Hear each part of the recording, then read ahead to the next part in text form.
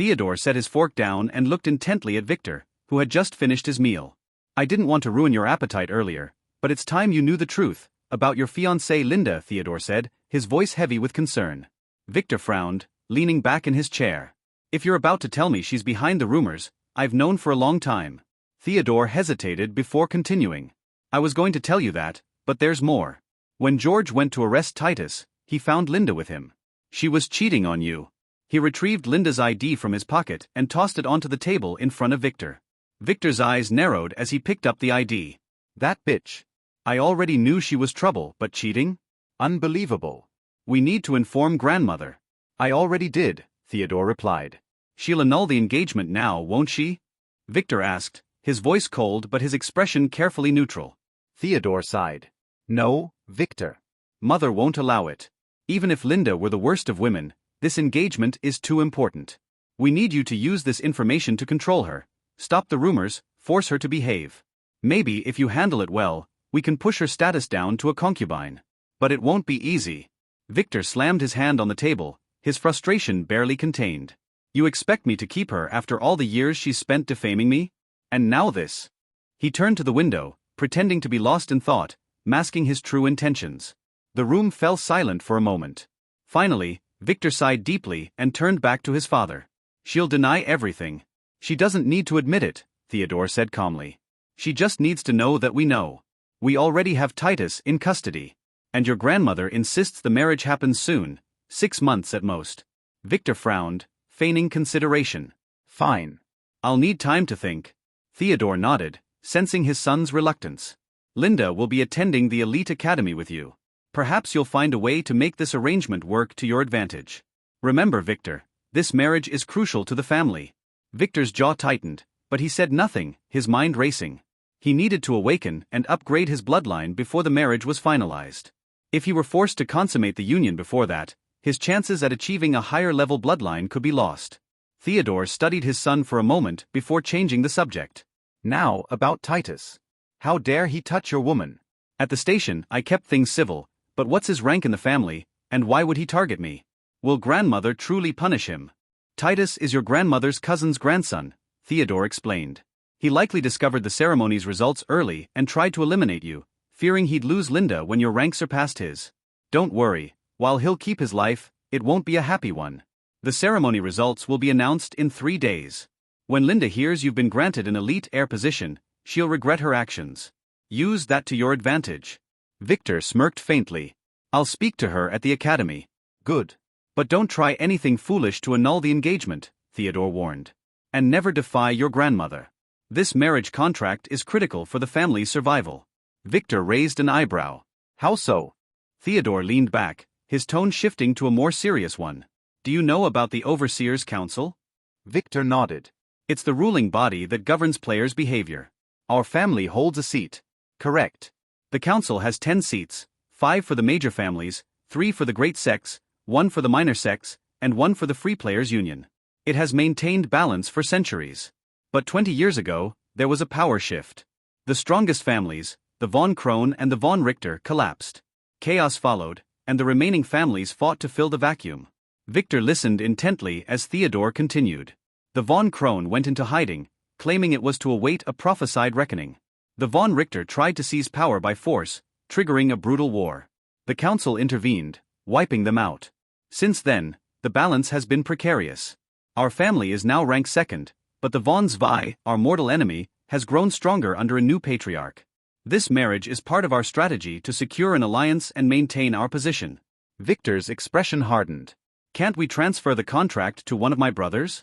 Mike wouldn't mind, half his concubines are former prostitutes. Theodore shook his head.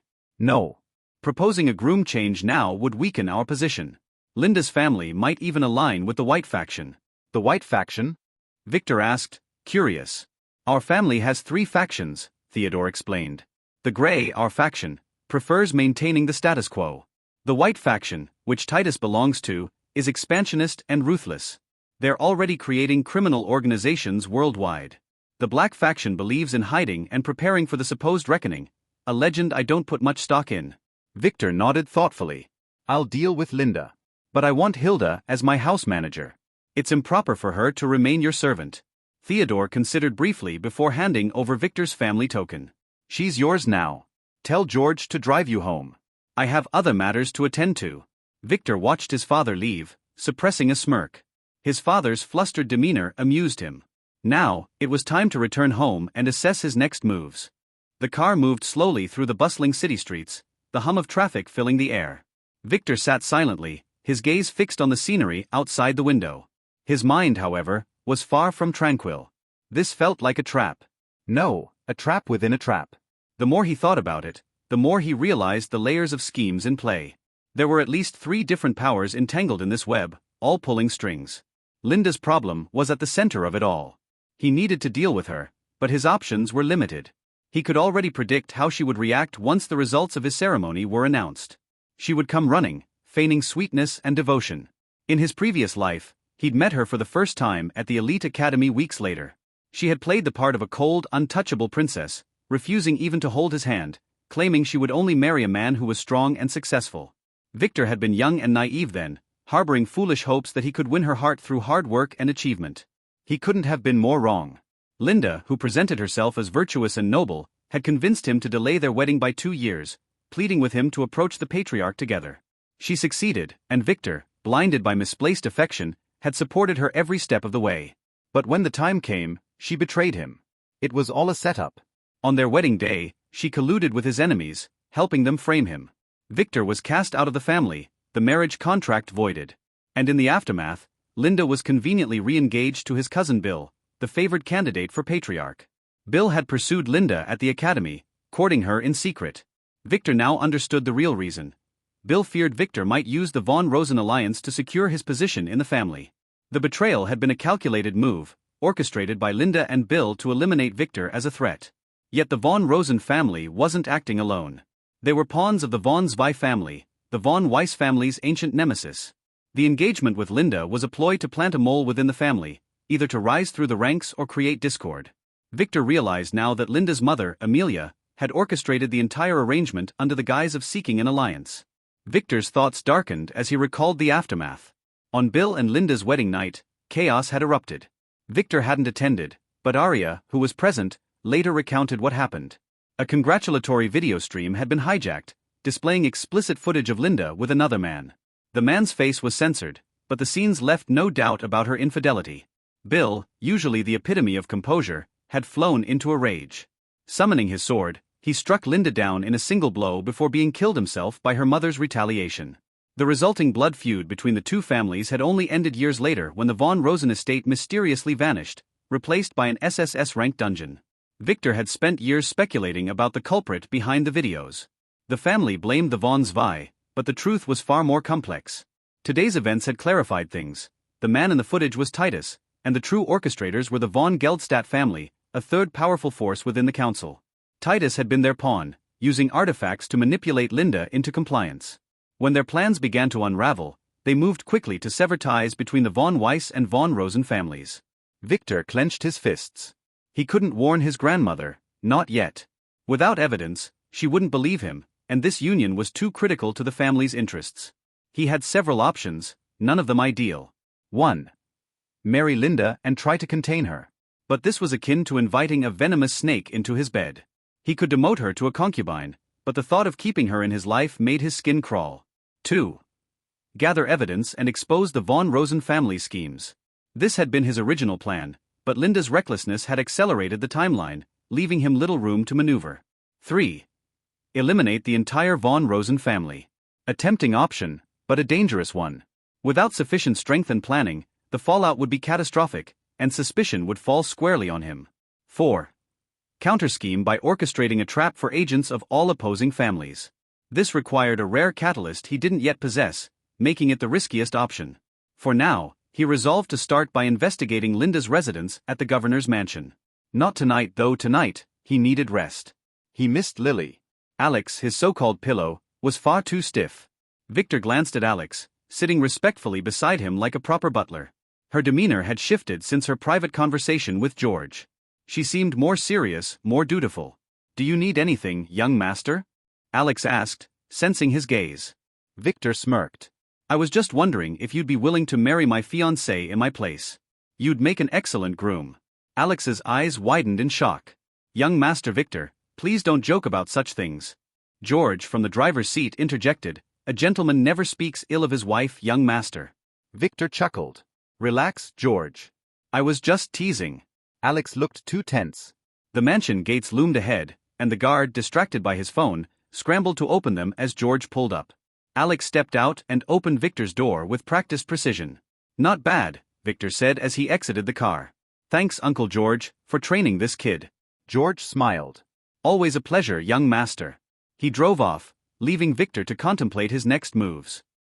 Meanwhile, at the governor's mansion, a slap echoed through the study as Linda crashed into a vase. I warned you not to get close to Titus before we finalized the marriage contract. Amelia shouted, fury blazing in her eyes. But I like him. He treats me like a princess. Linda protested, clutching her cheek. Shut up. Did anyone see you? No, Linda mumbled. I waited until they left before coming home. Amelia's glare softened slightly. Good. But next time, think before you act. Victor isn't as easy to eliminate as you thought. Focus on the future. Bill is being transferred to the academy. He'll be our new target. Linda's eyes lit up. Bill? He's here. Yes, Amelia said with a sly smile. Stay quiet for now. We'll pressure the family to change the engagement. Linda nodded, though her mind raced with secrets she dared not reveal. Not about Titus, nor the ID she'd somehow lost. As she retreated to the basement to vent her frustration, Amelia returned to her papers, the shattered vase a faint echo of the discord yet to come. Hey, welcome to Firescale Audiobooks. If you enjoy our audiobooks, please consider subscribing to the channel. Also, feel free to Just share as your Victor review entered in the comments mansion, section he below. heard Lily's yell "What?" and the sound of glass shattering. So he hurried with Alex into the living room, to see that Lily was standing there in astonishment as she looked at her phone while the twins pointed at something. The shattering sound was of the water glass that fell from her hand. She was so shocked that she didn't notice his entrance. When the twins noticed him, he had already walked behind Lily in silent, and was looking at the phone placed on the table. Isn't that Tom? What is going on with him? He asked, surprising Lily, who shook a little when hearing his voice, then slowly raised her beautiful eyes and looked at him in surprise. Young master, welcome back, she said nervously as if she had done something wrong. What happened? He asked. Lily didn't answer, just lowered her head. Lily was just letting us know the truth about Tom. She had a recording where he was doing perverted things while peeping on a couple in bed. However, in the recording, we recognized the woman. And when we told Lily, she was very shocked. She screamed and dropped her glass to the ground, said Mina, who was a little anxious about Linda's affair, failing to notice Lily's eyes begging her to not say anything. Oh, you mean Linda? Don't worry, I already know, Victor said casually, making the girls gasp in shock. Ah. We didn't mean to look at it, young master, just we will not tell anyone, said Mina, while being a little embarrassed. Good, keep this a secret for now. Now go get a broom and remove all this shattered glass. Be careful to not get a cut, he said, then turned around to look at Alex, who was distracted looking at the phone that was still playing the recording. Dear Alex, if you like those kind of things, I have an entire collection in my room. Feel free to take any and watch it, if you ever felt the need to, said Victor with a smirk as he took the phone, waking Alex up from her daze. A collection of what? She didn't get it. Ah. Alex's face turned red as she looked away from the phone in shame. It's okay, I won't need such things, she flustered said. What a pervert. She thought. Everyone, this is Alex. He will work at this mansion as my butler and bodyguard from now on. And don't worry, he is trustworthy, Victor introduced her, making the twins greet Alex with respect. Lily was still pointing her face to the ground as if she knew what awaited her. But she still gave Alex a quick glance. Where is Hilda? Victor asked. Ah, Lily brought some girls, and Aunt Hilda is arranging them at the separate building, Mina said. Good, now go to your job. Mana, you take Alex to see Hilda, let her arrange a room near mine for him. He must protect me at all times. And I can't let him be alone with you girls at the servants' building. Lily, follow me to my room, he said as he left the room, and Lily quickly followed after giving Alex a slight acknowledgement nod. Mina quickly left to get a broom, while Mana silently gestured at Alex to follow her. It seems that you already know what you did wrong, Victor, who was looking out of the window, asked Lily, who was standing in respect with her head lowered. She didn't answer. You wanted to show the girls Tom's perverted side so that they may stop liking him, right? He asked. Lily nodded silently. I don't mind, but ask me next time before doing anything this stupid. Victor sighed as he said. This time her actions can be considered very beneficial to him, as he could still see that the girls were not sure. I forgive you, so don't be anxious, okay? He said as he slowly moved to her side and began to pet her silky hair. Young master, I did one more thing without asking you permission, she said while keeping her head lowered. What? He asked softly. He didn't know why, but when seeing her like that, he couldn't get angry with her. I promised the girls you asked me to save that you would never separate them, she said. As I said, you must ask me about this stuff next time. He sighed as he said. It's okay, your promise is as good as mine. Be careful from now on, he said as he looked at Lily's beautiful eyes as she turned her face slowly to also look at him. Young master, you are so good to me, she said as she hugged him and rested her head on his chest. She never felt such warmth before knowing him. Her young master is a good man, despite being a little perverted. Young master, I did another bad thing, Lily said softly as her face remained on his chest. What now? He asked. Her tune was somewhat mischievous this time, and he knew that this girl's sense of humor is a little twisted. Maybe it's his influence on her. Lily stretched her neck and whispered a few words in his ear, making Victor speechless. Not bad, ask me next time, he said. Now, where are my new toys? He asked. Ah. Mina has already told you, young master, they are in the separate building, Lily answered as she silently criticized her young master for calling the girls toys. That's a little rude. Her thoughts were interrupted by a slap on the butt. I meant the artifacts and weapons. Dear Lily, you have a very dirty mind, said Victor, making Lily so embarrassed that she wanted to find a hole to drill into. They are in the basement, young master, she said embarrassingly. Good, I will go see those things. You go get the girls and Hilda, then wait for me in the dining room, he said, giving Lily another butt slap before heading downstairs toward the basement. Baron was delayed. Just as he got into his car, Mason called him and asked him to go back into the police station to retrieve all the evidence, then bring it and meet him at the airport. Mason had no face to return to the station alone after the humiliation he suffered there. So Baron had to go and search for the files by himself because all the cops were sent on vacation. When he reached Titus Mansion late in the afternoon, he found it a deserted ruin full of piles of ash and bullet cases.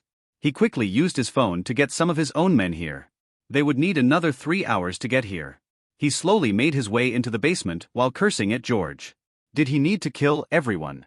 No signs of a break-in. The door was perfectly closed. So he slowly flicked the switch on the door according to the secret pattern, but nothing happened. He tried again.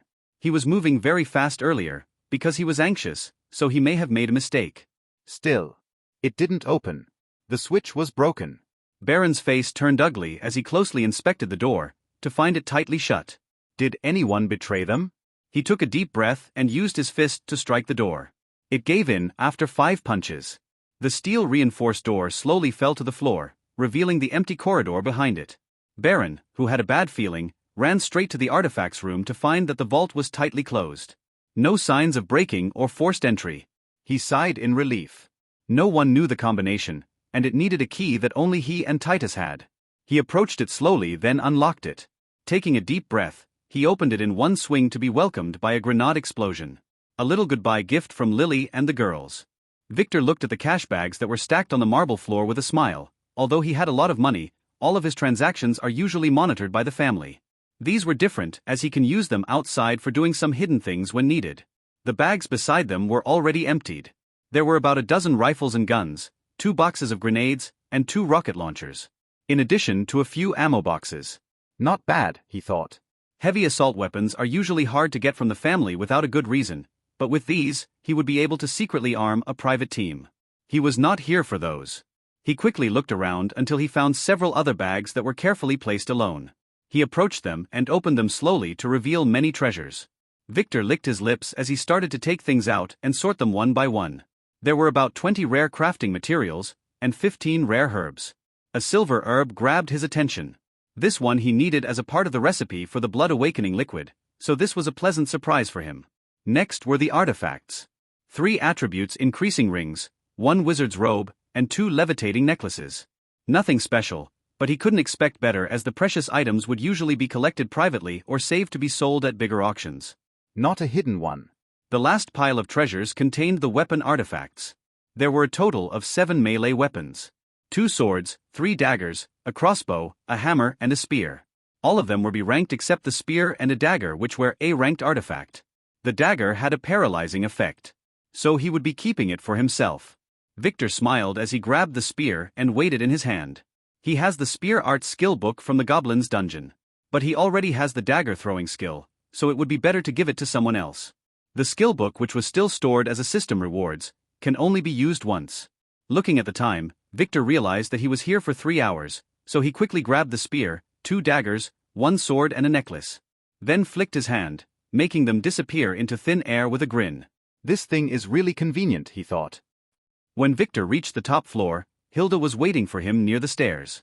"Young master, the girls are ready to meet you," she said, giving him a strange look while wondering if he would also sleep with those girls. Victor smiled and nodded his head. He really enjoyed his bad reputation. That's how he wanted people to see him. Exposing a fake weak point is never a bad strategy. Hilda's opinion of him needs to be improved though.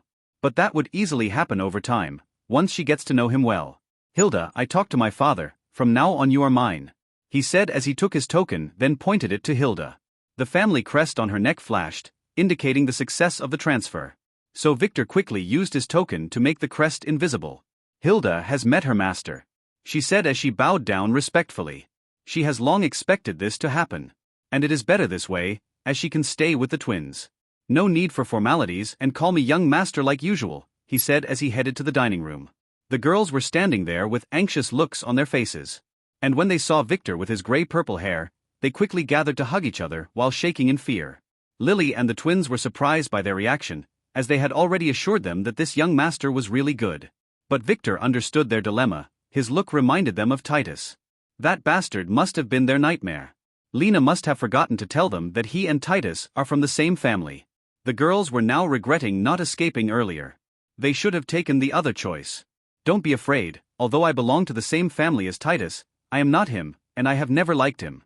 Now stand straight and let me inspect you," he said in a soft voice as he sat down with his back at the table. The girls didn't dare disobey, so they slowly separated from each other and stood straight. They still shook a little though. Victor inspected them slowly. They were very pretty, with the same degree of beauty as the twins. About 11% on the Lily scale, which compares their beauty to Lily's. They seemed to have bathed and they were wearing similar simple sleeveless white dresses. So he could see that their arms and legs had traces of some bruise marks, but nothing serious. This must be Titus's handiwork. But he seemed to have kept his hand, not wanting to ruin the merchandise. They were all still virgins. The girls were getting nervous as they observed Victor's gaze on them. It didn't leave an inch of their body without inspection. "Don't worry, Lily told me that she promised that you want to stay together, and her promise is as good as mine, so relax. I will not hurt you like Titus.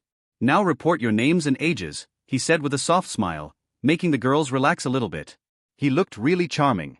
One by one they began to tell their symbolic names while Victor activated his admin appraisal skill to inspect them. After the upgrade, it can work on the unawakened, but it will not reveal much information. Beta. STR 9. Int 19. Luck 8. Charm 19. Fate, D+, Rising. Bloodline, Gamma. STR 8. Int 18. Luck 7. Charm 18. Fate, C, Rising. Bloodline, Delta. STR 11. Int 17. Luck 10. Charm 19. Fate, D, Rising.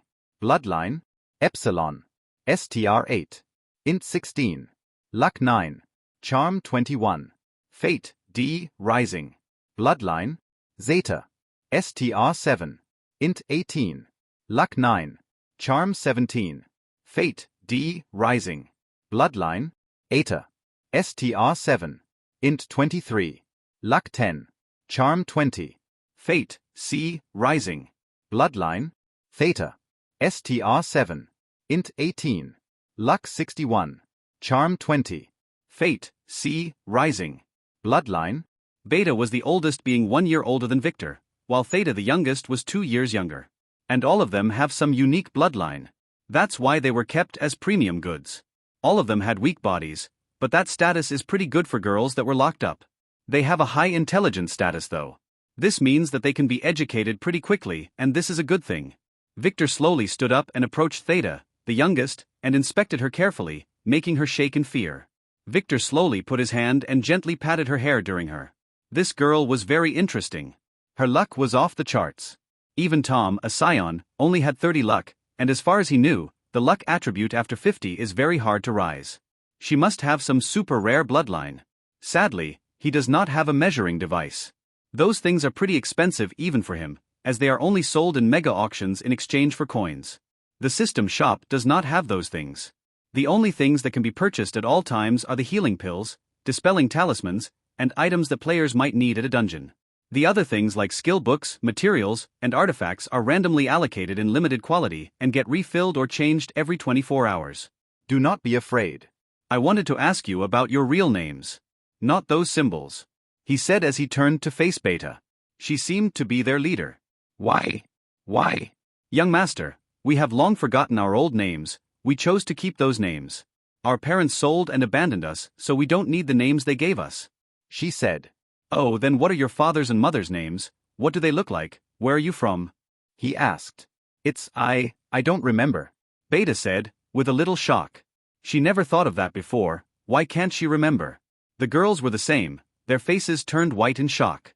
It's okay, what is the earliest thing you remember? Think slowly. He said slowly. It was Master Titus. And Master Baron. She said slowly with a frown that quickly disappeared when Victor flicked her between her eyes. Don't call them master. From now on, just call them dog and pig.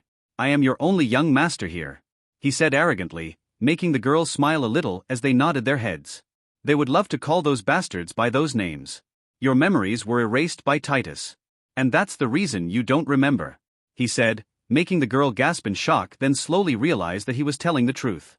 They looked at each other and nodded. It's true. All of them are the same. What kind of magic is this? Don't worry, from now on you will create new memories, happy ones. And I will try my best to find a way to return your memories. He said with a smile, making the distressed girls feel a little warm. Sadly, Victor had no way of returning their memories right now. Such a process is not always guaranteed, but usually, the memories would slowly return after those with erased memories become players. It takes time though. Lily watched their interaction with Victor while smiling. Her young master knows everything. As for the twins, they were a little shocked and felt that they were lucky they fell into Hilda's hands. But who between them would stay with the young master? Did they really want to leave? The young master has been very good to them. And what would they do if they left? Is Tom really worth it? They wondered. After seeing the recording, they affirmed what the young master told them, that man was a real pervert. They can still be friends, but they would never let him touch them with his filthy hands. The girls took some time to calm down after realizing they didn't have memories of the past. Titus made sure they would not think about such things by making them dread the thought of the evil parents who sold them. You have a beta, why no alpha? Victor, who was leisurely sitting on his chair, suddenly asked. Alpha was our big sister. She is no more. Beta said after some hesitation as tears filled her pretty eyes. What happened? He curiously asked. We tried to escape 6 months ago. But we were caught, but she used an opportunity to try and kill Dog but only succeeded in injuring him. And that Baron? Pig suddenly appeared out of nowhere and struck her from behind. They tied her down as Dog. He raped her in front of us for a whole night while torturing her, scaring her beautiful face slowly with his dagger, before slitting her throat after he finished. Saying that she can't be sold anymore. Beta said as tears slowly fell from her eyes as she sobbed. The Grits were crying too. Okay, stop crying. You should live in her stead and avenge her. Don't worry, Titus is being punished right now, and Baron will follow him soon. Victor said, appeasing them. He wanted to kill Baron himself to tie all loose ends, but that guy, despite his overweight and chubby appearance, is very strong. He was George's rival when they were young. Victor patiently waited for the girls to calm down while sipping a cup of coffee that Lily gave him. Now I will give you a choice again. You can stay here and serve me, and I promise to consider you my family. Or you can leave through that door, and I won't stop you. I might even give you some money, you grabbed a lot of it from the mansion. But I will warn you now, I will have to erase your memories again because you would be haunted by the one behind Titus, and I don't want you to reveal anything about me. He lied, as he had no way to erase memories right now. And if they leave, he would have to send them to a very faraway place if he wanted to save them. The girls looked at him with shock. He is giving them the choice again after seeing their beauty. If he is telling the truth, he might be just like what Miss Lily said. A really good young master. They thought. We will serve the young master, said Beta as she bowed down, followed by the other girls. All of them were very smart and have realized that if they escaped now, their end would not be good. Good. Now don't resist, this will not hurt, said Victor as he took out the ring of minor masters and began to activate it on them one by one. While being curious about the first 41 slots used in the ring. He must go find where Nick hid his slaves. Knowing Nick, they are probably pretty girls too, Victor thought as he chuckled, making the girls a little scared.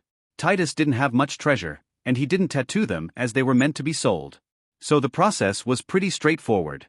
Too bad the ring only worked on non-players. After finishing, he sat down again and looked at the girls, who were a lot more relaxed. They didn't know what this ring did. But what's the worst that could happen? Now, I must ask, what skills do you have? He asked, making the girls hesitate a little. Titu. Dog had trained us in the arts of pleasing men, Beta said as a blush appeared on her face. I already know, and I am not asking about those, stupid. I want to know what grade in school you are in. Can you sing, dance, or use weapons? He asked with a smile as he began to inspect the girls' bodies with a hot gaze, making them regret their choice again. Young master. Hilda intervened after seeing that the girls were a little embarrassed. The girls only know perverted arts. But they can read and write and do mathematics, she said, as she had already questioned them when they arrived. Oh, do you remember those? Victor didn't expect Titus to spare such memories. No. Big Sister Alpha taught us secretly, Beta said. Making Victor really surprised. Was Alpha a player, or did she have some unique bloodline? Too bad that Titus killed her. What an idiot, wasting talent. Okay then, from now on I will give you 1 year to learn all the basic knowledge that a girl your age must know. I want you all to attend school next year, he said, making them pleasantly surprised. They didn't expect such treatment. Don't laugh yet. It will not be easy. Hilda will also teach you martial art, spying arts, and how to use weapons starting tomorrow morning, he said as he looked at Hilda, who nodded her head. She can teach them the basics. She already began to teach the twins such things. The girls nodded their heads in excitement, not knowing that they would be so tired tomorrow that they would not be able to move their arms. Ah, and Hilda, tell them about the family protocol and inform them about the world's truth. They are a part of our family from now on, he said, making the girls a little puzzled, and Hilda surprised. She quickly nodded as she had understood his aim. He wants to make them his agents. How did you arrange the girls' lodging? I heard that you took them to that building, Victor asked Hilda, who blushed a little. At first, she thought that Victor was intending to make them serve him in bed, so she took them there so that their actions would be far away from any prying eyes. Victor saw her hesitant look and laughed, making her more embarrassed. The girls didn't get what he was laughing about. The girls are arranged 2 in a room, only Theta would have a full room for herself. That building has many rooms. But I thought it would be better this way, Hilda, who got herself together, said, as Victor looked at Theta, who got a little embarrassed and lowered her head. What a lucky girl. He should take her to a casino for a spin. Oh, transfer them to the servants' building. I want them to be near you so you would be able to teach them, he said. Understood. Hilda nodded. Now where is Alex? Why don't I see him? Victor looked around and asked. Ah, I made him watch over the pot in the kitchen. The dinner is almost ready. Does the young master want to eat now? She asked. Yes, and you girls too, grab a seat and sit down. We will eat together today, he said with a smile. Soon the girls were seated at the long table, with Victor and Lily at the table's head. The twins walked in with Alex and started to arrange the dishes, and the table was set soon. Alex, you stand behind young Master Victor and serve him. Butlers should eat after their masters, Hilda sternly told poor Alex, who was about to sit down. Alex could only stand reluctantly behind Victor, who smiled but said nothing. He needs to make it a little hard for her, he thought as he began to eat. The food was good, but after tasting Luna's cooking everything became tasteless. He should go there more for a meal, as Luna would have to go to the island after giving birth. Her child would be a full-fledged heir. Mana, did you make up your mind about our agreement? Victor suddenly asked, making the twins stop eating and look at each other. Mina hesitated and was about to answer when Mana stopped her by placing her hand on her sister's. Young master, give us 1 more day, she pleaded. Fine, but the more of my secrets you know, the more dangerous your situation would become after leaving me. Remember that, he said with a smile as he continued eating. He underestimates Tom's effect on them, but that is to be expected as fate seems to be in play here. The girls seem to be still a little hesitant after seeing Tom's recording. He is sure that they would turn to his side, but it would take some time. Thankfully he got them before Tom confessed to them, or their situation would have been hopeless. Taking food from a scion's plate is hard but possible, taking it from his mouth is plain suicide. Victor, who was a little upset, didn't realize that the girls had already made their decision to be his, but Mana felt that if they told him now, he would make them sleep with him tonight, and she felt that Lily, who truly missed him, was the one who should do that. Suddenly Victor stopped eating after thinking about Tom. What is that idiot doing? He yelled, then put down the fork and closed his eyes as if he was meditating, making the girl wonder. What's wrong? What a shit luck, Victor said as he stood up, making the girls look at him in shock. What's going on? Alex, follow me, we have a night mission, he said after looking at Lily, then at Alex. He then approached Lily, who was surprised, and hugged her while whispering in her ear. I am going on a mission. I may only return after a few days and will be out of reach. You take care of yourself and the girls and don't worry about me, he said, before looking at Hilda. I will go diving with Alex for a couple of days. Take care of the girls and the mansion, he said as he quickly headed outside the mansion, followed by Alex, who looked at the table full of food with regret. He had not eaten anything since lunch, and George didn't let him eat much. Lily didn't understand where he was going, she just looked at him, leaving with worry in her eyes. The twins did too, while the girls looked at each other with questioning looks. Did they just leave the perverted young master grasp to fall into the crazy young master's hands? Victor hastily activated his disguise skill and led Alex through the front gate, where the guard was napping on his chair. Victor had the urge to strangle this guard and finish him off. This idiot was really getting on his nerves. The report Baron submitted at the station contained all the witnesses' statements. And this shitty guard told them everything. And added that when he informed Victor that Nick was in the mansion, he had a clear murderous look in his eyes. This was the truth, but did this idiot have to say that? Can't he cover for his young master a little bit? He seemed to have assumed that Victor was finished, and was trying to please his new master. I will kill you later, thought Victor as he remembered that Alex, who didn't realize that her presence was disguised, was with him now. Victor led Alex till they reached the main street. Then started walking in a certain direction, getting far from the mansion to hide his trace, while Alex was wondering where they were going. 15 minutes later, Victor found a suitable car parked at the roadside, so he quickly approached it, and easily used his phone to hack its security system, then borrowed it and drove off in a hurry. All the while cursing that he needed to buy a car for himself. Alex, who was sitting beside him, looked at him wondering what was going on with his young master. Our mission should be kept a secret, so I had to take an unmarked car, Victor explained. Ah. I understand, she replied as her stomach began to growl, making her blush a little. Didn't you eat lunch? Victor asked her. Only a little, she replied, only to be surprised by Victor's handing her some mushroom that she didn't know where he got it from. Eat this, he ordered. Alex slowly took it and smelled it. It was not that appetizing. Can this be eaten raw? Young master, are you sure this is safe? She asked. Yes, completely. But you have to eat it in one bite and swallow it quickly, he said. She nodded, then put it in her mouth and bit it, to be welcomed by the foulest flavor she had ever tasted. If you spit it out or throw up, I will let you eat it all again. So you better swallow it all, Victor warned sternly as he continued to drive without even looking at poor Alex, who was holding her mouth with her palms and trying hard not to throw up. What the hell is this? She thought as tears welled in her eyes. This was disgusting. She felt like someone had just defecated on every cell on her tongue. She forced herself to swallow the last of it, as she felt that Victor was not bluffing. Why was he bullying her like this? She wanted to cry as she wondered. A bottle of juice suddenly appeared in front of her. Drink this, it will help you a little, he said softly as he gave her the bottle. Why did you let me eat that thing, young master? She asked with tears on her cheeks as she slowly sipped the juice. You no longer feel the need to eat now, right? He said with a smirk. Yes, I feel so disgusted that I lost all my appetite, she said with a nod, feeling that she was getting bullied. It's not that. This thing is an otherworldly herb. If you eat on, you no longer have to eat for an entire week. I got it in a dungeon, he explained, making Alex suddenly get it. True, she no longer feels tired or hungry. You should have told me before, or at least warned me, she complained in her heart. Where are we going now, young master? What did you mean when you said diving earlier? She asked as she noticed that they were driving on one dirt road after another. Dungeon diving, he said with a smirk. The night had just begun when a sneaky thief made his way through the woods to the empty mansion.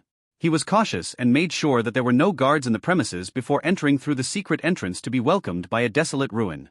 The thief was so shocked that he dropped the sacks he was carrying as he looked at what remained of the building that had been standing tall this morning.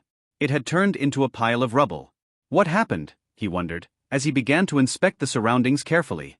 He has been waiting all afternoon to return here and grab all that money. He even borrowed a truck for the job. Damn it, where is the money? He yelled as he kicked one fallen stone with all his strength, hitting a broken wall and shattering it into pieces. Tom was very angry at the moment.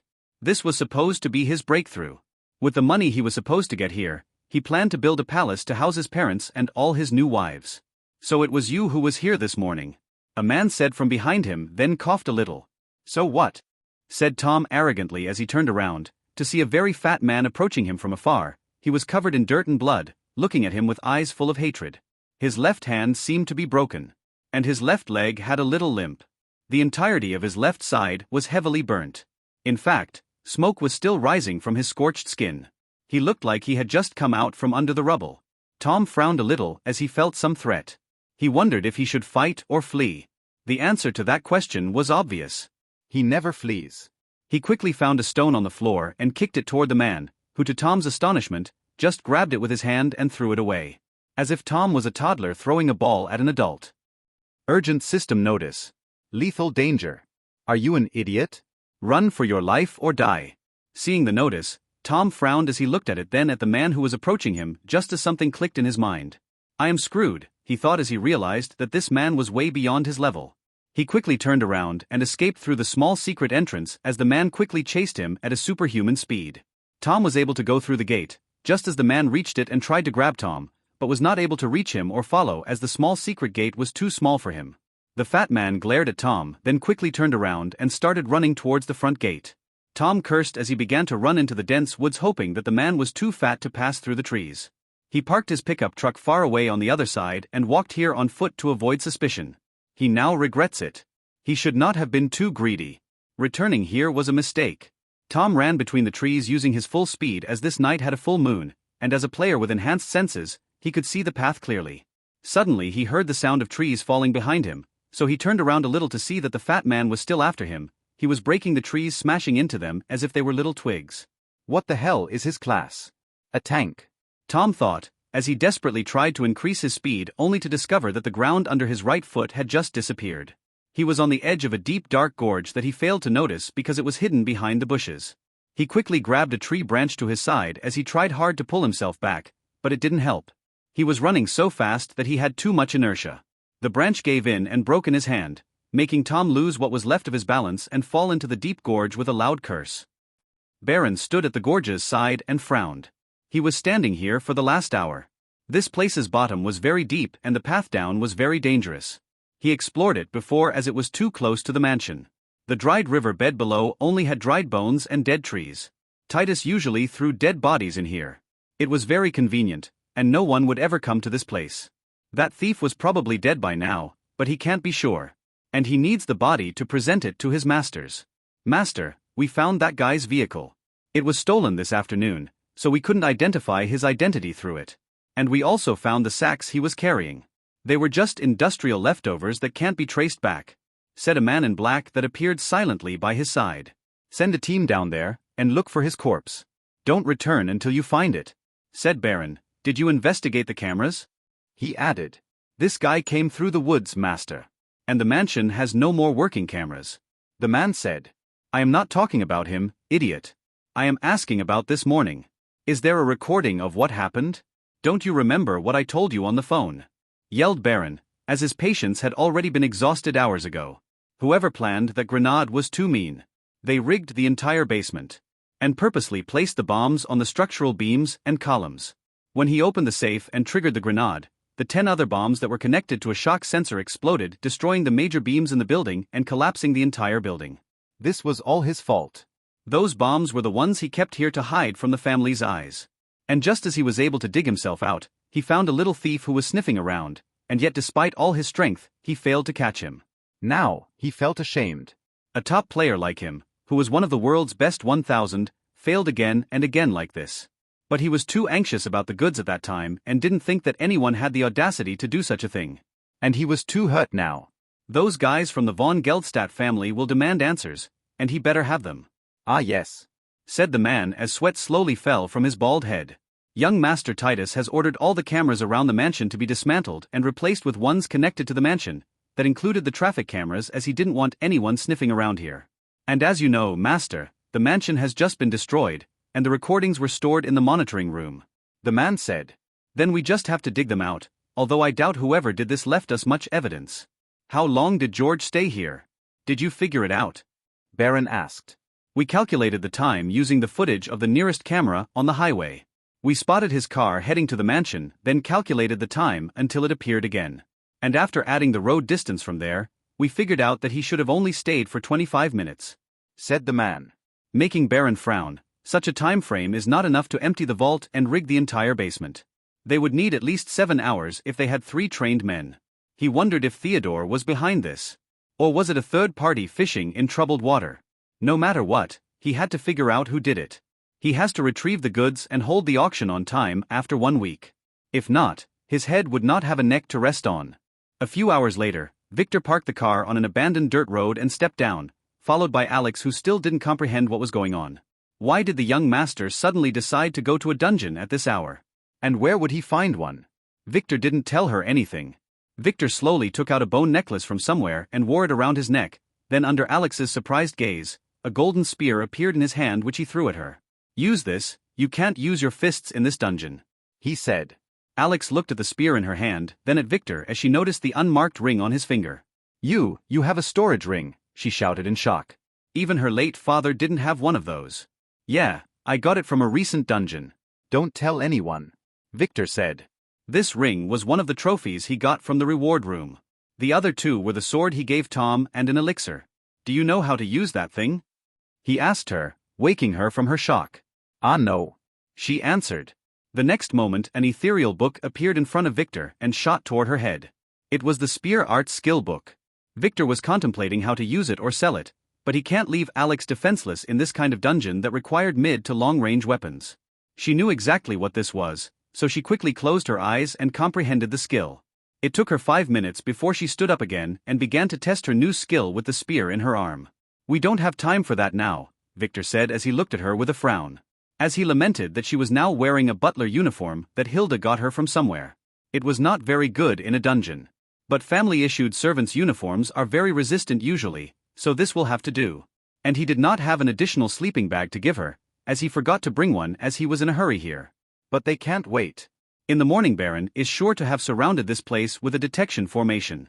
And if he waited a few more days for things to cool down, the dungeon would have been long cleared when he reached it. Let's go, he said and began to head towards the gorge carefully from the woods. Damn it, we were too late, thought Victor as he noticed a few guards. Be careful, I am now using a disguise skill to hide my presence. There are sentries all around us. So stick close to me and lower your voice, Victor warned as he grabbed Alex's hand to guide her. Alex was a little surprised by the mention of a disguise skill, but quickly forgot about it as a faint blush appeared on her face. This was the first time she held hands with someone like this. After walking for a while and avoiding a few patrols, they reached the place where Tom fell. The place had only 2 lazy guards as they didn't expect anyone would reach here. Victor sighed in relief. It seems that Baron didn't have time to deploy a formation yet. He thought as he carefully approached the cliff. It should be here. Be careful, whispered Victor. What is here? Alex asked absent-mindedly.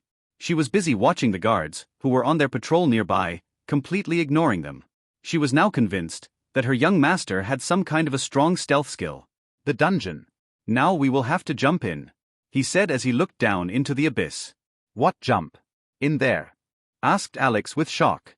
Lower your voice. Yes. Didn't you enter a dungeon before? He asked. I did, 3 times. But they had a gate on the ground. Can I not go? Alex asked nervously as he wondered how deep was this gorge. The gate is hidden in midair. Don't you want to level up? I came here specifically for you. If I knew that you were just a coward, I would have brought Lily. It's my fault for thinking that you are a real man, said Victor. I am not a coward, she said while complaining silently that she was not a man, to begin with. It's just I don't see any gates. Can't we just use a rope? She added reasonably as she looked down. No, first, I don't have one. Second, the gate is a little far from the gorge's wall, so we would still need to jump, he said as he put his hand around her slender waist. Don't worry, you will not jump by yourself. Victor, who was losing patience, quickly grabbed Alex in a princess carry and jumped, as he felt that staying there for a long time was dangerous. Alex screamed, grabbing hard on Victor's clothes and closing her eyes as she felt weightless. Am I going to die like this? She wondered. The next thing she felt was the floor hitting her butt, because Victor, who was carrying, was sent to another place by the dungeon. She slowly stood up using the spear and looked at the system announcement. Welcome to the Spider's Den dungeon. E rank. Clearing conditions. Kill the Black Widow. SS. Spiders. Alex yelled, forgetting her injured but as she read the words. Her pretty face slowly turned white in fright. Victor slowly descended into the dungeon. After appearing in midair a few feet over the ground, he quickly activated the levitation necklace he wore and glided gracefully to the ground. This was one of the toys Lily got him. Not bad, he said after his legs touched the ground. After dismissing the dungeon's introduction screen which he already knew, he began to look around him. This dungeon was like a deep ravine's floor, with steep walls going up to the sky, where what appeared to be purple miasma created a curtain. Victor didn't know what it was, but he could easily tell that it was nothing good. The cliff sides were full of holes big and small. The spiders probably made them. He quickly made sure that his disguise skill was still active, then checked on Tom's situation. He was the reason Victor found this place. Tom as a scion had some kind of shit luck. When he ran away from Baron and fell into the gorge, he happened to fall right into an open dungeon gate. Victor estimated that the gate was not that big, so he jumped from the exact spot where Tom fell. Victor never heard that there was a dungeon here. So using his connection with Tom, he read the dungeon's introduction and checked its situation, realizing that it was E-ranked.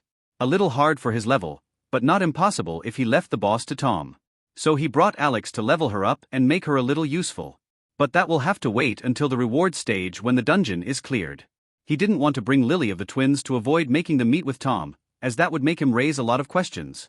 And it is better to keep them with the girls who wouldn't be able to enter here and would crash into the gorge's floor because this was an open dungeon and only players can get in. Tom was now killing some giant spiders with his flaming sword, and seemed to be excited rather than scared. However, Victor could feel his location and it was quite far from here, which was quite convenient as he didn't want to meet him. Victor ignored Tom and began to check on Alex, who he was a little worried about. Indeed. She was running in random directions like a headless chicken. And from the look of it, she was being chased by some spiders. Is she an idiot or arachnophobic, he wondered, before he began to walk in her direction. This stupid girl can't be left alone without bringing disaster onto herself, he thought. He could feel that he was about an hour's walk from her. But sadly he didn't have a map this time, as he was not the first one who discovered this place. So it might take longer to reach her. The spiders began to appear soon after he started walking, as they have felt something fall here. They were small, the size of a palm. They kept scurrying around looking for prey as Victor ignored them and continued to walk, while avoiding the spiders whose numbers kept increasing. Soon, Victor made a mistake by stepping on one of them. Although his disguise would hide him from their senses, it can't mask the poor dead spider from its partner who was beside him at that tragic moment, maybe discussing their working conditions and proposing unionization. The sound of spider screeches echoed in the valley. Those guys had a loud voice, despite their tiny bodies. Victor quickly stepped away to only step on another one. The spiders followed the sound and began to surround him, searching for the hidden enemy that they soon found as a few spiders got on his boot by chance and began to bite on it and invited others who began to climb his pants. Shit! He yelled as he kicked them away and activated his necklace, to be levitated a few feet while kicking around. Then took out a sword from his ring and began to hack at them until his clothes were a little ripped, but spider-free. With that, he slowly floated away like a ghost while cursing at the spiders. In normal dungeons, in order to rest, a cavern with cobwebs is usually preferable, as it would usually be abandoned and contained no monsters. But in a spider-infested dungeon, you have to search for somewhere without cobwebs, and that was a very hard job. Those spiders were everywhere. It was half an hour later when Victor, who was a little tired, found a good place to rest. He sat down on a high ledge protruding from the gorge's wall and started inspecting his gears. Thankfully, he was still wearing the thick cloth he wore at the goblin's dungeon, as he had no time to change, so his skin was intact. He quickly activated his merchant skill and bought a poison antidote pill pack. He was not bit now, but just in case. This placed difficulty was beyond his expectation. He felt that he was making Tom's mistake of being overconfident with his skills after some successes. He needed to be more careful, he reminded himself. Checking on Alex, Victor discovered that she was still running away with tears in her eyes as a horde of spiders of all sizes was chasing her. Being here might have been a mistake, and he had to hurry and get to her, or that girl would break down before long. But before that, he had to rest. Floating using the necklace has drained all his energy. So he slowly laid on his back and observed the miasma-filled sky to be welcomed by a big surprise. His identification skill was now working on it as he was close enough. This is interesting, he said with an evil grin. Sadly, Little Alex will have to wait for a little bit. There are more important things at hand. Soul-corroding miasma poison. Rank SSS. The appraisal skill confirmed Victor's thoughts. This thing is a poisonous gas that he has heard of in his previous life. It does not affect the body, but just the soul. Discovering and curing it is a very hard job. This thing was super rare, and Victor once heard of a good way to get gas-based poisons. He quickly took one of his daggers and a rope, then created a hoop at it with a piece of the rope and passed the rest of the rope through it, creating a pulley mechanism. He then threw the dagger with all his strength using the dagger throw skill and made it go through the miasma and get stuck high into the gorge's wall. He quickly took 9 of the 10 water bottles he had in his ring and uncapped them, then tied them to the end of the rope in a way that they would not tip over. Then began to carefully pull them up using the other end of the rope. He was going to make the water in them absorb the miasma to turn it into a poison. He had a 50% chance of success. Soul-corroding poison rank F. His plan worked, as, after a few seconds, one of the bottles could be identified as a poison by the system. Victor sighed as he lamented not bringing more bottles with him. He carefully tied the other end of the rope with a bone dagger that he stuck to the wall near him. He got a lot of those from the goblins.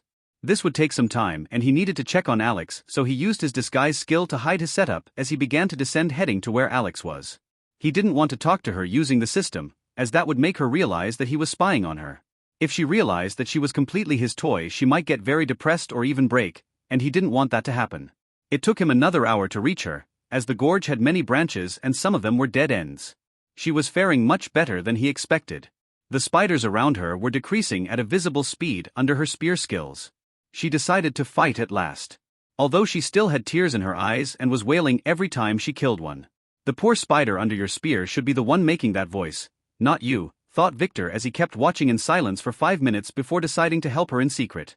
He quickly began to kill the spiders from the back, using Alex was collecting aggro as a tank. Finally, no living spider was left. It took them 2 hours to kill them all. Alex collapsed on the ground in exhaustion after clearing the area, but at that moment, a spider that was camouflaged in the rocks attacked her from her blind spot. Alex quickly attacked it with her spear, but she was too late. The spider's fangs bit through her tender neck in a flash.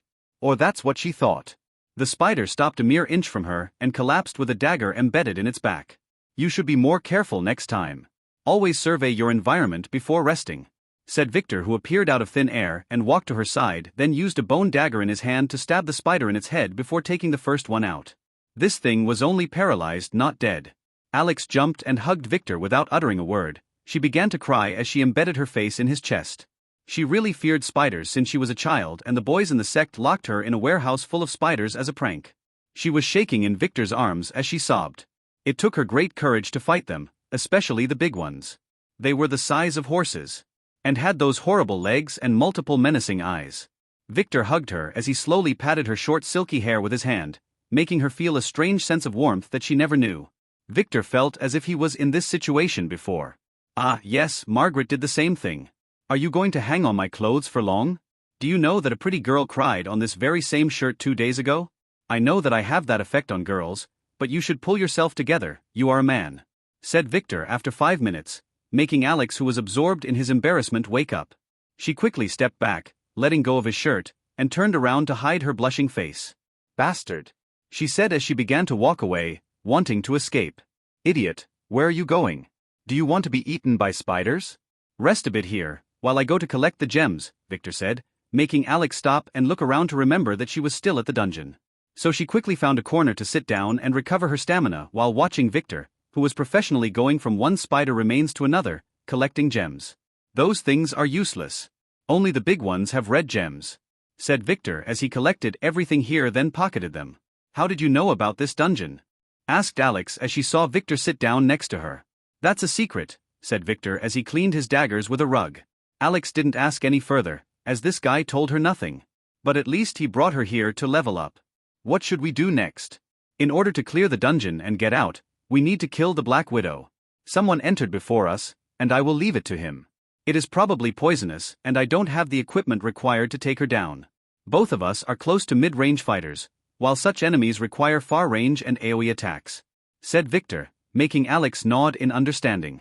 The young master is really knowledgeable. Then do we sit and wait here? Asked Alex.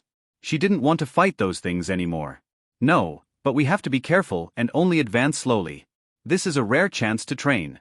Victor said, meaning to train Alex, not himself. The path in front of them was dimly lit by the strange light passing through the miasma. This place had no day-night cycle, so this was not sunlight. Victor had no way to confirm that though, as neither he nor his appraisal skill could pass through the thick poisonous gas layer. Victor and Alex continued to walk slowly while making sure to kill the spiders as they came. They didn't want to be surrounded.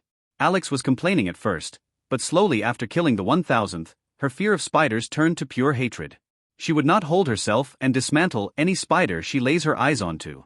Victor enjoyed walking behind her to take care of the ones she didn't notice while giving her pointers every now and then. It was 2 hours later when Alex began to feel tired, so Victor decided to find some high ledge or a cavern to rest in.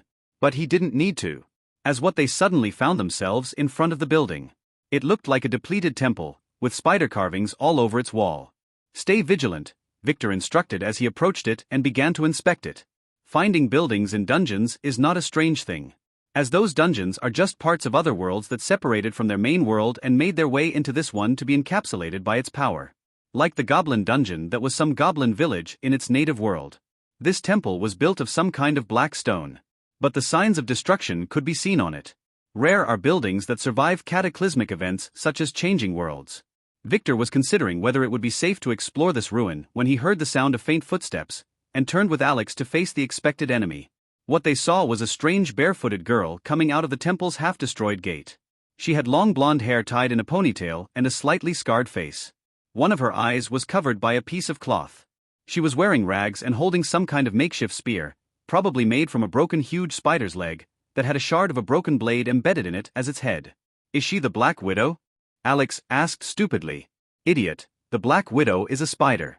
This one is human, Victor said as he flashed a charming smile at the girl, intending to greet her. Hello, my name is Victor, might I inquire about your name? He said as he activated his appraisal skill, as the girl who said nothing and was just looked at Victor with hatred charged at him with her spear. Alpha, Del Louise von Richter. /Del. Level, 0. Abnormal status, Bloodline lock, 90% locked. Class, Blood Warrior. Authority 3. Strength, 65/650. Intelligence, 60/600. Agility, 77/770. Luck, 9/31. Charm, 12/40. Order 10. Skills. Self-heal S. Blood assimilation S. Blood sword S. Survivor S. Shadow clone A. Spear arts A. Sword arts A. Bow arts, a staff arts A. Dagger arts B. Mountain giant palm B. Quick steps B. Basic charm C. Poison resistance C. Paralyze resistance C. Burn resistance D. Instant death resistance D. Augmented senses E. Wolf's howl E. Bronze skin E. Minor metal refining F. Minor medicine brewing F. Fate status A+. What the? Victor was really surprised, but he was barely able to read the information before noticing that she has engaged with Alex, who quickly stood in her way to defend her young master. Alex, step back, you are not her opponent. He quickly shouted at Alex, but it was too late. Alpha has already struck her in her stomach, sending her into a faraway wall that collapsed over her body. Victor frowned but didn't get distracted. He could see through his screen that Alex is still alive. Scions are impossible to kill by normal players. Victor stepped back a little as he activated his disguise skill, hiding his true position. He was trying to find a chance to negotiate, assassinate, or flee. This was not an enemy he could fight directly at the moment. Let me introduce myself again, I am Victor. Victor said, but was interrupted by the girl's clear voice. Von Weiss, I know. The purple hair says it all. She spat with hatred as she advanced towards him slowly, as if measuring his skills. You are Alpha, right? Beta already told me about you. I already saved her with the other. Why don't you drop your spear and let us talk peacefully, Victor said with a smile, as his real body that was walking around her took out his dagger. Oh, let me guess, you saved them by making them your slaves? She asked. Victor didn't answer. How much did you pay for them? Alpha said as her skin began to turn bronze. This girl was no idiot, as she already felt that something was wrong. It was their choice. Titus broke some family rules and had to go get spanked on the butt for being a naughty boy, Victor said while searching for an opening in her stance. He spotted a couple, but from his experience, he could easily tell that those were traps. Ah, so you scammed them. Did you take Titus's place? What next? Are you going to threaten me with their lives? She asked as she observed the false Victor with a frown. No, I am a gentleman.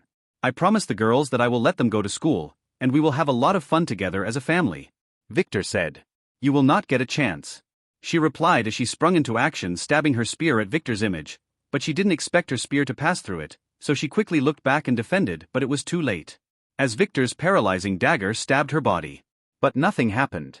The dagger fell to the ground as her body turned into clouds. Shit, shadow clone, said Victor as he looked around to realize it was too late. Alpha's spear was an inch from his head, so he quickly stepped back. He avoided the spear, but it still injured his face. He quickly stepped a few steps back, disguising his position as he took an antidote. He was not sure if that spear contained poison or not. What he didn't expect was that Alpha suddenly appeared in front of him and threw a net made of spider strings at him before striking him on the chest, sending him into an adjacent wall, where he laid there stuck in the web that has glued him to the stones. She looked around, making sure that there was nothing wrong, and then approached him leisurely. Now, what should we do with you, little Victor? She said with an ugly grin that her scarred face made uglier. How did you find my location? He asked as he prepared his next move. A secret, she said. You used the vibrations my foot made on the stone ground, didn't you? He said. He was not a fool, but he didn't expect someone her age to know this technique that took decades to learn by martial arts masters. Oh, you are smart. Maybe I could treat you the same way Titus treated me. Did you know what he did? He raped me for an entire night, disfigured me, then slit my throat like a coward. That idiot thought I was dead, but I had one breath left when he threw me in this valley to rot. But this gave me another chance to live. To get my revenge, she said with hatred. You have to get out of this dungeon alive first, she spat at him. Don't worry about that. There is a very capable warrior who is working on that, he said. Have you ever heard of the term scion? This time Alpha was scared. If a scion was clearing the dungeon, it was meant to be cleared. And if she goes out, she is doomed. Those guys would not let her die easily. They would use her for ages to integrate her family's bloodline into theirs. Victor could easily feel her distress. I don't need to, but let's make a deal. I will hide you and help you get stronger, and maybe give you a chance for revenge. And in return, you would be my obedient servant, he said. He didn't like forcing people to serve him. All controlling mechanisms have solutions from soul locks to slaving artifacts. But if those girls truly follow him, he would fear nothing. Alpha looked at his eyes and could feel that he was honest, but she still didn't like him. I don't care about those. Just promise that you won't do anything sexual to me or my sisters, and that you would let them have a normal life, she said sternly. She didn't care about herself. The moment she leaves the dungeon, she is dead.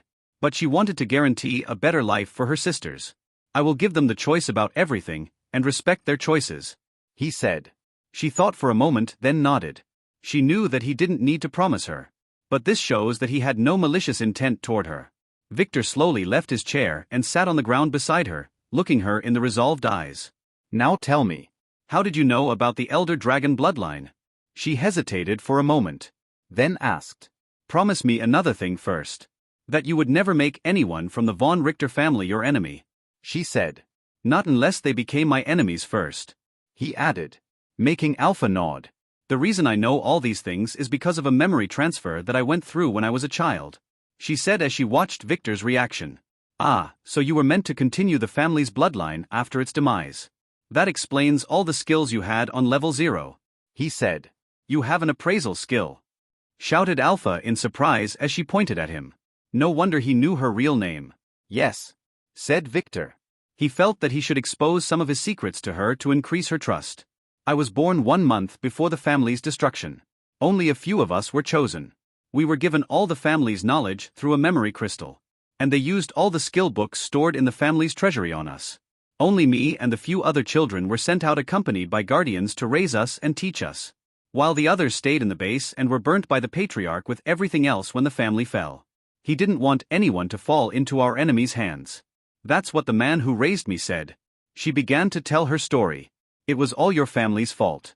You were the ones who decided to conquer the world, said Victor. Lies, yelled Alpha emotionally. It was all a trap. A setup by von Zwei, she said, making Victor frown. He never heard of such things. It was an established fact that the von Richter were the bad guys. But hearing the story from her side made him think of things that he never considered. Do you know how they did it? As you may know, The von Zwei are also the enemies of my family? He asked in interest. Alpha nodded in acknowledgement. 20 years ago, on New Year's Eve, they activated an evil method to control some people in the family, ordering a total of the 10th of my family's men to start a war for world conquest, and those were followed by some family factions that have always believed that we must rule the world. Another 10th who were sleeper agents for the von Zwei also began to use the family's powers to commit notorious acts. The patriarch and the surviving elders didn't expect that the family was penetrated to this degree. Their response came too little too late. They sent a message to the council clarifying things as they were pacifists. So the council sent inspectors to my family to assert their claims, but those guys were from the von Zwei family. They fabricated a report defaming us. And by the time everything became clear, the council had already condemned the family and ordered its destruction. They sent a campaign headed by the von Zwei family's patriarch himself. Former patriarch. A new one was chosen about a month ago. Victor stated. So you were sent outside before your families fell. Was the one who raised you also the one who taught you how to fight? And why are your stats locked? He asked. Yes. The council has developed a method to track our family members. So the patriarch locked all of the states for the ones escaping to make them avoid detection. The lock can only be released by some secret family agents that were hiding in the world. When I became an adult 5 years ago, the lock wavered for just a second, and they came an hour later. The one who raised me sacrificed his life to save me. After escaping, I was captured by other people though. The ones working for that pig baron. She said with a mix of sadness and hatred. Then why is your lock only 90 locked now?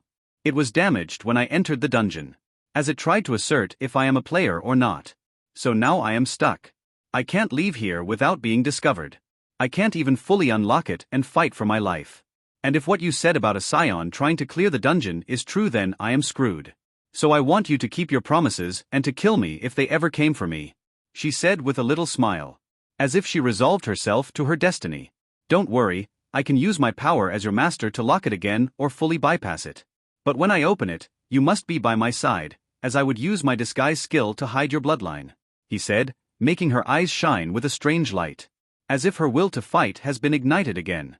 How was your family penetrated? And how did they control its members? Didn't you have protection formations or an inquisition hall? He really wanted to know this, as he believed that his family was next. It was the evilest method you could think of. Do you know the family called the Von Rosen? Those guys had a lot of women, as men can't awaken as players using their method. They were just a second-rate family that had many women that lived near my family. So there were a lot of connected marriages between us. But those guys had been working for the von Zwei family since the beginning. They had that evil parasite that a woman would give to her husband on their wedding bed.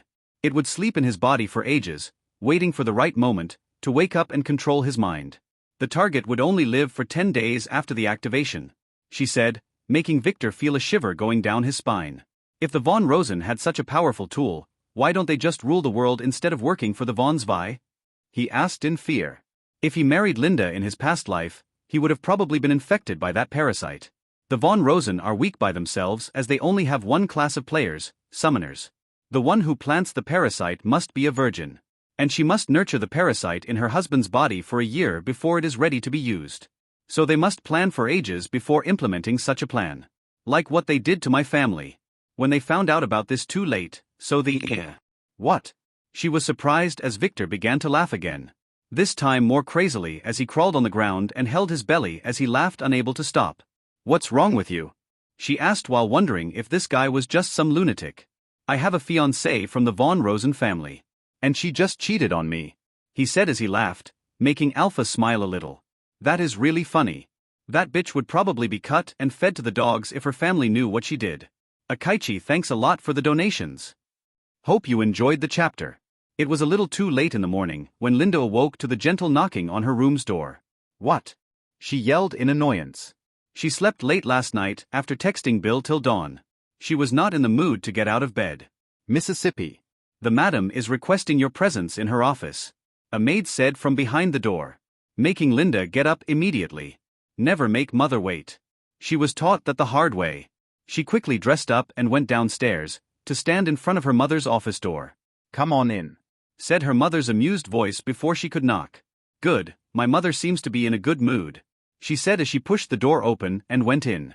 Her mother was sitting at her desk, browsing what appeared to be a stack of papers with great interest. Sit down. her mother said as Linda quickly found a suitable chair and sat down. I have great news. But our plans need to be adjusted. Amelia said. What plans? Asked Linda. Her family had so many plans that she began to lose count.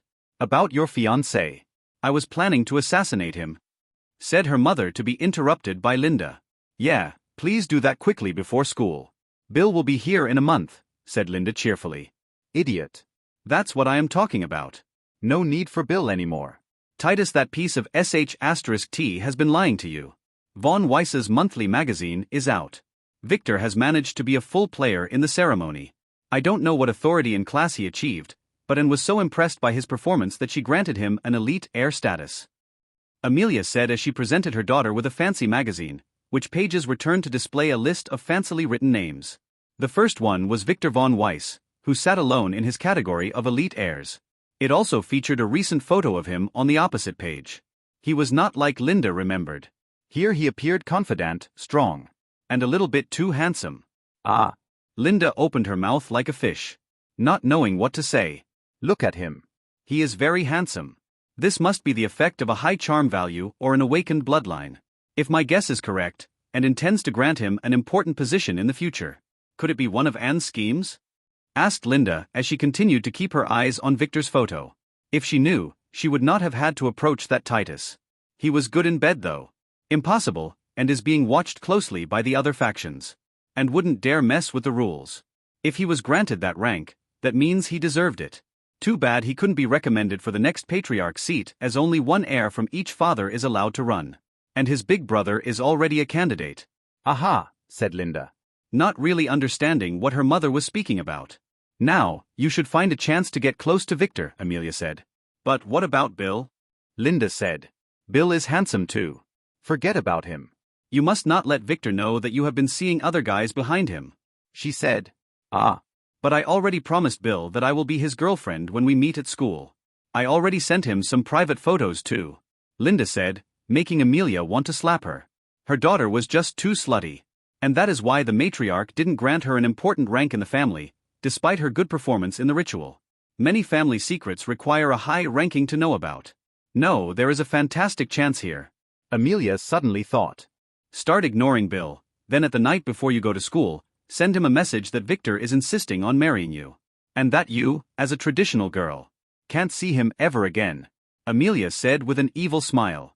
But wouldn't that make him very angry? Linda asked. Exactly.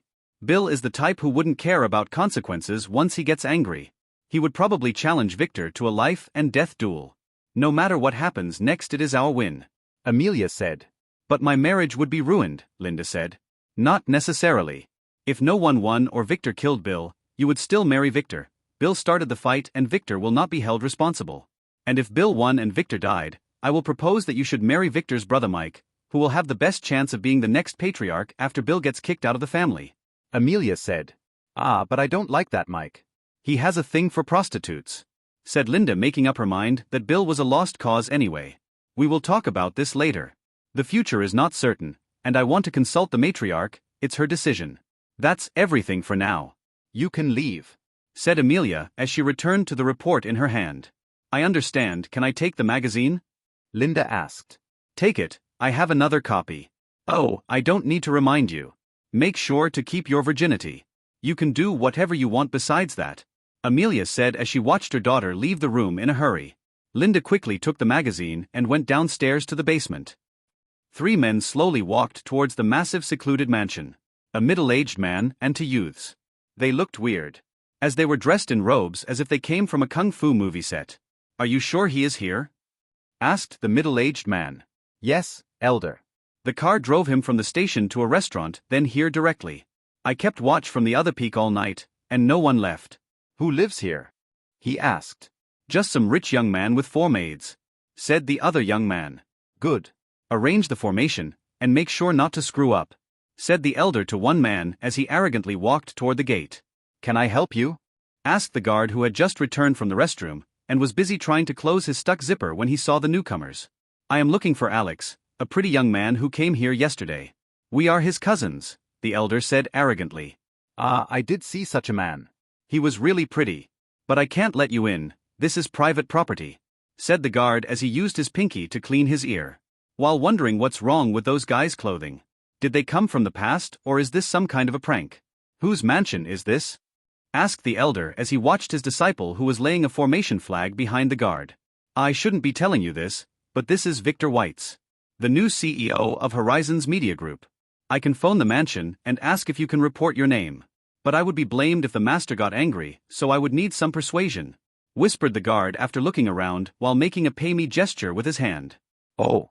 There would be no need, said the elder as he walked to the gate and pushed it open, breaking it with ease. The guard that was shocked quickly tried to phone Hilda, as he wondered what kind of superhumans are those? But his hand didn't move. His head did as it fell slowly to the ground. I forgot to close my zipper. Those were his last thoughts. Do you want me to remove the rape from Alpha's backstory? Ul DPMB equals yes. Keep the rape.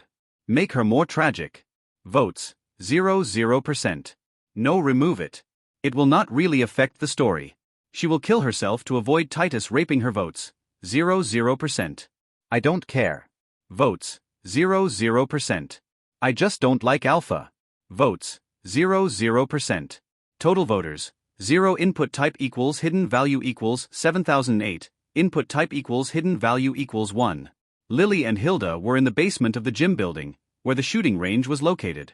The girls have been here since dawn for their first gun lesson. They were scared at first, but after experiencing the thrill of firing a gun, they became a little too trigger-happy. That will be all for today, said Hilda with a light smile, as she looked at the twins who just entered the basement to announce that breakfast was ready. Now, secure your guns and Eve. She stopped talking and looked towards the door with a frown.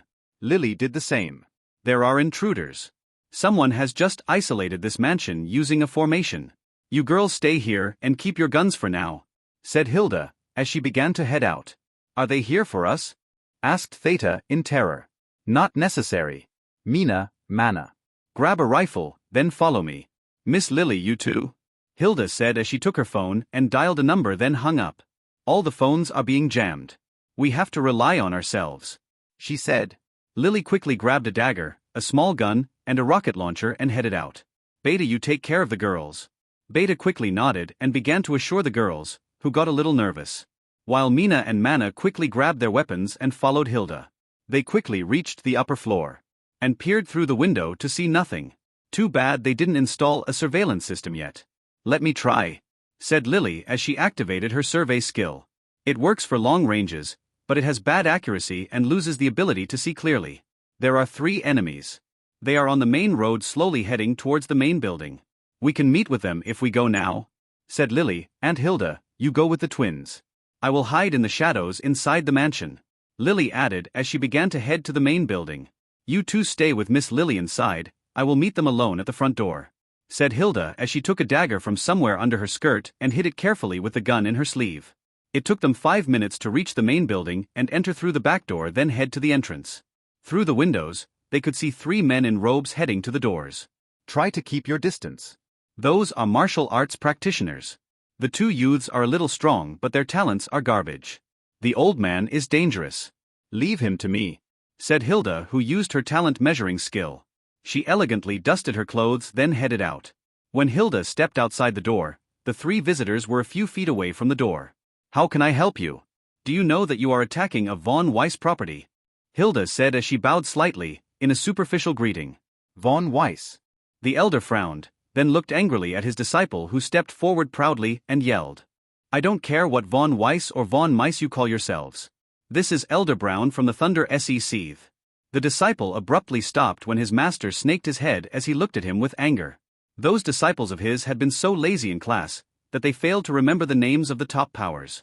They are now screwed. Their sect was just some third-rate power. And that was before the patriarch died. He quickly looked at Hilda as he weighed his options. This piece of shit disciple of his has screwed him good this time. May I meet the mansion's master? This humble one is an elder from the Thunder sections, said the elder respectfully. As he sweated heavily. He is now officially screwed. He had just killed the guard and broke the front gate of a Von Weiss heir. Those guys would only be appeased after having his head in a box. His only option now is to ask for forgiveness from the mansion's master. The young master has left on a diving trip. But if you remove the blocking array, I can consider calling him for you, Hilda said. The elder frowned. Without the housemaster, their mission is a lot easier. I am looking for a criminal from our sect. Give him to us and we will leave immediately. He is a pretty boy who calls himself Alex. He said as his tone became a little less respectful. Oh, I can't give up on anyone without the young master's agreement. And that Alex is not here. He left with the young master, said Hilda as she readied her dagger. This guy would probably kill everyone here to hide his traces. She could see that his disciples had screwed up. She was right. Elder Brown didn't argue anymore. He just attacked her directly with a flexible sword that he was carrying around his waist. He already noticed the lack of surveillance cameras, and if his disciples' report was somehow trustworthy, there would be no more than 5 people in here. So he only needs to kill them all, then burn this place to hide the fact that he was here. Hilda used her dagger to masterfully block the attack. All the von Weiss servants had gone through multiple fighting courses. And despite not having a system skill, they were proficient in multiple martial arts. The elder was surprised that his attack failed. This maid was just a little bit weaker than him. He was a level 25, and that made him an elder in his sect. But people with such levels could only work as servants and maids in a top family like the von Weiss. Go inside and search the mansion. Kill everyone you find. Be careful, yelled the elder at his disciples. This maid was struggling with him, and no one tried to help her. He believes he would be able to beat her when she gets tired. But he had to make sure that no other players were here. He was using his disciples to fish out hidden enemies. Although it would sadden him if something wrong were to happen to his disciples, he wouldn't mind it. He intends to kill them after leaving here anyway. Those two have very loose tongues. The 2 disciples quickly nodded and entered the mansion, while Hilda just gave them a fleeting glance. Your disciples will die, she said. It doesn't matter. Those fools made me offend the von Weiss family, said the elder. Retreat now, and I will ask the young master not to pursue this, Hilda said. That won't work. I know how your families work, he said as he started a new round of attacks while watching his disciples enter the mansion directly without even surveying the door for traps. Those idiots deserve to die, he consoled himself. The 2 disciples kicked the front door and swaggered inside arrogantly to only stop abruptly in astonishment as they looked at the beautiful twins. Big brother, the one on the left is mine, and the other is mine, he said as he looked holding the assault rifles. Those things would not work on us, he said, to only be welcomed by a barrage of bullets. Those girls do not joke. But what he told them was true. The bullets were stopped by a yellow shimmering screen. This is a defensive artifact that stops any non-artifact weapons. We are going to enjoy you to the fullest. Right, big brother, said the disciple proudly. Big brother? He asked again, waiting for his brother's confirmation. But he heard nothing. So he looked to his side to see his big brother was already swimming in a pool of his own blood. His throat was slit. The disciple stepped back in horror while looking around to only feel Lily's steel dagger entering his ass. He didn't get the chance to scream as she moved the dagger up, separating him into 2. Lily looked at the twins and nodded. They were not scared of the bloody scene. Victor's crash course in killing and dissecting goblins in the dungeon showed its effects. Lily slowly approached the window with the twins to observe the situation outside. Hilda was struggling while fighting that guy and had already emptied her gun's magazine in his shield. She was clearly weaker than him. And her arm seemed to have been injured. Lily turned to the twins, then gave the rocket launcher to Mina and asked, "Can you use this?" She asked. "Yes, but it would not work on him," she answered. "It doesn't matter. I can't use my stealth skill under the sun, so our only option is to distract him and let Hilda kill him. Just fire it, then run away on my signal," Lily said as they headed outside. The girls sneaked outside slowly while that elder fought Hilda. Lily could tell that he was aware of their presence, but didn't care about weak bugs. He was just cursing at his useless disciples. Lily looked at Hilda and winked at her as Mana fired the rocket launcher at the elder, who responded by activating his shield.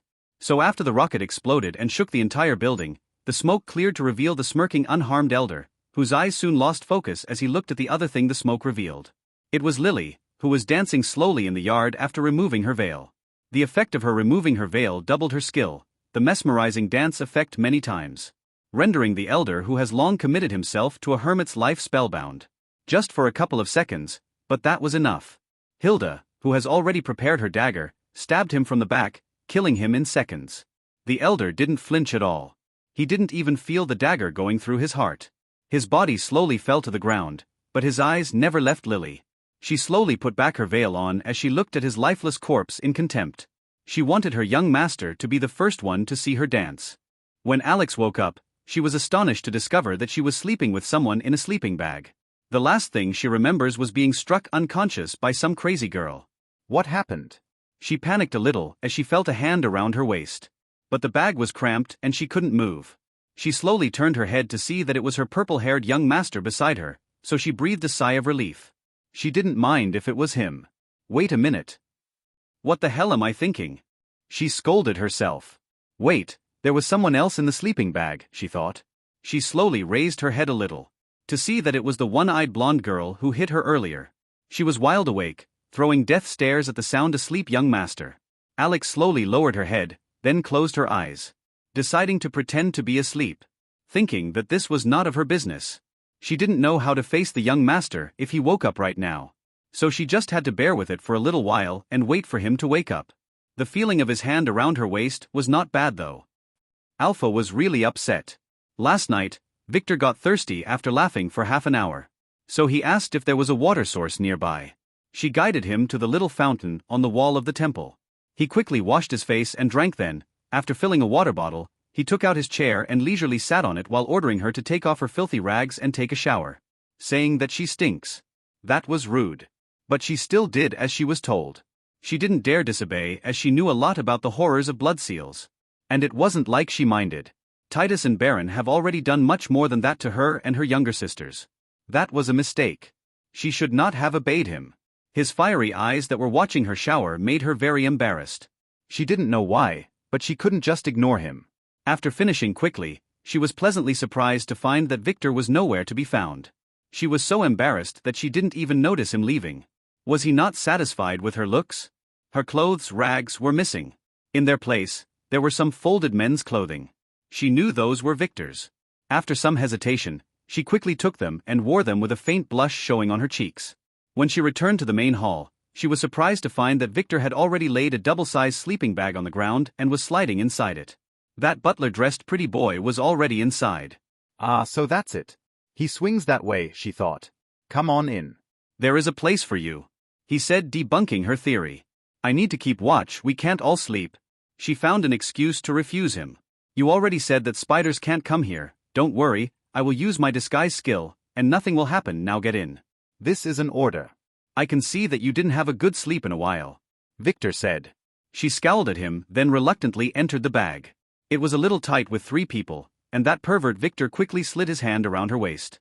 Just sleep, he said as he closed his eyes. She was surprised. He really only wanted to sleep. She didn't want to do that though. She will never surrender to him. He may have her body and soul, but she would keep whatever was left of her. However, soon her tiredness defeated her, and she slowly closed her eyes. He was right. For the previous 6 months, she rarely had a good night's sleep. And the feeling of his warm hand on her back was not bad. Blah, what am I thinking? She wondered as she slept soundly. She woke up to a light movement in the bag. At first, she thought it was Victor playing some dirty tricks, but to her surprise, it was that pretty butler. He seemed a little shocked after waking up and seeing the situation. To her surprise, he quickly laid back after looking at her. He was pretending to be asleep. Is he an idiot? She wondered as she relaxed and began to examine Victor's face. This guy is a pervert. But he is truly handsome. When Victor woke up, he could feel the 2 girls' bodies around him. This feeling is not bad at all, he thought as he looked at Alex who was pretending to be asleep, then at Alpha who was glaring at him. Did you sleep well? We have a lot of hunting to do today, he said, as he slowly slid out of the bag, then stood up and began to stretch. Alpha followed him out. Without answering. This was the best sleep she had in a long time, but she was too embarrassed to say that. Victor stood and observed Alex who was still pretending to be asleep. This useless boy didn't wake up since you knocked him yesterday, he said as he turned to Alpha. Alpha, you carry him. I will use him as a lure for the spiders, Ha added, making Alex quickly wake up. Ah, good morning, young master, she said as she stood up. What morning? It's around noon now. But this place has no sun. He berated her as he took some energy bars from his ring and gave them to her and Alpha. Then sat down on his chair to eat. Alpha quickly munched on hers as she had not eaten any humanly edible food for a long time. She only survived on spiders' remains thanks to her survivor skill. As for Alex, she returned the bar to Victor. Young master, I still have no appetite, she dejectedly said. That mushroom was surprisingly effective. Victor nodded and threw the bar to Alpha. who happily devoured it. Young master, who is she? Alex asked. She is Alpha. Beta's and the other's big sister, and my new toy personal maid, said Victor, making Alex quite astonished. You just met the girl, and she is already your maid. What kind of black magic is this? Hello, I am Alex. She greeted Alpha. I am Alpha. Sorry about hitting you earlier, she answered while chewing. Alex quickly began to ask her about what happened to her while Victor, who didn't care about them, began to watch the drawings on the temple wall. They were of people fighting what appeared to be a giant humanoid spider that was pitting poison. This must be that Black Widow, he thought. It had a woman's body and spider legs. He wondered what kind of world could produce such a monster. Feeling that he needed some preparation, he started to browse the system store. He didn't intend to fight the boss, but he can't tell if this dungeon had some kind of a sub-boss or an elite monster. Victor quickly operated his menu, jumping from one screen to another until he found a screen buried deep inside the system. Alex, there is a water fountain at the back of the temple. Go wash up, and don't return until I call you, Victor said as he glared at Alpha. Alex quickly nodded and escaped, knowing that the young master was going to have a private conversation with that Alpha. And this was a good chance for her to take a shower. She still had the feeling of spiders crawling all over her body. Dear Alpha, you forgot to tell me a very important thing, Victor said with a smile. What? Alpha feigned ignorance. Your family has given you precious information and unique skills. What else did they give you? He asked with a smirk. My beauty. She joked, you already know. Seeing his glaring eyes, she quickly added. I didn't expect them to leave you all that coins. From now on you will be my piggy bank, said Victor as he looked at the astronomical number displayed on the system screen. Those were meant to rebuild my family, she said dejectedly. I will help you do that. And I will use those as my fees, he said. Alpha glared at him with hatred and sighed. I don't remember anything about my family. Just what the man who raised me told me and the information in my mind. But rebuilding the family is my fate. So you better really help me do it. You can't mess with fate, she said, knowing that the coins were gone, no matter what she said. Don't worry. Whatever I take from you, I will return it later, doubled. Consider it an investment. He said he didn't like her dejected looks. Wait, what did you just say about fate? He suddenly looked at her strangely. Rebuilding my family was my fate. That was what the man who raised me said. The family used some kind of fate artifact to choose the most suitable seeds to send into the world, she said, making Victor ponder for a few seconds. He briskly stood up and went directly to Alpha's side, then crossed his legs and sat on the ground facing her. Don't talk or move, no matter what you see or hear, he ordered, then began to look at her intensely. Alpha was slightly surprised, but quickly nodded. What game is this pervert playing now? Targets, Z. Player female, +2. Cost, 2 order points. Revealing. Victor activated his Eyes of Destiny skills, and his eyes turned into a rotating black and white yin-yang symbol as he looked at her. This is a skill of fate, she exclaimed. But seeing blood coming out of Victor's eyes, she quickly shut up and sat still. If something bad were to happen to him, she would be hurt too. But this was too shocking. Fate skills are extremely rare, and she clearly recognized the symbol in his eyes. Fate, A+ rank. Talent, SS rank. Victor's expression was very bad at the moment. He should have known earlier. Someone with her talent and fate, how could she get stuck in a dungeon? It was fate's plan for her, he thought as he quickly looked at the fate threads. There were just a few. Heading up toward the sky, presumably outside the dungeon, there were two kinds: black malicious ones and semi-transparent undefined others. In addition to a big undefined one.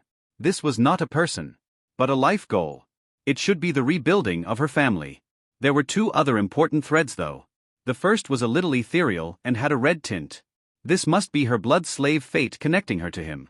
The other was golden, but not formed. This was her fated one. And to Victor's horror, it was heading deep into the dungeon. And this was not the direction Tom was in. This clearly explained why Alpha, who seemed to be an overpowered scion, was not one. She was fated to be a scion's woman. And whoever that guy was, he was in the dungeon with them.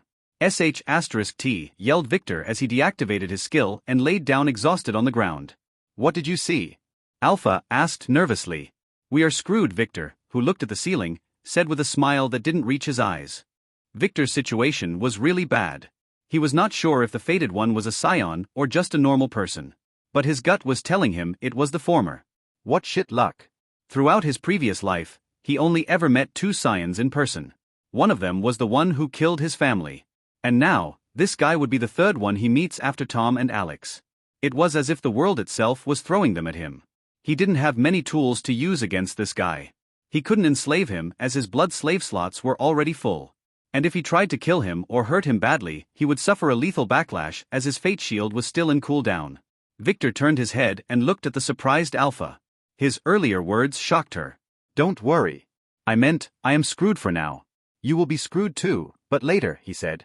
Making Alpha, who had completely understood him, blush. Pervert, she spat as she looked away.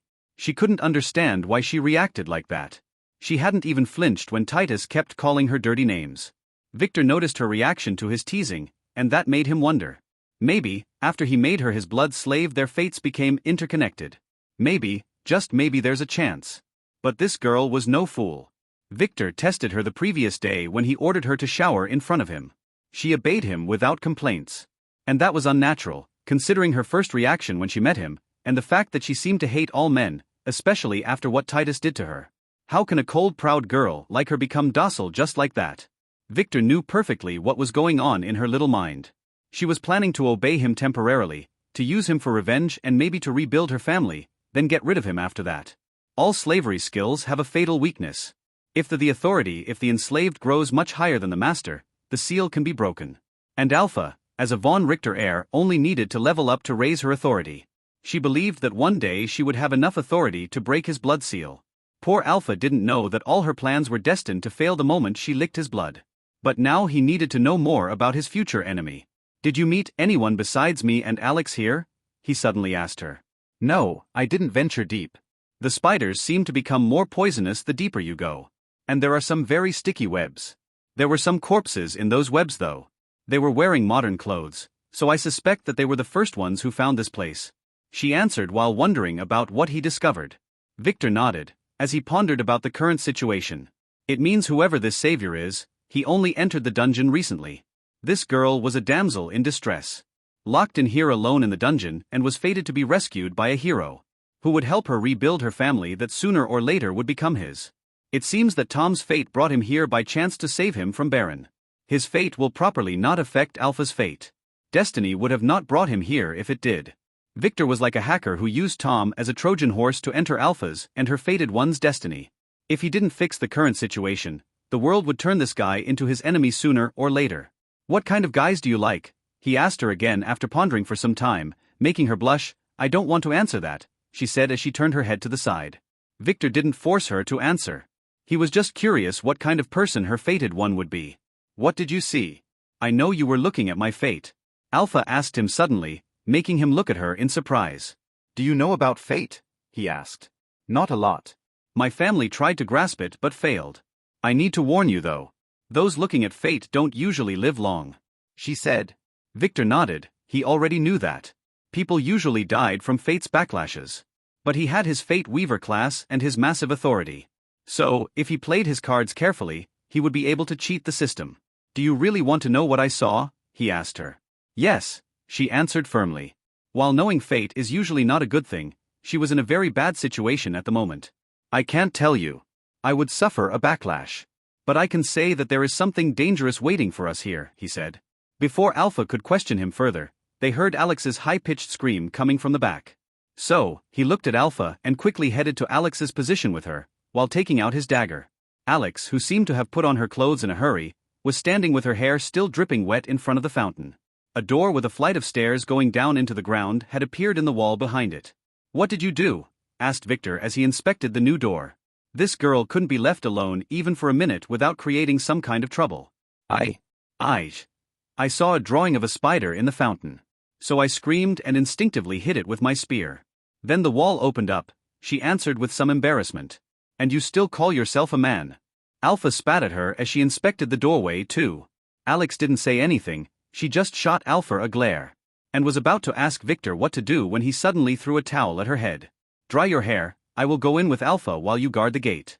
There may be spiders in there, Victor said.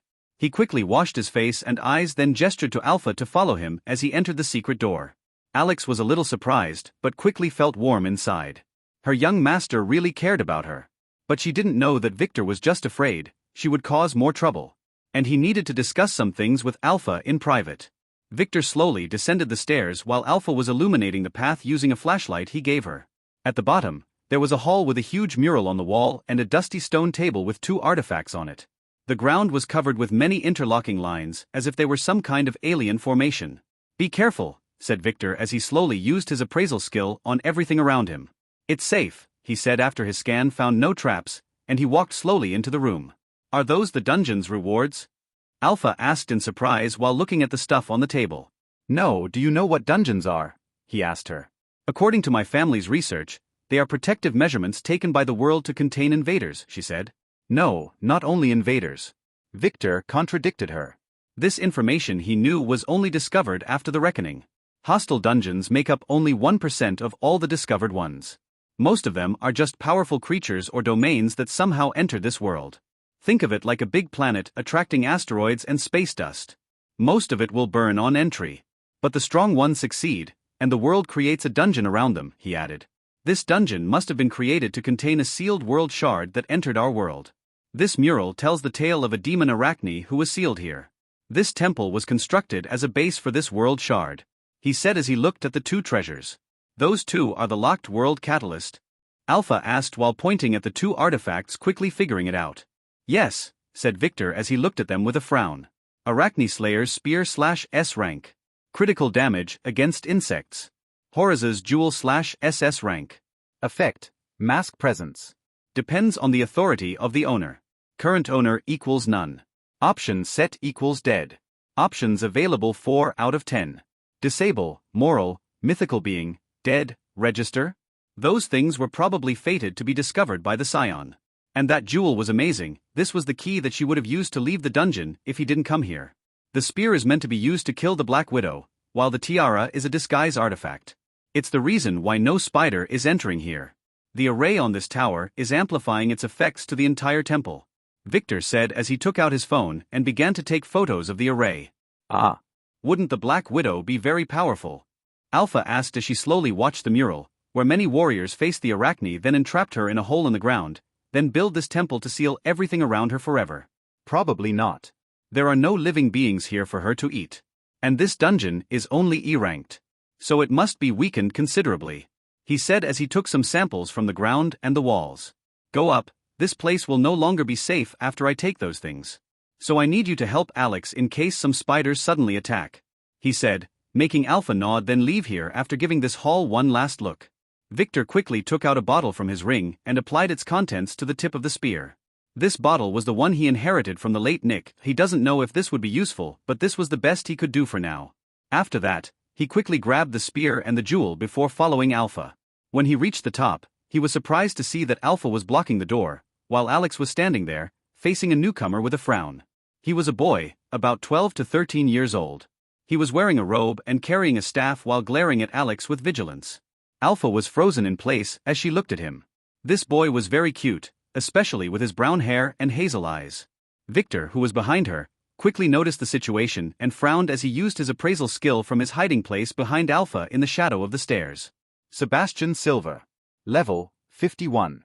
Abnormal status, eternal martial arts side effect, slow aging. Class, Battle Mage. Authority, 6. Strength, 65. Intelligence, 90. Agility, 80. Luck, 35. Charm, 40. Order, 19. Skills. Minor Magic Creation SS. Eternal Body Defense SS. Fireball A. Fire Vortex A. Burn Resistance A. Spear Arts B. Water Ball B. Staff Arts B. Poison Resistance B.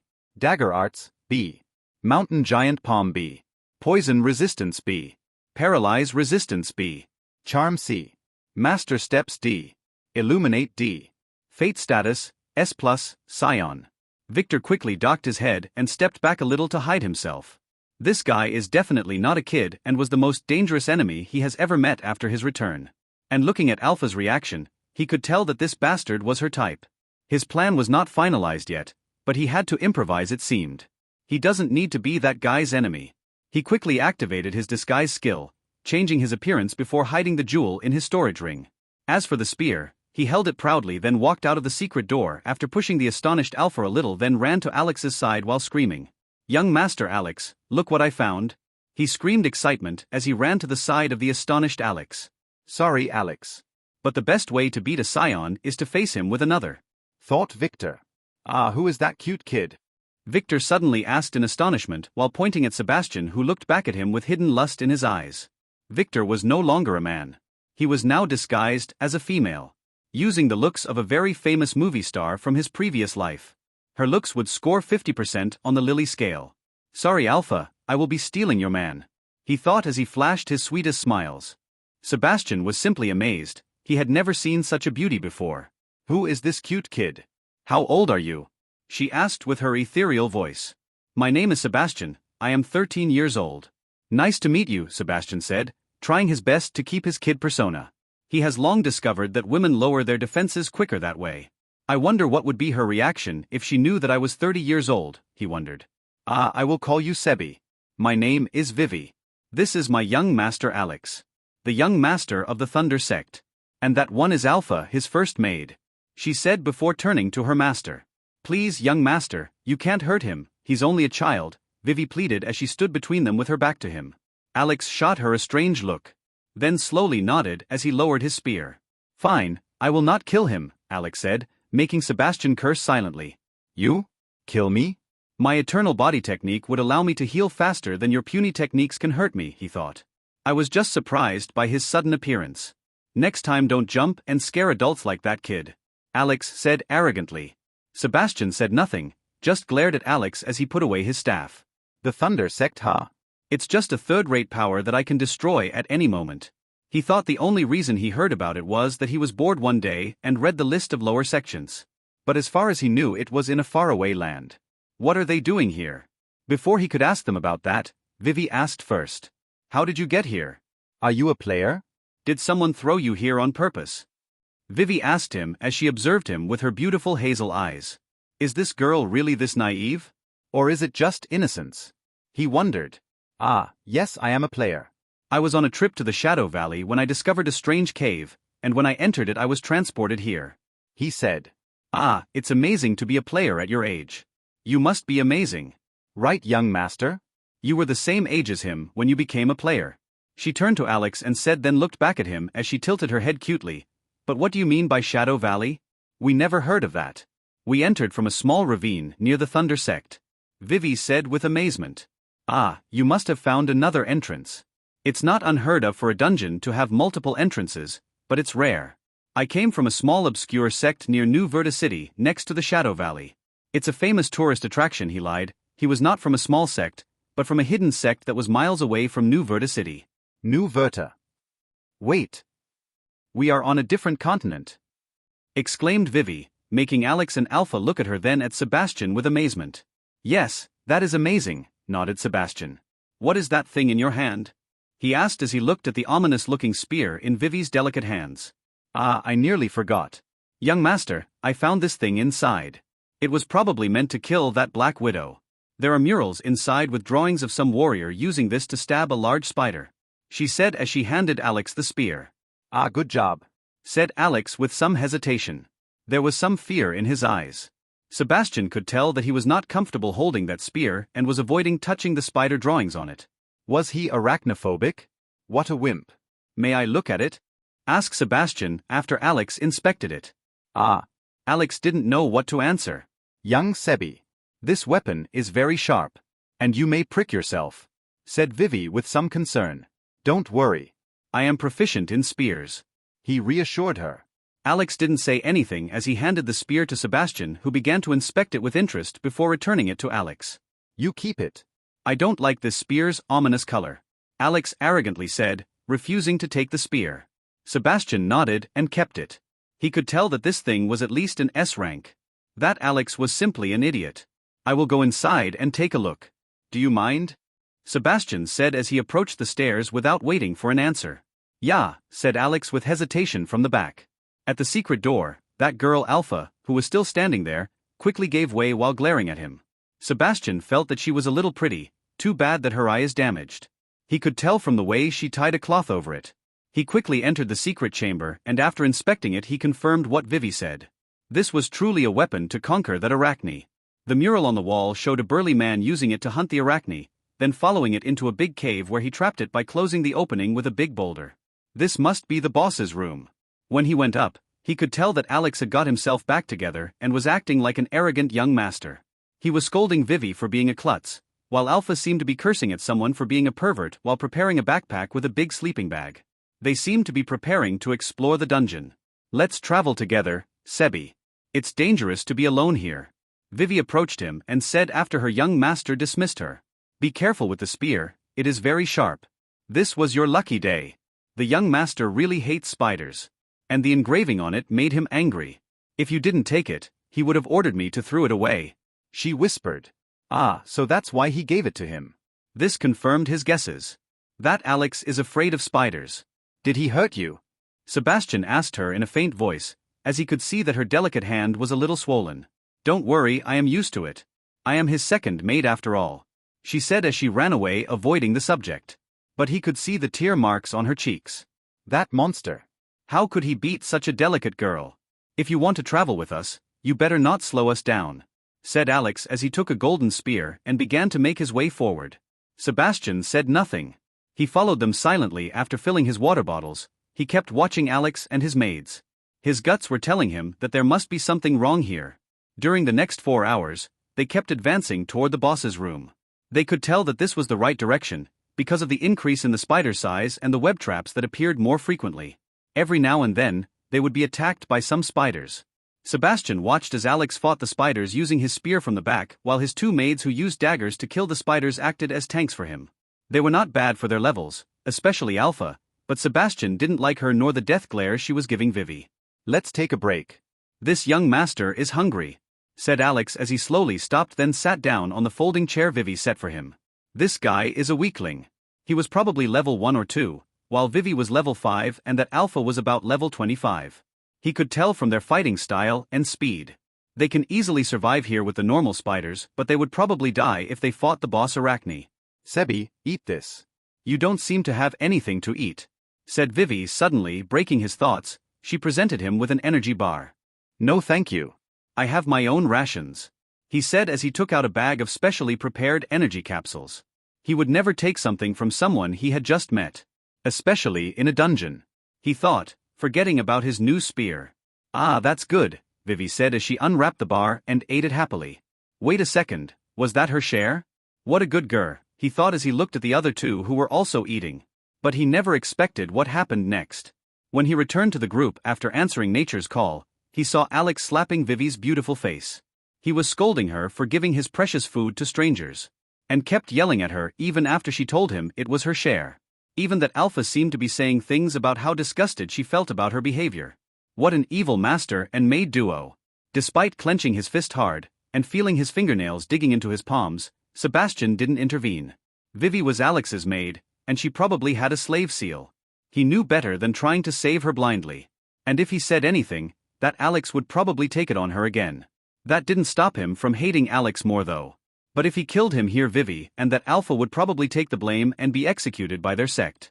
You shouldn't intervene in other people's business when you go outside. The world is treacherous and full of traps. He sighed as he remembered his master's advice. He walked slowly out of his hiding place and revealed himself. Alex that cowered quickly let go of Vivi, then returned to his seat while glaring at Sebastian. Sebastian glared back. During their next trip, the situation was a little tense. Only Vivi would joke a little while hunting spiders. That girl is funny.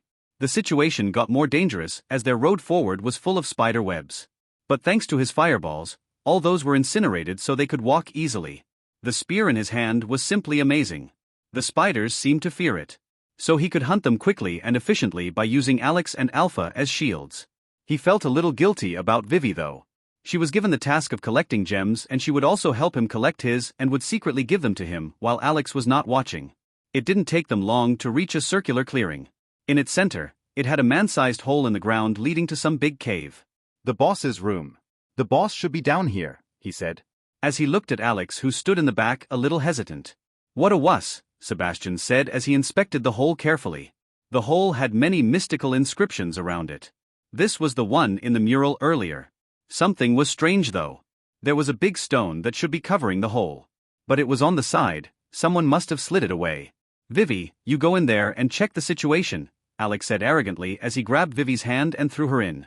Sebastian could see the fearful look in her eyes as she fell inside. He glared at Alex and intended to jump after her, but seeing the spear in Alex's hand, he chose to be cautious and wait for a little. Being injured here, next to the boss's room, was dangerous. After 5 minutes, he heard Vivi's sharp scream, so he jumped in quickly to look for her while being prepared to counter Alex's stab in the back that didn't arrive. What happened next was not something he expected. The spear in his hand seemed to have come alive as it tilted and cut his face. Sebastian quickly stabilized it as landed in the cave and looked around, then at the spear to notice that it had some spider threads tangled on its base. He didn't notice those before, they must have been somewhere on the gate. He cursed silently, lamenting that it was his mistake for being too preoccupied with Vivi and Alex. He told himself to calm down as he whipped the blood from his cheek that had already healed. Just as he was prepared to call for Vivi, the boulder that acted as the cave's door was moved back to its original location to cover the entrance. It was Alex locking him inside in the darkness. Damn it. Sebastian quickly hit the boulder, but it didn't budge. Bastard. When I leave here, I will go to your thunder sect and remove it from existence. He yelled angrily as he took out a flashlight from his bag and began to explore his surroundings, only to hear a fighting sound in the distance.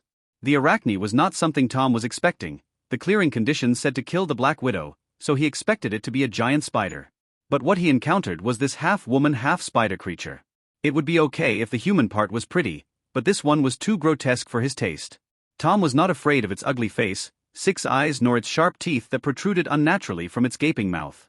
What annoyed him were the small spiders that kept descending from the ceiling and biting him as he fought it. Fortunately, those guys were not poisonous, but that didn't mean their bites were any less painful. He cursed silently as he scratched his arm. Another one bit him. Damn it. He cursed loudly as his sword made contact with one of the arachne's legs. He quickly rolled to the back, avoiding the web that it shot at him.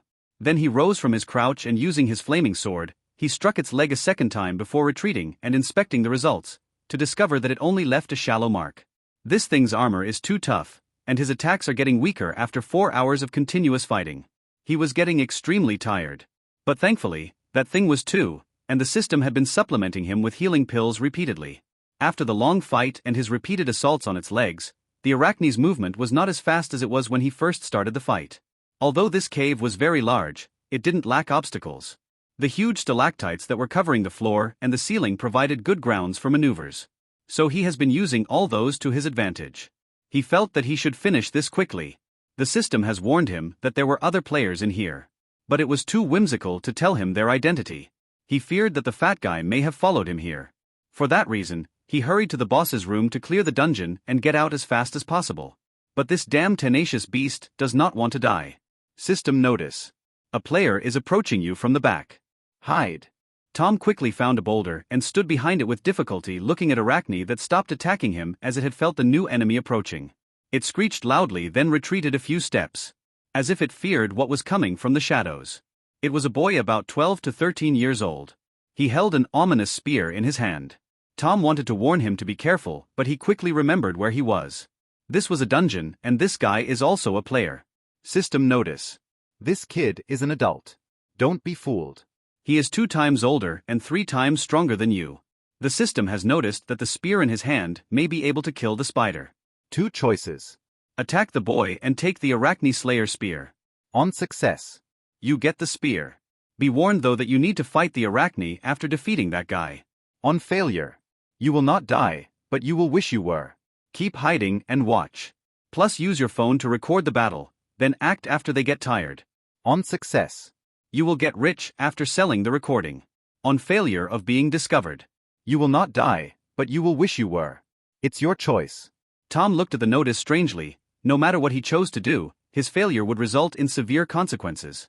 But he was very tired right now, so he just kept hiding and watched as the boy started the fight valiantly. He was way stronger than the Arachne that began to retreat. It was being cornered by the fireballs thrown by the kid. They burnt all its webs. The small spider's bites didn't affect the kid as he slowly approached the exhausted Arachne. The fight with Tom earlier had drained it. Suddenly the kid stopped and looked strangely at the disadvantaged Arachne. After letting out a savage howl that no child could make, he threw himself at it with his bare hand after throwing the spear away. What is going on here? What is that kid doing? That kid was a pervert. The flabbergasted Tom gasped in shock as he watched the obscene acts that the kid was committing in front of him. He was not into these kinds of shows. Should he call the police? Spider police? And wouldn't a black widow eat her partner after mating? Would that kid be eaten? System notice. That guy is under the effect of an aphrodisiac. Probably the effect of some nasty spider bite. What are you doing? Record it quickly. This movie can be sold for millions on the player's dark web. That guy would be a new star. Tom quickly nodded and took out his phone to record what was happening. He has to send it anonymously to avoid revenge. But it would really fetch him a good price with some customers. Maybe that pervert Victor would be interested. Damn, can't that guy finish already and clear the dungeon? Tom cursed. That Arachne was begging for mercy. Tom could tell from her screeches, but that kid was not letting go. It has already been 2 hours. Suddenly, Tom realized what the system meant when he told him, "You will not die, but you will wish you were." If that kid chose him instead of the Arachne, his end would have been miserable. Suddenly, the Arachne began to disintegrate as a screen appeared in front of his eyes. Dungeon cleared. Congratulations. Countdown until closing. 59 minutes. What? Did that guy kill it just like that? Tom wondered as he lowered his phone and saved the recording before he looked at the collapsed kid. Should he snatch that spear? The kid appeared to be unconscious. He needed to decide quickly as he also had to search for the rewards room. System notice. Snatch the F*King spear and run away. Tom nodded and quickly bolted into action.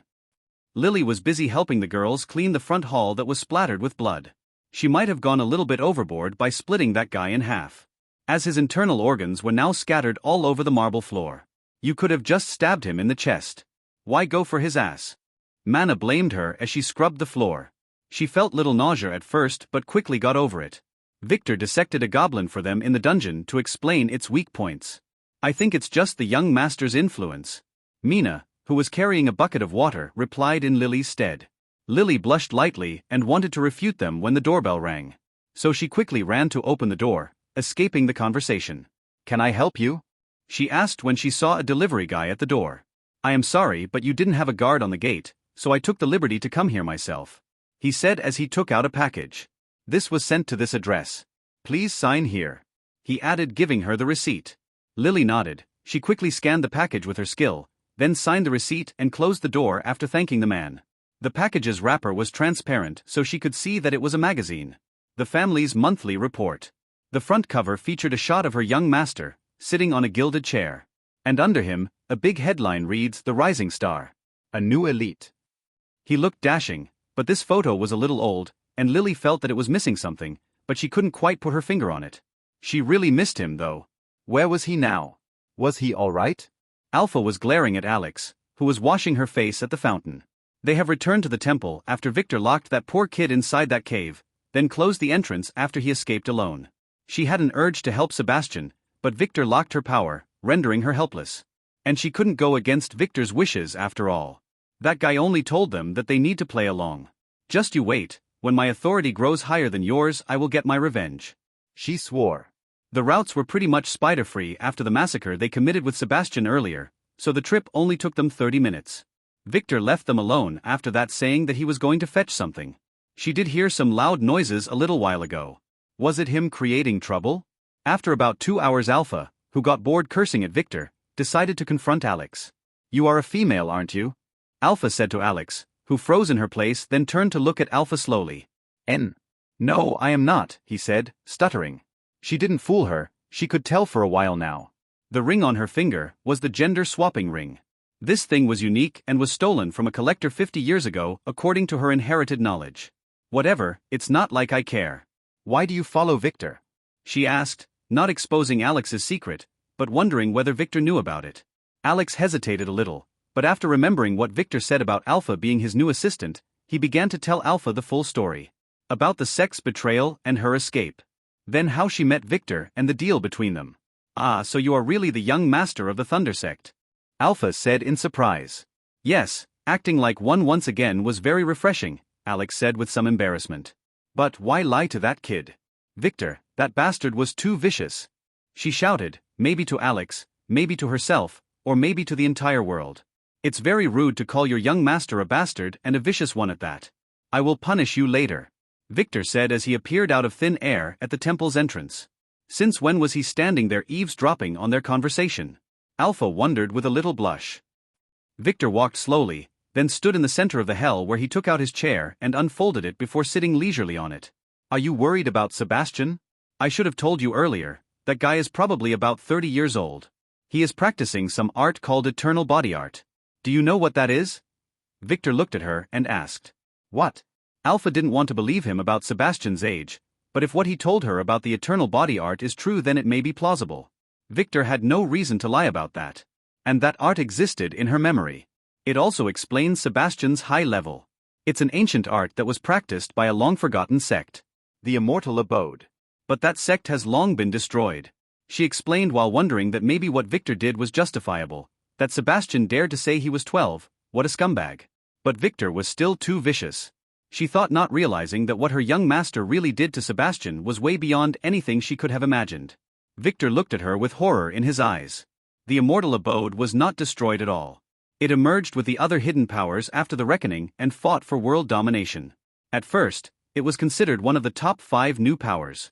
But it was destroyed quickly in a catastrophic event, when an asteroid destroyed their sect on the day of their sect master's wedding, erasing everything there and killing all of the guests, including many high-leveled elders from the other powers, and destroying the delicate balance that the world finally achieved, throwing the great powers into a new war for dominance. Maybe it was not an accident after all. Whenever a scion was involved, things tend to take a crazy turn. It seemed not destroyed after all. And that guy already has the Arachne-killing spear.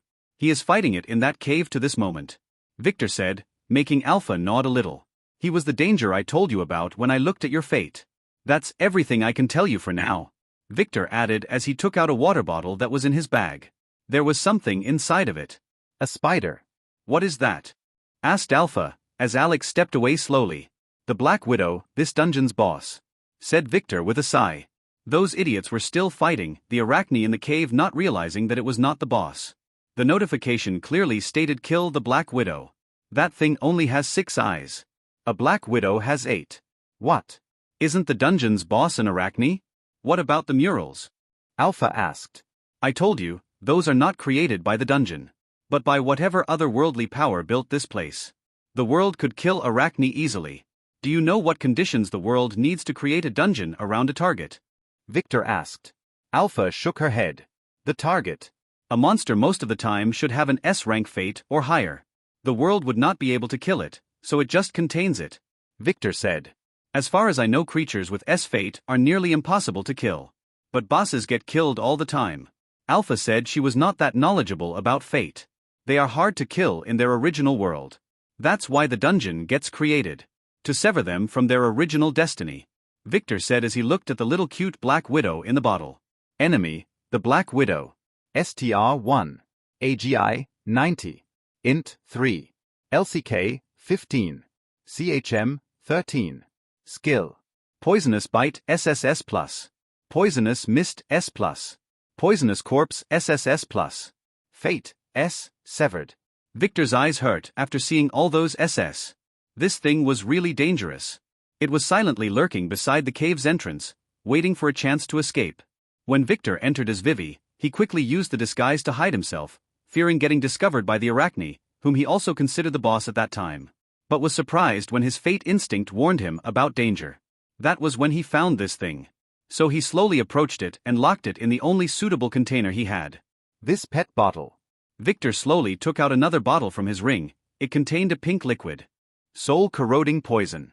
Rank SS. This was one of the bottles he left on the cliff to get filled with the miasma, and they were now complete.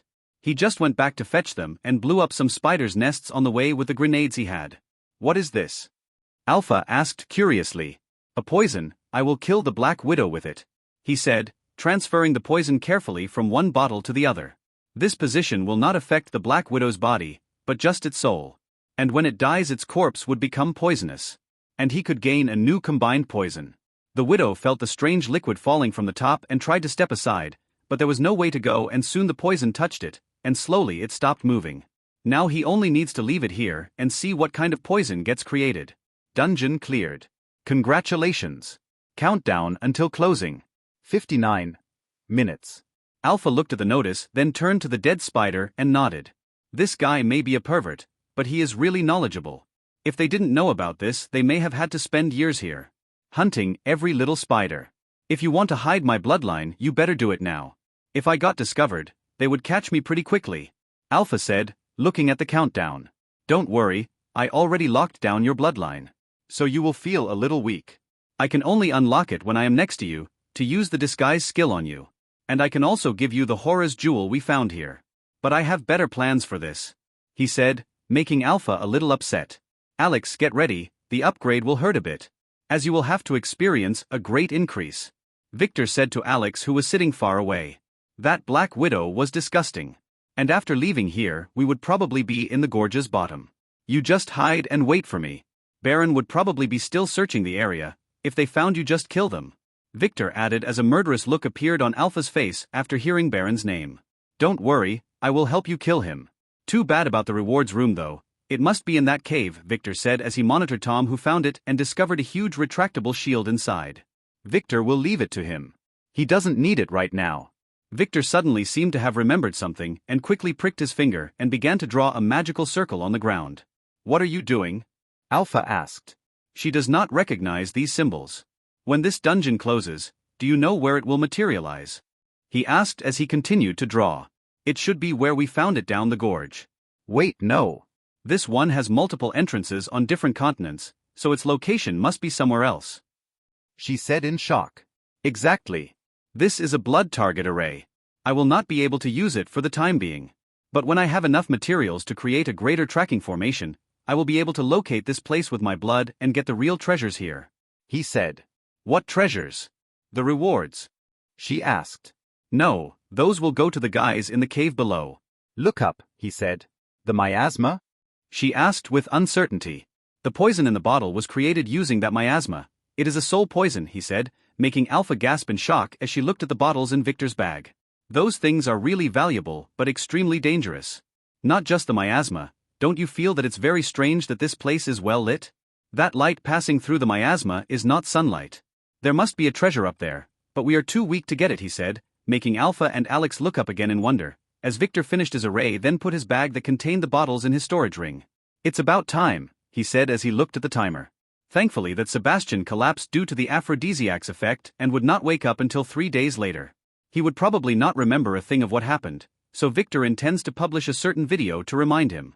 If Nick was still alive, Victor would have thanked him for such an amazing drug, before killing him again. Victor shivered at the idea of this thing being used on him. The only thing left was selling all the low-level gems he got, to make his merchant skill can level up, so he quickly did that just before the counter reached 0. Dungeon closing. Awarding process initialized. Thanks for participating. The dungeon was successfully integrated with the world. Victor smiled with content as he looked at his reward screen. Rewards. Small spiders killed 25121/10000000. Reward 2512 EXP. Medium spiders killed 1132/10,000. Reward 5660 EXP. Big spiders killed 43 out of 1000. Reward 8600 EXP. Huge spiders killed 2 out of 100. Reward 10,000 EXP. Boss Black Widow killed 1 out of 1. Reward 10,000 EXP. Dungeon clearing contribution 35%. Reward 35,000 EXP. Dungeon exploration 30%. Reward 3,000 EXP. Total score 74,772 EXP. Level up. Level up. Level up. Level up. Level 12.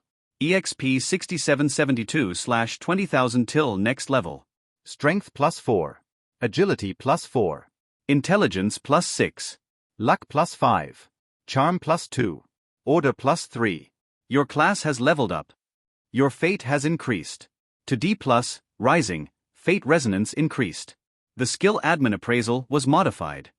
More detailed fate date. The skill admin merchant leveled up. Cooldown time reduced, more random merchandise. The skill unlimited disguise leveled up. Added taste disguise. The skill blood master seal leveled up. Number of slaves 3, 4. What does the system mean by taste disguise? Would someone eat him? Wondered Victor as he felt weightless and appeared in a desolate dried riverbed filled with bones, human bones. Is this another dungeon? He wondered but quickly refuted the idea when looking up and seeing the familiar afternoon sky. This was the bottom of the Raven. He quickly activated his disguise skill and headed to Alpha's position. She was quite near standing with Alex while being surrounded by 5 men. Baron's subordinates. One of them was using his phone to contact his boss, but he couldn't do it, as Alex has already impaled him with his spear.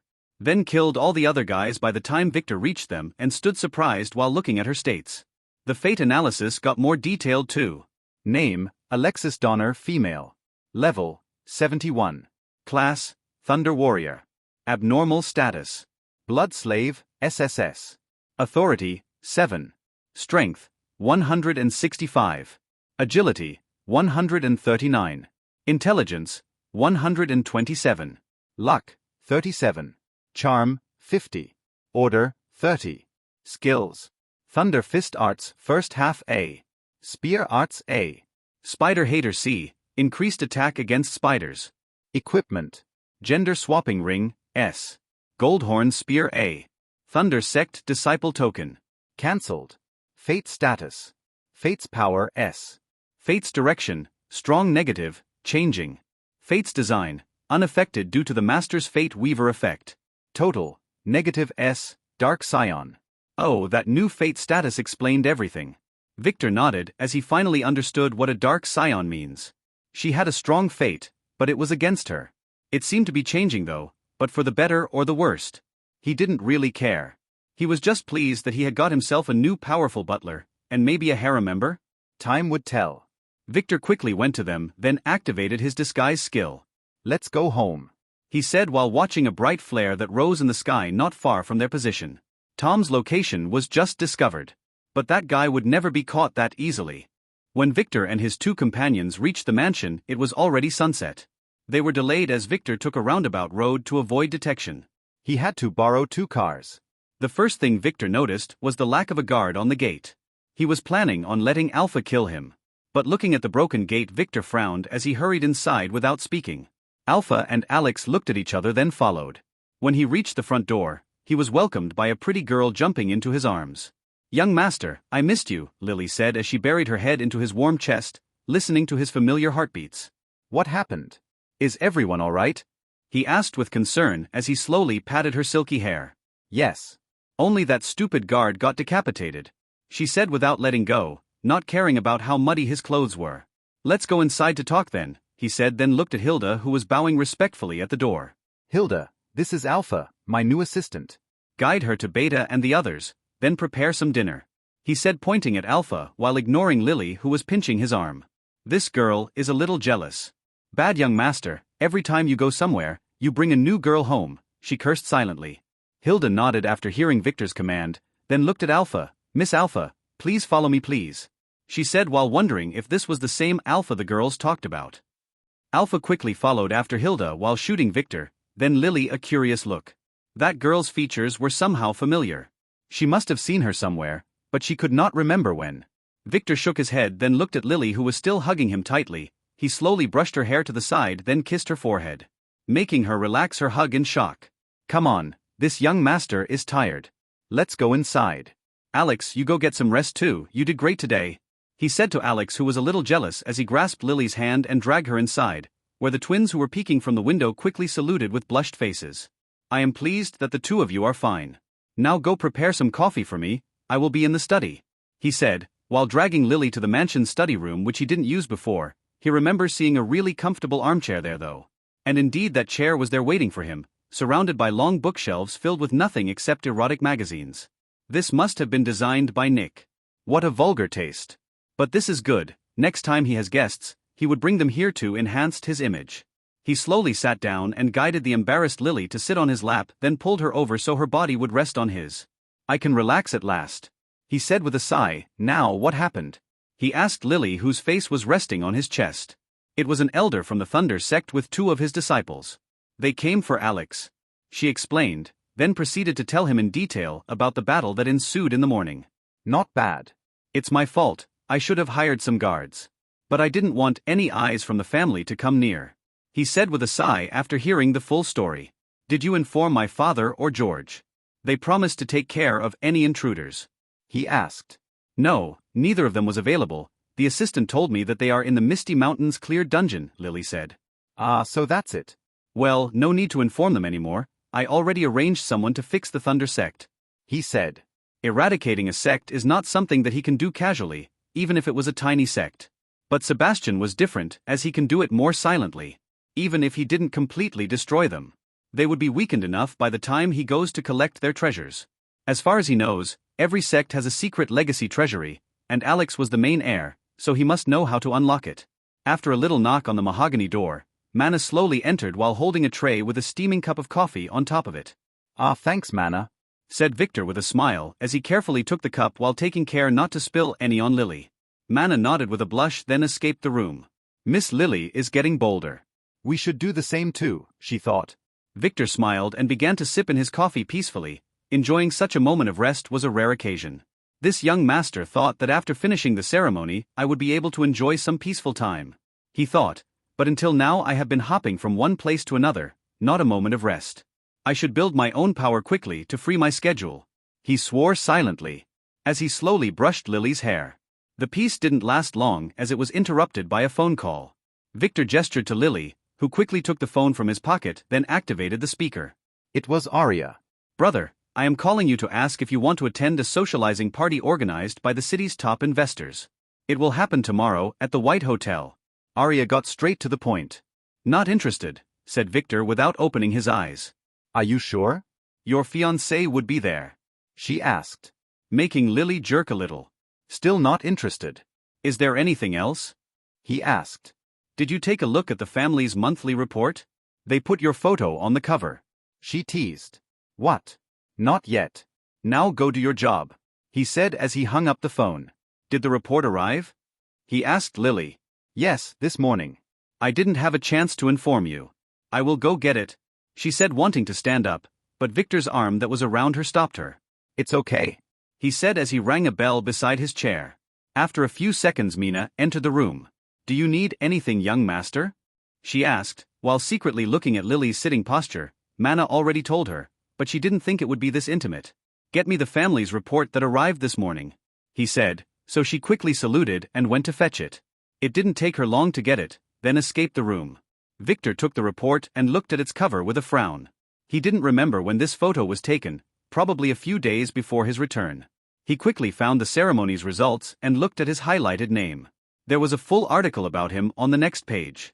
It contained all sorts of facts, how tall he was, how smart he was, his favorite color, etc. Yes, he did do an interview like that before, long ago. I should have known better. But that was not unexpected, Victor said as he threw the magazine on the coffee table by his side, with a cold smirk. Are you not satisfied, young master? Lily asked. Dear Lily, you must understand that an aristocratic family never shows its true fangs. The fact that grandmother made me an elite then published it like that means that she was only using me to attract attention. I would never be granted the true benefits of elite disciples.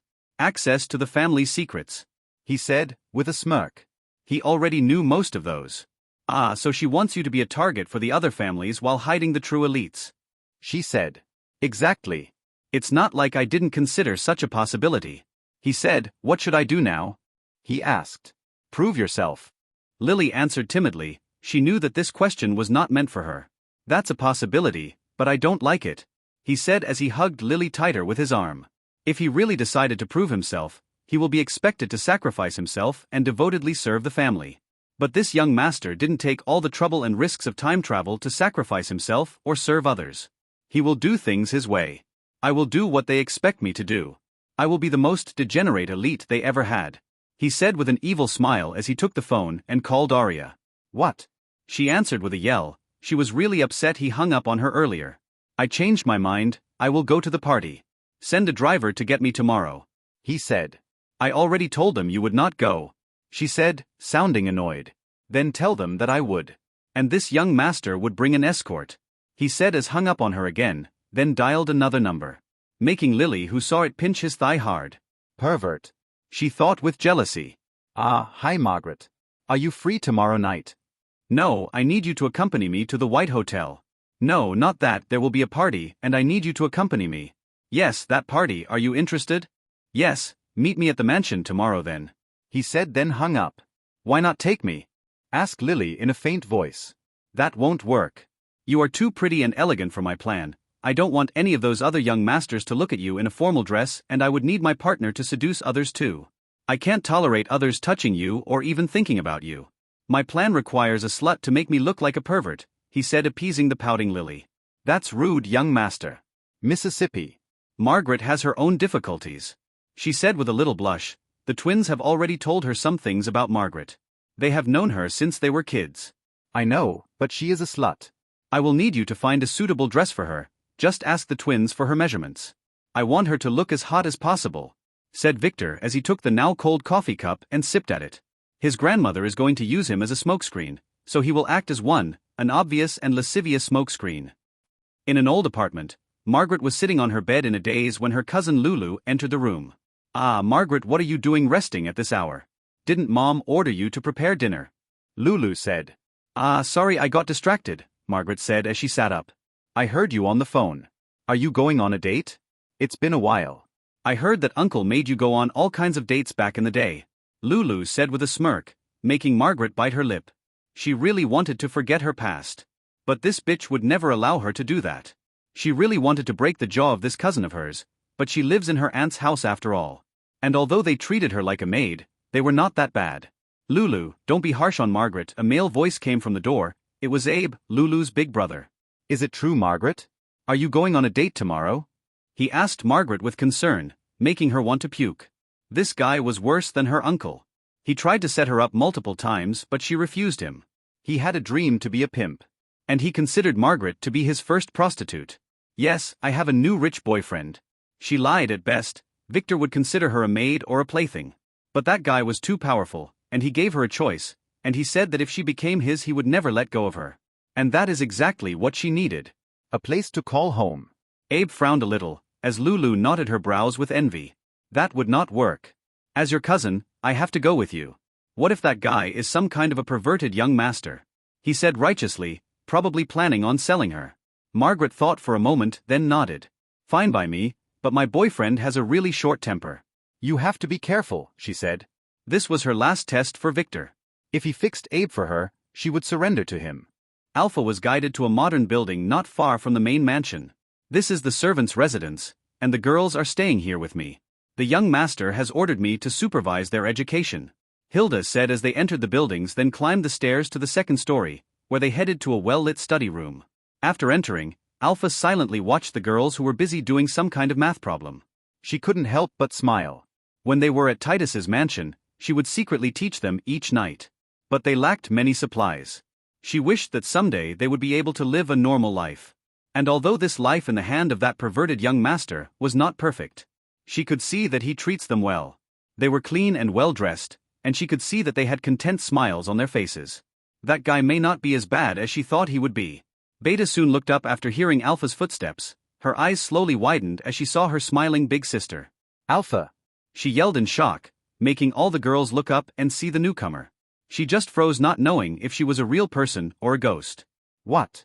You will not welcome your big sister, Alpha said with a smile.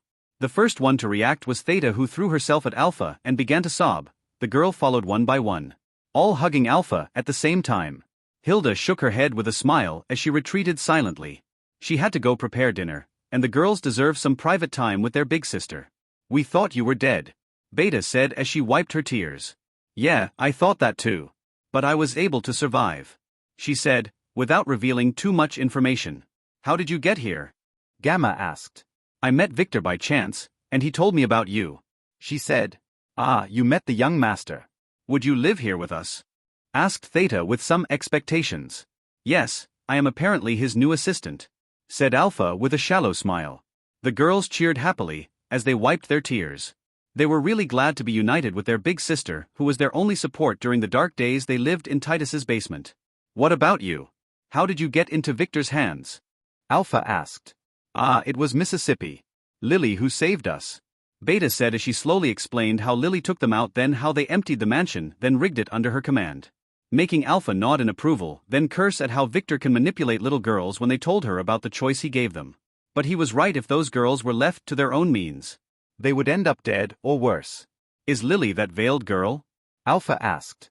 Yes, she is very kind, the same as you, sister, Ada answered. Did you see what she looked like under the veil? Alpha asked again. No, but according to Miss Mina, one of the mansion's maids, Lily is the most beautiful girl she had ever seen. Beta said.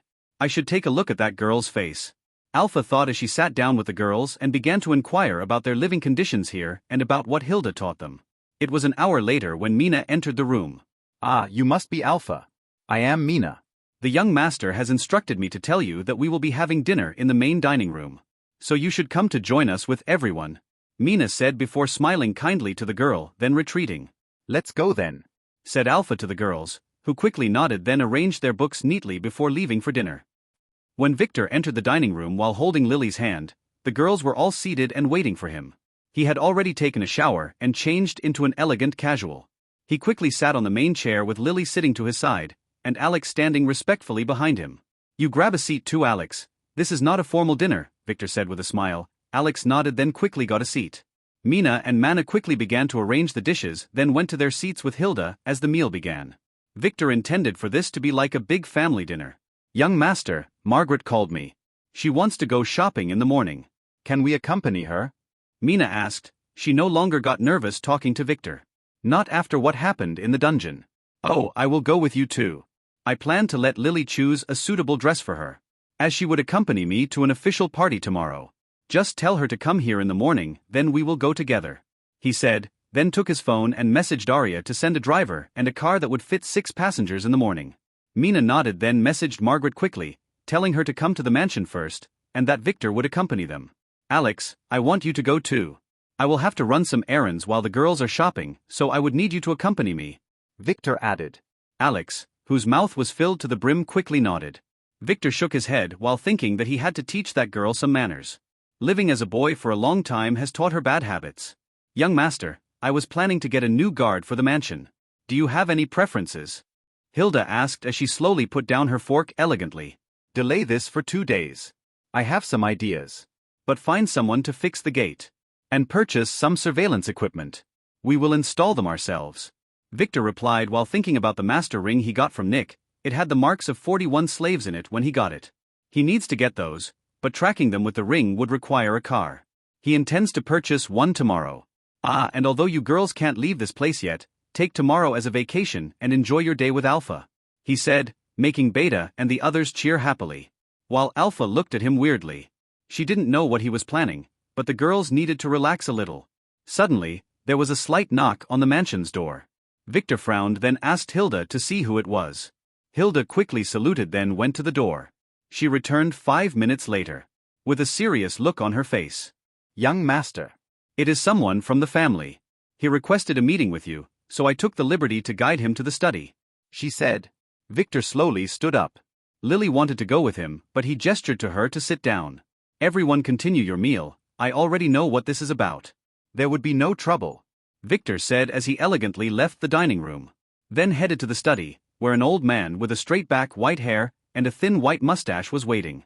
He was looking with distaste at the bookshelves. Young master, this humble one is Olaf, the head butler of the family. I have been instructed to hand you the awards for being appointed an elite heir, Olaf said as he bowed down. Oh yes. This young master was busy celebrating with my maids, so I have forgotten about that, Victor said arrogantly as he sat down on his armchair and crossed his legs. What did I get? The patriarch already gave me a company and some various properties around the city, he said as he yawned lazily. He has not gotten a good night's sleep in a while. This is a different kind of reward, young master, the man said as he handed Victor 3 envelopes. The first is the right to command the family's battalion around the city. You can call the number in the first envelope, Olaf said. Cool, said Victor as he looked at the black card inside the envelope. The second is a special butler. Just enter the website written inside the second envelope, then enter the key and then choose one from those who graduated this year from the family servant school, Olaf added. Victor nodded without opening the second envelope. He will attend to this tonight. The third is the power to use the family's political and financial power globally. This would be managed by the butler you choose, Olaf said. Now I will excuse myself, this lowly one has many tasks to attend to, said Olaf as he saluted respectfully, then left the mansion. Victor frowned as he looked at the envelopes. Those rewards are missing many things that are usually given to elites. Victor slowly returned to the dining room to complete his meal before heading to his room, where he sat on his desk and contemplated silently. Usually, there would be another reward. But few knew about it. It was a chance to enter the family's vault. It looks like he would have to squeeze it out of his grandmother. "Are you okay, young master?" Lily asked with concern, as he didn't talk much since returning from the study. "It's nothing, come to have a look at those with me and help me choose," he said as he fired up his computer and entered the website that was written on the card in his hand. A butler is a high-ranking servant who has rights beyond any others and can usually act using the authority of his master. He would manage all of his master's business and act as a connection with the family and the local forces. For example, if Victor had a butler, he would not have had to call Harold when Leah wanted to arrest him after the car crash. He would just call his butler, who would then fix things most economically. Every elder or elite in the family may have one or more butlers depending on his rank and accomplishments. George was Theodore's first butler, while Baron was Titus's father's butler. The website homepage had photos of many men in black butler suits with their names and CVs visible. "Are you going to choose a butler, young master?" asked Lily while she stood behind him brushing his hair. "Yes," he replied as he tried to remember if there were any good butlers he heard of. Soon he stopped at the last photo on the page. It was of a fat but handsome young man. "That's the one." "That man looks too lousy, young master," Lily said. "Exactly. "That guy looks like a lousy pervert. But he is an excellent butler," Victor said as he glanced at the man's lackluster CV and family evaluation. His name was Kai. When he met him in the past, he was working for his big sister. She has an amazing eye for talent, that's why she could fish out such a gem that no one wanted. This time he will get him before her. That man was simply amazing. Despite his despicable personality, he was very loyal and efficient in his job. His big sister usually sent him to help Victor secretly after he was kicked out. And it took the family 3 years to discover him, then scold his sister. They didn't dare punish her as she had a very unique position in the family. Victor didn't hesitate. He quickly selected him from the list, then entered the key provided by the family, finalizing his choice with a smile. With this guy protecting his back, he would be at ease. Soon his phone rang. So Victor activated the speaker, to let Lily listen too. Hello young master, this is Kai, thanks for choosing me. I am now on the island and will arrive at Vane City in 2 days. But if you need anything you can call me at this number, I can manage things remotely. Kai said in one breath, making Victor smile as he thought about this guy's efficiency. Sorry, we don't have any young masters here. This must be a wrong number, said Victor. What wait? Idiot, I am joking with you, make sure you confirm the other side's identity before flapping your mouth next time. Victor rebuked him. Sorry young master, Kai's voice had a hint of embarrassment. Now prepare an unmarked $2 million for me. And I will tell you where to send them later. This is a test for you, Victor said while thinking that it's about time Tom contacted him for the Linda video. Are you really my young master? Kai asked in confusion. You are calling on a secure family phone, you idiot, Victor said as he hung up. Is it okay to scold him like that, young master? Lily asked. Yeah, he works better this way, Victor answered. He had asked his sister the same question and got the same answer. Victor slowly stretched his hands and yawned, then he slowly stood up and turned to face Lily. Let's go to bed. I missed my favorite hugging pillow, he said with a smile as he put his arm around her slender waist. Alpha was staying with Beta and the others in one room. They chose to sleep together tonight, as they missed each other. Hilda didn't seem to mind them scattering mattresses all over the floor. Alpha, who was looking at the ceiling thinking about what happened today, suddenly heard Beta's voice. She was also unable to sleep. Alpha, what do you think of the young master? Beta asked. He is a pervert. Like all of them. Alpha replied. But I think he is really nice. He took us in and treated us nicely even though he didn't have to. Beta said. He even let us shop online to get all the clothing and necessities we wanted. She added. Was it him or that Lily? Asked Alpha. It was Miss Lily, but she told us that this was what the young master intended. Beta said. I just don't trust him. What if he decided to sell you to some pervert friend of his one day? Alpha said. We are already his maids, what can we do? Said Beta with a sigh. Alpha nodded silently, she didn't reply. I don't think he will do it. We already know he raided Titus's mansion and he wouldn't want others to know about that. And I think he is too handsome to be evil, Epsilon, who didn't sleep, suddenly said, making Alpha shake her head. That girl is a lost cause. That is the effect of him being a player. The charm stats. Mina told us that players have stats like that video game we played in the afternoon. Beta rebuked. What? They told you about the players. Alpha raised her head and looked at her sisters in shock. This means he planned to keep them with him and not sell them. Yes, did he tell you about this too? It was really hard to believe it until Miss Lily broke a solid rock with her bare hand. Theta said as she clenched her hand as if she was the one crashing that stone. It seems like all of the girls were still awake. I am a player too, Alpha said as she laid back on her mattress. While thinking that Vector may be intending to make them awaken as players too. Like that would be an easy task. Families would spend all their wealth and power to get such an easy method if one existed. What? The girls rose up and looked at Alpha with shock. You are a player? Really? They asked. Yup, it happened by chance. She lied. She has been a player since birth. Are you strong? What is your class? Gamma asked curiously. It's rude to ask a player about his stats, but yes, I am very strong. My class is a warrior, she said, concealing some facts. Stronger than Miss Lily? And Aunt Hilda? Theta inquired. Probably. But I don't know their levels, so I can't say. Alpha replied with a sigh. All of her power didn't stop her from falling into the hand of that pervert Victor. What do you think we should do tomorrow? Beta asked to change the subject after hearing Alpha's gloomy reply. I think we should use the pool in the gym. The stuff we ordered has already been delivered. And we have to try our new swimming clothes. Delta said. Titus already taught them how to swim. He thought it would be good for the sales. He didn't let them wear anything though. Yes, it's been a while, said Beta with a smile. Alpha frowned as she thought about Victor's dirty eyes watching her sisters in the pool, but she quickly scolded herself. What does it matter? Why was she too sensitive about Victor? She didn't know. Alex was sitting on the balcony while looking at the pale moon. In her hand, she held her Thunder Sect's disciple token. There was a scar running across it, making it invalid. Alex could feel this scar running through her own heart. It was all because of her best friend and his father. They conspired to kill her father and take the patriarch's seat. But they will pay. She would make them. She wanted to return after leaving the dungeon. But the young master stopped her. He said that revenge is a dish better served cold. He warned her that every sect has a formation, and even with all her power she had no chance there. She knew that quite well, but she couldn't hold herself. The young master manipulated Sebastian to go there. He would probably take revenge on the Thunder Sect, but would not destroy them completely.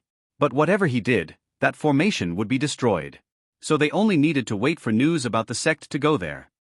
Mina and Mana were laying silently in their beds when Mina asked, Sister, when should we tell the young master about our decision? She asked. I was planning to tell him after dinner, but he seemed a little upset about something. So I thought about leaving it until tomorrow. Mana answered. I think that's better too. Didn't you see how Lily was glued to him? I think it's better to give them some time together. Mina said. Yeah, no need to hurry. Lily has clearly told us that he can't touch women for now. Mana said. The girls were not stupid. They realized that if they chose to stay with him, they would be considered his lovers. This was a good thing for them, as they really didn't want to leave each other. And after getting to know him for the last few days, they were not really against the idea. He was rich, handsome, and genuinely nice to them. He even made them players and took care of them in the dungeon. Much better than that peeping Tom. They were disillusioned after seeing the perverted recording. Victor was not bad as he acts to be, they could tell from the way he looked at the girls. Although he inspected them repeatedly and appeared like a pervert, there was no lecherousness in his look. It was a warm look, like how a big brother looks at his younger sisters. Do you think he will get his hands on Margaret too? Mina asked. Probably. But that would be better for her. She didn't say it, but I could tell her life is not easy. We would gain a new sister anyway. Mana answered with a light blush. Yeah, I have a feeling that every time the young master goes somewhere there will be an additional sister, Mina said with a sigh. Does it matter? Asked Mana.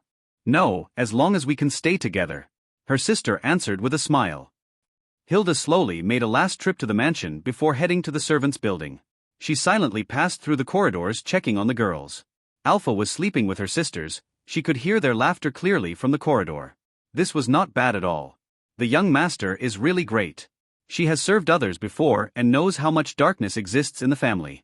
For the girls to be able to laugh like that was a real blessing. When she met Victor at first she thought that he was another pervert like Nick, Baron, or Theodore.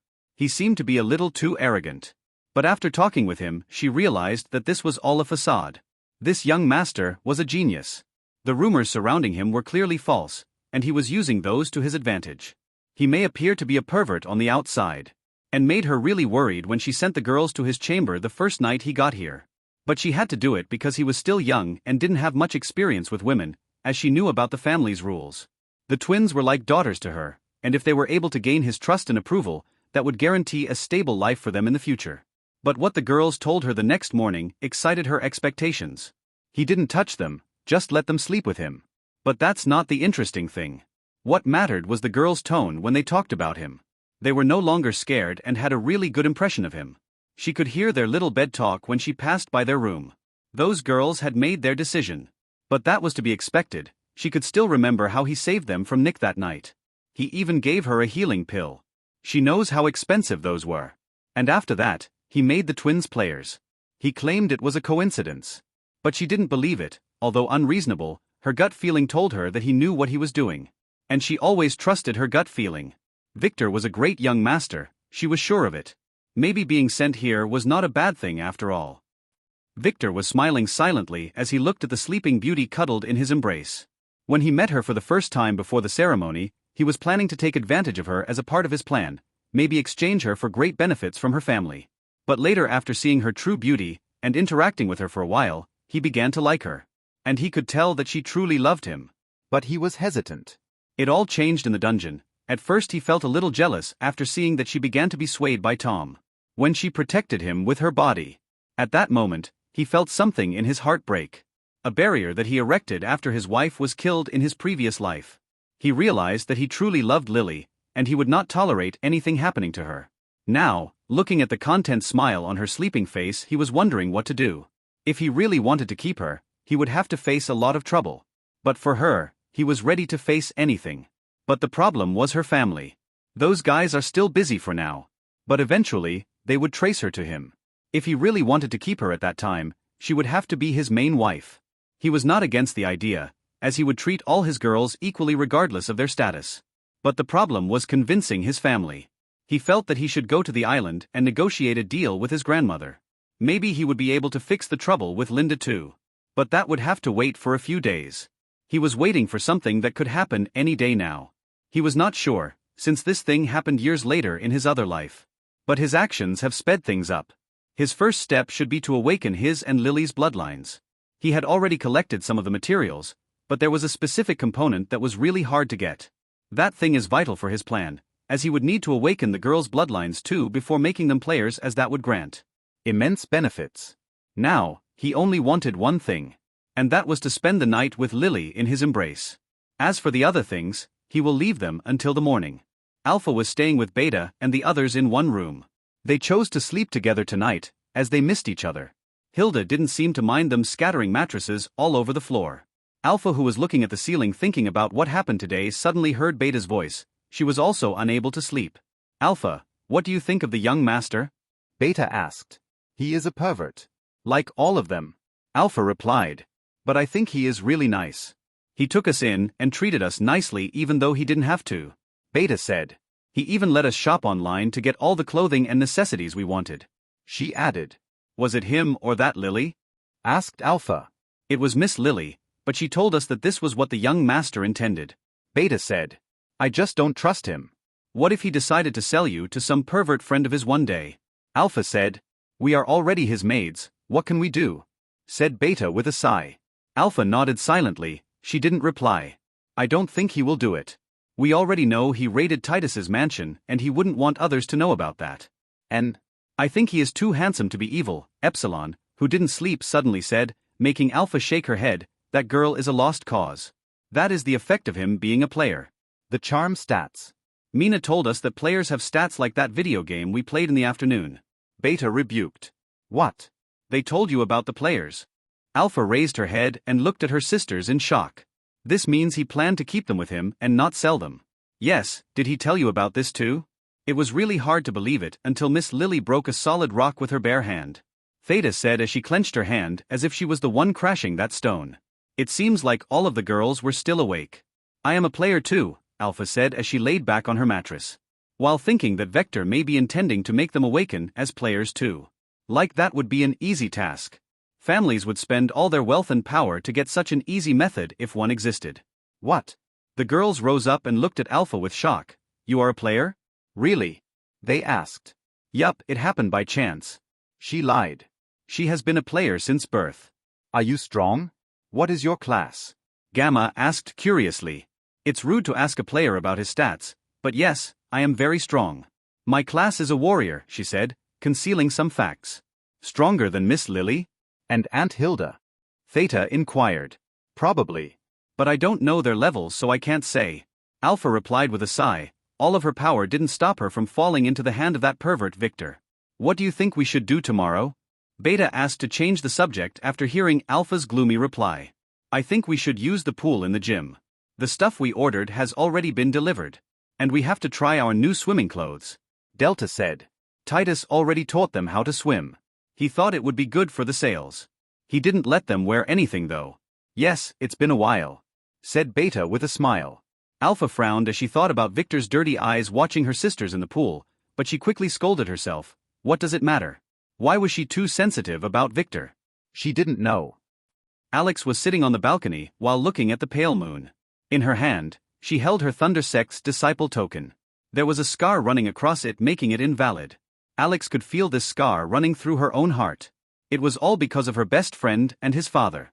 They conspired to kill her father and take the patriarch's seat. But they will pay. She would make them. She wanted to return after leaving the dungeon. But the young master stopped her. He said that revenge is a dish better served cold. He warned her that every sect has a formation, and even with all her power she had no chance there. She knew that quite well, but she couldn't hold herself. The young master manipulated Sebastian to go there.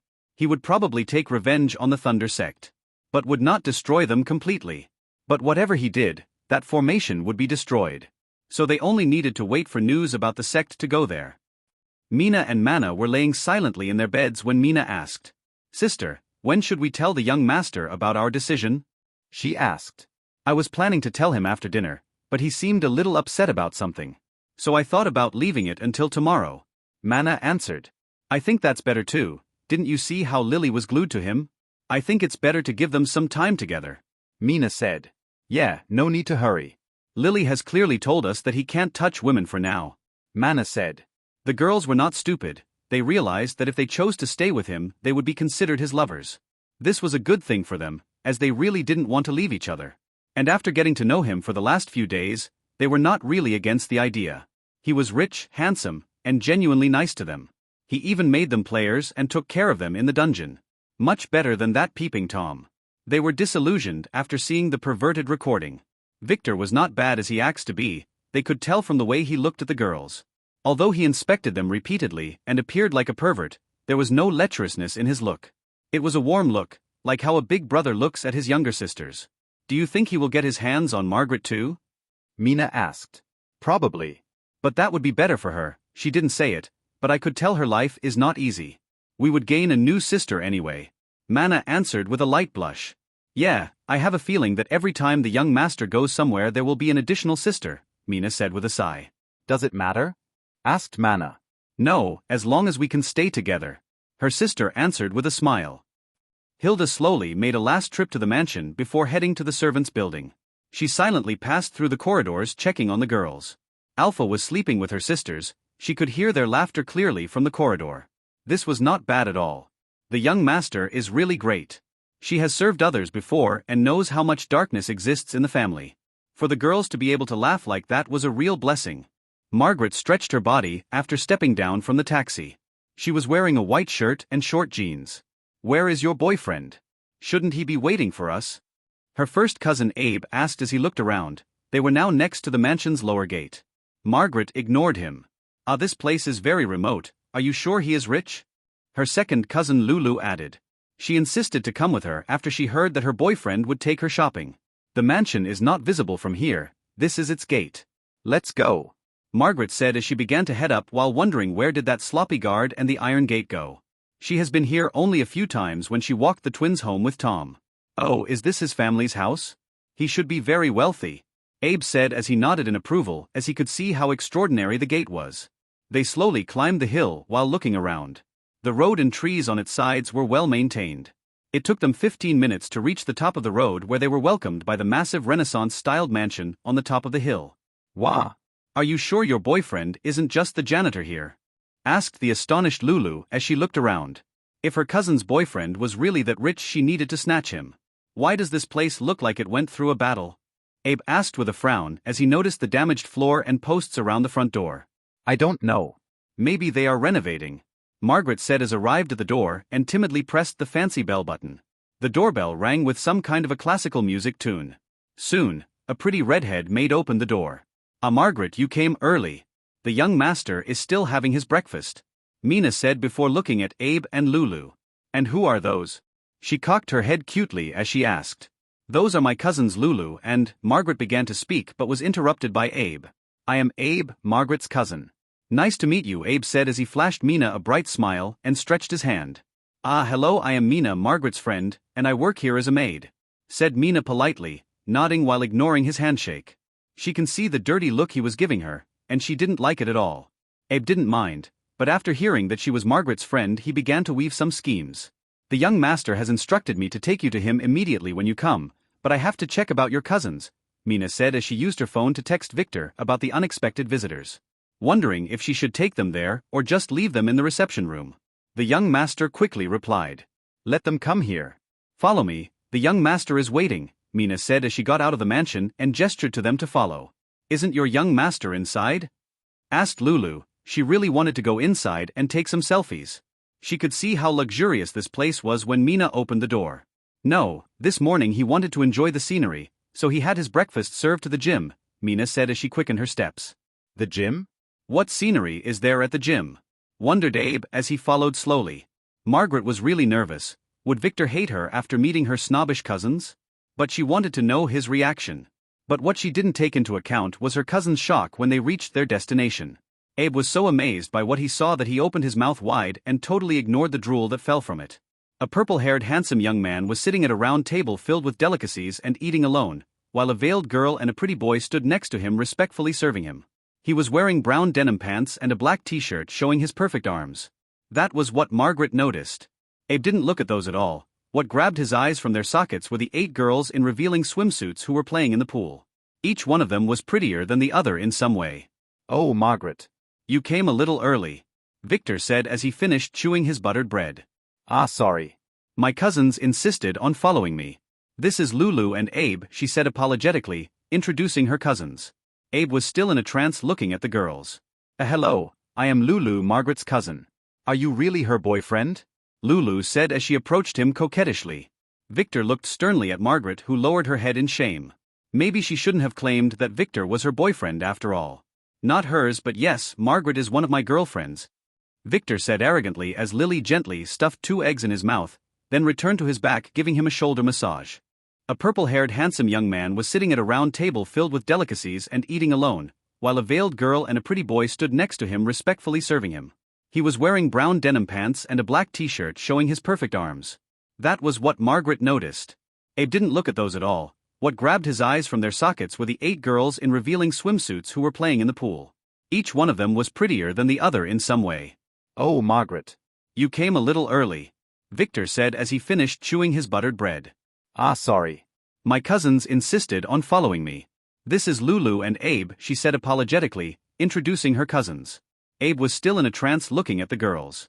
Hello, I am Lulu, Margaret's cousin. Are you really her boyfriend? Lulu said as she approached him coquettishly. Victor looked sternly at Margaret, who lowered her head in shame.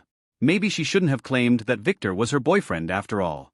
Not hers, but yes, Margaret is one of my girlfriends, Victor said arrogantly as Lily gently stuffed 2 eggs in his mouth, then returned to his back giving him a shoulder massage. Margaret breathed a sigh of relief. Victor didn't betray her. Girlfriends? Asked Lulu as she looked at the girls at the pool. Would the young master mind have another girlfriend? Lulu asked with a blushed face. Lulu, you can't, Margaret wanted to rebuke her, but Victor beat her to it. I don't mind that, but she must be a student at the elite academy. This young master can't just date any random bitch, he said arrogantly, then turned to look at the girls in the pool. Alpha was stretching her slender legs. What? But Margaret is not in that academy, Lulu protested. That's not true.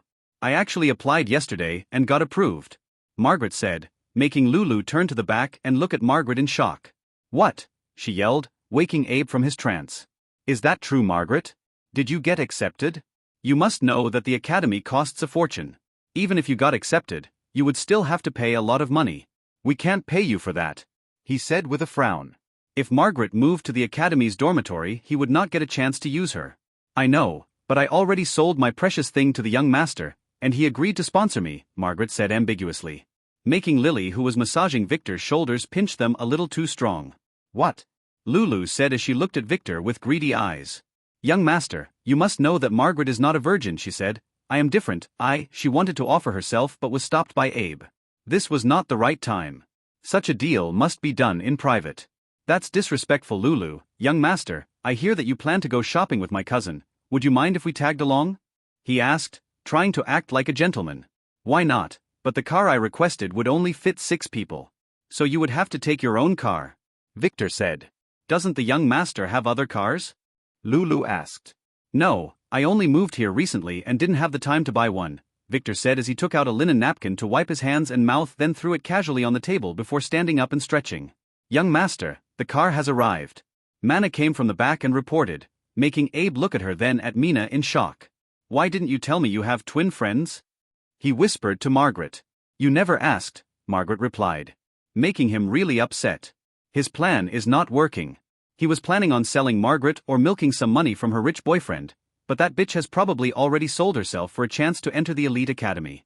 No, there is a chance to make some money here. He has to find an opportunity to speak alone with that young master. What was his name again? He never heard it. Let's go then, Hilda. Take care of the girls for me, Victor said to Hilda, who was standing by the door as he walked out of the gym. What is your boyfriend's name? Abe asked Margaret in a faint voice. Victor. She spat back at him as she followed Victor out and caught up with Mina. Do those girls work here too? She whispered. Yup, Mina replied. Abe, who heard her, gave the girls in the pool one last glance, engraving them in his memory, then left too. He really wanted to use his phone to record some scenes. But he didn't dare to do that. Little did he know that his decision has saved his life. Alpha has been eyeing him for a while. When they returned to the front yard, Margaret could see that there was a luxurious 6-passenger SUV parked. And the driver was standing lazily next to it. Oh, you were discharged? Can you drive? Victor asked the driver as he inspected him. Ah, yes. 2 ribs were broken, but I can drive, Leo said with a little cough. He was discharged from the hospital yesterday with medical advice to rest for a month, but he insisted on taking this job. Getting to know the young master is the quickest elevator towards success. Good, get in. Alex in the front, while Lily and Margaret would be in the back with me, he said as he entered the back seat. Followed by Mina and Mana, who quickly got into the seats in the middle. Abe and Lulu looked at the filling SUV with envy. We will be going to the White Oak Mall. Meet us there, Victor said as he relaxed with his head on Lily's thighs and his legs on Margaret's. Soon the car started and went downhill. I have already called a cab for the 2 of you. You may wait for it downhill, Hilda said from the back, waking Abe and Lulu from their trance. They quickly looked at each other, then hurried down the hill without thanking Hilda. What a snobbish couple. I hope the young master takes Margaret in. That poor lass deserves a better family, Hilda thought as she entered the mansion. Tom cursed loudly as he hung up his disposable phone. Damn it, Margaret, that slut has sold herself to that pervert Victor too. They are all sluts. Choosing to go with the guy who had the money. Just wait, I will be richer than him in a few years. He yelled angrily before sending the payment instructions he prepared. It was using an untraceable courier, and it was all possible because of the system's help. It gave him the method to contact the courier and also Victor's private phone number. It took 15 minutes for the courier to send a message confirming that the payment had been processed and the washed money had been deposited into his bank account. Tom quickly sent the videos using his phone, then destroyed it. Now, no one can trace those things back to him. He laughed loudly as he walked while wondering what sort of gifts he should buy for his girlfriends. He met a new girl yesterday while escaping the fat man. She even gave him a ride in her red sports car. He had to impress her somehow. Maybe buy a car? The car stopped at the entrance of the White Oak Mall. It was the biggest and grandest mall in the entire city. If someone wanted to find the most luxurious brands and merchandise, they would come here. Alex quickly stepped down and opened the door for Victor, who stepped down after Lily. What should we buy first? Asked Mina as she straightened her skirt. Let's go get a new phone for Margaret, Victor said as he headed to a nearby green technology phone store branch. This was different from the one they entered the previous time. Walking through the mall's marble floor, all the customers couldn't help but look with astonishment at the lineup of 2 handsome boys and 4 pretty girls. Are they an idol group? Victor quickly entered the store and headed to the only salesman and flashed his token, ignoring the fat woman that was arguing about the price. I want 2 VX phones. 1 black and 1 brown. He started without waiting. The salesman looked at the token, then at Victor as if he was an idiot. Who the hell do you think you are? What, VX or BX? This is a reputed phone shop. We don't deal with knockoffs here. Now get out and don't block the road of the beauties behind you, the receptionist said as he began to inspect the girls. Victor didn't move. He really wanted to act unreasonably, but this is a family shop. This guy must be new. Just call your boss. And tell him an heir is here. Victor said. Are you deaf? I told you to step away, fucking retard. The salesman said as he gestured to the guard on the door. The guard slowly approached Victor respectfully but was stopped by Alex, who stepped in his way. Sir, may I ask you to... The guard trailed off as he saw the purple token in Victor's hand, then looked at the angry salesman, at Alex, then at Victor, who shrugged his shoulders. The guard didn't say anything else. He quickly ran to the back of the store. What's wrong with him? I should tell my father to fire him, the salesman said as he looked at Victor with disgust. Don't think you can come here and act like you are rich. Look at the rags you are wearing. You call those clothes? Where are their brands? They must have come from some stall. Look at me, I only wear top brand clothes, the man said, trying to impress the girls by showing the contrast between him and Victor, whose tolerance was about to run out. His clothes were not even made by a factor, they were all handmade, and which idiot designer dares to put his insignia on a Von Weiss's clothes? I advise you, Victor tried to say but was interrupted. Shut up. I will show you, Wob. The salesman yelled, then stopped as Lily couldn't take it anymore, so she punched him in the face, making him hit the glass cabinet behind him. Ah! The fat woman who was having fun watching them screamed, then ran away from the store. Sorry, young master, I couldn't hold myself, said Lily as the unconscious man slowly slid to the ground with a bloodied face. Margaret and the twins looked at Lily with horror. Especially Margaret, who didn't interact with her a lot. This girl is scary, she thought as she looked at the poor man. He deserved it though, how dare he yell at Victor? Alex acted quickly and ran to close the door of the store to avoid further trouble. It's okay, Victor said. I would have done it a second later, but you beat me to it, Victor added as he patted Lily's hair. This girl is very protective of him, and that hit was really amazing. It came so fast out of nowhere that even he couldn't register it until seconds before impact. It made Victor remember that Lily was trained as an assassin. Do you think his actions were intentional? Alex asked as she checked on the man. He was still breathing. Maybe, maybe not. Does it matter? Victor asked, but before anyone could answer, a man ran into the store with the guard. Ah, Malcolm, who did it?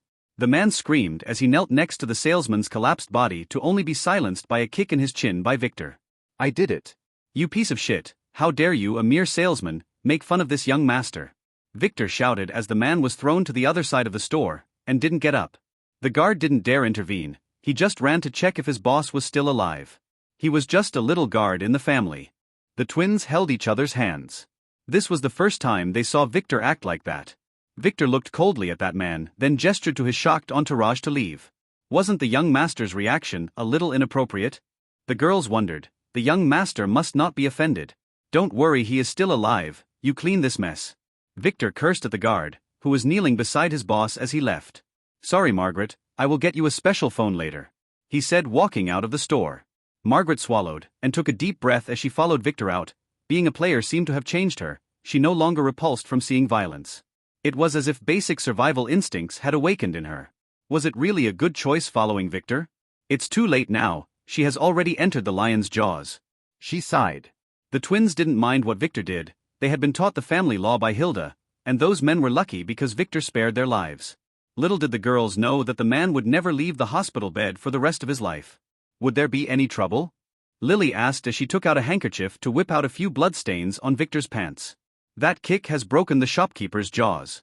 He may have gone a little overboard there in front of the girls, but he couldn't control his feelings. He knew that man who was one of his subordinates in his past life. He was also one of the guys who helped frame him back then. Victor didn't expect to meet him here. Now 1 down, 100 to go.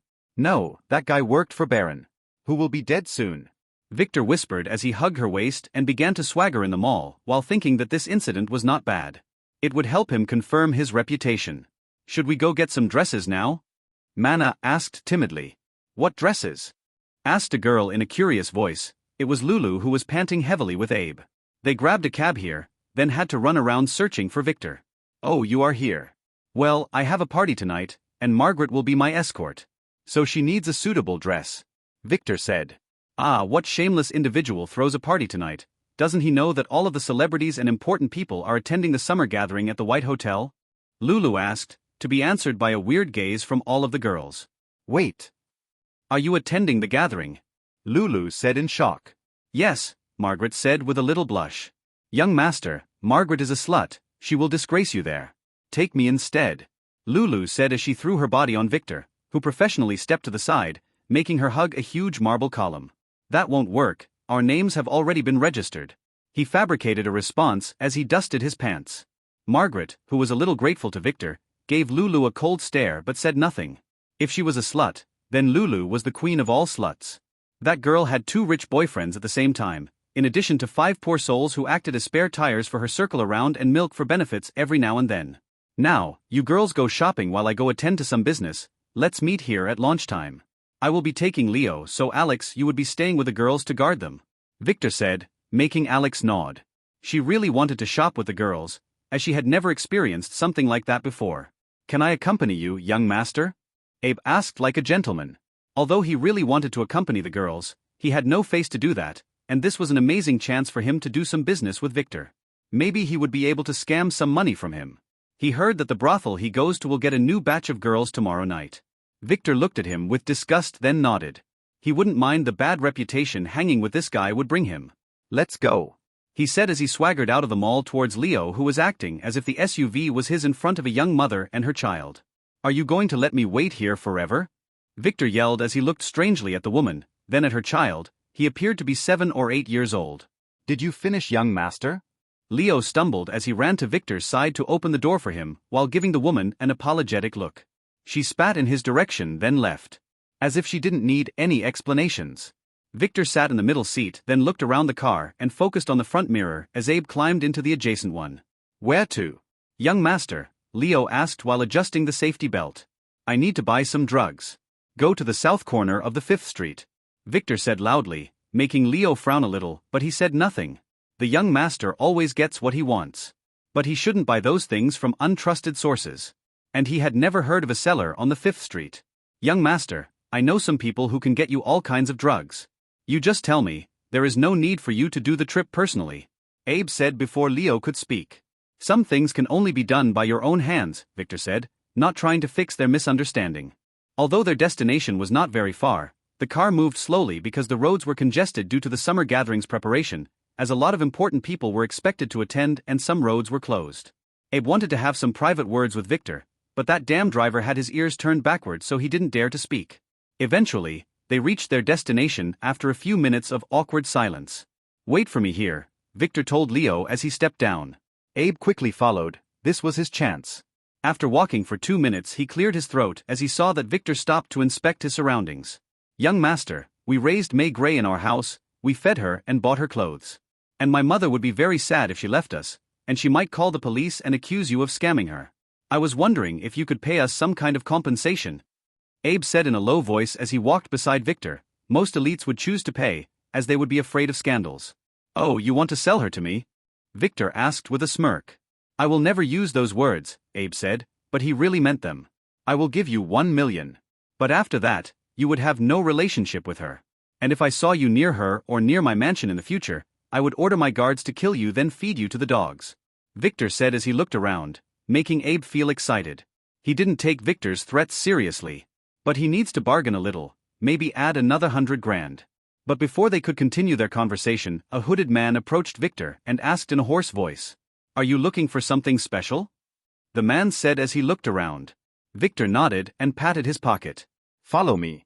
The man said as he walked into a nearby narrow alley with Victor behind him. Abe slowly sneaked behind them, standing behind a trash bin and using only his head to look at the transaction happening in the alley, to be shocked by what he saw. The man was about to take out his merchandise when Victor shot him in the head with a silenced gun that neither Abe nor the man noticed. Abe gasped, but quickly put his hand on his mouth and stepped away in horror. He saw it, the guy had a small lotus tattoo on the back of his hand, he was a part of the Lotus Gang. Victor slowly approached the man and took whatever was in his pockets, then left the alley and looked around to see Abe, who was standing casually with sweat all over his neck. Okay, so it's a deal, I will send you the money tomorrow, Victor said. Yes. I will be waiting. Now I have something to do, Abe said as he hurried away. He was planning to sell his sister too. But he didn't dare linger with this madman anymore. If the guys behind the drug dealer, the Lotus gang, discovered his identity, he would be sleeping together with Victor with the fishes tomorrow. His cousin would probably end up in their hands now that her boyfriend killed one of them. Too bad she can't be sold anymore. It doesn't matter, safety first. He thought. He just hoped that Victor would send him the money before they reached him. Victor didn't care about that idiot. He just looked at the needle in his hand. Mere flower thorn D, usable once. Poison effect D. That man was an assassin that was sent to kill him. That woman with child earlier must have bugged the car or Leo. Victor can see that they had the slave mark of the von Geldstadt family using his appraisal skill. That kid was a 70-years woman in disguise. When they heard he was coming here, they arranged a drug dealer to take him somewhere remote then finish him. That man was a player. But Victor used his disguise to hide the gun and shot the man when he was distracted. He didn't expect those guys to go after him. This must be an act of revenge for Titus's arrest. He didn't believe that they figured out that he was the one who stole their auction merchandise. Shit, he cursed. Now he had another bitch trying to kill him. But that woman was also on his list, so a conflict with her was just a matter of time, but he was still too weak to face her. Victor quickly texted Lily and Hilda to be careful, then continued to stroll through the side streets as he collected his thoughts. He didn't lie to Leo, he was really there to buy drugs, and he finally reached his destination. The store he was standing in front of right now was the same small traditional pharmacy he bought Tom's medicine from before. Victor slowly opened the sliding door and entered to be welcomed by the old alchemist. "Oh, it's you again," he said. "Yeah, I need some ingredients," Victor said as he took out a piece of paper filled with scribbles of herbs and materials names. "Did your wife give birth to a healthy child?" The alchemist asked as he took the paper.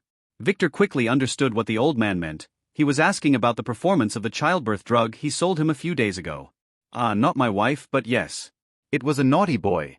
We named him Tom. The drug's effect was just as expected," Victor said with a smirk. "Oh, that's good to hear," said the old man as he flipped the paper to read the ingredients written on the backside. The materials on the front side have both a mind-calming effect and an irritating one. Very contradictory. Are you sure the recipe is correct? The old man asked with a frown. Yes, they are meant for a naughty girl. Do you have them? Victor asked. Yes, they are not expensive, but the ones on the back are troublesome, he said. Do you have a way to get them? Victor asked. If my guess is correct, those are meant for a formation. I have only half of them, and they would cost you a lot of coins. As for the rest, I will introduce you to a friend of mine who probably has a few of them, the old man said. Fine by me, said Victor. Some of those materials were thrown in to mask the true formula. The man gestured to his assistant to take care of the shop as he climbed a rusted side ladder into an attic in the shop. He returned 15 minutes later, carrying 2 paper bags. The first one would cost you $1,500, while the second one would cost 80,000 coins. It contains the melody herb, which is quite rare, the man said. Victor nodded, then quickly paid him. He no longer cared about such little change since he got Alpha, his big piggy bank. This reminded him that he forgot to give Alex the new armor he bought for her in the dungeon. But he didn't get a chance because of Sebastian's sudden appearance. This card contains the address of my friend's shop. Tell him I sent you, and he will give you a special price, the alchemist said as he gave Victor a fancy business card. Thank you. Victor thanked the old man and left the store with the bags headed toward the car, where Leo quickly helped him put them in the back trunk. All done, Leo asked as he looked strangely at the bag. Are those things drugs? That's a lot. Is the young master getting into this business? I will drive alone.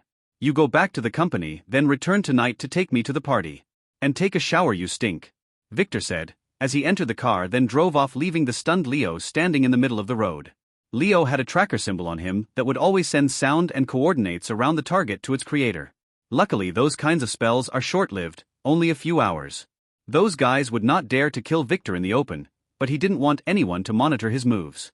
So he got rid of Leo for now. And Victor was not sure about the car. He saw that 70 years old had put her hand on it, so he decided to take the opportunity to find a car dealership and buy a few cars, then get the rest of the ingredients. Lily and the girls began their shopping quest. They not only needed to get a formal dress for Margaret, but also to get some clothes and necessities for the Alpha and her sisters. The stuff here is not available online. They kept bouncing from one store to another, buying whatever Lily or the twins found suitable. Margaret was unusually a little restrained. She was scared silly by the prices. She knew some things can be expensive. But Lily just bought 2 or 3 pieces of everything she liked. Margaret had to reassess how much money she thought Victor had, and so was Lulu, whose drool had already reached the marble floor, and was trailing behind her as she walked. Alex said nothing. She was tasked with carrying the bags that Lily chose not to be sent directly to the mansion.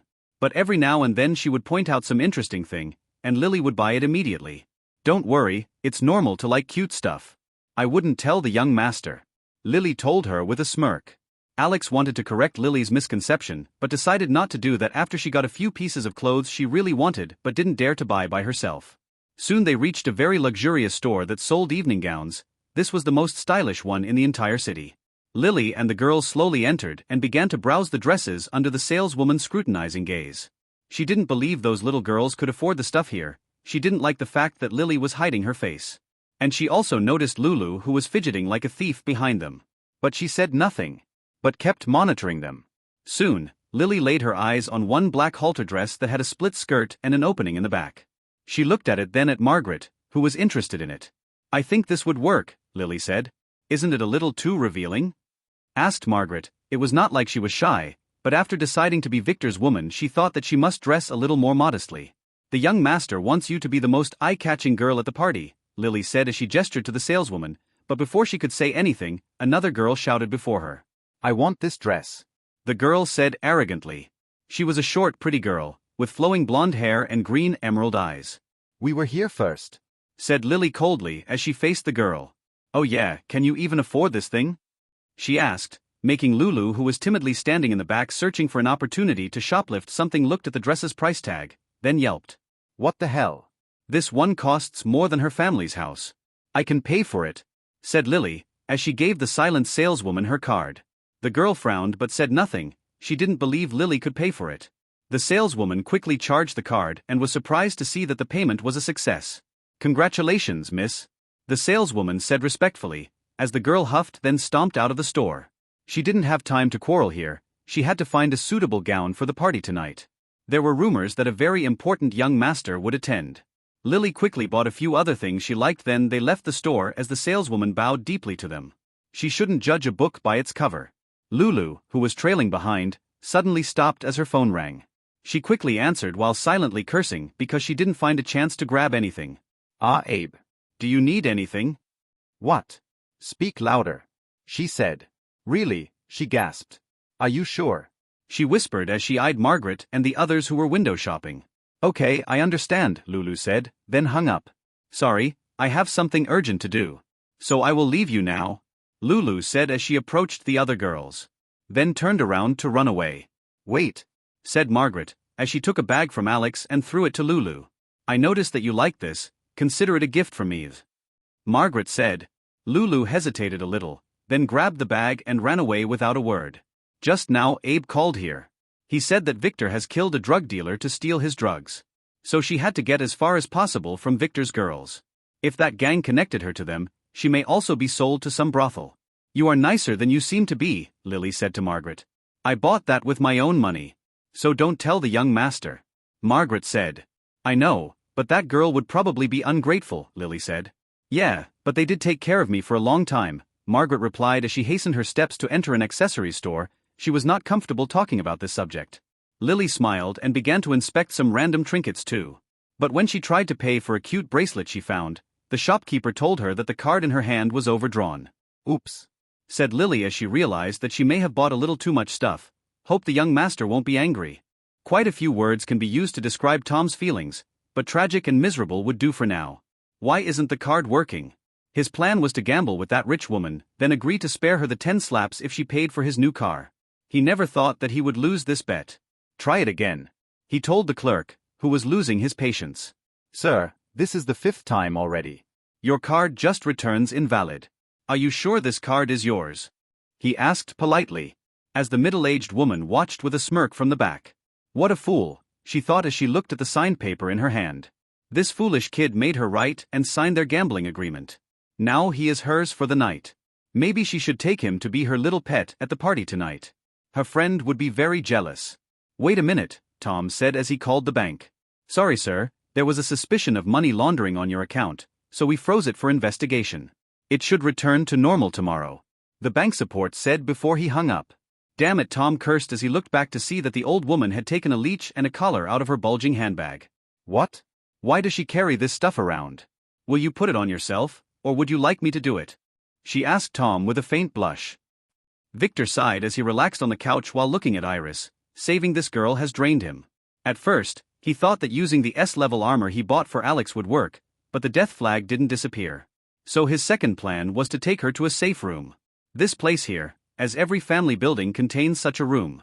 But that didn't work either.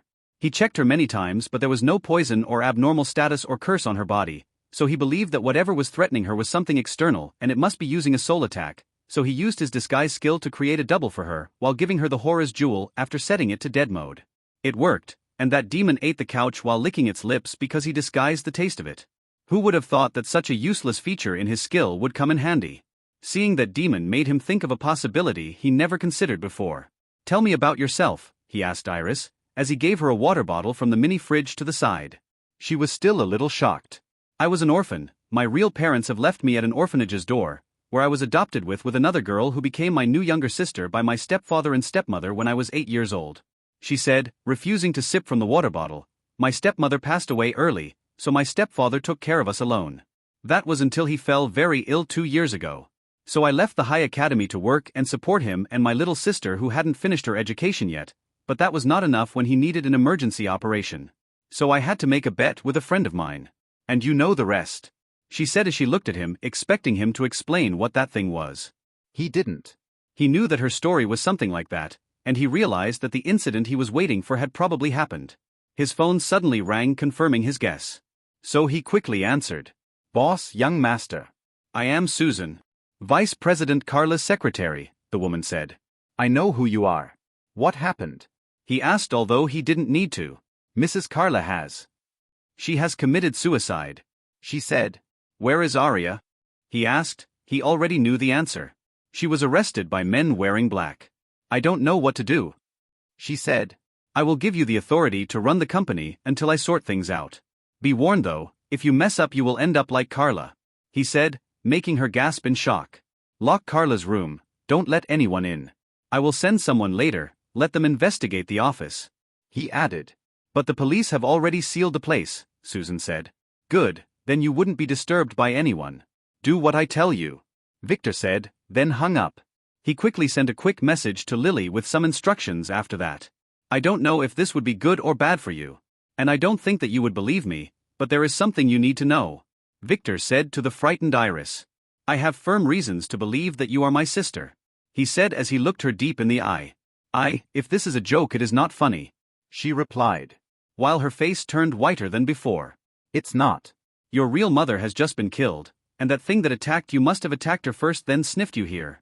He said, making Iris not know what to think. Her mother is dead. If this was real, she felt nothing.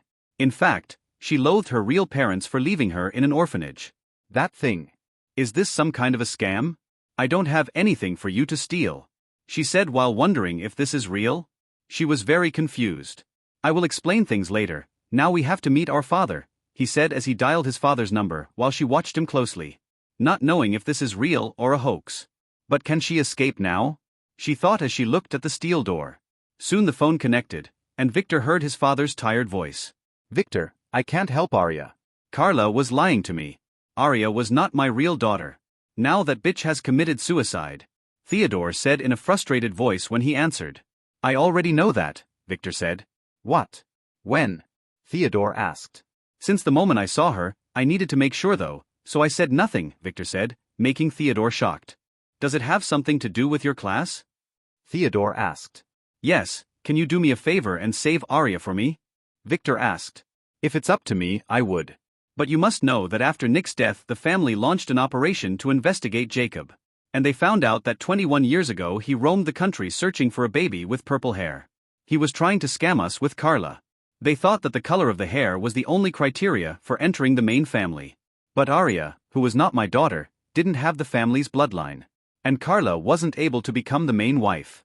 Now Aria is being escorted to the family's island for an additional investigation. She is really lucky. If she was not a player she would have been executed immediately. She knows many family secrets. Now they are hesitant whether to kill her or make her a servant. Theodore said with a sigh, he really wanted to help Aria, but he also held part of the blame. And his mother already told him to stay low. Family politics was at play here. Can you delay her hearing for 2 days? I believe I can convince Grandma to give Arya to me. Victor asked. I will try, but I need a good reason, Theodore said. Victor was able to convince, and once, maybe he can do it again, and save Arya. Although she was not his real daughter, he still felt that he was her father. He raised her and taught her himself. And she was one of his favorites. I believe that I just found my real sister. Carla's real daughter. I think that Carla replaced her with Arya right after birth. But we should let her touch a core rune to make sure. Victor said as he looked at Iris, who was flabbergasted. What? Are you sure? Victor can hear Theodore's shock, then doubt. Yes, someone tried to assassinate her. If my guess is not wrong, Carla didn't commit suicide. She must have been an agent. Someone killed her to hide the tracks. I am at the Lover's Den. Can you come here? Victor asked. I am already there. Come meet me at the top floor. Theodore said, making Victor curse at him. Your concubine has just been killed. Can't you act a little sad instead of going to your other lover? He thought as he stood up and looked at Iris, who didn't know what to say. You heard it. Our father is on the top floor. Let's go meet him. We will do a test. If I am wrong, I promise to return you home with compensation, he said as he grabbed her hand and pulled her out of the room. Iris wanted to resist, but didn't. She said nothing, choosing to believe him for now. His firm eyes told her he was telling the truth, and what else could she do? Would they let her escape? Victor dragged her to the elevator and pressed the button for the top floor, which flickered a little as if waiting for some kind of confirmation, then went green as the elevator began to ascend after a few seconds. Suddenly Iris, who was looking at Victor, began to feel the world revolve around her, then felt her body fall to the ground. But Victor's firm hand supported her. You are a little shocked, I know. The truth would come clear in a few minutes, he said in a gentle voice as he watched her eyes look at him with doubt. Was he really my brother? She really wanted to believe, but what if this was a scam? Victor knew that meeting her at the last moment had something to do with his fate. In the glimpse back then he saw the faint thread connecting her to him, reaching out as if asking for help. Fate was a mysterious thing indeed. Was it the world trying to kill him or save her? He didn't know, but whatever the reason was, he would never let her die. In his past life, he heard about her from his father, who lamented that he didn't save her on time. When they traced her after discovering Carla's plot some years later, they discovered that she was raped then killed by some young master in his previous life. Probably that Lucas she talked about. Too bad they didn't find her corpse back then. Could it be that she didn't die? Many things remained unknown. Victor's actions have made things start a little bit earlier this time. But that may be a good thing. Soon the elevator door opened, and Victor helped Iris enter the super luxurious apartment, where he guided her to an empty cozy living room and gently placed her on a couch. Is it her? Asked Theodore as he entered the room in a hurry to look at the girl who was looking at him with some expectations. He didn't believe Victor at first, but after seeing her he thought otherwise. She had some semblance to Carla when she was young. Yes, said Victor as he sat down next to her. She was being haunted by a hyena demon. If my guess was correct, Carla was some other force's agent. She must have a demonic curse on her. Those guys must have a spy in our family. When they heard that Carla's scheme was discovered, they must have activated the curse to kill her. That demon might have tracked Iris by instinct. She may have the same aura as her mother. That's my theory anyway, Victor said. When that demon tried to attack Iris here, I was able to trick it and save her life. Victor added, making Theodore frown. What Victor said was completely logical. But how did Victor know about these things? His son had too many secrets. But he would never ask. All players had secrets, including him. Theodore sat down next to Iris and asked about her life. She hesitated, then told him the same story she told Victor, as she watched him. Was this man really her real father? George, go get me the core rune in the vault below. And check what she said. Theodore said to George, who was silently standing in the back. You don't need to lie. I know you are not my father. She said timidly. Why? He asked. My parents threw me away. Why would a rich man like you do that? And even if you are telling the truth, I would never leave my adoptive father.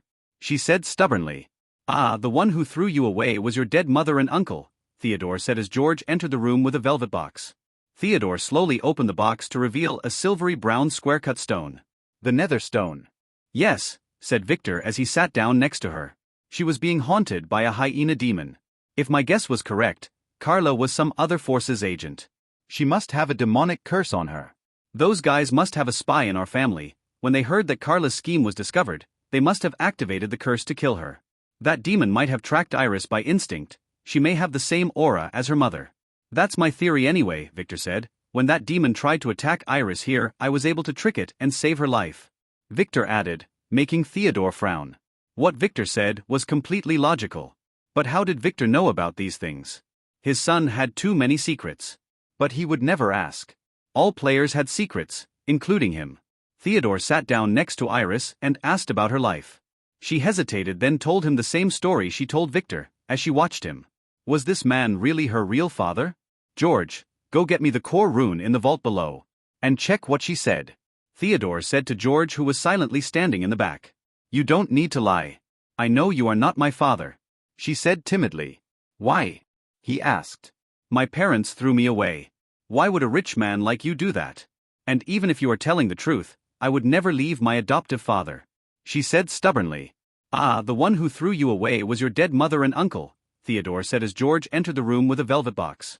Theodore slowly opened the box to reveal a silvery brown square-cut stone. The nether stone. Touch this, if you are really my daughter, we would know immediately. He said. Isn't a DNA test more practical? She asked as she hesitated. That thing gave her a dangerous feeling. We would do that later. But this one is more important. He said, not explaining to her that even if his child had his DNA, without bloodline, the family wouldn't care about them. So usually, no one in the family does it.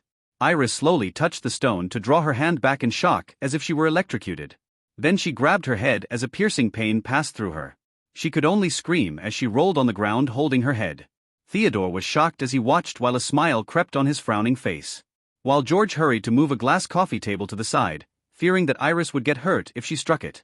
Victor Long expected this result. The nether stone was made from a material that their bloodline originator, the elder dragon, loathed. So when an heir who has a pure enough bloodline touches it, his blood would react. It's not enough for it to awaken. But certain features would manifest. The pain she was feeling right now was the effect of the blood boiling in her veins. Usually, the test would be done when the heir was a baby, and the changes would be minimal, so he would not be hurt a lot. But Iris was already an adult. Iris's hair was turning purple at an accelerating rate, while her body was getting a little taller. She was still a little shorter than Victor. Many fools thought that the von Weiss heirs were born with purple hair, but that was wrong. It was a rumor that was spread by the family. Every baby in the family would be made to touch the nether stone. And if he has enough pure blood, the bloodline would manifest. And the child would be considered an heir. Victor watched as Iris's pain subdued after about 15 minutes. And she slowly fell into a deep coma. That's normal, she has just experienced a full body change and some changes are still happening right now. Other than her hair turning purple, she has grown taller, the black pants she was wearing were now 3 fingers short. Her skin has become more transparent like a pearl, and most importantly her face. All the freckles that were there have disappeared, she has become at least 10 times more beautiful. Theodore said nothing, he just watched silently for a second, then looked at Victor. You did a good job. He said with a sigh, if she had purple hair like you from birth, she wouldn't have had to go through that. He added, then looked at George, take her to the bedroom to rest. Change her clothes, take a blood sample and check to see if she is a virgin. Theodore said but was interrupted by Luna who was standing at the door. She is your freaking daughter, and you want a man to check on her. What a fool. She berated him as she gestured to George to carry Iris. I will do it, she said as she left the room. Victor looked at his father with a smile.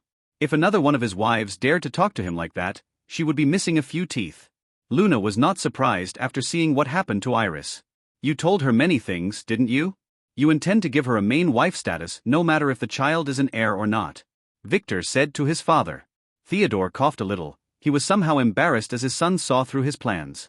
You must know that it is not against the family's law, he said. Only if it is for the family's benefit. What did you bribe Grandma with? Victor asked with a smirk, making Theodore smack him on the back of his head. His son is getting more and more arrogant. Call her fourth mother from now on, he said, not denying what Victor said. I will. And I really like her. But I don't think my stepmothers will, Victor said. That's why I am waiting until she gives birth. That would make things much easier if the child is an heir. And if those girls tried anything funny, I don't mind reminding them who is their master, Theodore said with a dangerous glint in his eyes. He already knew that they had some plans against Victor, but didn't care. An heir who can't even survive his stepmother's schemes is not fit to inherit the family. But Luna was different, if they dared touch her, he would kill them by himself. At this moment George entered the room with a brown folder in his hand. Congratulations, Master. Lady Iris is a virgin. And the DNA test has finished too. She is yours and Carla's daughter. This is the information we found about her. There will be more after the field team finishes their mission, he said, making Theodore smile broadly as he took the file. A DNA test result that would usually need days can be done in a few minutes if they used the family's technologies. Victor believed that they would require DNA tests for all future children after this incident. Let's go have lunch. I have something to ask you about. George, tell Luna to prepare a meal for us, Theodore said, looking at George as he smiled happily. The mistress had already prepared the table when she heard that young Master Victor was here, said George, making Theodore nod. That woman always knew what was on his mind. My subordinates are already here. I will go meet them first, then catch up with you. I need to get something. It may be important, Victor said, making Theodore frown a little, then nod while heading toward the dining room. Victor sighed as he took the elevator back down to meet the girls who were standing in the hallway waiting for him. Young Master, the girls saluted respectfully. This was a family establishment and protocol must be followed. Margaret flusteredly did the same. This was her first time entering such a place. Following Victor was not a bad decision, she thought. Give us a good room, Victor said to the waiter, who quickly nodded and gestured everyone to follow under the envious gazes of the diners at the tables on the first floor. Getting a room here didn't require only money, but also connections. Did you get that thing? Victor asked Lily as he put his hand around her slender waist. Yes, young master, she said as she frowned. Why does the young master have the scent of an unknown woman? Did he fish another one? Bad young master, she thought as she took a small memory card out of her pocket and gave it to him. This was in it, she said.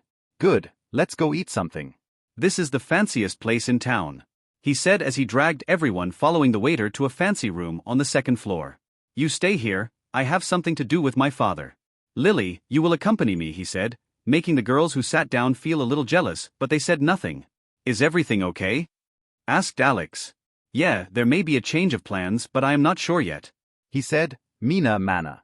Those earrings look pretty on both of you, he added as he left the room, making the twins blush. So he had noticed, they thought. As Victor intended to take Lily's hand, his phone rang. It was Leo. Victor frowned as he answered.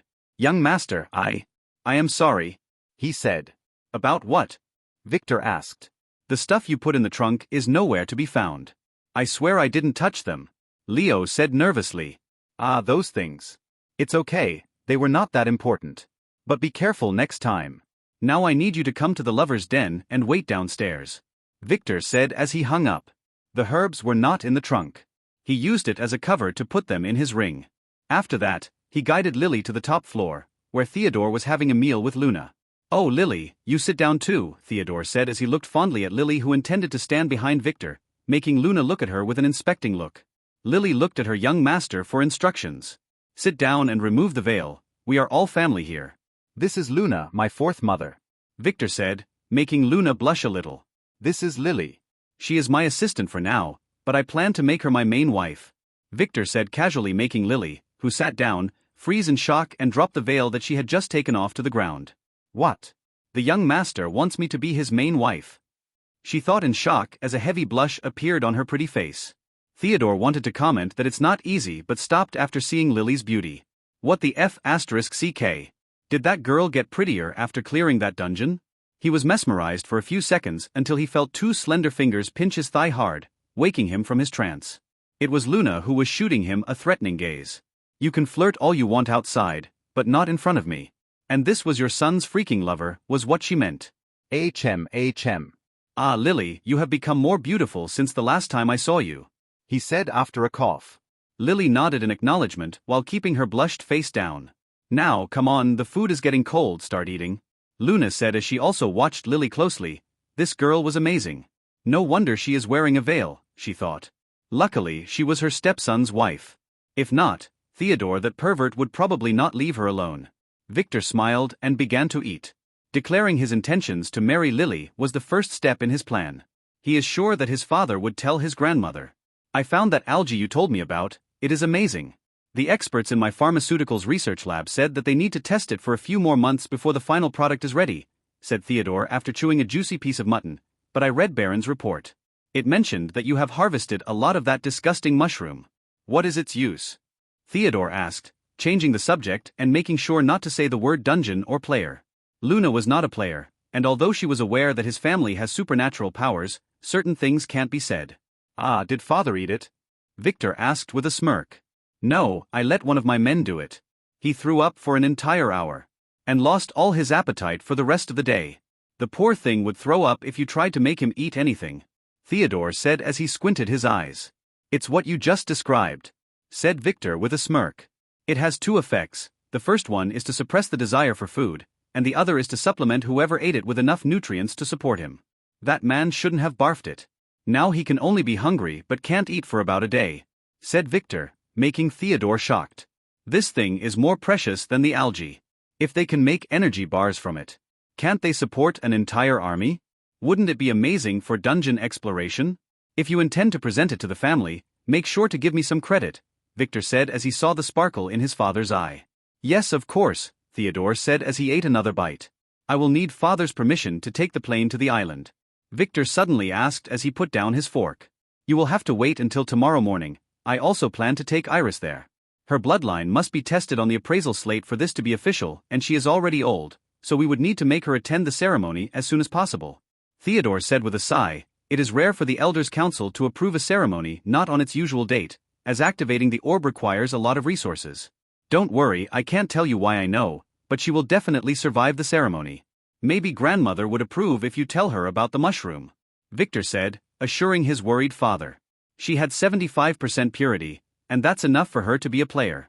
Theodore looked at Victor and nodded. He was worried that he would lose the daughter he had just found. But he chose to believe Victor, who kept surprising him. He didn't ask any questions as it was not appropriate with Luna to his side. So he just continued to enjoy his meal. Luna's cooking was really superb.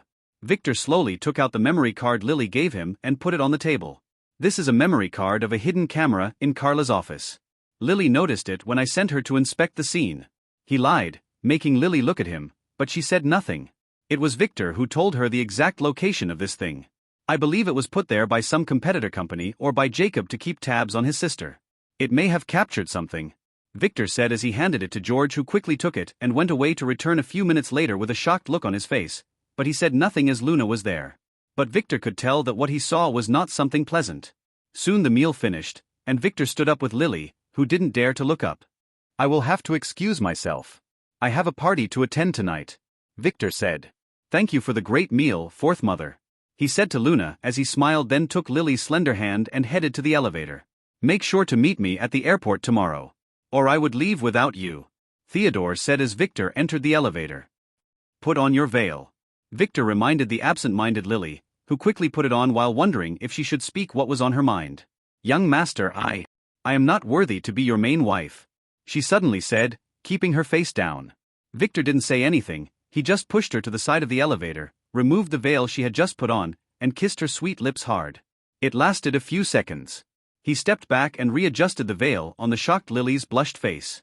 You are worth more than the entire world for me, he said, brushing her hair as the elevator's door opened. She didn't move. So he had to take her hand and drag her to the room where the others were. If you don't start acting normally, the others will notice, he said jokingly, making Lily step back a little. I have to go to the ladies' room, she said as she ran away like a frightened rabbit, making Victor laugh as he made his way to the room where his girls were eating. When he entered the room, the girls were busy teasing Alex, asking him if he had a girlfriend. She didn't know what to say. She killed her fiancé a few days ago. A young master, where is Miss Lily? Mina asked as she saw Victor enter the room, making him smile. The servants of most of his brothers and cousins would never dare to speak to them or ask them questions. But Victor didn't like that. He wanted his servants to consider themselves his family. She was being naughty, so I punished her a little. Don't worry, she will be right back, he said jokingly as he sat down. Then look around the room. Did you buy a suit for me? He asked the girls as he didn't want to go back to that mansion to change. Yes, young master, we bought 3. But we only have one at hand, the other ones were sent to the mansion directly, Mina said as she rummaged through one of the bags to get a neatly folded purple suit that made Victor cringe when he saw it. This must have been selected by Lily. Margaret, you changed too. We will have to go to the party directly from here, he said to the surprised Margaret as he left the room, to see that Lily was coming back, while a few waiters were hurrying to where she came from. Follow me, he said to her as a gesture to a panicked waiter to get him an empty room, where he quickly put down the clothes, then looked at Lily, inspecting her. What happened? He asked her. Ah, it was just a pervert in the ladies' room, she said as she kept her face down. And? He asked. I got rid of something for him. He will be a good law-abiding citizen from now on, she said with a blush. Oh good, now help me put this on, he said as he looked at the suit and shook his head. A purple suit? Really? Wouldn't he look like a clown or a pervert? Wouldn't that be perfect for his plan? Alvin was sitting at his desk on a chair that could barely hold his weight. He was preparing his speech for tonight. This party was very important for him. For the last 40 years, he has been running the business for the von Weiss family, going up in the ranks.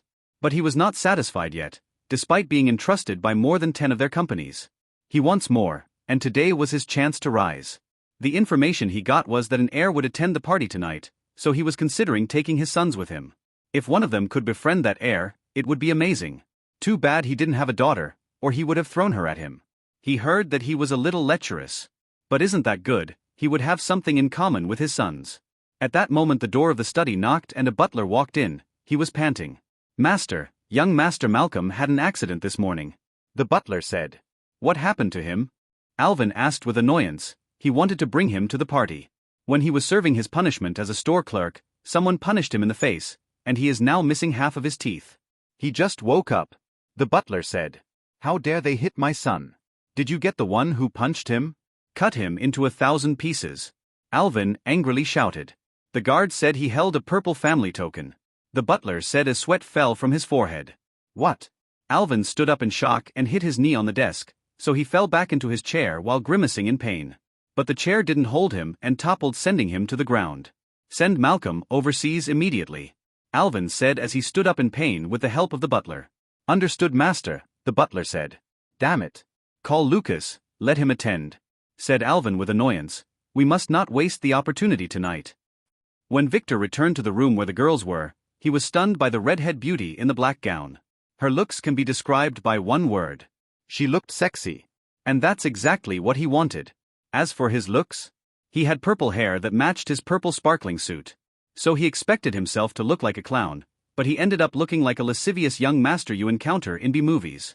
A very handsome one at that. The girls held their laugh when they saw him enter the room. He was like a cosplayer. Young master, you look dashing, said Mina, trying hard not to laugh. I know, he said as he sat down, followed by a blushing Lily. She bought this suit on a whim, not expecting that the young master would look like this. When should we leave? Asked Margaret. She didn't mind the suit, she had seen worse. And he did look good in it. 2 hours later, he said as he asked the waiter for some tea and sat sipping it while inspecting Margaret from head to toe. Absolutely a stunner. What? She asked bashfully, feeling his eyes crawl all over her body. Just appreciating your beauty, he said, making her blush. Tonight you have 2 missions. The first one is to have fun, the second one is to show this young master as a pervert, Victor said, making the girls giggle. That would be easy, Margaret said. You already look like one, she added jokingly, making Lily, who was serving Victor some snacks, shoot her a glare. I know. You must understand that my fiancé will be there, he said, making Margaret look at him strangely. The fiancé that Tom gave you the movie she was in? Margaret asked nervously, not knowing what to think. When Victor heard about the movie, didn't seem angry at all. Ah yes. Have a look, Victor said as he threw the phone at her. Keep it confidential though, he added. Margaret nodded as she took the phone and watched the recording. She was not shy at all, she had seen worse. No, she didn't. Why is that kid doing that with a spider? Ah, what, she gasped, while the twins, who wanted to watch with Alex from behind her back, screamed and covered their eyes in shame, while Alex opened her mouth wide in shock. Is that Sebastian? The young master was right. That kid is an absolute pervert, she thought, affirming her belief that the young master was always right. It's the wrong recording. Look at the other one, Victor said with a chuckle, making Margaret shoot him a glare. Ah. Is that Linda? Margaret said in shock, after watching for a few seconds. Oh, you know about her too? Victor asked.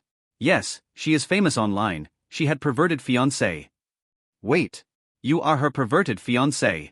Margaret asked in shock. Unlike the twins, she never liked Linda. She felt that she was a hypocrite, and this recording had confirmed her guesses. But she never expected that Victor was the infamous fiancé in the rumors. Wait, if Linda was Victor's fiancé, does she have to call her mistress later?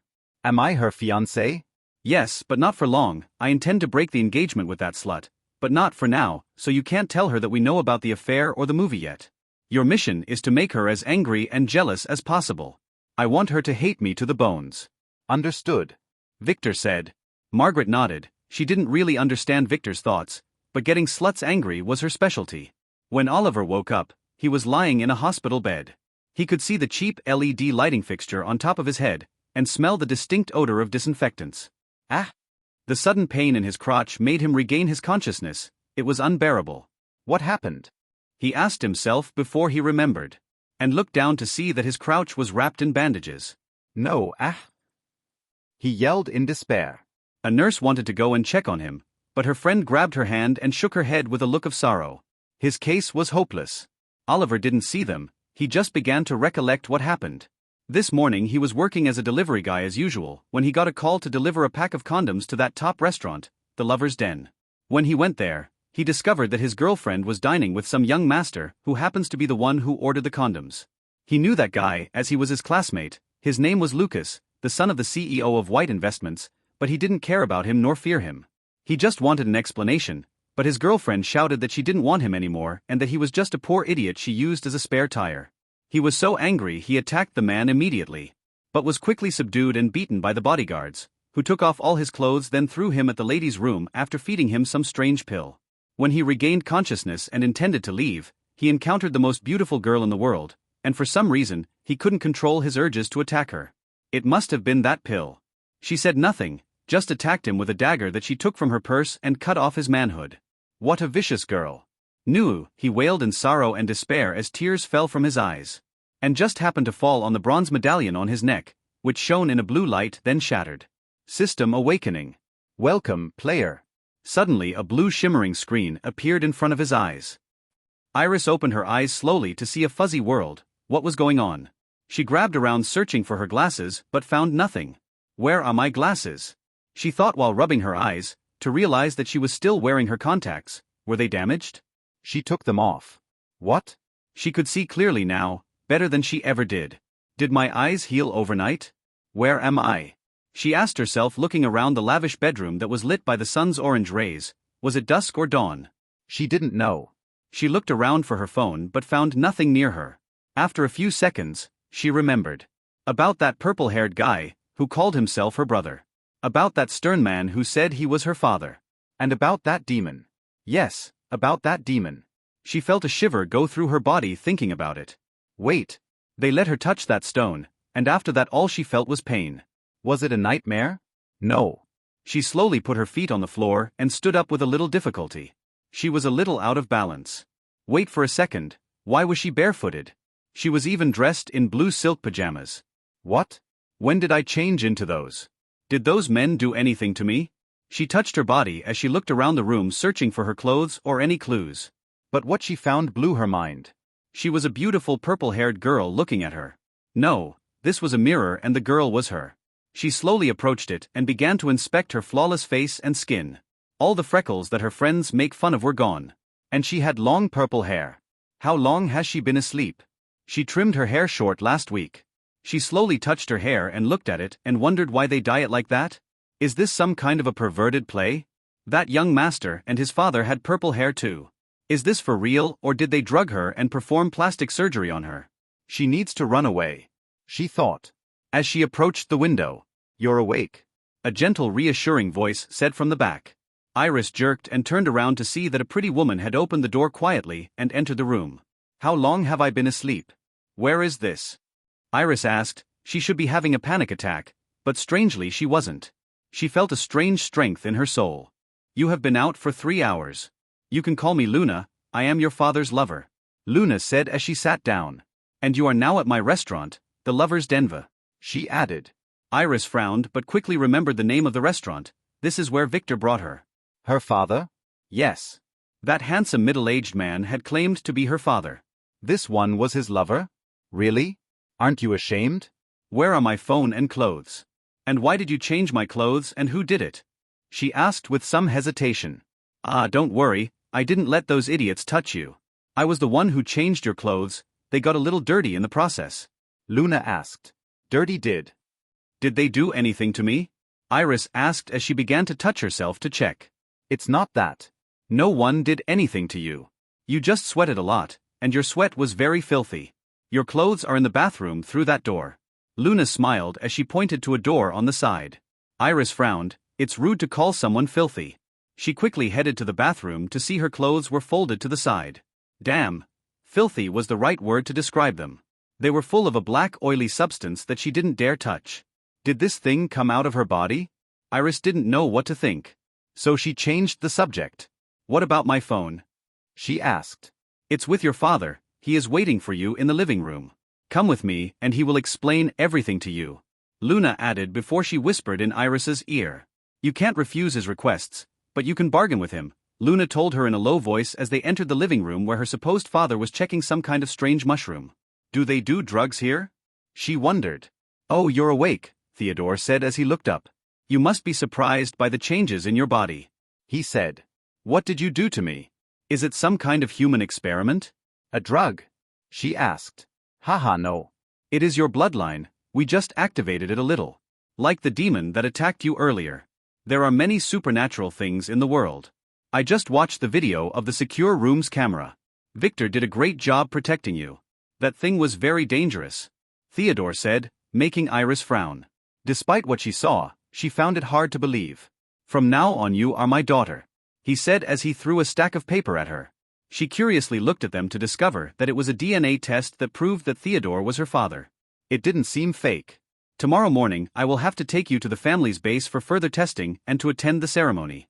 And I have to tell you that you might not be able to return here. He added. I don't want to, I already have a family. She said stubbornly.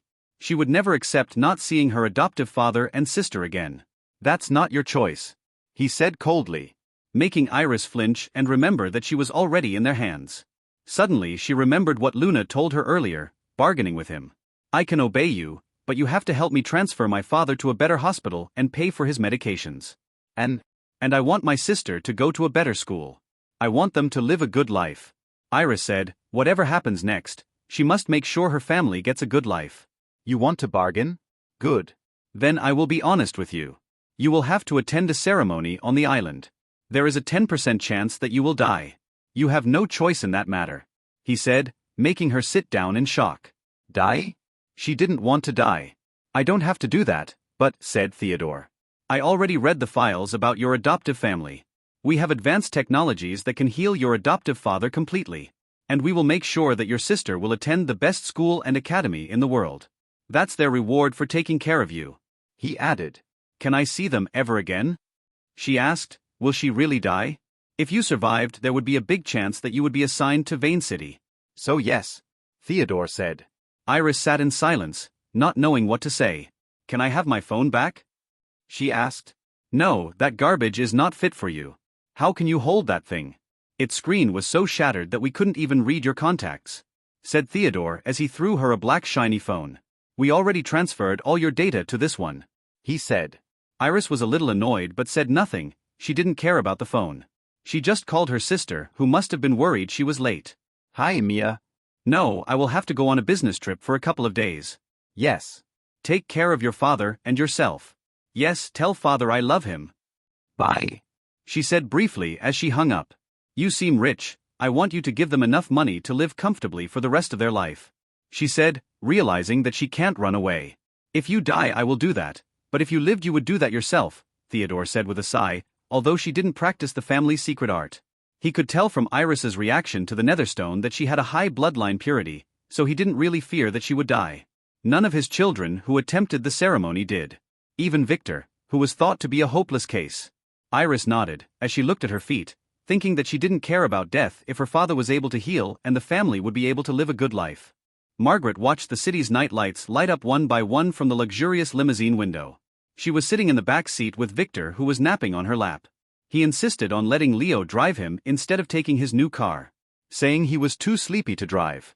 You will wrinkle your suit like that, she said, feeling his cheek rubbing her thigh. It doesn't matter, I am not there to impress anyone, and the guys who know my identity would still grovel under my feet even if I entered the party in my underwear, Victor said as he opened his eyes and looked at Margaret's face. What? Didn't you see a pretty girl before? She asked him. I have seen many, much prettier than you. But I didn't like most of them. For how much do you price yourself? He suddenly asked her. Why? Wait. Abe asked you for money, didn't he? She asked with a frown. She was a smart girl, and immediately figured out what he wanted to talk about. Yup. He sold you for $1 million. But I have to say that fool really didn't know your worth. Getting you for such a price was a bargain. Victor said with a smile. You didn't have to do that, I already gave myself to you. She said as she played with his hair. I haven't paid yet. You will give them the money by yourself tomorrow. Give it to your aunt directly. Consider it a compensation for raising such a pretty girl. He said, making Margaret smile a little. At least he can say something nice. Fine, but Abe and Lulu would get their hands on the money eventually. She said. That's their business. From now on you are a part of my family, not theirs. He said, closing his eyes again. Those fools would probably spend it stupidly and then come to beg for more. He would be able to use them then. Leo, who drove the car, was really upset. He could hear some noise from the back, but he couldn't understand what they said. This car had a barrier between the driver and the passenger seats, so he had no way of knowing what was happening in the back. The young master brought that redhead this time. And Leo couldn't keep his eyes to himself when he saw her. Was she really okay wearing such a revealing dress? The cut on the dress went a little too high, almost revealing everything. Damn this car. Why did they have to install this barrier? He cursed silently as he approached the hotel, passing the red carpet on the entrance where many VIP cars were queuing in the driveway. This was not his entrance. Victor has instructed him to enter through the underground parking lot, as he didn't want to reveal himself publicly yet. When Leo parked the car in front of the VIP entrance in the underground parking lot, two men in hotel uniform approached them, a guard and a well-dressed middle-aged manager. Leo nodded to them as he went down and opened the door for Victor, who stepped down, then helped Margaret, who wore high heels, step down from the car. Excuse me, may I see your invitation? The manager asked Margaret, as he wondered what's wrong with women these days. Just a few minutes ago, a middle-aged woman entered with a guy who wore a collar and a leash. And now this one made her escort dress like that. Ahm, you should ask the young master, Margaret said after a slight cough, having understood the man's mistake. Ah. Sorry, young master, do you have your invitation? The manager asked again while sweating. What invitation? Shouldn't my name be on your list? Victor asked. There is no list, young master, only invitations this time for security reasons. The manager said, his voice turning slightly cold. Oh. I don't have any. Would this work? Victor said as he flashed his token. This hotel was a family property, and in fact, it was his property. Ah, sorry for doubting you, young master, please go right in. The man bowed in 90 degrees. Should I announce your arrival, young master? The man asked as gestured Victor inside while sweating heavily. No need, Victor said as he took Margaret's hand and stepped inside as the manager quickly called his boss. The VIP has arrived. Does your family own this place too? She asked him as she looked around the luxurious gilded hallways. No, this place is mine. They gave it to me when I became a player, he said casually, making Margaret look at him in astonishment. This pie that fell in her lap was bigger than what she expected. Yup, your young master is very rich, you better hold on tight, he said, seeing her astonishment, making her tighten her hand that held his as they walked toward the elevator. To the party? Asked the respectful elevator girl. Yes, said Victor as he checked her once, then returned his eyes to Margaret. The girl was not his type. Margaret saw what he did and smiled proudly as she stood in front of him and began to adjust his suit and tie. Be ready to use your enchantress skills, he said to her. Isn't it illegal? She asked, as she watched the elevator girl frown, not understanding what they were talking about. No, if no one found out, he said, then froze for a moment with a frown, then smiled as the elevator reached its destination, the hotel's roof, where he felt the refreshing summer breeze gently touch his face. Victor approached the elevator girl and whispered something in her ear, making her blush, then stepped out with Margaret, who was hugging his arm tightly like some cheap girl. Is this okay? She whispered in his ear and chuckled, making the man who was standing to the side waiting for the elevator have a nosebleed. Perfect, he said as he guided her swaggering through the people on the roof, which was divided into two parts. An outer party on the roof's terraces for the people of lower status, and an inner party inside a glass dome in the middle of the roof. Margaret watched the people around her with a smile. She would have never dreamed that she could attend such a grand occasion. The VIPs around her looked back, some at her with perverted looks, some at Victor with mocking gazes. Do you see all those people with all their money and prestige? All of that means nothing in the face of absolute power. Remember that any of the top player powers can erase all of those idiots in a blink of an eye. He said as walked. Margaret nodded as she realized that their gazes meant nothing. She is now a player, a tier above them. Suddenly there was a scream. How dare you touch my butt? A woman whom Victor pushed aside gently turned and shouted loudly as she pointed at him, making Victor frown. This woman was about 30 years old, dressed in an expensive gown, but the air around her was not that of a refined lady. How can a pervert like you enter this place? Guards! She screamed loudly, making Victor secretly look around. Ah, so it was her. Victor smiled as he glimpsed Linda sneaking in the back. Linda. Cross. / Von Rosen. / Level 9. Class, Summoner. Authority 3. Strength, 19. Intelligence, 25. Agility, 20. Luck, 20. Charm, 26. Order, 12. Skills. Minor Summoning Art D. Demonic Command D. Cooking D. Burn Resistance E. Charm E. Spotless Cleaning E. Staff Arts F. Equipment. Protection Rune A+. Fate Status. Fate's Power C. Fate's Direction, slightly negative, changing. Fate's Design, Uncertain Death. Total C. Let's play. He thought as he stood saying nothing while the woman kept shouting for guards who rushed to arrest the offender. Margaret wanted to say something, but stopped as she felt Victor pressing her palm. What does he want to do?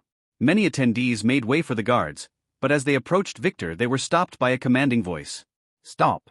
How dare you slander my fiancée? She said loudly, making all of the attendants look to see it was Linda Cross. She was wearing a pure white dress that contrasted Margaret's sexy black gown perfectly. Miss Linda, you mean he is your fiancé? A guard asked. Those guards belonged to the mayor's estate and not to the hotel, as the mayor was the organizer of this party. Yes, she said, making everyone astonished. Her fiancé? Really? The evil man in the rumors? The one who tried to rape her? Sure. Not now. Ah, it's him. Come on Toto, lick it clean. Look at the way he is dressed. Disgusting. Soon many people began to gossip and point at Victor with disgust. If it were not for Victor's firm hand, hers, Margaret wanted to run away. She felt sympathy for Victor. He had to live with the stigma of being a pervert for a long time. She felt his strength too and felt disgusted by Linda's acting. Yes, he is my fiancé. She repeated proudly. Everyone, let me explain one thing. Linda gracefully shouted as she looked at the people that were gossiping. All the rumors you heard before were fabricated by some people who wanted to break us apart. Victor would never do such things. She said, making Margaret want to spit on her. You are the one who was cheating on him. Miss Linda. Do you mean the rumors? About him attacking you? A woman asked. They are all false. Victor would never do such a thing. And you? She pointed at the woman who accused Victor earlier. Who paid you to slander my fiancé? Linda asked righteously. The woman said nothing. She just dashed away as if running, but was quickly apprehended by the guards. You see everyone, she is lying. Take her to the police. How dare you slander my fiancé, Linda said as she slowly approached Victor, who raised his head high and said. Wait, how dare you take her? I haven't finished with her yet. I just touched that woman, and that means she is mine. She has to warm my bed tonight. He said stubbornly, making everyone in the party flabbergasted, including Linda. What the F***ck? Didn't you hear? Let her go now. Victor shouted at the guards as he approached the woman and groped her chest boldly, making her moan loudly under the shocked eyes of the crowd. He took his hand away in a hurry, then shook it as he had touched something dirty, then gestured to the guards. Yuck, take her away, it's all synthetic. This young master only deals with natural products. He said with annoyance as he turned approached the frowning Linda. Dear Linda, I haven't seen you for a long time. He said with a dashing smile as he put his hand on her butt. I couldn't touch you back then because of my family rules. But now we can do all the dirty things I told you about. He said as he spanked her, making everyone gasp in shock. The rumors might not have been entirely fabricated.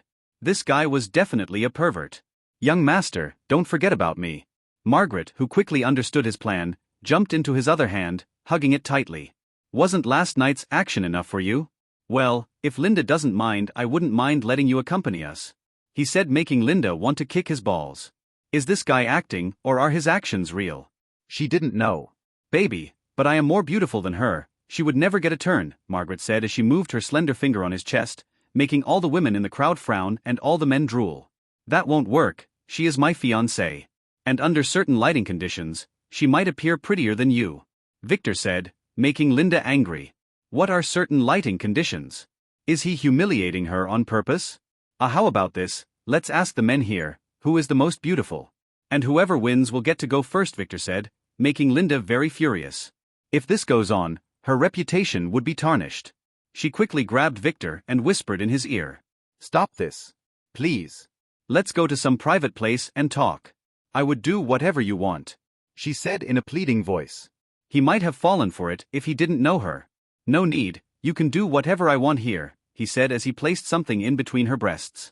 As if he was a patron tipping a stripper. Making the guards who were near her gasp. Linda was not a kind girl. She once plucked a guard's eyes out for looking at her disrespectfully once. Linda was very mad. But when she touched what he put there, she frowned. It was her ID. Where did he get that? Did he know? Was it the reason for this play?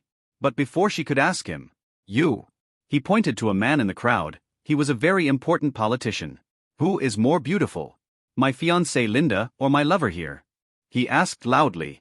The man would definitely choose Linda, but when he looked at Margaret's eyes, he could only run and grovel at her feet.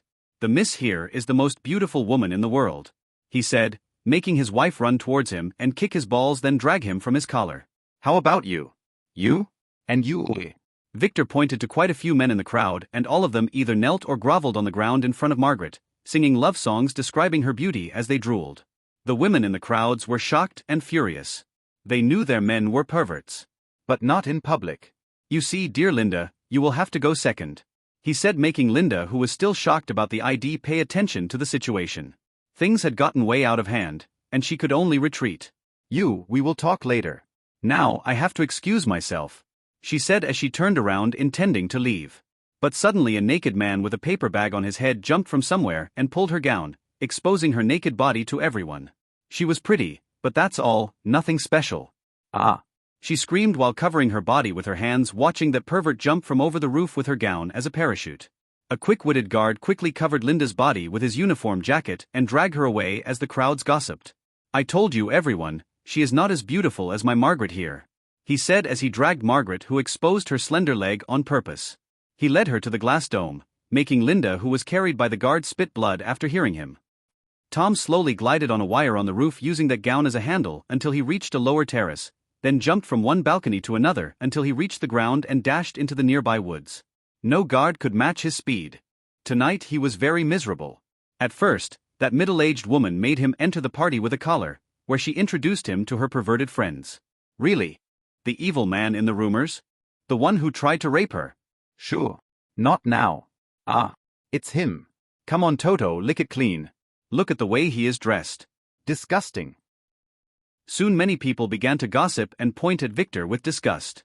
If it were not for Victor's firm hand, Margaret wanted to run away. She felt sympathy for Victor. He had to live with the stigma of being a pervert for a long time. She felt his strength too and felt disgusted by Linda's acting. Yes, he is my fiancé, she repeated proudly. Everyone, let me explain one thing, Linda gracefully shouted as she looked at the people that were gossiping. All the rumors you heard before were fabricated by some people who wanted to break us apart. Victor would never do such things, she said, making Margaret want to spit on her. You are the one who was cheating on him. Miss Linda. Do you mean the rumors? About him attacking you? A woman asked. They are all false. Victor would never do such a thing. And you? She pointed at the woman who accused Victor earlier. Who paid you to slander my fiancé? Linda asked righteously. The woman said nothing. She just dashed away as if running, but was quickly apprehended by the guards. You see, everyone, she is lying. Take her to the police. How dare you slander my fiancé, Linda said as she slowly approached Victor, who raised his head high and said. Wait, how dare you take her? I haven't finished with her yet. I just touched that woman, and that means she is mine. She has to warm my bed tonight, he said stubbornly, making everyone in the party flabbergasted, including Linda. What the F***ck? Didn't you hear? Let her go now, Victor shouted at the guards as he approached the woman and groped her chest boldly, making her moan loudly under the shocked eyes of the crowd. He took his hand away in a hurry, then shook it as he had touched something dirty, then gestured to the guards. Yuck, take her away, it's all synthetic. This young master only deals with natural products, he said with annoyance as he turned approached the frowning Linda. Dear Linda, I haven't seen you for a long time, he said with a dashing smile as he put his hand on her butt. I couldn't touch you back then because of my family rules. But now we can do all the dirty things I told you about, he said as he spanked her, making everyone gasp in shock. The rumors might not have been entirely fabricated. This guy was definitely a pervert. Young master, don't forget about me. Margaret, who quickly understood his plan, jumped into his other hand, hugging it tightly. Wasn't last night's action enough for you? Well, if Linda doesn't mind, I wouldn't mind letting you accompany us, he said, making Linda want to kick his balls. Is this guy acting, or are his actions real? She didn't know. Baby, but I am more beautiful than her, she would never get a turn, Margaret said as she moved her slender finger on his chest, making all the women in the crowd frown and all the men drool. That won't work, she is my fiancée. And under certain lighting conditions, she might appear prettier than you, Victor said, making Linda angry. What are certain lighting conditions? Is he humiliating her on purpose? How about this, let's ask the men here, who is the most beautiful? And whoever wins will get to go first, Victor said, making Linda very furious. If this goes on, her reputation would be tarnished. She quickly grabbed Victor and whispered in his ear. Stop this. Please. Let's go to some private place and talk. I would do whatever you want, she said in a pleading voice. He might have fallen for it if he didn't know her. No need, you can do whatever I want here, he said as he placed something in between her breasts. As if he was a patron tipping a stripper, making the guards who were near her gasp. Linda was not a kind girl. She once plucked a guard's eyes out for looking at her disrespectfully once. Linda was very mad. But when she touched what he put there, she frowned. It was her ID. Where did he get that? Did he know? Was it the reason for this play? But before she could ask him, he pointed to a man in the crowd. He was a very important politician. Who is more beautiful? My fiancée Linda or my lover here? He asked loudly. The man would definitely choose Linda, but when he looked at Margaret's eyes, he could only run and grovel at her feet. The miss here is the most beautiful woman in the world, he said, making his wife run towards him and kick his balls, then drag him from his collar. How about you? You? And you? Victor pointed to quite a few men in the crowd, and all of them either knelt or groveled on the ground in front of Margaret, singing love songs describing her beauty as they drooled. The women in the crowds were shocked and furious. They knew their men were perverts. But not in public. You see, dear Linda, you will have to go second, he said, making Linda, who was still shocked about the ID, pay attention to the situation. Things had gotten way out of hand, and she could only retreat. We will talk later. Now I have to excuse myself, she said as she turned around intending to leave. But suddenly a naked man with a paper bag on his head jumped from somewhere and pulled her gown, exposing her naked body to everyone. She was pretty, but that's all, nothing special. Ah! She screamed while covering her body with her hands, watching that pervert jump from over the roof with her gown as a parachute. A quick-witted guard quickly covered Linda's body with his uniform jacket and dragged her away as the crowds gossiped. I told you, everyone, she is not as beautiful as my Margaret here, he said as he dragged Margaret, who exposed her slender leg on purpose. He led her to the glass dome, making Linda, who was carried by the guard, spit blood after hearing him. Tom slowly glided on a wire on the roof using that gown as a handle until he reached a lower terrace, then jumped from one balcony to another until he reached the ground and dashed into the nearby woods. No guard could match his speed. Tonight he was very miserable. At first, that middle-aged woman made him enter the party with a collar, where she introduced him to her perverted friends. She made him eat from a dish on the floor and lick all of her friends' shoes. He didn't want to do it, but the contract that he signed was very poisonous. He had written it that way to compel the woman, and he had no way of getting free. He knew that he had to suffer through the night. But what he didn't expect was that one of the middle-aged woman's friends began to take some very disturbing toys from her bag. If those things were used on him, he would not be able to call himself a man anymore. They even wanted to film him. But thankfully cameras were forbidden at the party, so they postponed their plans until the party was over. He kept asking the system for help, and to his relief, it finally responded. System notice. The whimsical system understands your dilemma, however, it can't help you directly due to its whimsical nature. But there is a way. Are you ready to do anything? Tom said yes, as he watched that woman chuckle and lick her lips as her eyes inspected his crotch. System notice, number 2. Mission, Project Pervert. Go to the bathroom, take off your clothes and wear a paper bag on your head. Then assault Linda Cross. Take off her gown and use it to run away. Rewards. You will escape, as the women would never dare to reveal that it was you. They were the ones who brought you in. The system would erase all the security tapes for you. In case of failure. He. The whimsical system does not need to tell you what would happen, but the system would definitely enjoy the show. Victor passed through the stunned guests with Margaret, heading to the inner party inside the glass-domed hall. Everyone was looking at him with a mix of disgust and envy. Poor Miss Linda had to marry this beast. We must find a way to stop this atrocity. Everyone was thinking. Margaret saw it clearly in their eyes. Didn't we go a little overboard out there? She asked him while wondering if that pervert at the end was also the work of Victor. He seemed familiar. Overboard? Maybe a little, but I had many reasons to do so. That woman who accused me was sent by Linda, he said. Margaret nodded. She already guessed that much. Don't worry about those guys. 90% of them live off businesses owned by my family. When they go home and think things over, they will realize that I am a true gentleman, he added.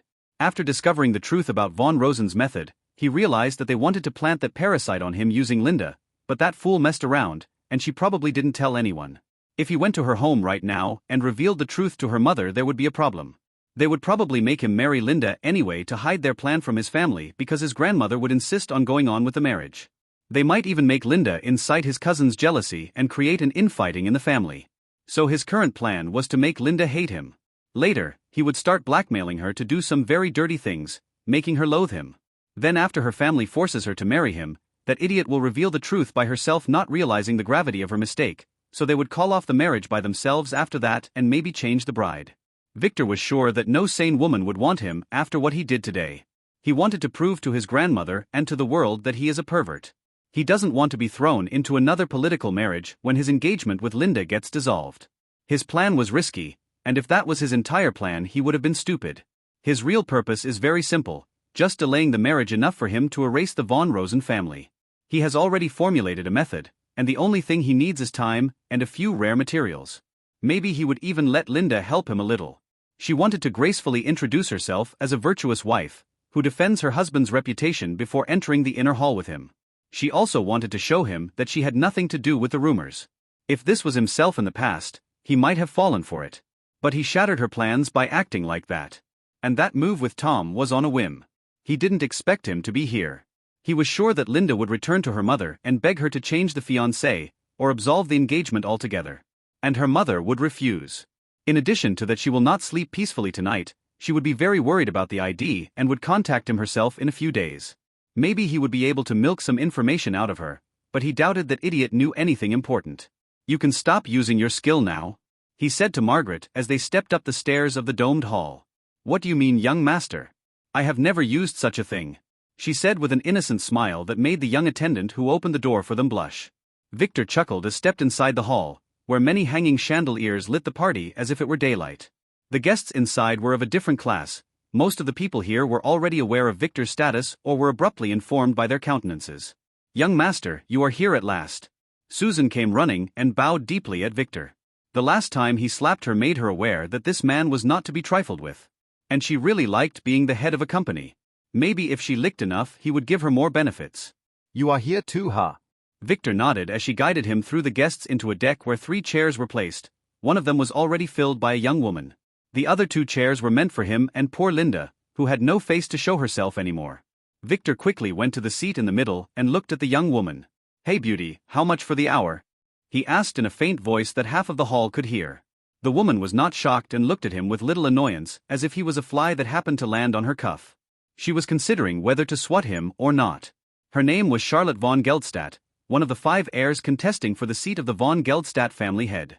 This bitch was Titus's patron and the one behind the assassination attempts on him. Charlotte von Geldstadt. Level 15. Class Merchant Plus. Authority 3. Strength 29. Intelligence 30. Agility 25. Luck 25. Charm 28. Order 17. Skills. System store access, level 5. Player market access, level 2. Energy shield D. Poison resistance C. Dagger arts D. Throwing needles arts E. Mathematical mind E. Speech arts E. Coin flipping F.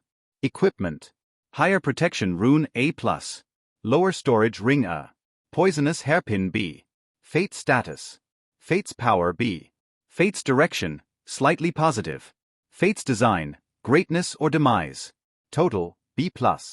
At least give me your name, so I can ask your pimp, he added after seeing her not responding.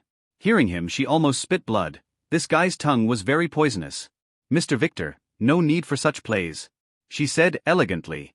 Sorry, Miss Charlotte, after seeing your beauty I couldn't help myself, he said, making her angrier. What do you mean after seeing my beauty? Do I look like a prostitute? She thought silently and decided to ignore him. Victor ignored her too. He wanted to grab Margaret, who was holding her, laugh, and let her sit on his lap, but decided not to do that after seeing the people approaching him. Mr. White, we will meet again, Mark Silverberg, the movie director, said respectfully, as he grabbed a hesitating young woman and brought her forward. Mr. White, let me introduce you, this is Mira Elvin, our new rising star. She probably doesn't need my introduction, Mark said. What are you doing? Mira quickly greeted the young master. The girl, Mira, slowly bowed elegantly. Nice to meet you, Mr. White, she said coldly, making Victor smile as he looked at her. She was wearing a sky blue gown with a pink exotic flower pin on her hair. Mira Elvin, a girl who was 59.3% on the Lily scale, was one of his past girlfriends. Right now she appeared only a little prettier than Margaret, but Victor knew that she used her makeup to make herself a little ugly. A very smart girl. He really liked this one. Too bad his brother Max had her handle and used it to steal her from Victor. And now, Victor will use that same handle to get her. This girl made him chase after her for 8 months before she accepted him to be her boyfriend, and he didn't want to do the same this time. Come, Mira, sit on my lap and let me appreciate your beauty, Victor said, making her flinch and bite her lip, but she obeyed, and silently sat on his lap under the watchful eyes of the guests. No one was surprised, as she was just a little star, while he was her boss. Some women were a little displeased, but that's it. Margaret was a little surprised. Mira has a reputation of being a clean girl that didn't do those things. Was she secretly a slut? She doesn't smell like one. Well, at least I will have a new sister, she thought as she stood behind Victor, pinching his shoulders so that he would not forget about her. Victor smiled at Margaret, then looked at the sad Mira. Mira, Elvin. Abnormal status, slave weak. STR 8. Int 23. Luck 17. Charm 30. Fate, E+, rising. Bloodline? A bloodline? He didn't know about that. But looking at it again, can a girl with such beauty not have something like that? But why didn't the family notice? Mira was a servant from his family. The reason she was allowed to be an actress was that her father, who was also a servant, made some accomplishments in the family. He requested that his daughter should be allowed to live a normal life at the very least. And the family agreed that as long as no one wanted her, she could do that. But she was still an unclaimed servant girl after all, and if a family member wanted her, he could easily take her. So she hid the fact that she was a servant, and only went to occasions like this party when she had no other choice. She knew that being an actress would be her demise, but she really liked to act. When Rex found out about her, he branded her immediately. And when he finished with her, he killed her, then threw her corpse at Victor. He didn't do this to take revenge on Victor, but on his big brother who stole Rex's favorite girl. And Victor was too easy to bully back then. Victor silently took out his token and pointed at Mira, then hid it back again. Now, no one would be able to take you from me again.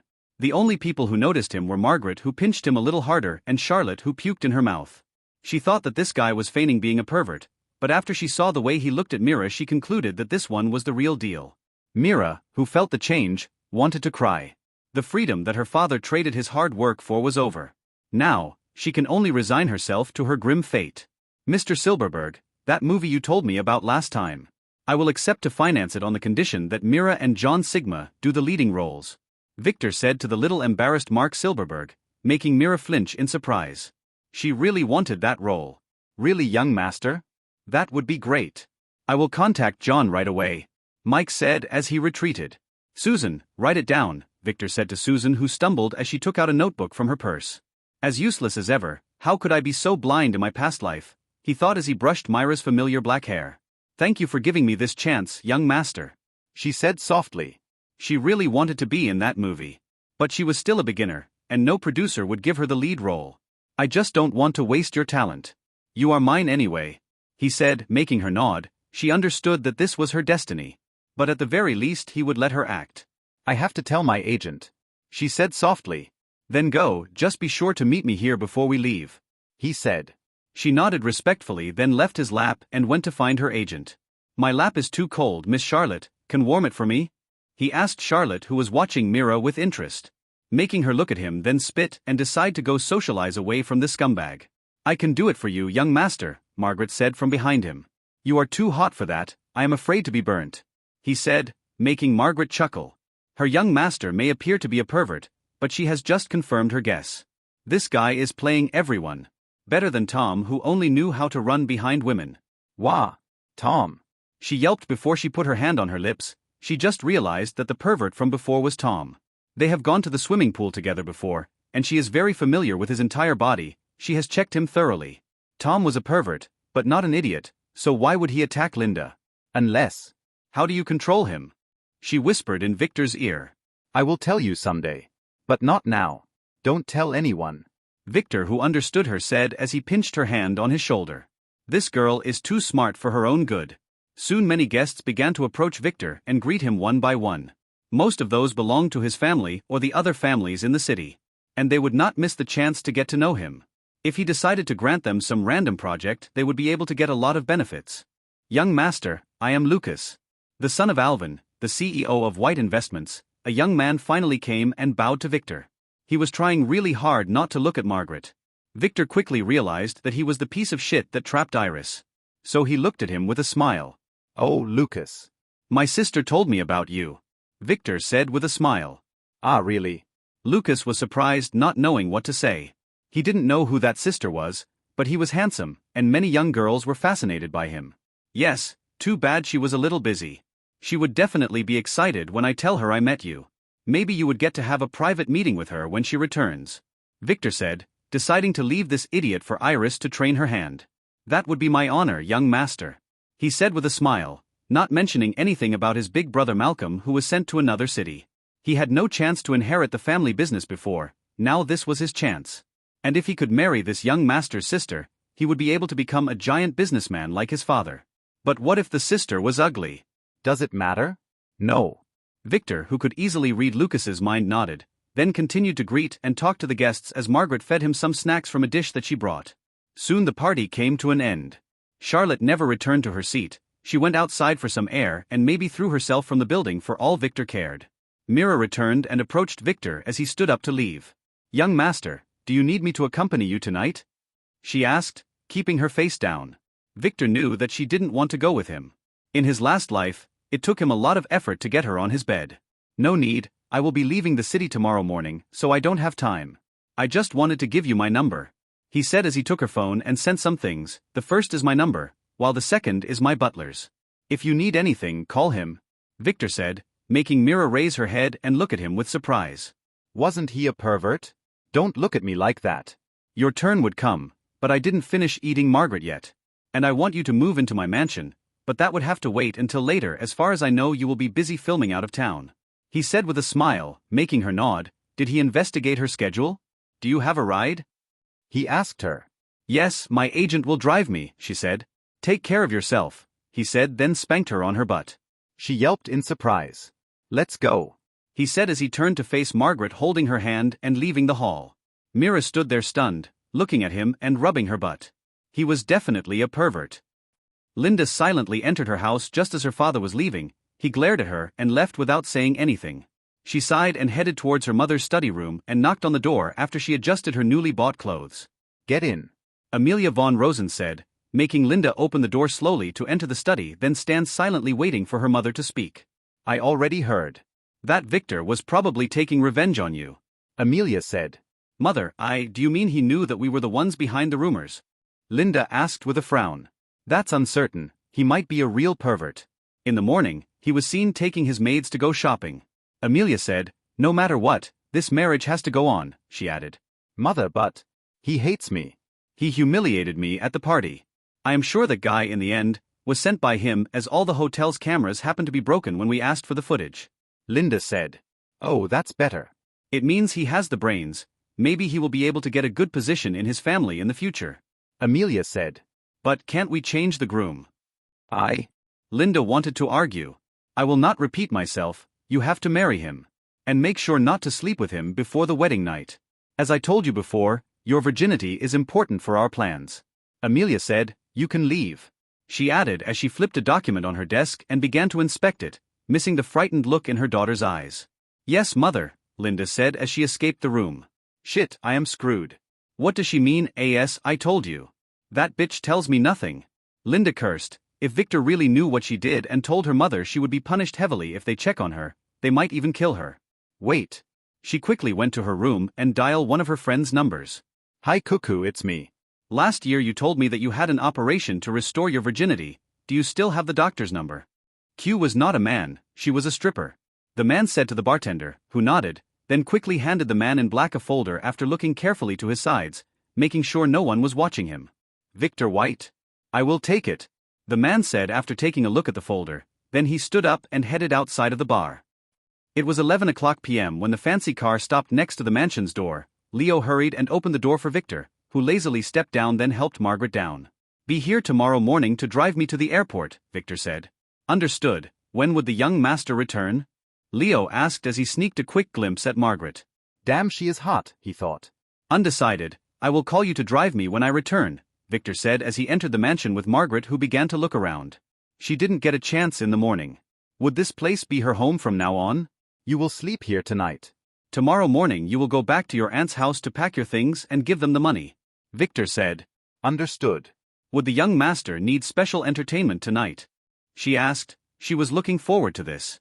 Unfortunately not, I have to sleep early, he said, disappointing her, while opening his arms to hug Lily, who threw herself on him. Young master, you were late, Lily said as she sniffed around his body. Two women, one was Margaret, the other was new. Bad young master. Yes, I had to talk to a lot of people, let's go inside, he said as he hugged Lily and Margaret and entered the mansion. The twins and Hilda, who were waiting for him, quickly greeted him per protocol. Should we serve you dinner, young master? Hilda asked respectfully. No need, I already ate. Did you and the girls have your dinner? He asked.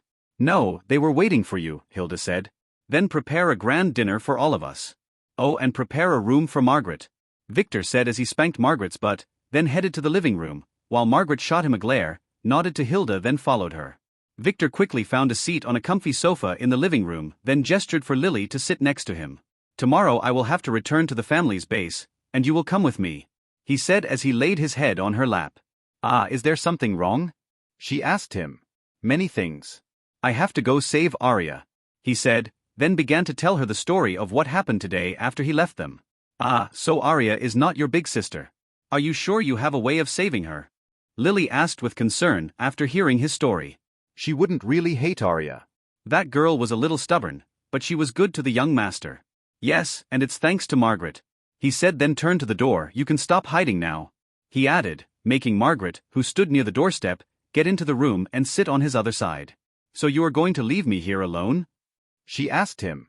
You are not alone, I want you to get to know everyone here. They are your new family, he said with a smile, refusing her request to join him. Margaret, it's not that the young master hates you, but that place is very dangerous. You don't know their rules. If you went there you might put the young master in danger if they found a way to set you up. Lily explained to Margaret why Victor refused her. I understand. Margaret nodded. Don't be sad. Once you become strong enough, I will take you there to seduce all those old geezers. I really want to see them grovel under your feet, he said with a smirk, making Margaret lighten up. After a while, Mana entered the room. Young master, the table is set, she said politely. Let's go eat, he said as he jumped from the couch and headed to the dining room, where the girls and Alex were seated around the table. Thank you for the gifts, young master, Theta shouted at him as he sat at the head of the table. Victor smiled and nodded as he glimpsed at Lily, who sat next to him. It seems she bought them some gifts in his name. Not bad. Everyone, I need to tell you a few things, he said as he took a bite from a piece of bread, announcing the start of the meal. The girls would not dare eat before he does. First, this is Margaret. She will be your sister from now on, Victor said, introducing Margaret to everyone, especially Alpha and her sisters who didn't meet her formally. Margaret nodded politely and smiled at everyone while wondering where did Victor get all those beauties from. And what's wrong with that one-eyed girl? She was shooting her daggers. And that boy too. Is it okay to leave him here alone in a mansion filled with little girls? I will be leaving on a trip tomorrow with Lily, so you have to study well when I am not here, he said, making the girls feel a little surprised. This young master keeps going out. Can't he spend a day relaxing at home? Do you need me to go with you? Asked Alex as she stuffed her mouth with an egg. No, I want you to keep this place safe while practicing your spear arts. I have reasons to believe that someone might attack this place, Victor said, making Hilda and the twins look at him with surprise. While the girls gasped. The Thunder Sect? Alex asked with some hatred. No, I didn't tell you, but someone tried to assassinate me this morning, but I killed him. He belonged to the Lotus Gang. So they might try to break in here. So be careful.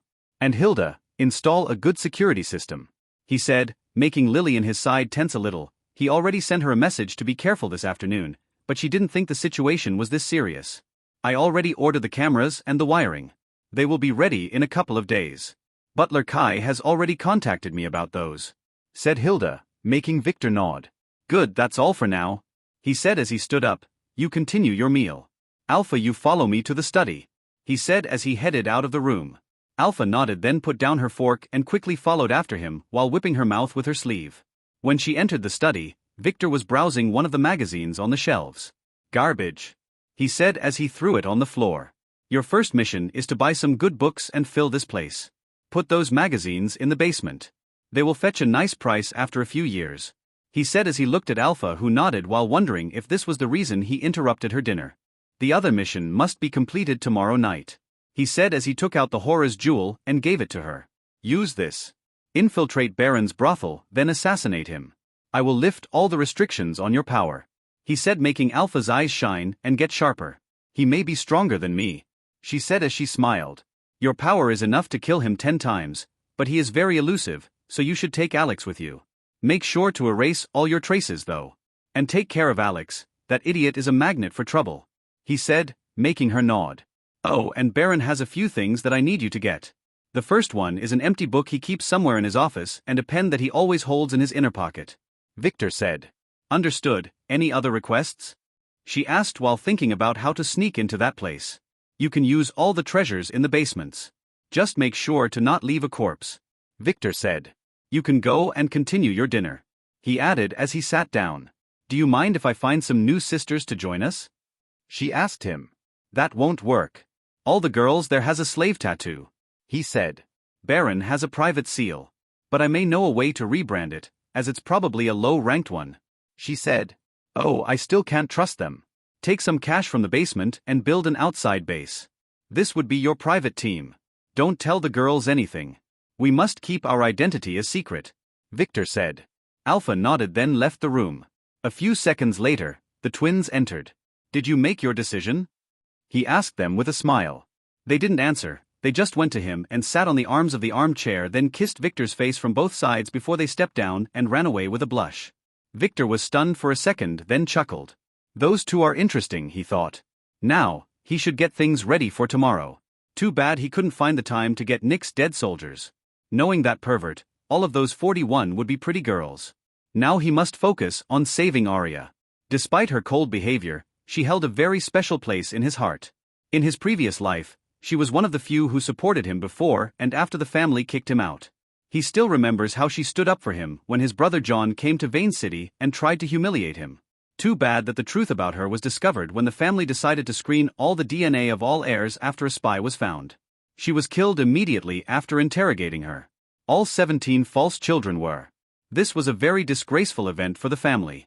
Victor only knew about her a few months later from his big sister, as he was forbidden from interfering with the family's business. This time he has something that his grandmother would really want. But what should he ask for in addition to Arya? A light knock on the door brought him back to reality. Come in, he said, making Lily enter the room with gentle steps.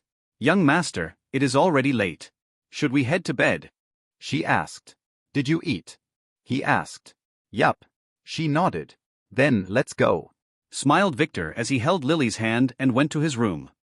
At this time, in a well-lit room on the second story of the servants' building, two girls were arguing.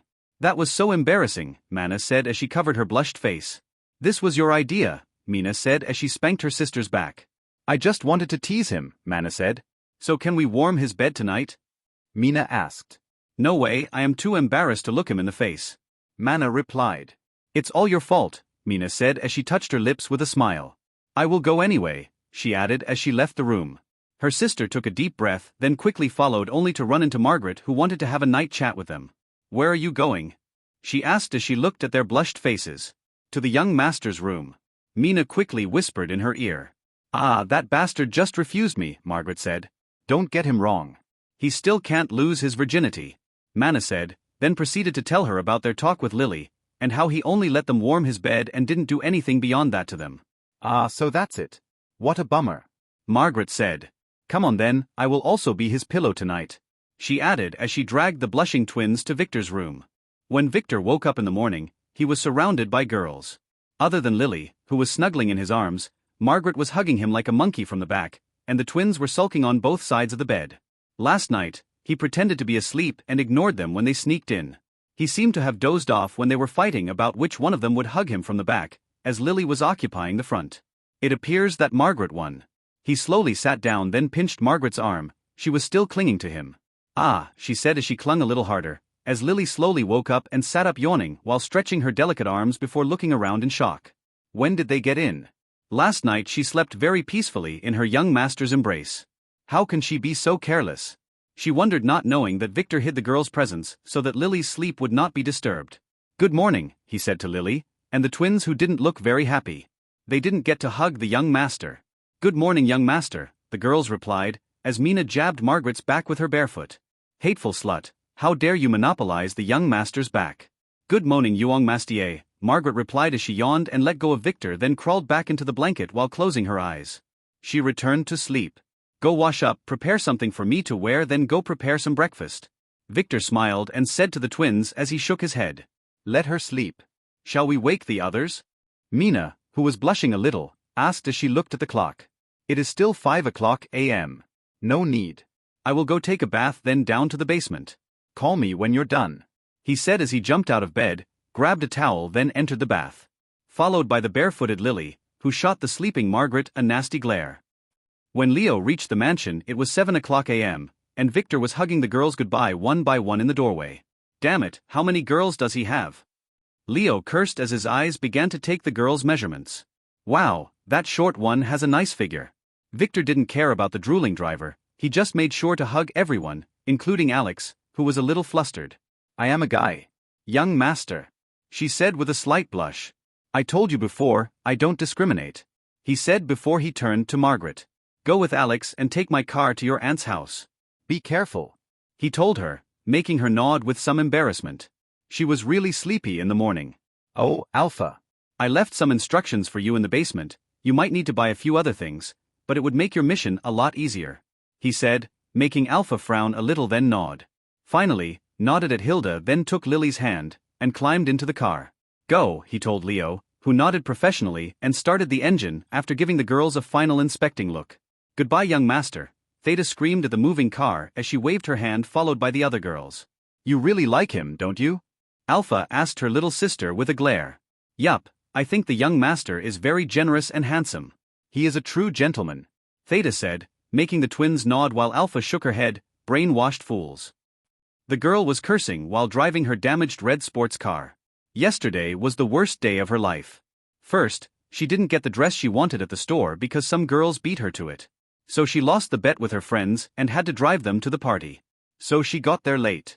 Then, just as she wanted to park her car, some naked jerk jumped from the hotel's balcony and slid his naked butt on her front window, making her lose control and hit 3 other cars.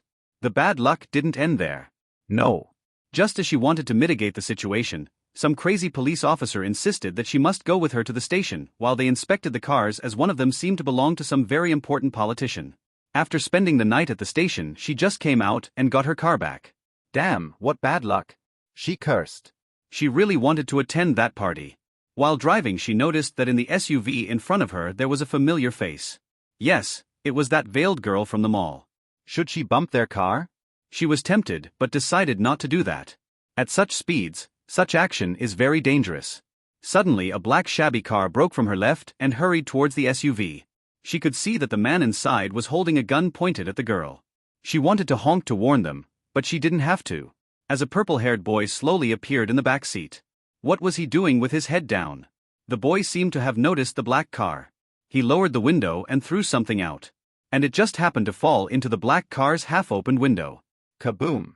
The next moment an explosion rocked the highway, making the girl press the brakes as her car slid into the highway's barrier. What was that? She wondered as she looked at the burning car roll on the road.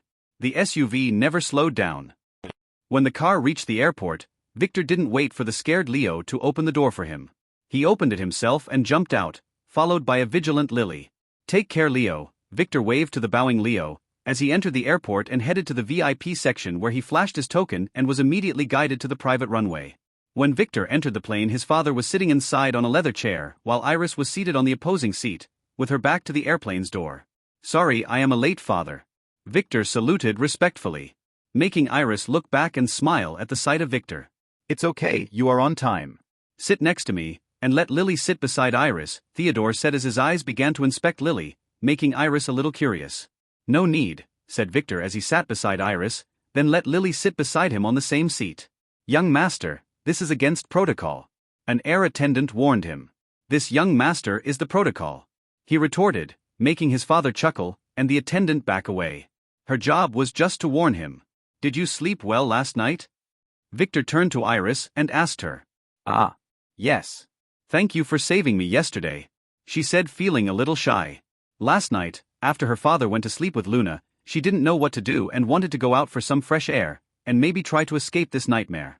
But was stopped by George, who invited her to drink a specially brewed cup of tea in the kitchen, where he explained to her many things that her incompetent father didn't.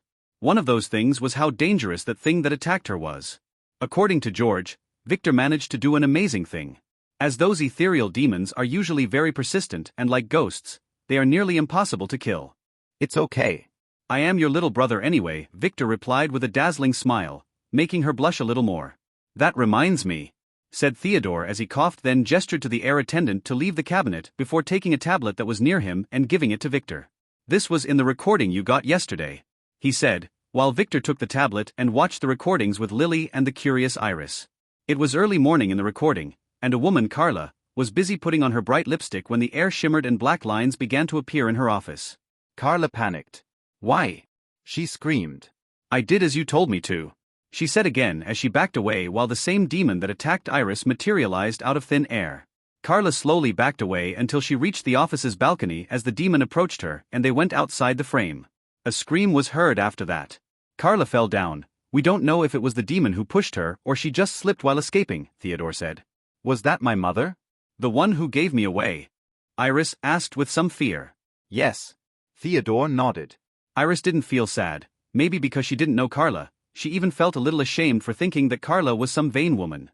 That was the impression she got of her. "Will that thing haunt me again?" she asked. Theodore didn't know the answer, but Victor did. "It will not. That demon was after your mother's soul, and you were just collateral damage. If those things were that easy to summon, whoever controls them would rule the world," Victor said, making his father and George, who just entered the cabin, a little surprised. "Then how did they summon it?" asked Theodore. "It is a cursed contract probably. Carla approved of giving her soul to that thing if she ever failed her mission. It must have been something like that, but I am not really sure," Victor said. Theodore didn't ask Victor where he learned that. He just nodded with a smile. His son has become an adult, and he has the right to keep some secrets. "Now, I will ask my father to excuse me, as I didn't get enough sleep last night," Victor said as he stood up, then dragged Lily to an extendable chair on the back. Theodore chuckled and said nothing while Iris was shocked. Her brother was a real pervert. Is he going to sleep with that girl here? She wondered as Victor pulled a blind that hid what was happening on that chair. Are all the family members perverts? She asked absent-mindedly. Yes, it has something to do with our bloodline, Theodore answered, making her feel surprised. That bloodline, I heard you talk about it repeatedly, what does it mean? She inquired. We don't really know, said Theodore. All we know about it is that it grants us a long life. He added. Long life? Iris asked. Yes, a normal member of our family can easily live 300 to 350 years, Theodore said, making Iris shocked. Don't be shocked, if your ceremony was a success you would be able to live for 500 years at least. He said. What is the ceremony about? She asked him. Well, I have to tell you a few things first. Would you believe me if I told you that our world is like a video game? He asked as he chuckled. He just likes it when he tells his descendants the truth about the world and watches the shocked look on their faces. It was late afternoon when the airplane landed at the main island's airport. Iris was watching her younger brother Victor with astonishment. He was already awake and was sitting on his seat with his maid, who was feeding him grapes by her hand. She has heard about debaucherous young masters, but she would have never imagined, not even in her wild fantasies, that her brother was one of them. Her father has told her about Lily. He said that she was Victor's personal maid. And he seems to be interested in her too. What the F***ck? What kind of family do I have? She wondered. The airplane door opened as Theodore entered the cabin. He had changed his casual clothes into something more formal, as he was going to meet the patriarch. Let's go, he said, making Iris stand up slowly and adjust her dress. This was given to her by Luna. She has never worn something this fancy before and was nervous about damaging it. Victor stood up too with Lily. He headed to the door and then went down the boarding stairs after Theodore. Then headed out of the airport. Wow, Iris was astonished after leaving the airport as she saw the towering island and the many high-rise buildings dotting its terrain. Is this island really only for our family? She asked as she looked around. Yes, Theodore replied, managing our international assets requires a lot of manpower, so there are more servants than family members here. He said as he turned to meet two men who were entering the airport, one old and the other about Victor's age. Patrick, are you here to congratulate me on finding my lost daughter? Theodore asked, then looked at the young man. Oh Ron, where did they decide to ship you to? He asked, making Ron gush his teeth, in anger. Ron was sent to New Lure City. He will be supervising the family business there. I am here to send him off, Patrick said while putting his hand on his son's shoulders, pushing him to bow. His position in the family has become much lower than Theodore, and Victor, who was busy picking his nose. Ah, Cousin Ron. Is that you? I didn't know you without your nose pointing to the sky, Victor said to Ron as he threw something at him, then turned to Patrick and bowed slightly. Uncle Patrick, this young one is pleased to see you again, Victor said with a smirk, making Patrick wish to kick his ass. Can't you just move on? Do you have to make fun of Ron? Let's go, said Theodore, guiding his son out of the airport under Ron's envious eyes.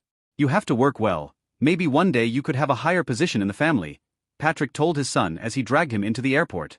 Ron nodded and just as he entered the runway kicked a puddle on the ground in anger. It just so happened to hit a young woman who had just descended from a small private plane. Her golden hair looked astonishing, but she was dressed in rags and had a cloth bag on her back. Hey, what are you doing? She yelled at Ron in a strange accent. Making him get angry, he could barely hold himself when Victor made fun of him because of the difference in ranks. But now even this servant slut dares yell at him.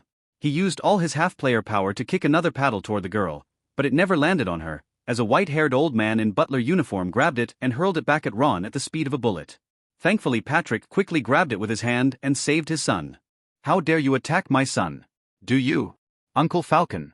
Patrick was scared and he quickly bowed down in respect as he kicked his son's leg, making him kneel on the ground. This young one's son has made a mistake and we hope that he can be spared, Patrick said respectfully as sweat dropped from his brows. Falcon said nothing, he just looked at the girl who nodded, then walked past Patrick and spat on the astonished Ron as she moved beside him. Then continuing on her way. Sorry Patrick, this girl is missing some manners. But it was your son's fault, Falcon said as he put his hand on Ron's shoulder, sending his face into the ground. Consider this his punishment for offending Mississippi. Zoe, Falcon added as he continued his path toward the car stop. Victor was astonished. He had just separated from his father who took a car and was going to see the patriarch. As for him, he has to wait a few minutes for the car that Kai has arranged for him. After getting into the limousine, he saw the old man and the girl approach the car. Is this car going to the patriarch's hall? Falcon asked the driver, who was a little embarrassed. This car was prepared for young Master Victor. The driver said. It's okay, let them in. This car is big enough, and we can make a detour. Victor said to the driver as he bowed his head respectfully to the old butler. Lily did too. Yes, young master. The driver said as he quickly went down and opened the door for the old man and the girl, who quickly entered the car and began to look around in astonishment as if she had never seen such a luxurious car before. You know this old man? Falcon asked Victor with a little surprise. As far as he knows, very few of the young generation know about him. Of Uncle Falcon, the old patriarch's personal servant, is someone every young heir should know about. Your accomplishments are legendary, Victor said respectfully, making Falcon smile and nod as he looked at the purple jade token around Victor's neck.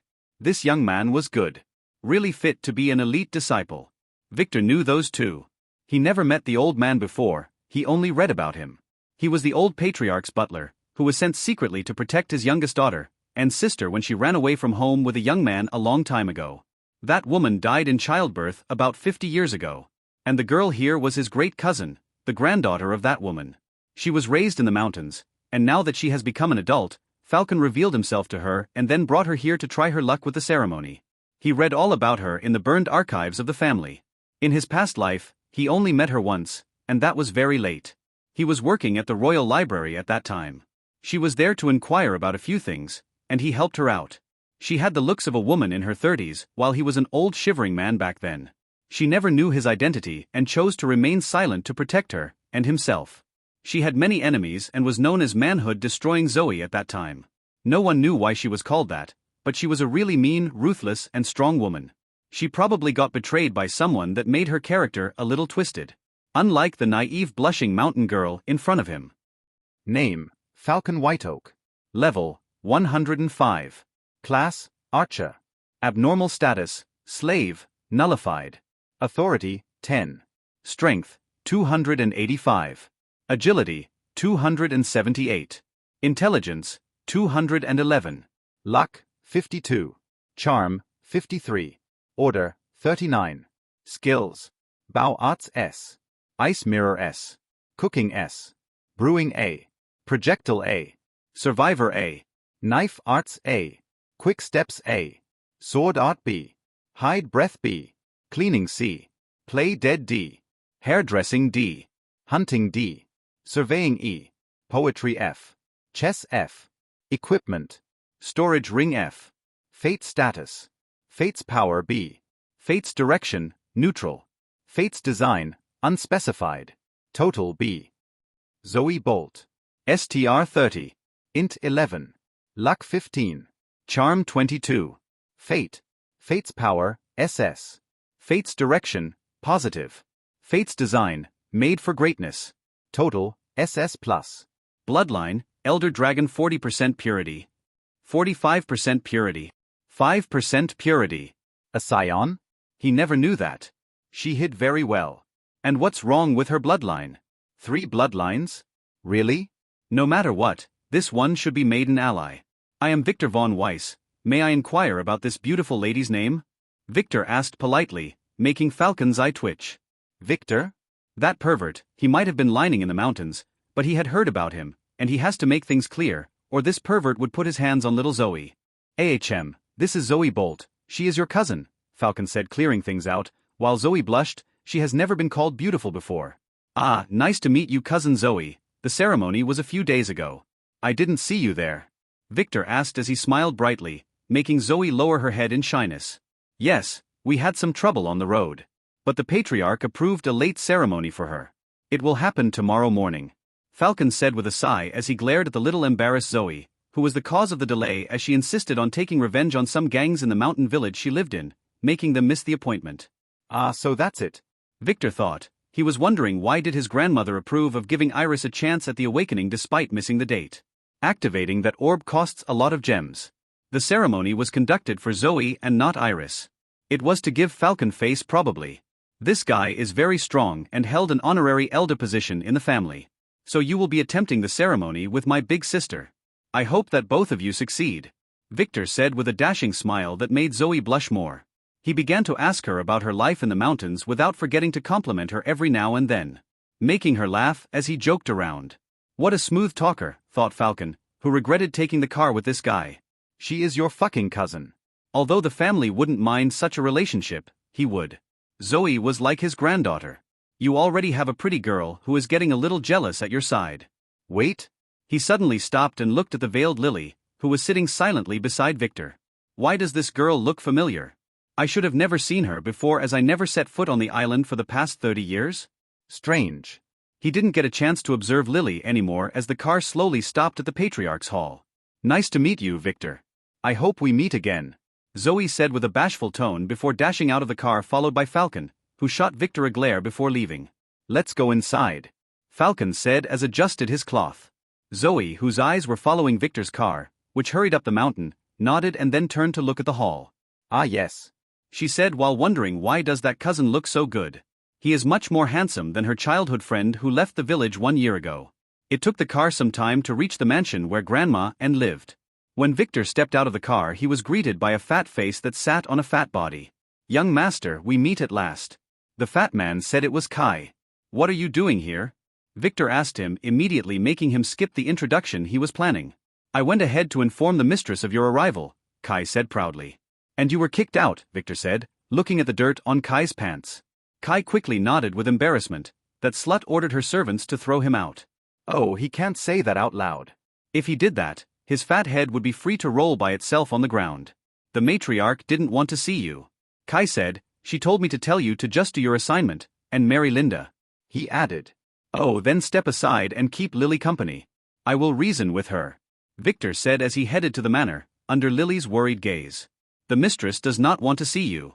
The guard said. Tell her, I have smoothing that would change her mind. Something to do with the sword sect. Victor said, making the guard look at the butler who was standing at the door.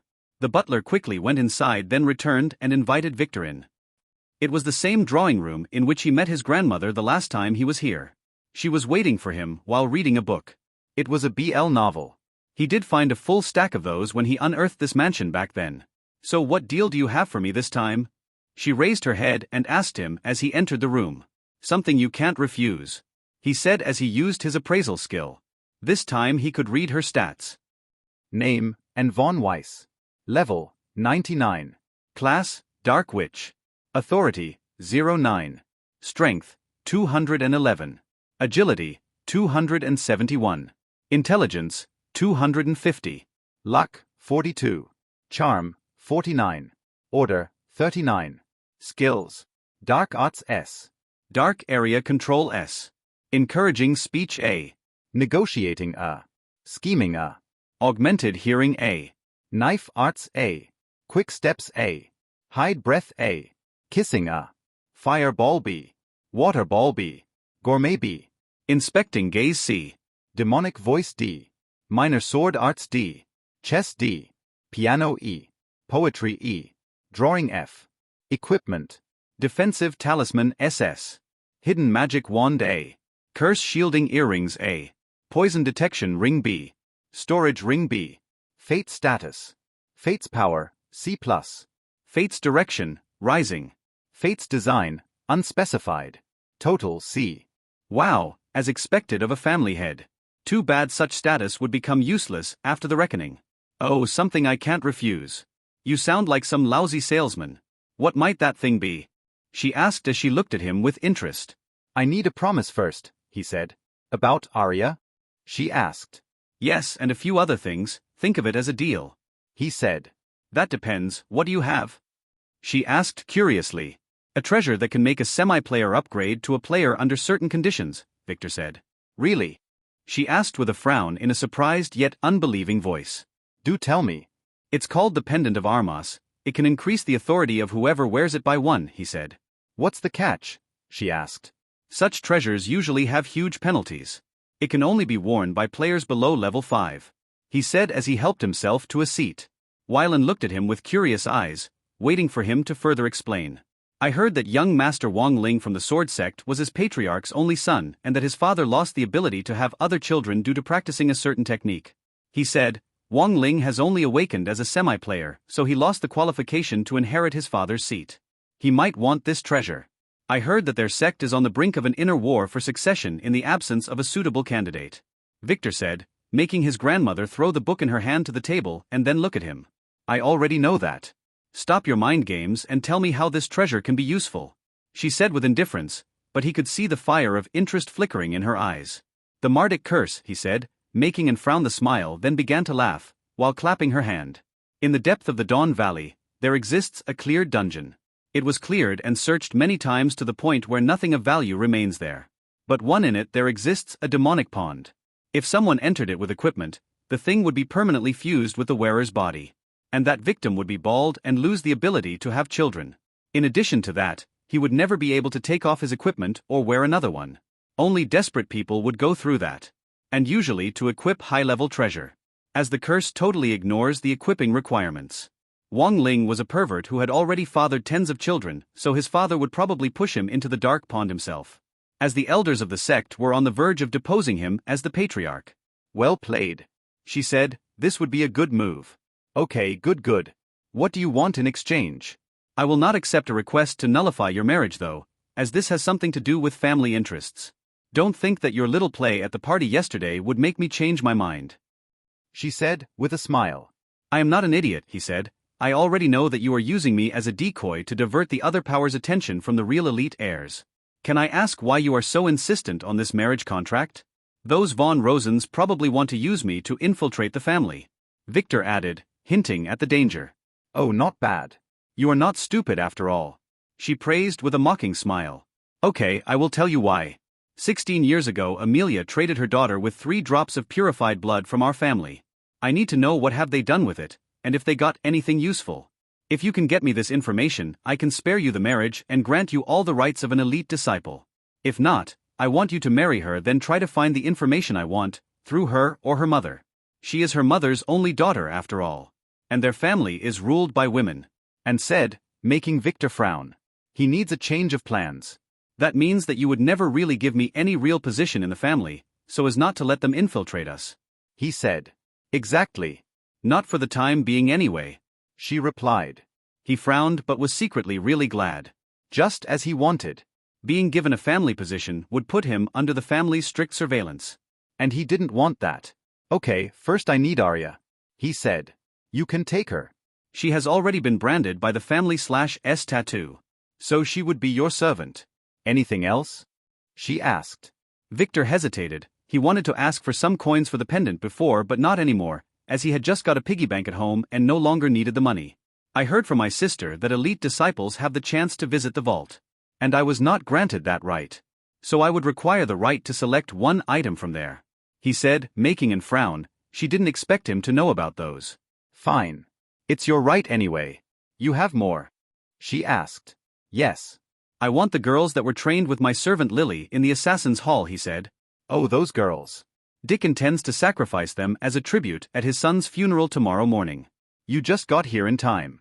Such a waste of resources. You can go get them, and said, making Victor frown. That bastard, he should get rid of him fast. If that's all I would need the pendant? She asked impatiently. Victor quickly took out the pendant from his ring and threw it at her. He is no longer in the mood to talk. She looked with interest at the 2 rings in Victor's hand, then ignored them and began to inspect the pendant. She would have to appraise it. But Victor would never dare to lie to her. Come here 2 days later to enter the vault. She said as she threw him 2 jade tokens. These are patriarchal command tokens. Use them to get Arya and the girls. She said, then waving her hand and throwing him out of the window into the front yard head first. Bitch, Victor screamed silently as he stood up and dusted his pants, then left the mansion. Is everything okay, young master? Kai asked. As Lily helped wipe the dirt off Victor's face. Yeah, the negotiation was a success. Get me a helicopter. I need to go on a quick trip. He said, looking at the setting sun. Let's go, Margaret said as she started Victor's car with Alex sitting next to her and Alpha, who claimed that she needed to buy a few things for her mission, on the back. Why are you wearing a face mask? Margaret asked Alpha. Some bad people want me dead, so it's better this way, Alpha replied. Margaret nodded, then started the SUV. She always dreamed of driving an expensive car like this.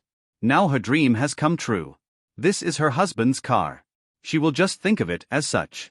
The trip to get Margaret's stuff, which was supposed to be a quick one, took longer than expected due to the traffic jam. The highway was closed because some criminal threw a grenade into another car, killing the driver, who was discovered to have had a rifle.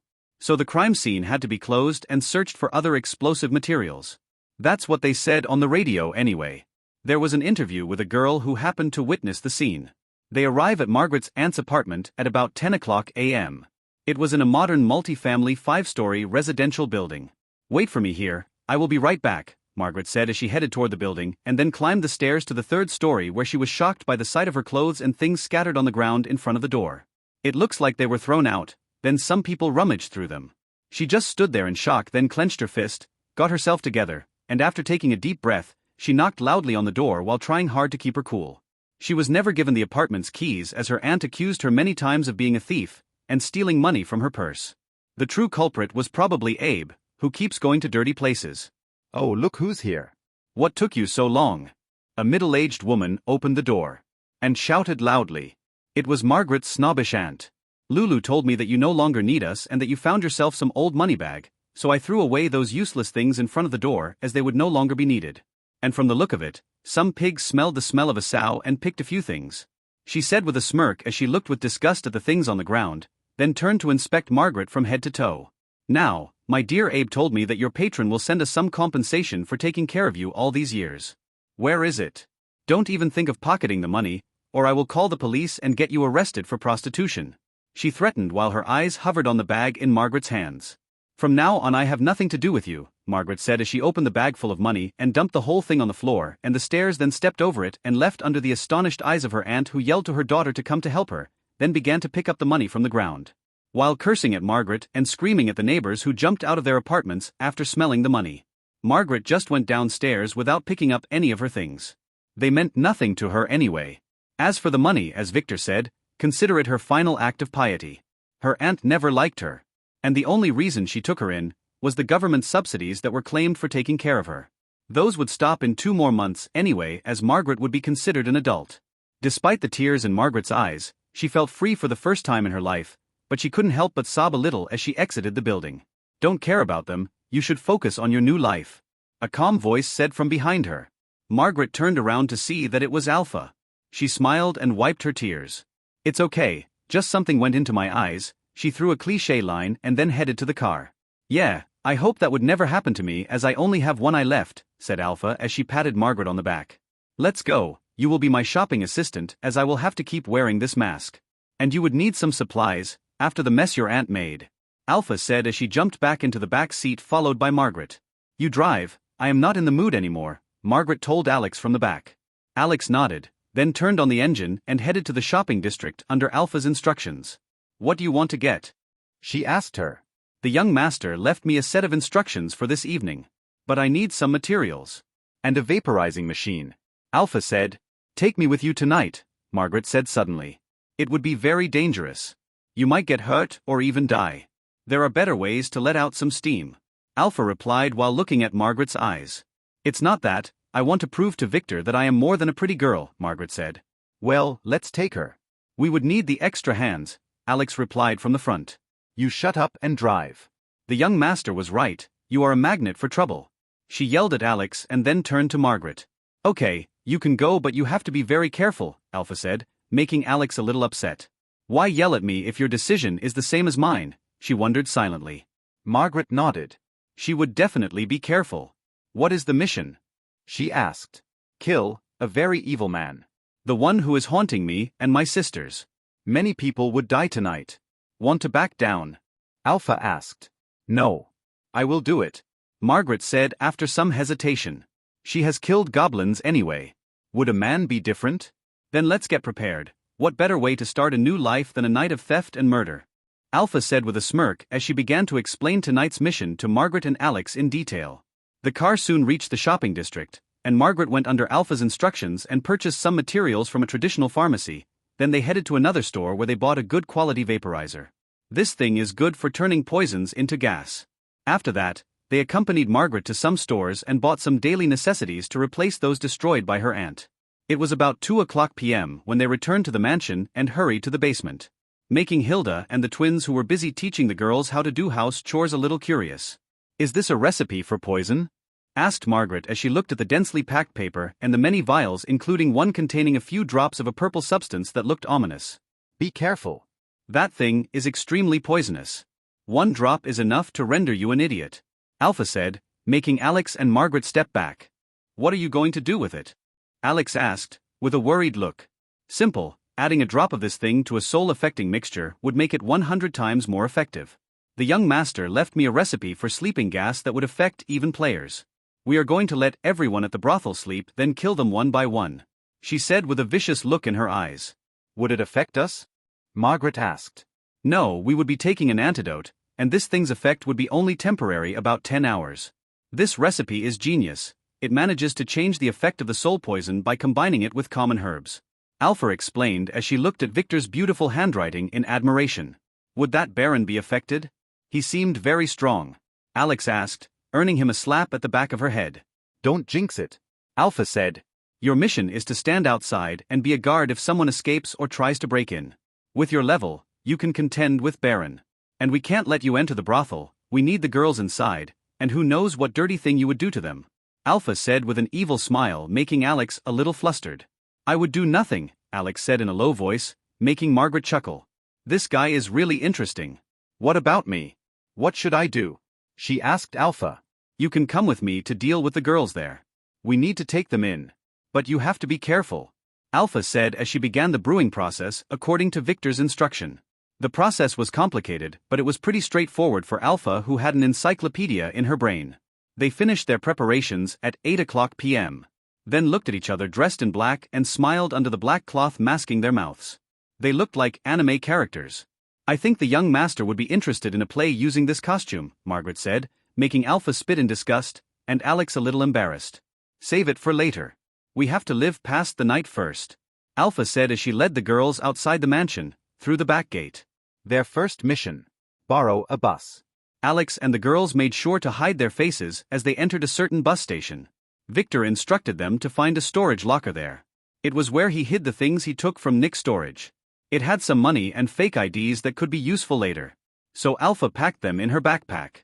After that, they borrowed a parked bus and headed out of town, to the suburbs where a lonely 3-story mansion stood alone surrounded by abandoned farmlands.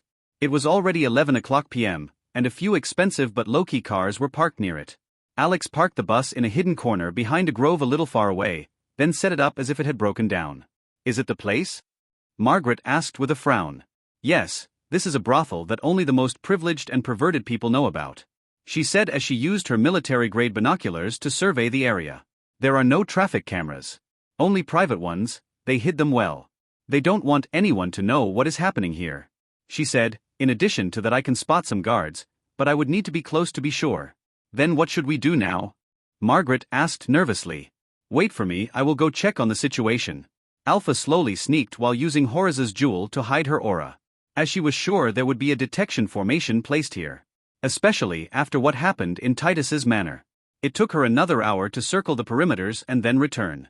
I found a suitable place for the vaporizer. I will connect it to the air conditioner compressor at the back of the building. But it would be very troublesome.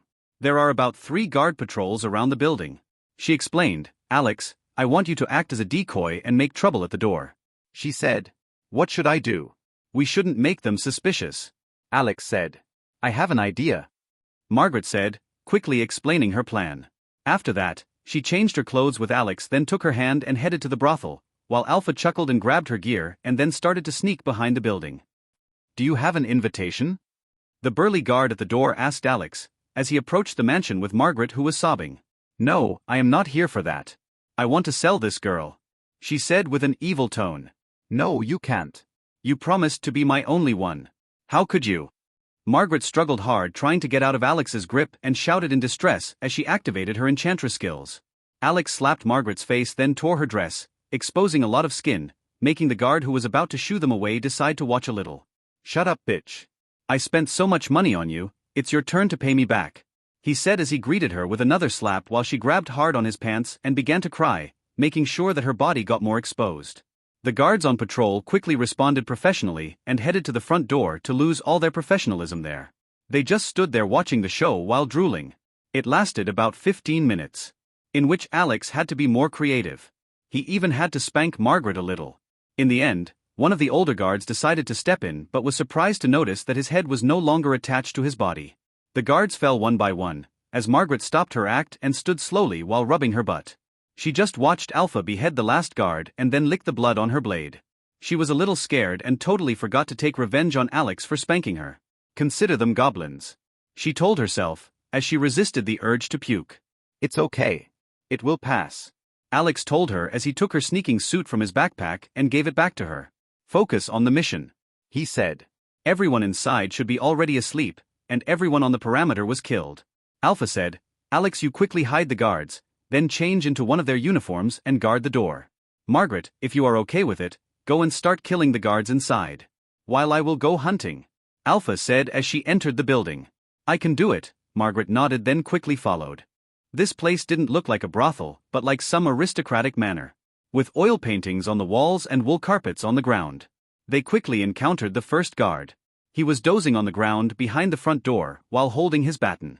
You do it, Alpha told Margaret, who nodded. Then as Victor told her about beheading a goblin, she slit his throat. She thought that she would be disturbed like earlier, but she felt nothing, just a little annoyance. It's okay. After someone becomes a player, they would become stronger, not only physically, but also mentally. The intelligence attribute is not for show, Alpha said, explaining to the wondering Margaret, who nodded then took the baton from the guard. I will go up, you take care of everything here. Just clean the guards on the hallways, we will explore the rooms together later. If you encounter something unexpected, just yell as loud as you can.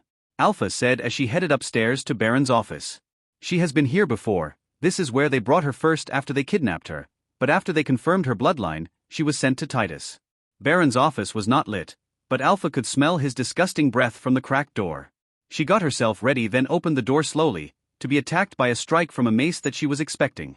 If another player was in her place, that guy might have been turned into paste. But her attributes were 4 times those of Baron's. His attack was just like some kid jabbing an adult with a twig. Baron was not asleep, he didn't look good though. No, surprisingly, he looked good, despite the black circles around his eyes. He seemed to have lost some weight, he looked like a normal fat man now. Alpha didn't want to admit it, but he was somewhat handsome. It's you. He yelled as he screamed at Alpha. What kind of evil poison is this? He shouted as he sweated heavily. He was losing weight at a visible rate. Oh, you have the fat sacrifice skill. I didn't think that it would be the reason behind your unique shape. Alpha replied with a chuckle. This skill is at least S-ranked. It sacrificed body fat in place of damage or adverse effects. No wonder he was not affected by the poison. But she could see that the fat on his body was diminishing at an accelerated rate. He was poisoned after all. Damn you. How do you know that? The surprised Baron screamed as he attacked Alpha with his mace, making her respond by parrying with her sword, then followed by an attack that struck hard at Baron's mace. That was a mistake. His attack was well aimed. And her counter-strike pushed him flying toward the window. Breaking it, he hurled down to the backyard. After a flip that didn't suit his body shape, he stood up and began to run, intending to escape. He wanted to surprise the assailant and kill him, but this B*TCH was much stronger than he expected. He was well experienced and could tell that from just one strike. Her legs didn't budge at all when he hit her. So he decided that escape was the best strategy. Alpha cursed as she jumped after him. If he escaped today, killing him later would be very troublesome. She used the ledges of the building as steps for her quick step skill, making her reach the ground pretty quickly, then ran after Baron. Thankfully the poison was really effective, and Baron was slowed down enough for her to catch up with him and attack him from behind, making him turn around and block. The fight ensued after that. Although she had learned sword fighting since she was a child, Baron was not an easy opponent. So she resorted to overpowering him, wanting to end this quickly by letting go of fancy techniques that didn't work. But still, she couldn't land a clean hit as his moving skill was very advanced. They were approaching the highway. If this was delayed any further he would probably get a chance to slip. So she quickly slashed her hand and then threw her sword at him to delay him as she activated her skill, the blood sword, making blood from her bloodied hand grow and solidify into an ominous sword. F***CK, yelled Baron as he attacked her, but this time it was different. Her blood sword was stronger than the one she was using, and it would bend on its own, making Baron's dodging useless. With every jab of her sword, she could see that the fat on his body was decreasing until he was left looking like a living skeleton. Who is behind you? He asked, while skillfully putting his hand behind his back. She responded with a howl that made him freeze for just a second. Enough for her to let her sword pass through his once thick, now shivering neck. His head fell to the ground like a dried piece of wood, followed by his body and the golden dagger he was planning to throw at her. This thing is an artifact. It looks high-leveled. Alpha quickly searched him to get his keys, his IDs, and the pen Victor told her about. It seemed to be just a normal pen. This is not an artifact. Why would Victor want it? She didn't know. After a thorough search, she didn't find the seal. It must be at the office. But her mission here was still not over yet. She took out a vial from her pocket and emptied its contents on Baron's corpse, making his skeletal body disintegrate. Now, no one would be able to tell if this scum was dead or alive. Margaret began to move from one corridor to the next, killing one guard at a time. The feeling of annoyance she had before has completely disappeared. She just had to remind herself that those guys were worse than goblins. She heard some noise from the top floor and was a little nervous. But she believed that Victor would not send Alpha here if he was not assured of her safety. Alpha returned from outside the building 15 minutes later, just as Margaret had managed to finish all the guards on the hallways. It's done. Let's start checking the room from Baron's office, she told Margaret as they headed there. The office was a mess thanks to the battle that happened here earlier, but Alpha was able to get quite a few useful things like incriminating documents and maps. In addition to the empty book that Victor wanted. It was as he described it. A brown weathered leather book that had an ominous eye symbol on it. Alpha knew what this thing was. It was the tool Baron used to test hers and the girl's bloodline. But it was just a low-level artifact, as it only confirmed or denied the existence of bloodline with some random information like the target's bone age and health status. After that, she searched for the seal. This thing should be placed in the safe under Baron's desk. She quickly tried to open it using the key, but this thing required a security pin. So she just sliced it open with her blood sword under Margaret's astonished eyes. She took out the seal after grabbing the documents that were in there and stuffing them in her bag. The seal was a silver-colored small fox statue with a strange inscription on its bottom. Alpha quickly bit her finger and drew a symbol on it, making it shine with a bright light. Not only was the seal now hers, but her mind also had the instructions for using it. Those idiots in the families didn't know how to bind artifacts. Smearing it with blood would only let it be superficially bound. To bind it completely, one must use essence blood in a binding symbol suitable for the artifact. Now, all the Baron's slaves have become hers. This thing was a low-grade slaving device. It requires drawing precise tattoos with blood on the enslaved, then putting this thing on the tattoo to activate it. That was really troublesome and would require hours of work. On top of that, it could only be used for punishing or killing the target. Nothing fancy like tracking, or wiping memories, like the ones the family uses. "We are done here," Alpha told Margaret, who didn't manage to find anything useful. Just an antique porn book that she thought Victor would be interested in. "Let's go check the other rooms," Alpha said as they left the office, which was on the top floor. They would go down room by room from her to the basement. The first one was the security room, where Alpha proceeded to kill the guards and then destroy the recordings after making a copy of a certain hidden folder. "What are you going to do with that?" Margaret asked her, looking at the flash drive in her companion's hand. Many of the rooms have hidden cameras. Baron seemed to have been keeping VIP's good deeds recorded here. "It can be used for blackmailing them," Alpha said as she proceeded to physically destroy the hard drives and backups with her sword. The next 3 rooms they checked were empty, the 4th wasn't. An ugly fat man was sleeping with 2 beauties in there. Margaret was disgusted, Alpha wasn't. First, she checked whether the girls had the tattoo then. She quickly took an antidote vial and dipped a needle in it before pricking the 2 girls' arms with it. The girls took 5 minutes to wake up. What's going on?" The girls asked as they woke up and were a little confused. Alpha didn't have time for explanations. She simply used the seal in her hand to inflict some pain on them.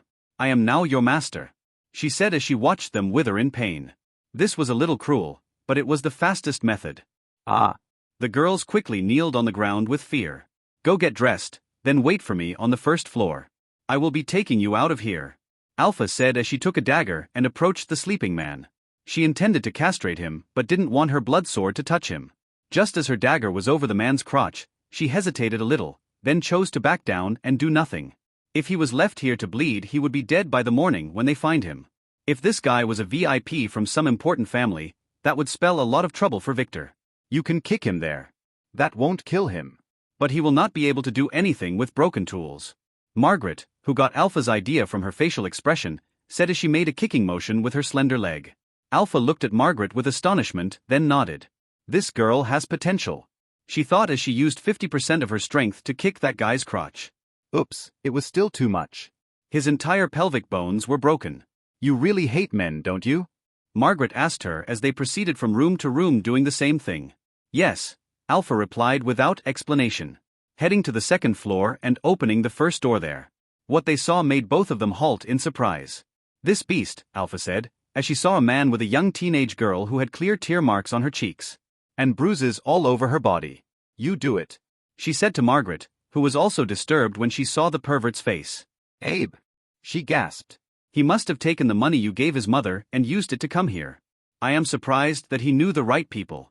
This place is a private club after all," Alpha said as she woke the confused girl up, then sent her to the others after checking that she can walk. She didn't use the seal's punishment on this one, as she seemed to have suffered enough. Margaret hesitated for a moment, then after looking at the poor girl, did as Alpha told her, and broke Abe's 3rd leg, but she used a baton instead of her foot. Unfortunately, she was not as efficient and her aim was off. It took her 5 strikes to get things done, and many of his leg's bones were broken in the process. After 2 hours they finished the 3 floors, including the small dormitory behind the mansion, where they found a few sleeping guards and girls. Now, there were 27 scared and confused girls waiting for them in the main hall. Their ages ranged from 13 to 30. "Is that all?" asked Margaret, who regained her composure and looked at the girls with sympathy. She was lucky her uncle was an idiot and didn't think of selling her to a place like this. Not yet, we have to go to the basement, Alpha said. But I already checked it, there was only a boiler room there, Margaret said. Alpha shook her head as she went to a normal corridor's end, then used Baron's key to open a hidden door. Let's go in, Alpha said as she descended the hidden stairway that appeared behind the door. This place had 3 rooms, 2 of them were full of nude girls, they had beating marks all over their bodies. While the last room was full of both naked men and women in all kinds of positions. It had many nasty tools scattered on the ground. What is this place? Margaret gasped as she put her hand on her mouth. They bring girls here first, then train them to be prostitutes, Alpha said as she began to wake up the girls. All of them have been tattooed. And the tattoos looked fresh. It seemed that Baron wanted to guarantee that no accident like the one that happened in Titus's mansion would happen again here. The girls were very miserable, and some of them were really hurt. They had to be helped by their friends to be able to walk out. Margaret didn't need Alpha to tell her this time. She proceeded on her own accord to break those men's tools. And maybe she went a little overboard, but they deserved it. In the end, they had about 60 pretty girls. That's more than I anticipated, said Alpha with a frown, as she inspected the girls who were dressed in men's clothing now. They didn't have any, so they had to use the guards' and customers' clothing. From now on, you belong to my young master. Understood. She told them as she raised the seal in her hand, making the girl involuntarily kneel on the ground. Baron had trained them hard. Now let's go. Alpha took the girls out to meet Alex, who had already cleared their traces and brought the bus to the front door and began to help the girls in. Some of them gave him curious looks. Is this the young master? Now get in. It will be a little cramped, but we will manage, she said to the girls who didn't dare ask her where she was taking them, nor did they care. Any place is better than here. Alex, you take Margaret and return home. I will drive the girls to a safe place, Alpha said as the girls took their seats. Where to? Margaret asked. Yesterday, I made a plan. I will take them to a remote, abandoned village. I plan to create a special team using them, she said. That place was once a secret base of her family. It was hidden well so no one should have discovered it, because all the family members were ordered to return to the main base after the enemies developed a way to track their bloodline. Understood. How long would it take you? Alex asked. I will be back in a couple of days. Protect my sisters for me, she said. Okay, Alex nodded as he watched her climb into the driver's seat and then drive away. Now, shall we go home? Alex asked Margaret with a sigh. What, are you jealous that you couldn't spend some time with those girls? They may have mistaken you for the mysterious young master, she said with a chuckle as she grabbed Alex's butt, intending to tease him. Ah, Alex let out a surprised voice. What? Margaret quickly let go and then pointed at Alex. You are a girl, she shouted. No, I am not, Alex flusteredly said, as she began to walk away ignoring Margaret. Do you think I am naive? Your voice just now, and your butt is definitely not a man's butt. Don't you dare lie to me, Margaret yelled as she chased after her. Victor's first stop was the temporary prison on the main island. Arya was being kept there as a decision about her destiny has not been reached yet. The military-grade spacious helicopter struggled to find a suitable landing position in front of the prison building, making Victor jump from it before signaling the Kai who was acting as a pilot to land a little away. Wait for me, he told Lily and Kai as he went straight to the building whilst reminiscing about this place. Back then, when he was set up, he had to spend 2 weeks here before they kicked him out of the family. The rooms here were not very comfortable, but they had a bed at least. Arya was lucky they sent her here because the island where the family usually threw their prisoners was not a place a young girl like her can survive. It was probably his father who pulled a few strings. The treatment here was much better than in that hell hole. No guard stopped Victor. He was wearing the purple elite air token proudly around his neck. This is not a place to act low-key. This place was a maze. After getting lost for a few minutes, Victor let go of his ego and humbled himself to ask one of the guards, who led him to a cell on the second floor. The door was a little ajar and Victor could see what was happening inside. 3 men, 2 old and 1 young, were facing the angry Arya. She was dressed in a gray criminal dress and had a clear slap mark on her cheek. Victor frowned as he recognized the men. The first one was Mason, who questioned him in Vane City, and the other old man was another elder from the Inquisition Hall whom he couldn't remember, but he could recognize the distinct token on his robes. The young man was one of his cousins. His name was Morris. He was a semi-player, a minor character, but his father, Victor's uncle, was the head of the Punishment Hall, a very influential elder in the family, and one of the top names on Victor's revenge list. Thankfully, he had no influence here, as this place was run by the Inquisition Hall. I told you, bitch. I will let you moan my name all night. And when I am finished with you, my men will like the new taste. Morris said. Morris, you can't touch her yet. Not until the council reaches a decision. The elder said. Jackson, don't be stingy. I already talked to them. Once the command was issued, she would be killed right away. And this is not against the rules, as we need to interrogate her.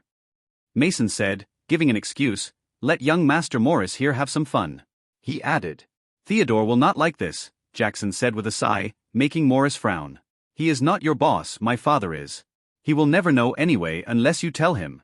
Morris said, then turned to Mesa. Uncle Mason, help me convince him, you promised. If you let me have her, I will tell my father to help Titus. Last I have heard, they have already extracted half of his blood essence. Morris said with an evil grin. Just do it, I will take the blame, Mason said with a sigh. Now quickly give me her soul mark and let me be her master. I promise that she will not survive the night. Morris said as he licked her lips. Loser, Arya screamed. You can't overpower me with your force, so you resort to nefarious means. She spat at him. Bitch, let me teach you how. He said as he wanted to give her another slap, but his hand was caught by Victor, who punched him in his face, sending him hurling into the You. Jackson and Mason exclaimed, while Arya gasped and put her hand on her mouth while tears trickled from her eyes. This was the first familiar face she saw after all that happened yesterday. Elder, my name is Victor von Weiss, and I hold a command from the Patriarch, Victor said as he bowed respectfully, then threw one of the commands at Jackson, whose eyes grew sharp when he channeled his energy into it. He just heard Anne's command play in his mind. Give Arya to Victor, so it was not the Patriarch, but higher powers. He thought with a smile. This makes things easy. Understood, he said as he pointed at Arya with his token, making the tattoo on her neck flash. Victor quickly activated his token to make her his servant. Under Mason's astonished look, he said nothing, but he wondered why did the Patriarch help him? Theodore was ordered to stay out of this matter before. You bastard! How dare you hurt me? Uncle Mason! Uncle Jackson! Arrest him! He just assaulted a family member, breaking family rules. Morris yelled as he slowly stood up and pointed at Victor. Jackson did nothing, he just shook his head, while Mason hesitated then stopped, choosing to stay out of this. Sorry Titus, you would have to suffer a little more in there. He prayed silently for his nephew. He has to ask someone else for help, it seems. What do you mean, break the family rules? Arya was mine the moment the Patriarch gave her to me, and you just assaulted her intending to rape her. This is enough for this young master to break your third leg. Victor yelled as he slapped Morris's face again. Not to mention the fact that this young master is an elite family member. Educating others in the family is my responsibility, Victor said as he gave Morris a final slap and then headed toward Arya. It's not that Victor didn't want to kill him, but this idiot's father was very troublesome. Victor said nothing after that, he just helped Arya stand up. She stood up, hugged him, plunging her head into his chest and beginning to cry. Her mother committed suicide first, then before she could cope with that, she was arrested and they told her the shocking truth, she was not a von Weiss. Her mother adopted her at birth because of her purple hair to scam the family. She was brought here and was forced to spend the night in this cell after they tattooed her like a servant while telling her that her father, whom she loved dearly, will not help her. She didn't resist, she just wanted to die, as the shock was too much for her to handle. And yesterday night was the darkest in her life. She didn't know what to do, hoping that maybe someone would save her from this nightmare. But she knew that no one would come. Those who claimed to be her half-brothers wouldn't risk their position in the family for her. And she was not even family with them anymore. An hour ago, this piece of shit Morris came and began to molest her, demanding that he should play with her. So she had to struggle. She didn't mind death, but she didn't want to be humiliated before that. Victor was the last person she expected would come to save her. I told you that you would be mine one day. Don't worry, we will still be family, he said softly, making her cry harder. This bastard was only here to play with her like Morris, but she didn't hate him, on the contrary. She felt that he was her only reliance right now. Let's go, this is no place for this, he said as he shook his head while wondering if he had some kind of a hidden skill that made girls cry on his shirt. Would it be an S or an F rank? Can it be used in a dungeon? Arya nodded, then left the hall with him under Morris's harmful gaze. He will surely call Daddy to complain after this. But that snake would not move this easily. Victor took Arya quickly to the helicopter where she sat next to him and rested her head on his shoulder. I guess I am stuck with you from now on, she said. Should I keep calling you Victor or young master? She asked him. Dear brother would work, he said. You seem to have some sister complex, she said as she wiped her tears, having regained some of her sassiness after meeting him. I will just call you young master. It is better this way, she said as she closed her eyes. She didn't get to sleep last night. Lily, who was a little jealous, could feel that Arya was hiding her sadness and despair behind jokes. But at least she would still have a younger brother after all this. The young master is really good, she thought as her tender eyes looked at him from the back. Whatever you want. Now let's go get the other girls, Victor said, making Arya open her eyes again, then pinch him hard. Bastard, she thought. Lily, who was in the back, was tempted to do the same. What other girls? We already have a dozen at home. Bad young master. Perverted young master. This young master has to do everything at volume, even saving damsels in distress. I have an image to keep, he said, feeling an angry pinch on his thigh. You don't have an image left.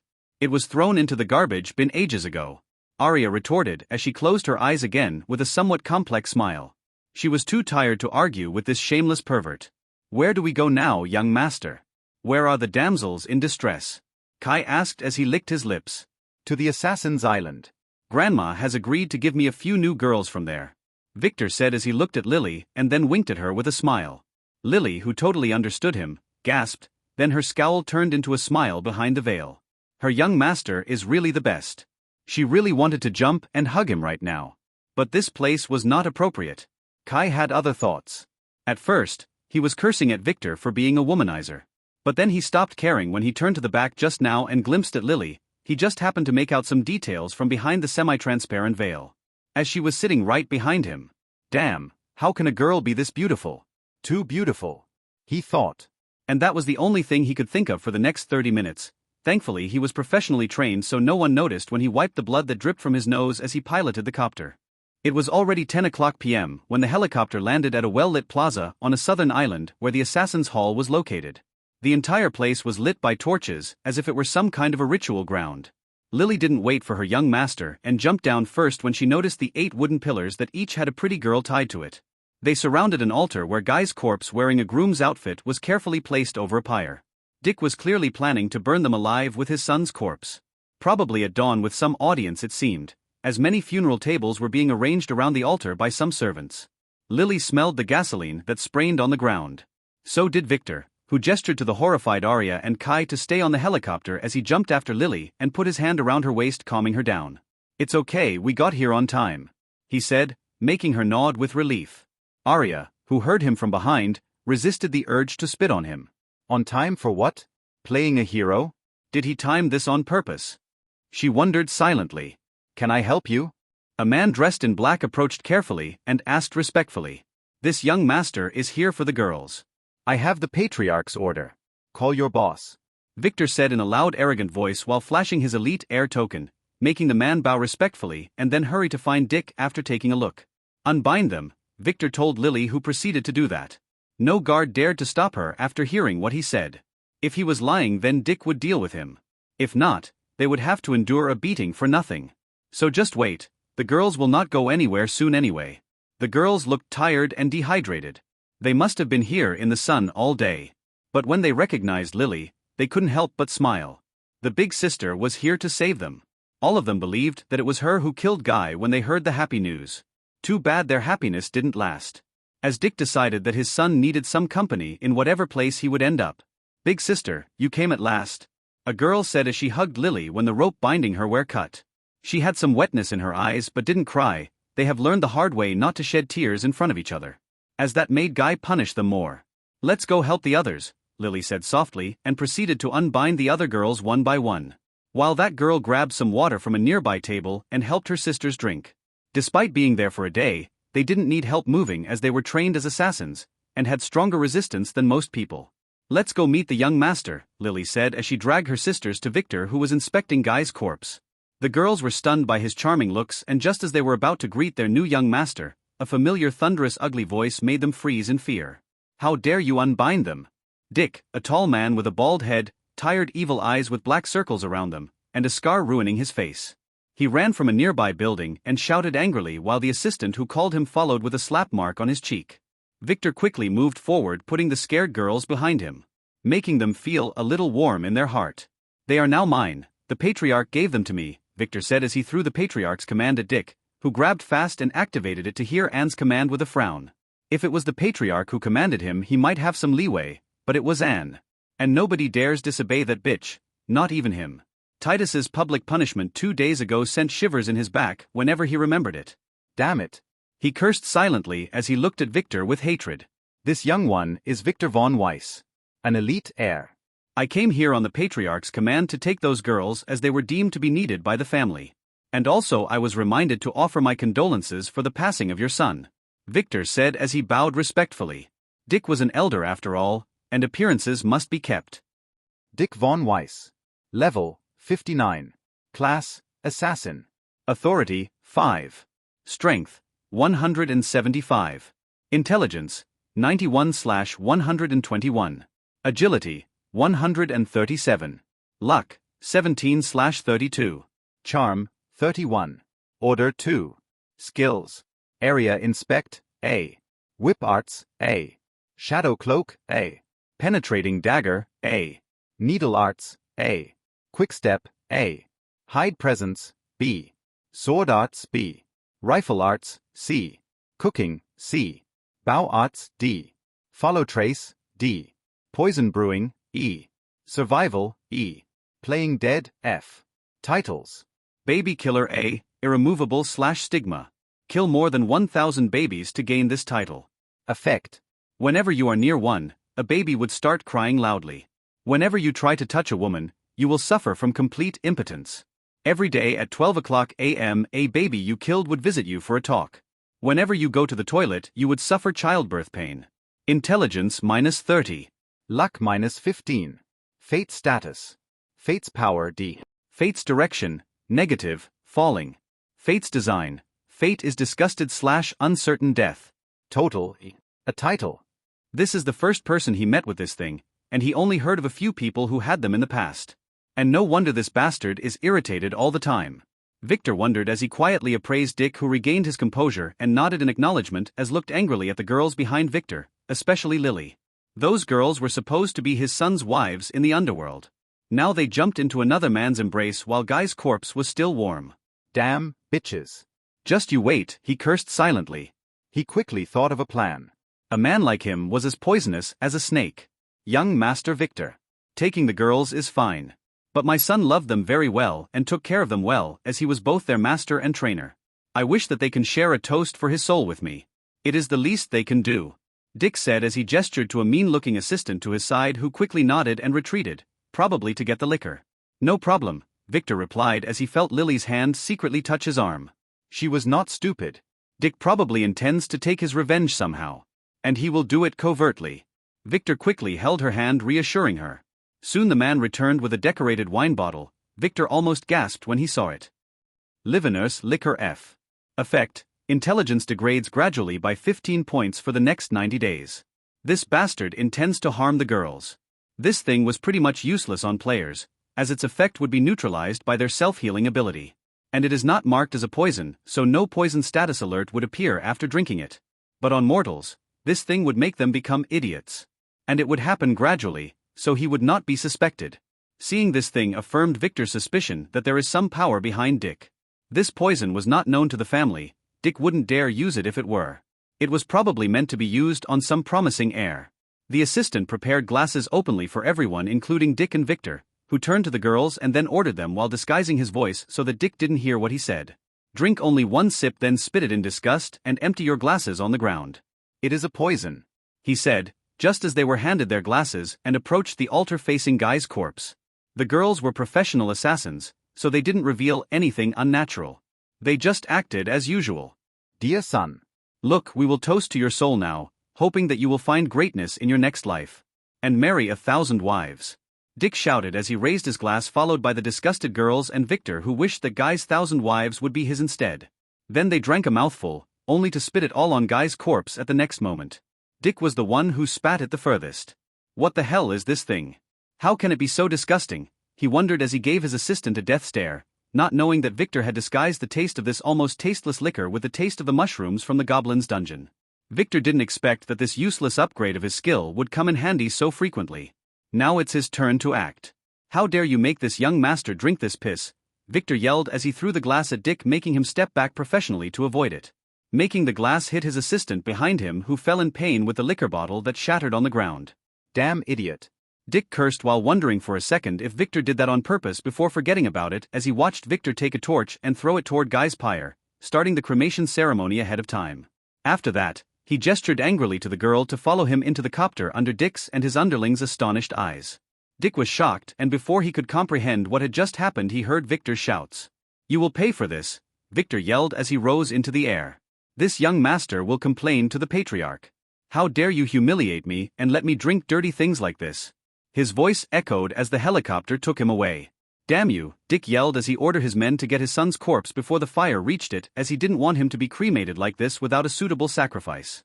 But it was futile. The ground was soaked with gasoline, so Guy's corpse burned to ashes under Dick's unwilling eyes. After 3 minutes, Victor, who was watching the fire and the angry Dick from above the sea, quickly activated his fate tracker skill on Dick, who was barely visible at this moment, then quickly unbuckled his seatbelt. "Did the family give me a mansion around here?" he asked Kai. "Yes, young master. "It is the 24th on the East Residential Island. However, it is still empty. I haven't contacted any servants yet." Kai replied. "Good, I know the place." "Take the girls there while acting as if I were still with you," Victor said as he patted Lily's hair, then took out his token and phone and gave them to her. "Take care of your sisters. I will meet you at the mansion. I have something to attend to," Victor said as he jumped off into the cold sea under the astonished eyes of Kai and the girls. Victor used his disguise skill as he plunged into the dark seawater, hiding the splash in his body, and he swam back toward the island. He saw a certain look in Dick's eyes when he looked at the girls. That man wanted to kill Lily, he felt it. And Victor will not let anyone touch his Lily. It took him about 15 minutes to swim back to the island, where he sneaked through the shore as he activated a hiding talisman he bought from the store.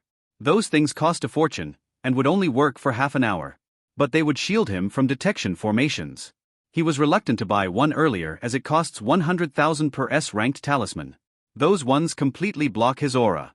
But now he has a piggy bank, so he can easily spend this little money. He headed back to the plaza, where Guy's corpse has been burnt to ashes that the servants were busy collecting. Dick was nowhere to be found, but Victor quickly followed the fate thread he tracked earlier deeper into the island to the main building. Strange, why head there instead of caring for his son's corpse? Victor wondered as he climbed through the forest heading toward a grand building higher up the island, while he purchased a few more talismans from the store. This is going to take a while. But no matter what, Dick must be eliminated.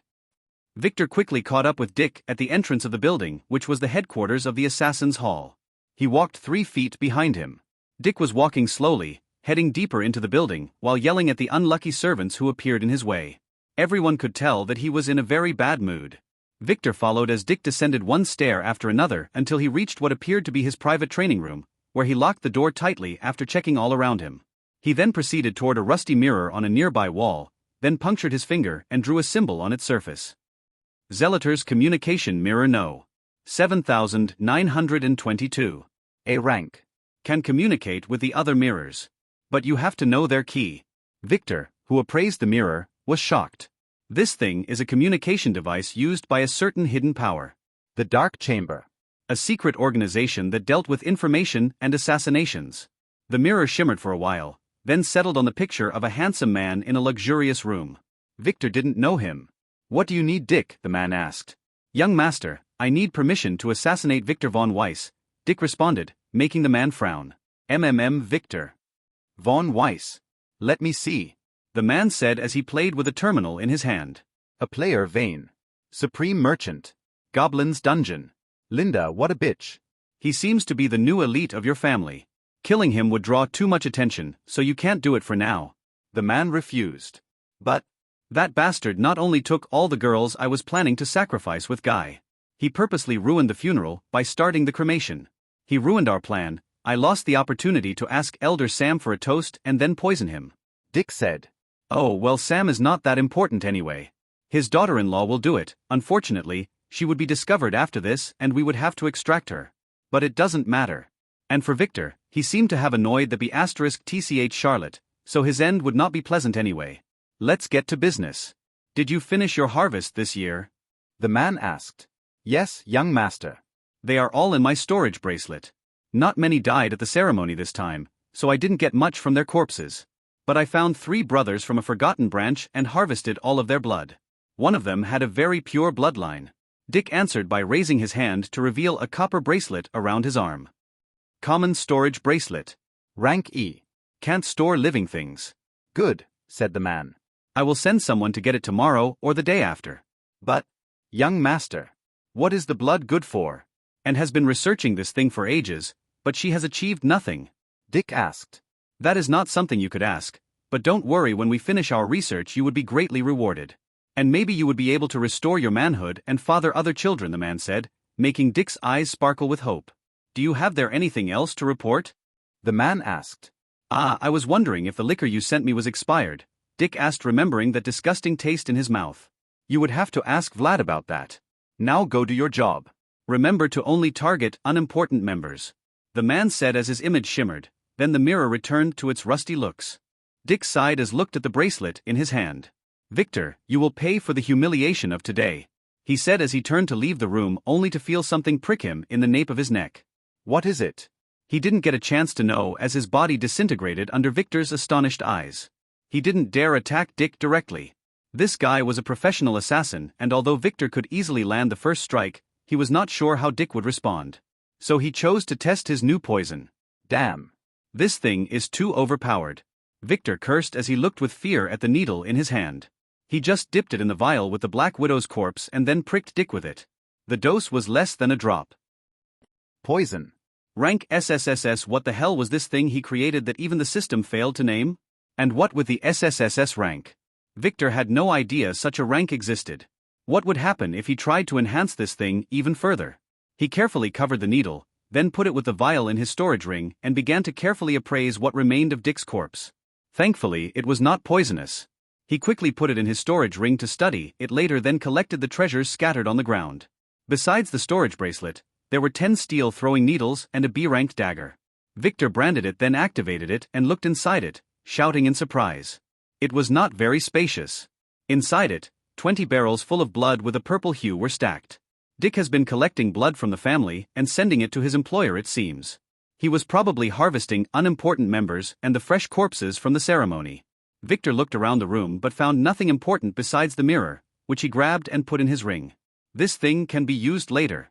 After cleaning everything, Victor changed his shape to that of Dick's, then left the room and headed outside while not forgetting to yell at some servants and some random assassins who had just returned from their missions. Soon he reached the docks, where he found a storage building and took 2 rubber boats from inside. He put one in his ring and used the other to sail. When a guard asked him where he was going, Victor only looked at the man and scuffed, causing him to wet his pants. The scared guard watched the boat disappear under the darkness of the moonless night. As Dick sailed with a solemn look, heading into the unknown. Not really. A few miles later he sank the boat and then used the other one with his disguise skill to sail to the eastern residential island where Lily was waiting for him. It was 3:00 a.m. when Victor reached the residential island. This was the same one he lived in before. But his new mansion was located a little far away from his father's. Although Victor was tempted to give his mother a surprise visit, he chose to go toward his own mansion. It was too late right now. When he entered the mansion, he was greeted by Kai, who stood up with little difficulty and bowed. He seemed to have been napping on the sofa. He had a red slap mark on his cheek, and Victor quickly recognized it as Lily's hand. He must have tried to boss her around, or maybe look behind her veil. If he had tried anything more than that, Victor was sure that his corpse would be discovered in the morning. He didn't blame him, on the contrary, he felt sorry for him. Lily's beauty can make men do unreasonable things. And looking at the awkward way he stood up, Victor doubted this man would have the courage to do it again. Name, Kai. Level, 20. Class, Butler. Abnormal status, Slave weak. Authority 3. Strength, 65. Agility, 55. Intelligence, 55. Luck, 9. Charm, 15. Order, 17. Skills. Management, A. Defensive stance, A. Spotless cleaning, A. Cooking, A. Quick steps, B. Quick thinking, B. Sword arts, B. Staff arts, B. Thick skin, E. Singing, F. A *** kissing, F. Fate status. Fate's power, B. Fate's direction, neutral. Fate's design, undecided. Total, negative B+. Young master, how was your business? Kai asked after a cough. Fruitful, Victor answered as he looked around with a frown. Where is Lily? He asked. He expected her to be waiting for him like usual. Ah, she told me to inform you that she would spend the night with her sisters in the master bedroom. And that you should use Arya instead of her today. Kai answered the gulped. And touched his crotch with a painful expression. Oh, where is Arya then? Victor asked as he smirked. Lily understands his intentions. She is sleeping in the third room to the left on the second story, Kai replied. Anything else? Victor asked as he noticed that Kai had something else to say. It's just that your esteemed mother called and wanted to invite you for dinner, but Miss Lily took the liberty to tell her that you were busy spending the night with your new maids and you would go there for breakfast. I tried to correct her, but she slapped me, Kai said in one breath as if he was some schoolboy telling on his classmate. Is that all you really did? Victor asked as he squinted his eyes, making Kai sweat. I may have knocked out her veil while trying to take the phone from her hand, Kai replied with an aggrieved voice. Oh, then you deserve it. I will punish her later anyway. But it is better this way, he said, making Kai more aggravated. Victor nodded, then headed to the kitchen under Kai's complex look. Oh, and Lily's commands are the same as mine. Remember that, you should call her mistress from now on, Victor said as he left the room, making Kai sweat even more. In the kitchen, he found nothing to eat. Despite having complete furniture and appliances, this mansion was not stocked with food yet. So he took a pack from his storage ring and prepared a cup of hot chocolate for Arya. He knew that she acted tough, but she was very fragile and would not be able to sleep easily. He was right. Arya lay on the bed staring at the decorated ceiling as tears fell from her eyes. She felt utter despair right now. She was sad about her mother, about the whole thing, and didn't know what to do in her life. Maybe Victor would be bored with her after playing for a few months and then let her go free to do whatever she wants. Maybe not. All von Weiss males are very possessive. Would Victor sleep with her tonight? She wondered with a light blush as she turned to face the wall. She only had one boyfriend before. He courted her for 3 whole years in college. Despite accepting his confession, she didn't let him touch her. It was to protect him from her family, as she was sure her father would kill him if he touched her without his approval. But that fool got angry and they broke up. Victor was not bad at all. Although somewhat of a pervert, he was really handsome. But because she thought he was her brother, she never dared to think of him this way before. She was wondering if tonight would be her first when she suddenly felt someone sit on the bed behind her. Ah, is it Victor? She recognized his unique smell. Why didn't he knock on the door? She didn't know what to do but nervously feigned to be asleep. If you want to feign sleeping, you better take your hand out of there, he said, hastily pulling her hand back as she blushed deeply when she realized what she was unconsciously doing while thinking about him. I know that you are awake. Sit up and drink this, Victor said, making her bashfully sit down and look at him with hesitation. Take this, he said, giving her one of 2 cups in his hands. She took it and looked inside, wondering what kind of drugs he put inside. Does it matter? There is nothing in it, but you seem to be yearning for me to drug you, he said with a smile, making her blush again while choosing to remain silent. Don't worry. I already told you. I will not touch you unless you ask me for that, he said. I just wanted to talk to you and ask you. What do you want to do from now on? He asked. Whatever the young master wants, she said with a low voice while watching the steam coming out of her cup. She felt some disappointment. Why am I thinking that? She wondered. How about you become the manager of all my businesses? He asked, making her look at him with surprise. Do you trust me enough for that? She asked. The system has decided that you are a good merchant. And I trust the system. Let's start with the business in Vane City. That's all I have now anyway, he said as he suddenly put his hand around her shoulders and hugged her. I told you. From now on we are a family, he said, making her blush. Today would be your first mission. Dear Lily has given her position to you, so you better cherish it, he said as he pushed the surprised Arya onto the bed and then hugged her. You said you wouldn't touch me, she said in a low, timid voice. This is not touching. This is just hugging a new pillow, he said as he fell asleep. He was really tired after using his disguise skill all night. It drained his stamina completely. Arya was embarrassed. She didn't get what he meant until she heard his snores. Slept? Really? Just like that? She didn't know what to do, but strangely she felt peaceful. Maybe it is not that bad after all, she thought as she dozed off in his embrace. See, I told you. My young master is the best, Lily said proudly, to her sisters who were hanging from the roof outside the room's window while peeping into Victor and Arya's conversation. But he still hugged her to sleep. A girl said. He will hug you all sooner or later. But he will not force you. He is much better than that scumbag guy, Lily retorted. We know, the girl said with a blush. Their new young master was really handsome. But why did he tell that piece of shit butler to call you mistress? Another girl asked Lily, making her blush. Well, He said that he wants me to be his main wife. Lily said with a heavy blush, making all the girls gasp. They knew what the main wife meant in such a family. It was a very high position that meant she could represent him. And only a few family members would give such a position to any of their wives. don't tell anyone about this, She warned them as they climbed down. Should we get rid of the butler? One girl asked. How dare he try to look at Big Sister? No, I punished him enough, but if he tried anything to any of you, just tell me. Next time, I will cut it all together, she said, looking at a faraway corner before dragging her sisters to the master bedroom. It's been a while since they slept together. Kai left the shadow of the corner while sweating. He decided that he should keep his distance from this crazy girl.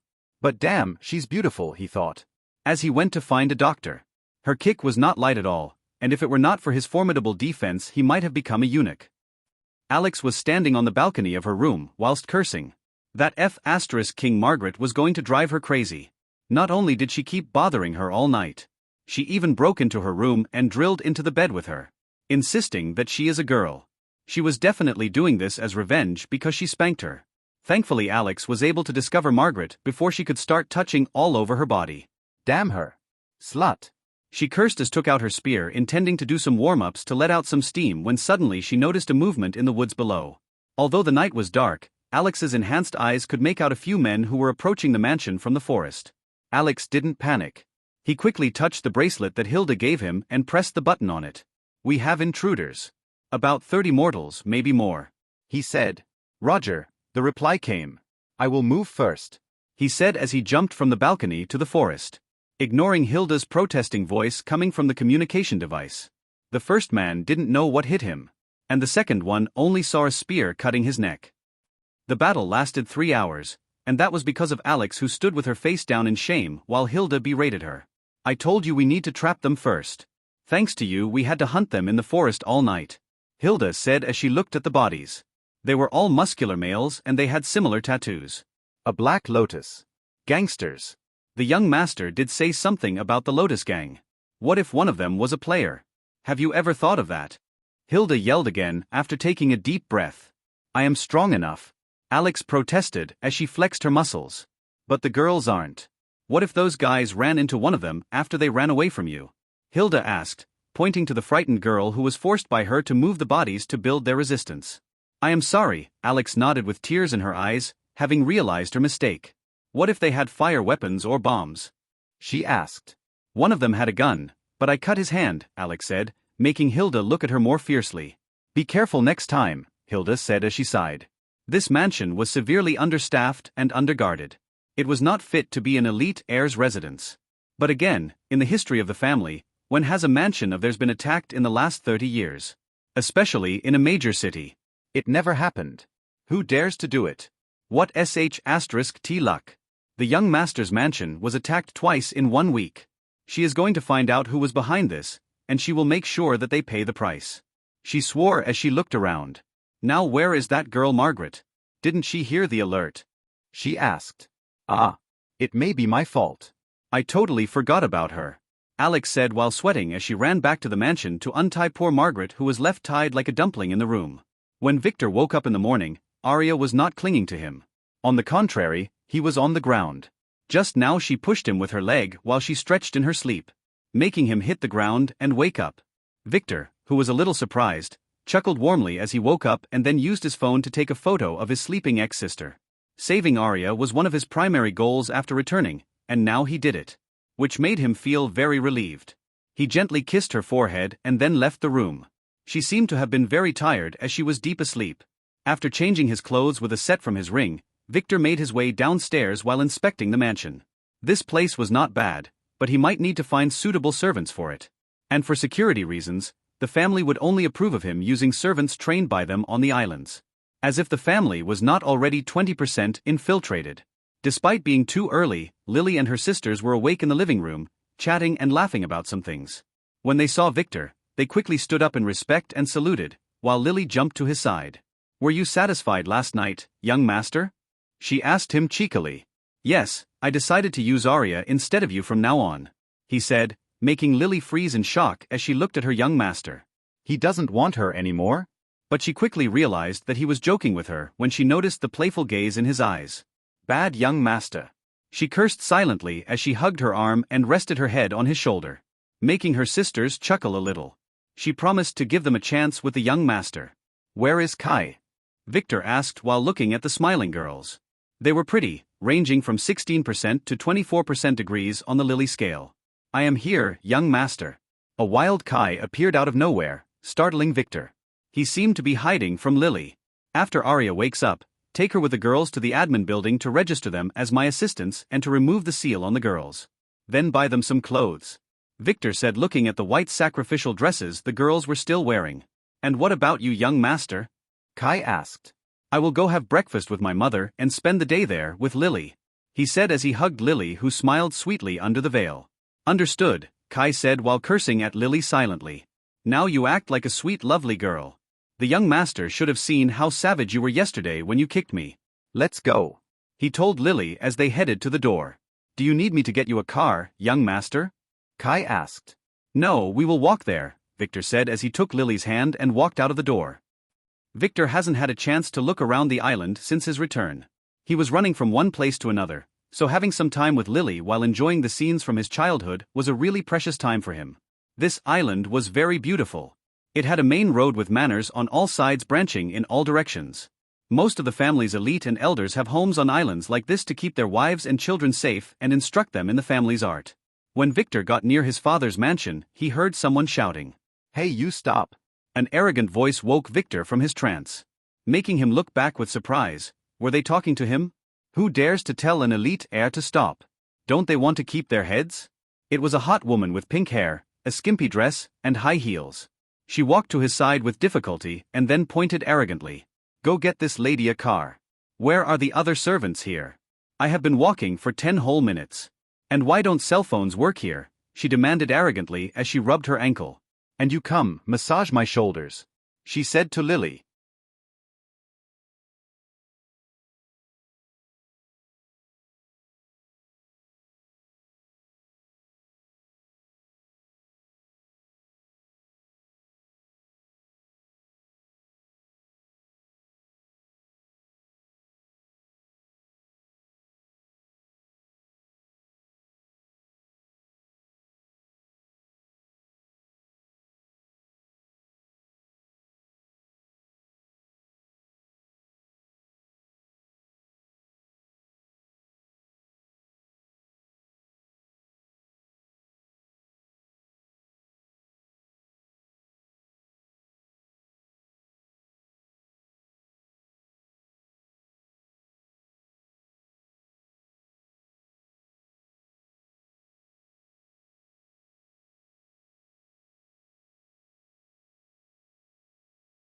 Victor quickly understood that she took him as a servant. He was dressing very casually after all because he only had these clothes in his ring. And it was still 5:30 a.m. The normal servants are just waking up. May I know to which house the lady belongs? He asked her politely. He really wanted to know which idiot brought a girl here without explaining the rules. I am young Master Rex's wife. I wanted to ask some servant to drive me from harbor, but who knows that there were none. You were the first one I encountered. I should have just waited as my husband told me to, but I wanted to surprise him. She said, I have to head to his father's mansion.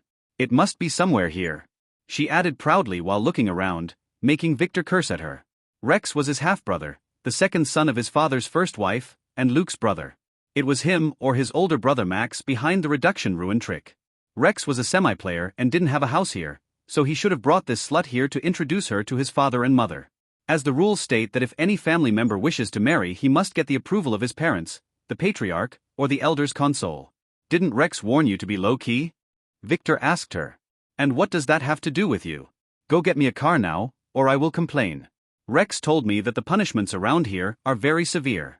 Be careful I don't order someone to punish you. She yelled, making Victor wonder if he should get angry or laugh.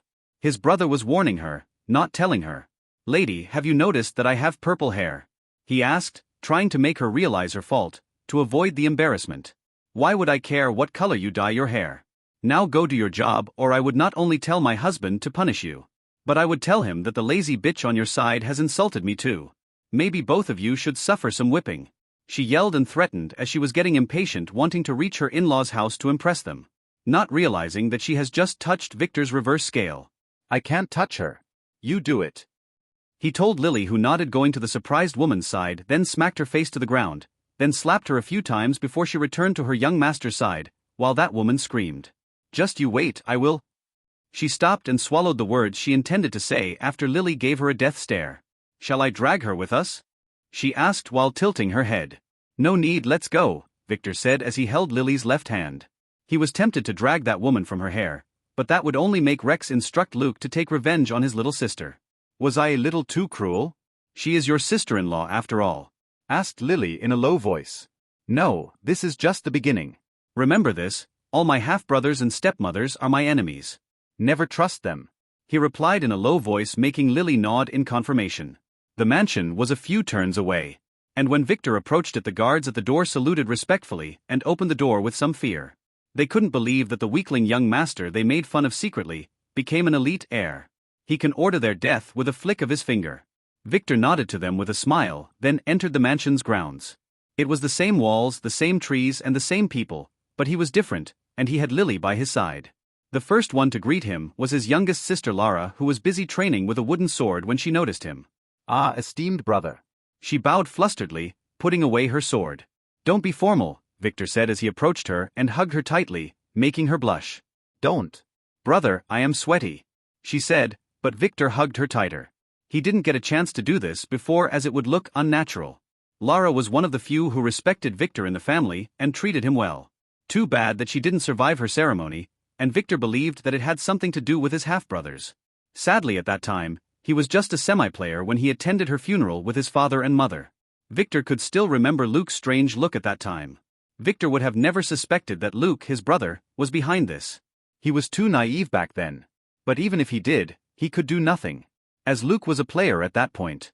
Victor stepped back and looked at his little sister's embarrassed face with a smile, then he frowned. Her hair color was purple, but the hue was wrong. Others couldn't tell, as no two von Weisses had the same hue in their purple hair. Victor's was a little grayish. But this shift was wrong, he could easily tell. It was the difference between vibrant colors and dead ones. So he activated his appraisal skill. Lara von Weiss. STR 13. Int 19. Luck 9. Charm 27. Fate. Fate's power, E. Fate's direction, negative. Fate's design, uncertain demise. Total, E. Bloodline, Elder Dragon 27.1% purity, decreasing, semi-exhausted. What's wrong with her bloodline? Victor silently exclaimed as he frowned, making Lara scared a little. Many said that her brother was a pervert, but she knew that he was not. He was the coolest brother in the world. He always took care of her and faced her first mother when she yelled at her. "Esteemed brother, is there anything wrong?" she asked nervously.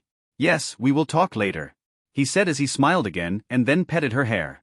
"This is Lily, your future sister-in-law," Victor said as he turned and pointed at Lily, making Lara look at her with surprise, then bow politely. "Nice to meet you, esteemed sister-in-law," she said as she blushed, making Lily blush more. "Don't call me that.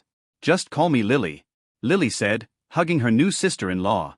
"Nice to meet you, Sister Lily," Lara replied with a sweet smile. "Let's go inside," Victor said as he headed to the mansion's door.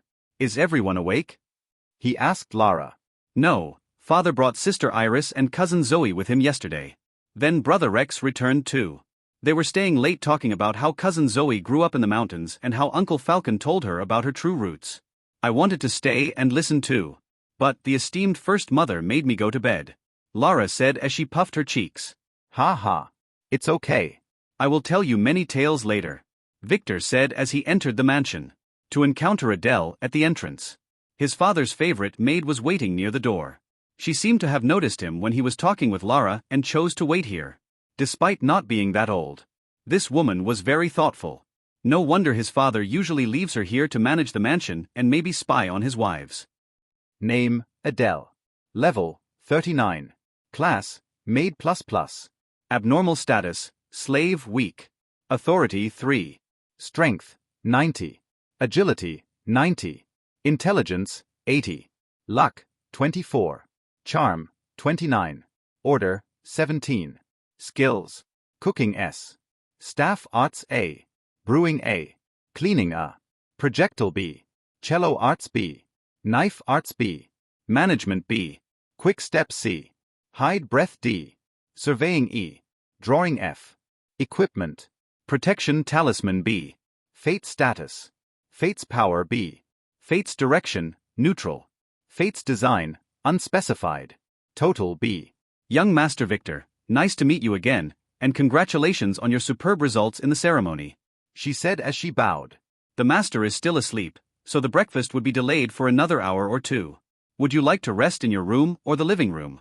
She asked him while inspecting Lily, while wondering what is her relationship with Victor. I will go with Lara to her room and wait there, as I have much to tell her. Victor said, oh, and there was a crazy woman down the road, she must be Rex's new wife. Send someone to fetch her before she loses her head. He added as he took the smiling Lara's hand and headed to her room with Lily, while Adele quickly gestured to a guard to check the road.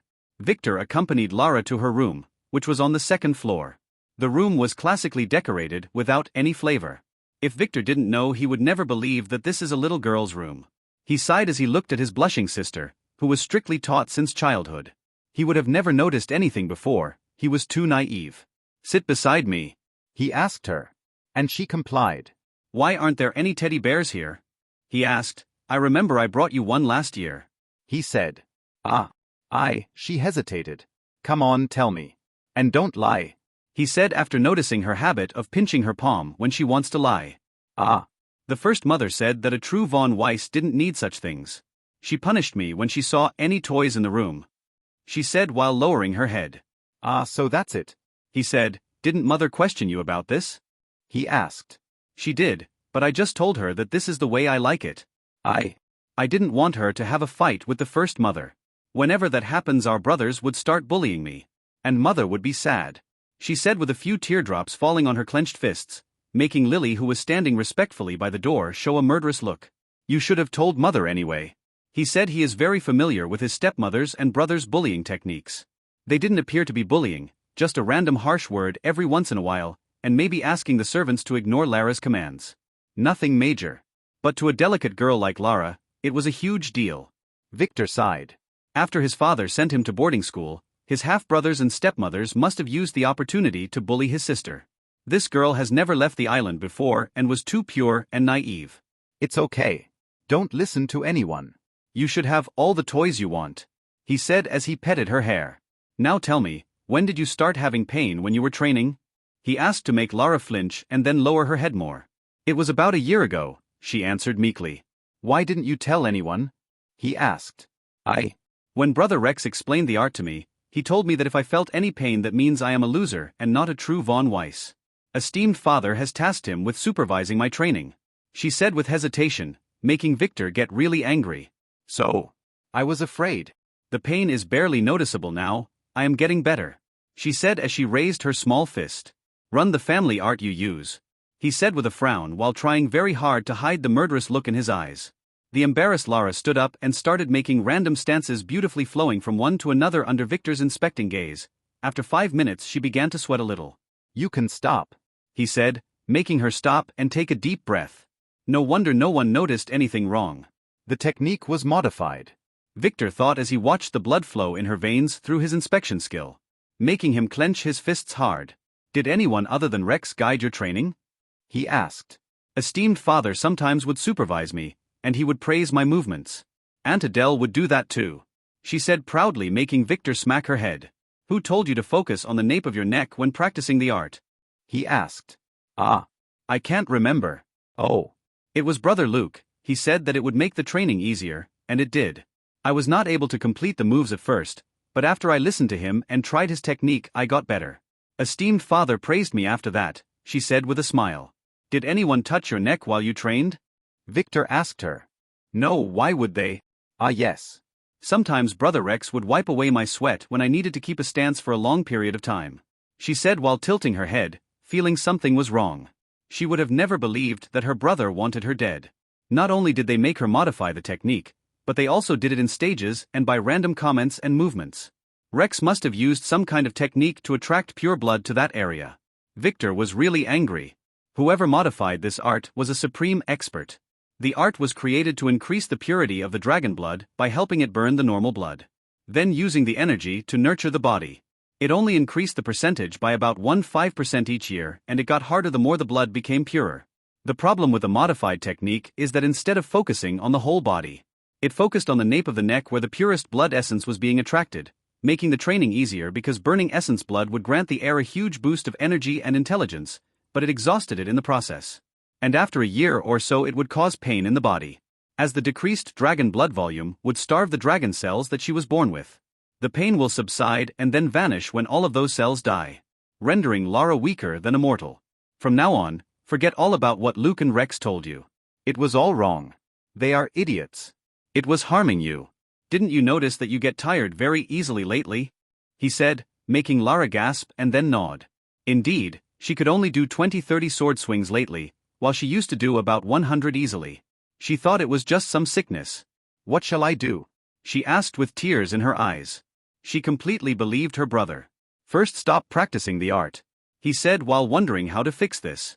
And if he should confront Rex directly. No, Rex was not the mastermind, he must find who it is. It may be his older half-brother Max. But he is not sure and he must not startle the snake. Victor decided to hide the fact that they were trying to kill her. She was not ready to hear the truth yet. And she would definitely reveal something if she knew. I have a solution, but don't tell anyone what I am about to teach you. It is a secret. If anyone knew, the family would punish me. And both Rex and Luke would also be punished severely for being incompetent, he said, making his sister nod repeatedly. Although her brothers were harsh, she wouldn't want them to be hurt. The family's punishment is brutal. A few days ago, a cousin named Titus was pinned on a stick naked and then drained of his blood in public. They said he would have to serve as a blood bag for a few years. Victor didn't know what Lara was thinking about, he just began to explain a set of moves to her. They were similar to the family's art yet different. But she was able to learn them very quickly. This technique was developed by him to restore his dragon blood. But it failed, as he had not even one drop left. But Lara was in better shape. This technique would let the dragon blood eat the normal blood instead of burning it. It will rapidly increase her blood purity. If father asked you to perform the family art, just use the regular one and stop focusing on your neck. It is harming you, Victor said. Then after giving it a thought he purchased a dispelling talisman from the system store and then took it out of his pocket. Ah, this is the same thing esteemed brother Rex used to wipe my sweat with, Lara exclaimed, making Victor frown. So it is some kind of talisman. He didn't know what he was doing. Close your eyes, Victor said as he inspected her neck but found nothing unusual by sight alone. Just that the area seemed to attract special blood. Even the blood in his hand started acting strangely when he touched her neck. When he activated his appraisal, he quickly saw what was wrong. A hidden mark was drawn on her neck. It spelled the word blood and was surrounded by some otherworldly symbols. This thing was not a product of this world. It must have been found in a dungeon. Just like the reduction rune. He quickly put the talisman on her neck and activated it. Blood attraction phantom mark found. Attempting dispelling. Required authority F-10. Sufficient authority found. Dispelling mark. Mark dispelled. After that Victor proceeded to guide her technique movements while telling her how he met Lily and fell in love with her, making Lily who was standing near the door blush deeply.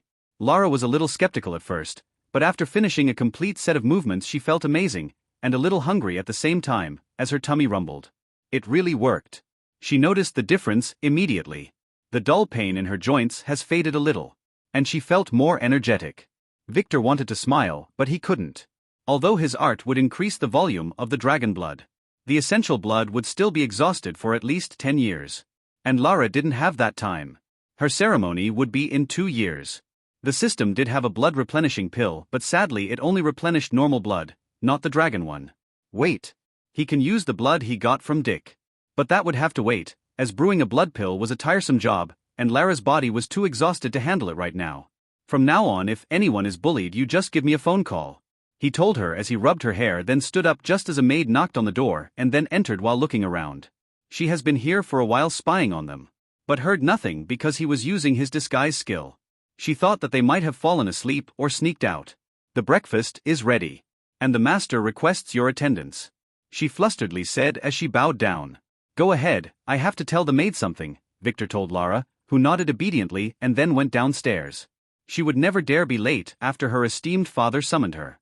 Victor stood up and approached the nervous maid. Then slapped her face hard, making her hit the wall and begin bleeding from her mouth and nose. The next time I ever catch you spying on me or my sister again, I will make sure to send you to the prison island," he said, making the poor maid shiver.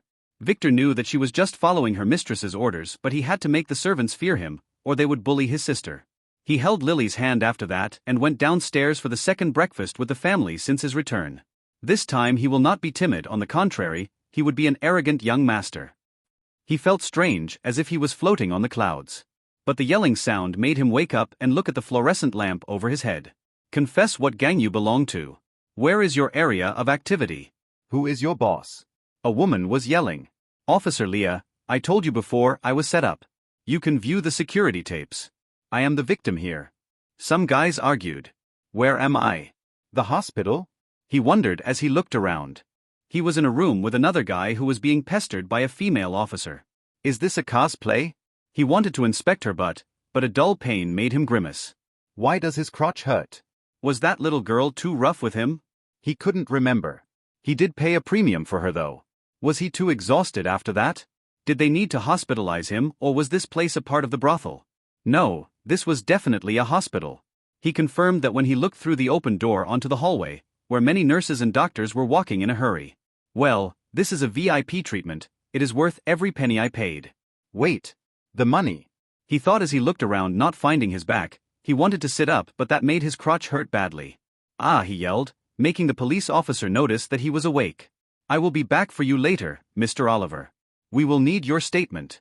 The governor has ordered that all cases about perverts need to be reviewed after some pervert attacked his daughter," Leah said as she went to the other bed. "Name?" she asked him. "Abe," he replied after some hesitation. "Did his mother report the missing money? Or was the brothel raided?" "Did you see who did that to you?" she asked with a disgusted look. "Did what?" "I don't remember anything, and I am just a little exhausted," he asked while wondering if she was baiting him. He didn't even know that girl's name. She called herself Ruby. "Ah, it must be the morphine affecting your judgment.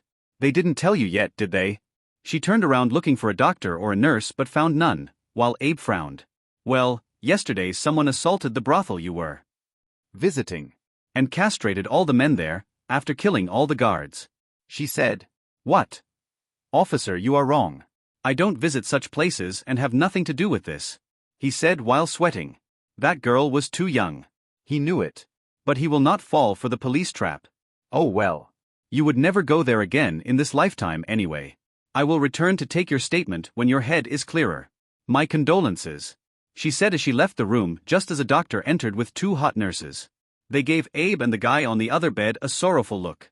"You are awake," the doctor said as he looked at a report with a frown.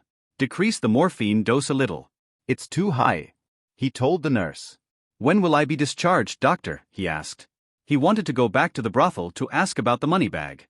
They wouldn't steal it in such a highly reputed establishment, would they? "Ah. Sir, I am sorry to inform you that you would be staying here for a few more days. The damage was so extensive that we had to cut it off completely," the doctor said with a sigh. "Cut what?" Abe asked, making the doctor approach him and whisper the answer in his ear.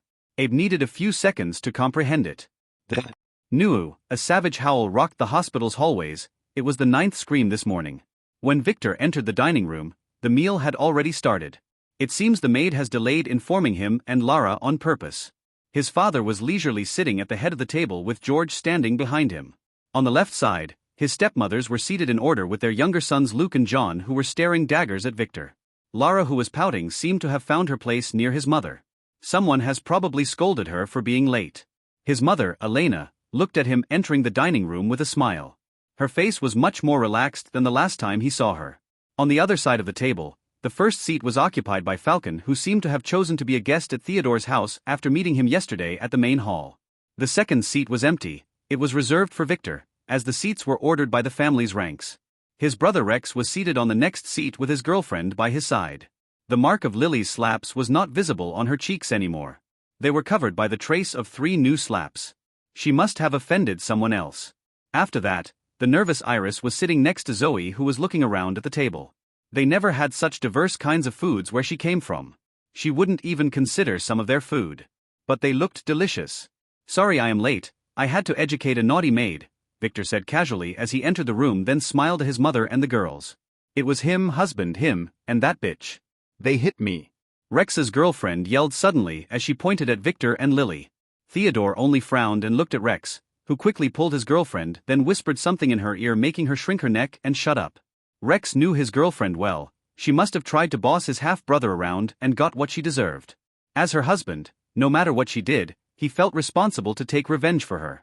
But Victor's position in the family far outstrips his. So he could do nothing directly. Maybe he would take revenge on Lara when he guides her later. Victor quickly found his seat and sat down, as Lily stood behind him respectfully helping him get seated. Victor wanted her to sit with him, but this was still not the right time. How dare you be late? You should apologize sincerely and greet us before sitting at the table. His first mother scolded him as she pointed at him. He didn't reply, just gave his dish to Lily, who proceeded to fill it up. His action made Marta angry. How dare you ignore me like that? She asked. Husband, say something, she said as she turned to Theodore, who had just finished chewing a piece of toast. But before he could say something, Victor beat him to it. You are the one who should greet me. I am now an elite heir. How dare you stay seated when I entered the room? Don't you know that I can flog you for that? If it were not for my esteemed father's presence, I would have punished you.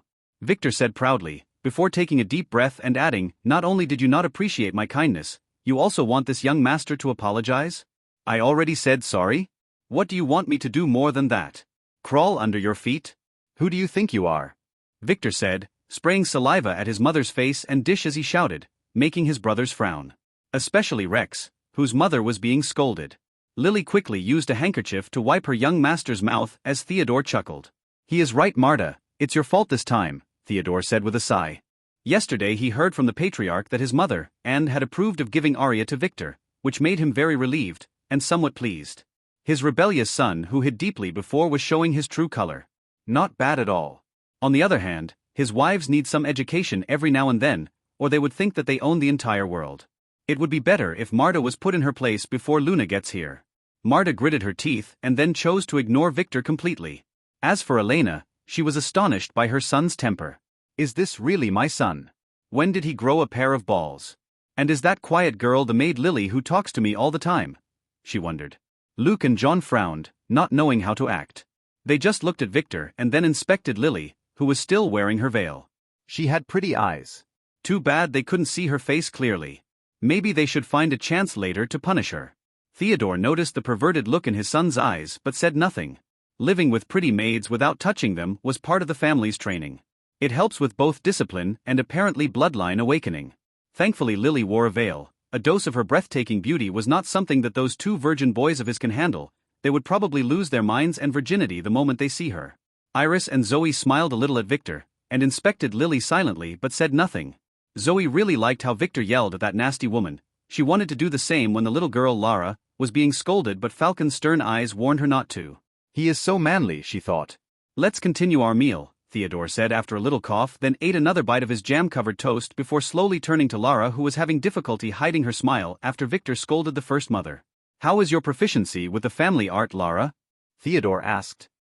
It is getting better, she said after remembering what her big brother told her. Good. You must work hard, your ceremony is nearing, he said, then turned to his other two sons. The same goes for both of you, you should be ready next year. I expect you to do the same as Victor and surprise us all, he said. Don't worry, father, I will guide them well, Rex said, as he looked at Lara with a knowing smile. Yes, you did well with Lara. Too bad your potential was not that great, Theodore said. The more player sons he had, the better his position in the family. Father, about Susu, can I marry her? Rex took the chance to ask. Theodore pondered as he looked at her. He really didn't like this chick. Are you sure she is fit for you? Accepting her as a concubine wouldn't be a problem. Theodore asked with a pondering look, wondering why did Rex choose such a woman. Victor also did the same. This slut was not anything special. She must be my main wife. I fell in love with her at first sight, Rex said with a fascinated look in his eyes, making Victor want to puke. Then stop and activate his inspection skill on both of them. Susu Miller. STR 9. Int 13. Luck 15. Charm 21. Fate. Fate's power B. Fate's direction, positive. Fate's design, lower concubine of Mike von Weiss. Total, B+. Name, Rex von Weiss. Level, 0. Class. Abnormal status, charmed low. Authority 1. Strength, 18. Agility, 16. Intelligence, 15. Luck, 10. Charm, 18. Order, 10. Skills. Minor sword arts, E. Scheming, F. Threatening look, F. Fate status. Fate's power, D. Fate's direction, neutral. Fate's design, unspecified. Total, D. Ow. Victor was speechless. He had just figured many things out. First of all, this bitch was the one his big brother stole from Rex. Mike has a thing for bitches and prostitutes. Secondly, she must have put some kind of a love spell on Rex. Probably bought a genuine talisman from some idiotic hidden expert peddler by chance. Stuff like this happens when fate intervenes. Better stay out of this mess. He thought as Lily stuffed an egg in his mouth when she saw him inspecting Susu so intensely.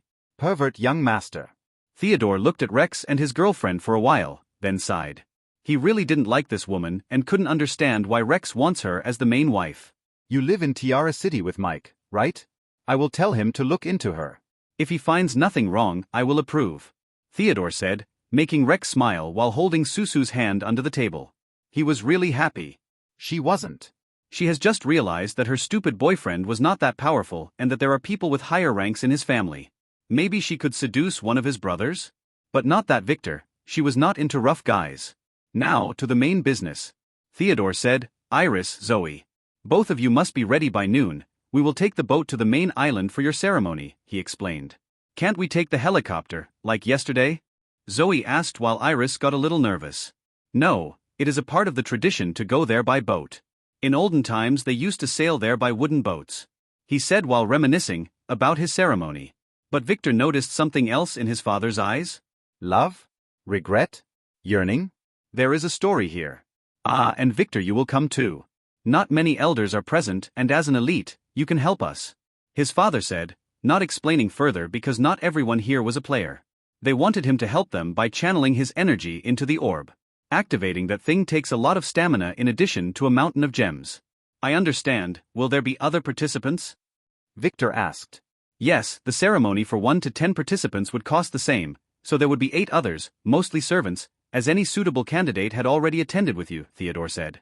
Making Victor consider whether to take Lily's sisters. Better not, he thought, he didn't want any of them to die. And if by any chance they all succeeded, wouldn't they take them away from him? He would better send them dungeon diving with his other maids later. Although undiscovered dungeons are rare, he remembers the news about a couple. He would have to check them though, as he was not sure of the authenticity of such information. However, fixing Lara's blood is what he wants to focus on now. Father, I was wondering if you can allow Lara to spend a few days with me in Vane City. She has never seen the outside world and it is not good for her to stay cooped up here. Victor asked. He needs to enhance her blood and teach her a few more things. The earlier the better. That would disturb her training. Rex interjected. Theodore hesitated. Lara was homeschooled because she had a weak constitution, but after training in the arts for the last 2 years her body seemed to have gotten a little better. It's not bad for her to go out and see the world. How about I take her with me to stay with Victor for a few days there next month? I need to do something there anyway, Elena said with a complex look that only Victor understood. Fine by me. But Victor. You would have to supervise Lara's training there instead, Theodore said. While wondering if he should introduce Elena to Luna. Luna would probably have to come here if her baby had a pure bloodline, and meeting one of her sisters beforehand is not a bad idea. Lara smiled sweetly after hearing her father's approval. Yay, she is going to stay with her brother. After that, Theodore proceeded to ask John and Luke about their education and then talk with Falcon about the trivial things he was doing in the mountains while monitoring Zoe. Iris and Zoe seemed to have hit it off. They kept talking together despite the age difference. Iris was 3 years older.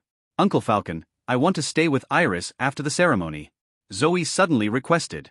That will have to depend on your results, and it's the family's decision after that, Falcon said as he looked at Victor, while silently swearing that he would make sure that she didn't get anywhere near this pervert. Theodore chuckled as he saw the way Zoe looked at his son. That's how a Von Weiss should be. After breakfast, Victor was dragged to a side room where his mother made him sit on a couch next to her after hugging him hard. Then she began to question him about his living conditions in Vane City. Ah, didn't Lily tell you everything? Victor asked. She only tells me that you are okay, or that you found a new girl. Nothing else. His mother puffed her cheeks and inspected her son. When did he become a pervert? Were the rumors true? Impossible, she raised him herself. Well, it is as Lily told you, I just spend all day lazing around or visiting the company to find new girls. He lied, he couldn't tell his mother that he spent the last week doing dungeon diving and corrupting innocent girls.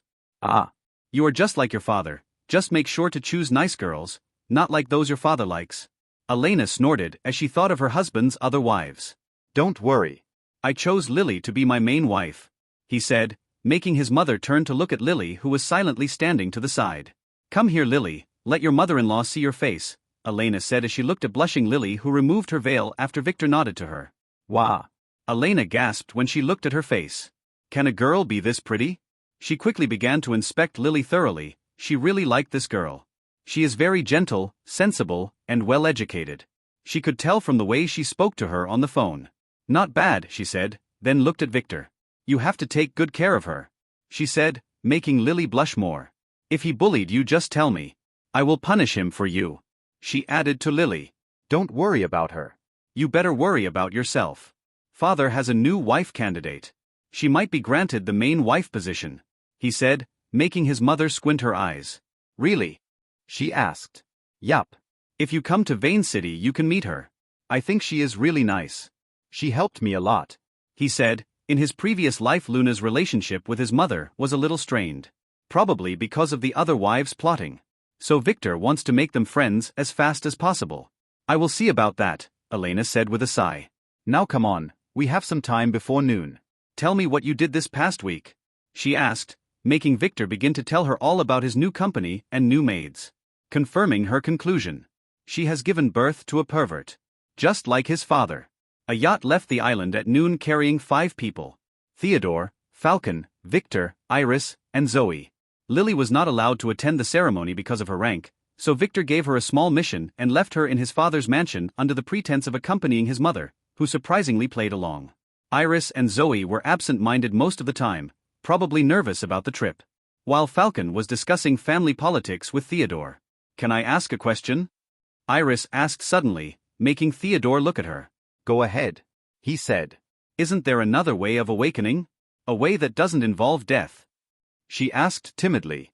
There are other methods, Theodore said. Look at Victor, he was able to convert his maids into players by randomly poking at some rocks in a mountain, Theodore said with a smirk, making Falcon look at him wanting to hear the story. So Victor had no choice but to tell them how he wanted to explore that mountain with his friend and just so happened to discover the dungeon that eluded his father for years. Falcon nodded. What a lucky bastard, he thought. So can we find a dungeon, isn't it safer? Asked Zoe with some enthusiasm. She was really looking forward to conquering dungeons and killing monsters. Easier said than done. I knew people who spent their entire lives looking for one and died in some desolate mountain without achieving anything. And even if you found one, can you clear it? Many dungeons get discovered by normal people, who end up dead inside. Falcon said. Theodore nodded. Are there any other ways? Zoe asked. Many, they are rare but equally dangerous, Falcon said. You see, every aristocratic family has a method. Some are relatively safe but only grant a semi-player status while others are dangerous but rewarding. Take the Von Rosen family for example. Their method of awakening is to perform a summoning ritual with the aid of their artifact. The participant would have to be able to handle the demon's curse. If he succeeded, he would get a summoner class. And the rewards increase the stronger the demon they summon. But on the other hand, it can only be attempted by women and they have a 70% death rate. Falcon said, making Iris, who remembered the demon that attacked her, shiver. Any other methods? Zoe, who got really interested, asked. Some of them are as simple as drawing a sword from a stone. But if you fail, the sword will grow a mouth and devour you. Some methods are very complicated and tiresome. Like dancing naked around a mountain 1,000 times while doing intricate movements. I even heard of some single-use awakening artifacts and talismans. I have never seen one though. Falcon added with a smile. Now go relax. There will be time for such talk later when you become players, he said. Making Zoe a little deflated, but she quickly regained her vigor and grabbed Iris and began to ask her about life in the city. Ah, that reminds me. Theodore turned to Victor, who was feigning watching the waves while being busy monitoring his blood slave through his system. Tom had just got something interesting that made Victor want to hurry back to Vane City. Victor, you cleared a dungeon last week. What is your level now? Theodore suddenly asked him. 10, Victor lied. What? Theodore shouted in surprise. He expected Victor's level to be 3 or 4. Clearing an F-level dungeon didn't yield much experience usually, but as a newbie, Victor didn't need many points to level up. I don't know, but I happen to have killed this strange goblin there. The system told me that it is worth a lot of EXP, Victor said. Theodore frowned, but Falcon interjected. It is rare, but not unheard of. Sometimes the dungeons would contain some strange things and rules that yield a lot of EXP. I heard of a man who leveled up after doing nothing in the dungeon but stepping on beetles. He said, making Theodore nod. He has heard of that story too. He could only look at his son and utter "lucky bastard" under his breath. It took him one whole year to get to level 10 when he was a newbie, as he had to fight behind an army of family grunts whose job was to protect him. Victor did it in one freaking week. Well, this would make things much easier. There is a coming raid, as a new dungeon was bought by the family. The primary appraisal is that it is C rank, maybe even C+, Theodore said. Don't let it fool you, dungeons scale at an exponential rate, so a C-level dungeon would be about 1,000 times more dangerous than the F-rank one you cleared. He added after seeing the look in his son's eyes, "Nice to meet you, Tony. How are the preparations?" Theodore asked. "We are almost done." The elder Tony said, "This ceremony was on short notice, so we had to work overnight." He added. Just then, an old man with white purplish hair and a crooked nose entered the hall with the patriarch. Everyone quickly saluted, including Theodore and Falcon, making Victor quickly follow with a frown. Who was that man? He never met him or read about him before. That's strange. And why did all the elders tense up? Including his father. The only one who remained relaxed was Falcon, who didn't seem to be very pleased. But from their looks, they didn't expect to see this guy here. Name, Cassius von Weiss. Level, 119. Class, Formation Master. Authority, 11. Strength, 265. Agility, 273. Intelligence, 302. Luck, 53. Charm, 49. Order, 52. Skills. Formation Arts S. Sword Arts A. Hidden Hand A. Brewing A. Projectile A. Survivor A. Intimidating Stare A. Teaching A. Poison Tea Ceremony B. Knife Arts C. Quick Step C. Hide Breath D. Cursing Adept D. Surveying D. Poetry D. Chess D. Cross-dressing F. Equipment. Cane of the Lost Ones S. Storage Ring A. Greater Protection Rune A. Danger Sensing Necklaces A.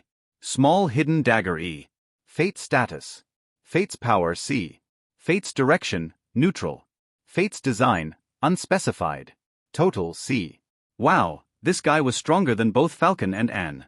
The strange thing was that Victor has never heard of him or seen his name in the family's records. Wait, could he be part of the Black faction? Probably. Victor quickly looked at his father and worded black with his lips, to get an approving nod from his father. Are there members of that faction attending this ceremony too? Interesting. Cassius only nodded casually to the elders greeting him, then looked at Theodore and Victor with interest. No one knew what was on his mind. I expect this to be flawless. Marcos, the patriarch, said, making the elders nod. Victor. His father called him. You will have to stand on the circle on the ground inside, and accept the orb's request to draw energy from you, Theodore said, making Victor nod in response. He understands how these things work. A few minutes later the candidates were guided by an elder to the ritual hall. Zoe and Iris were with them. A total of 4 boys and 6 girls. The one who grabbed Victor's attention was a beautiful girl who had long purplish-black hair in long robes, and a brown-haired boy who was pestering her. Victor was wondering who those two were. They were not dressed as servants like the others. And Victor had no idea about them. Could they have been brought here by Cassius? Zoe was glaring at the boy with hatred while Iris was holding her off. Did they have a fight? Master Cassius, your granddaughter and adoptive son looks valiant. An elder decided to suck up to Cassius, answering Victor's question in the process, making him use his appraisal skill to discover something that he never expected. Rita von Weiss. STR 24. Int 19. Luck 17. Charm 22. Fate. Fate's Power A. Fate's Direction, Positive. Fate's Design, Main Wife of Levi von Zwei. Total A. Bloodline, Elder Dragon 95% Purity. Carlos Mida, von Zwei. Effects and States. Disguise Talisman Effect, S, A equals 20. STR 21, 30. Int 17, 23. Luck 14, 16. Charm 16, 20. Fate. Fate's Power B. Fate's Direction, Positive. Fate's Design, Unspecified. Total B. Bloodline? 100% purity. Yes, my granddaughter has achieved the 3rd level of the family's art. I expect great things from her. He said. Failed to notice the hatred in Victor's eyes. This guy was a traitor. And Levi von Zwei was someone who he would never forget. Not only was he one of the sons of the von Zwei family's new patriarch, he was one of the followers of the guy who killed his family. Yes, Levi was one of his enemies. And that Carlos has a clear von Zwei in his name. What is he doing here? He never heard of him before. He is definitely a spy. Those two must die. But how? Maybe they would die by themselves in the ceremony, but that was highly unlikely looking at their bloodlines. As for the other participants, they had nothing special, just some poor souls who were forced here. Victor first decided to test the water, so he approached Rita and introduced himself. Hi there, my name is Victor, nice to meet you, he said as he raised his hand to shake hers. Victor von Weiss, I know who you are. Don't even think about touching me, pervert. She spat then ignored him, making his father who was watching from the back chuckle with the elders. He was not the first one to try to approach her here. Carlos slowly walked to Victor and whispered, Rita is mine, never try to touch her ever again. Pervert. He said coldly, then followed after her. Victor frowned then looked at Zoe, who was still giving that guy death stares. What happened? He whispered to Iris. That guy just said that the way Zoe ate was like a monkey, and that made her angry. She replied, making Victor shake his head. Enough chit-chat, let's begin. The patriarch scolded, giving Victor a stare, then approached the gate to open it in a ceremonial manner before inviting everyone in. After arranging the participants in their places, the elders, followed by Victor, entered the ritual hall in order to form a circle around the glowing orb. Orb of the Bloody Virgin, Awakening Artifact. A rank. Test potential and awaken players. Conditions. Virgin. Alive. Human. Test points. Martial arts potential higher is better. Mystic arts potential higher is better. Fate potential higher is better. Bloodline, purity and awakening, higher is better. Age lower is better. Victor nodded as he saw it, just as expected. He thought as he quickly found his place next to his father. Player notice. Do you want to participate in the awakening ceremony? Name, Victor von Weiss. Role, supporter. Yes/no. The system menu appears in front of Victor, and he was about to press yes when he thought of something. Can there be other roles? He tried to change it from the system menu but failed. It would have been cool if he could manipulate the ritual. Like a system admin. Wait, what if he changed his name? His disguise skill would work on the system since he has a higher authority. He quickly changed his name to /system11C54H/. This was the name that appeared in the log message during his ceremony. But nothing happened. Victor stepped out of the circle and then back in, gaining himself a few harsh stares from the elders. He could only shrug and look at the notice again. Player notice. Do you want to participate in the awakening ceremony? Name, /system11C54H/. Authority, error, access denied. Role, please choose. Yes/no. Success. He quickly looked at the role options. Supporter, observer, and admin. Choosing admin, he pressed yes, to feel himself get connected to the orb just as everyone was seated and the elder began to activate it. When the participants began to growl in pain, it was as if the time stopped for him. He could see all the participants' test results updating in real time until they stopped. And the world turned black. Everything was suspended naked and still in the dark void. Victor could observe the 10 participants. Everyone was suspended in mid-air, but they were inanimate as if time had stopped. This is the end test phase. When it happened to him, he never felt it. Victor felt as if he could control how time flowed here for a limit of 3 days. So he slowly floated from one participant to the other observing their results. Iris collected 19 points, missing the player mark by a small margin. Her martial arts and mystic arts potential was abysmal as she had no formal training in the family. Can Victor manipulate the results? Affirmative, he can. He can raise the points to the limit of 4,999. He quickly gave Iris the score of 2,990. He can't make her stand out too much. Zoe had a good body, despite the short stature. Did she wrap her chest with something to make it smaller? He wondered. She didn't need his help. She had 3,400 points by herself. Thanks to her multiple bloodlines and SS fate. Victor decided to help her a little and added another 400 points to her score. She is his cousin after all. As for the rest of the servants, he didn't touch them. Too much manipulation would make the family suspicious. He only helped one girl though. She had a score of 999. He felt that she was too pitiful and gave her 100 extra points. She made him remember when he failed an exam, missing 1 mark in the past. But after another thought, her returned and pushed all the servants' points to 1000 at least. This would make Rita's and Carlos's death more dramatic. Rita had 3,471 points, while Carlos had 3,213 points. Victor slowly inspected Rita's body for a while. She was very pretty. Had a slender body that was shaped by years of sword training, and a long flowing hair. She was about 30% on the lily scale. She must have used makeup to hide her true beauty. What a pity, she was destined to die. He made both their scores 1 point. Just for their virginity. Serve them right. How dare they call him a pervert? With this, he would get rid of another trouble. He has now concluded that the Black Faction was agents of the von Zwei. Just how many powers have infiltrated his family? Victor watched as the ceremony resumed, and as the participants' faces changed to joy and despair. Especially Rita and Carlos. Their faces went white. "Why?" yelled Carlos. While Rita began to sob, making Victor strike his head as he thought of something evil. Why didn't I think of that before? He wondered as he began to move. The system could not read your data. Error. A mechanical voice rang in Carlos's ear, making him look around but see nothing, just the endless void. Due to the effect of a talisman, the system failed to test your data. The system will require the participant to summarize his life experience for another chance. The sound said. Carlos hesitated a little. At first, he chose to remain silent. But as he watched the timer on the screen go down, he chose to speak and began to talk. He lied first, but the system ignored him until he began to tell the truth about how he was an agent from the von Zwei main family. He was chosen to be the stepson of Cassius, who agreed to work with his family after losing the battle for the patriarch position to Anne. Hearing that, Victor nodded. All the trouble in the family was the result of the family's power struggle for the patriarch position 30 years ago.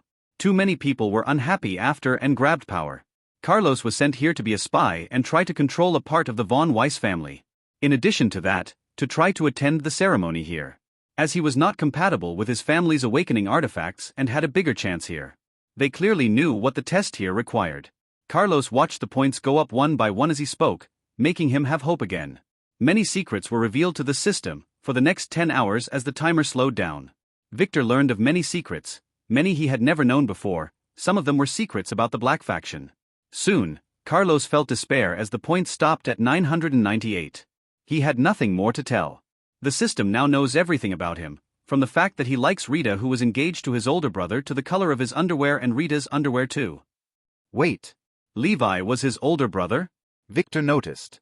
This means that Carlos was also the son of the new patriarch of the von Zwei family. A big fish fell on his chopping block. What should be Cassius's reaction when this idiot dies? Victor wondered as he left Carlos, who was shouting in anger, and headed towards Rita and did the same. This girl was raised by her father and grandfather to be a bride for Levi von Zwei, whom she adored since childhood. You have triggered the von Weiss spy detection mechanism. The system found your tendency to betray your family disgusting, but will give you a chance. Rita watched the timer with fear and nodded. Her grandfather has explained that if she didn't get enough points when the timer reaches 0, she would be erased. Choose one guy from the von Weiss family in the ceremony room and swear to be his maid forever.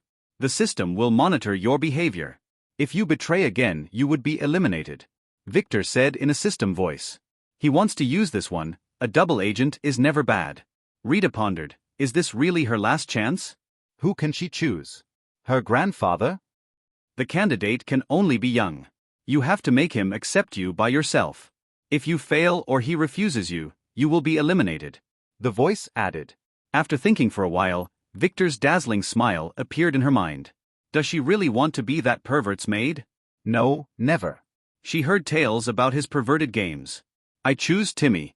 She said he was one of the assistant boys who tried to approach her earlier. Timmy, analyzing. By choosing Timmy, you gain 30 points to a total of 31 points. Are you sure? No. She yelled quickly. She needs at least 1,000 points. After thinking for another 5 minutes, she chose one idiot after another. How many guys jumped on this girl's face? In the ceremony chamber, alone more than 30. And she remembered all their names. Victor didn't know if he should be afraid or impressive. Unfortunately, the most she got was 900 extra points. Not enough. At last, while biting her fingernail, she chose Victor. Analyzing. By choosing Victor, you gain 4,500 points to a total of 4,501 points. Are you sure? Rita was surprised. Yes, she answered as she watched the timer go down. Those are a lot of points. Conditions. Must not tell anyone about what happened here. Not even your chosen master. The chosen master must accept you to be his maid in 4 hours. Can never betray the chosen master, Victor, and you have to comply with all his demands. Follow the system's arrangements from now on, and it would guide you to greatness.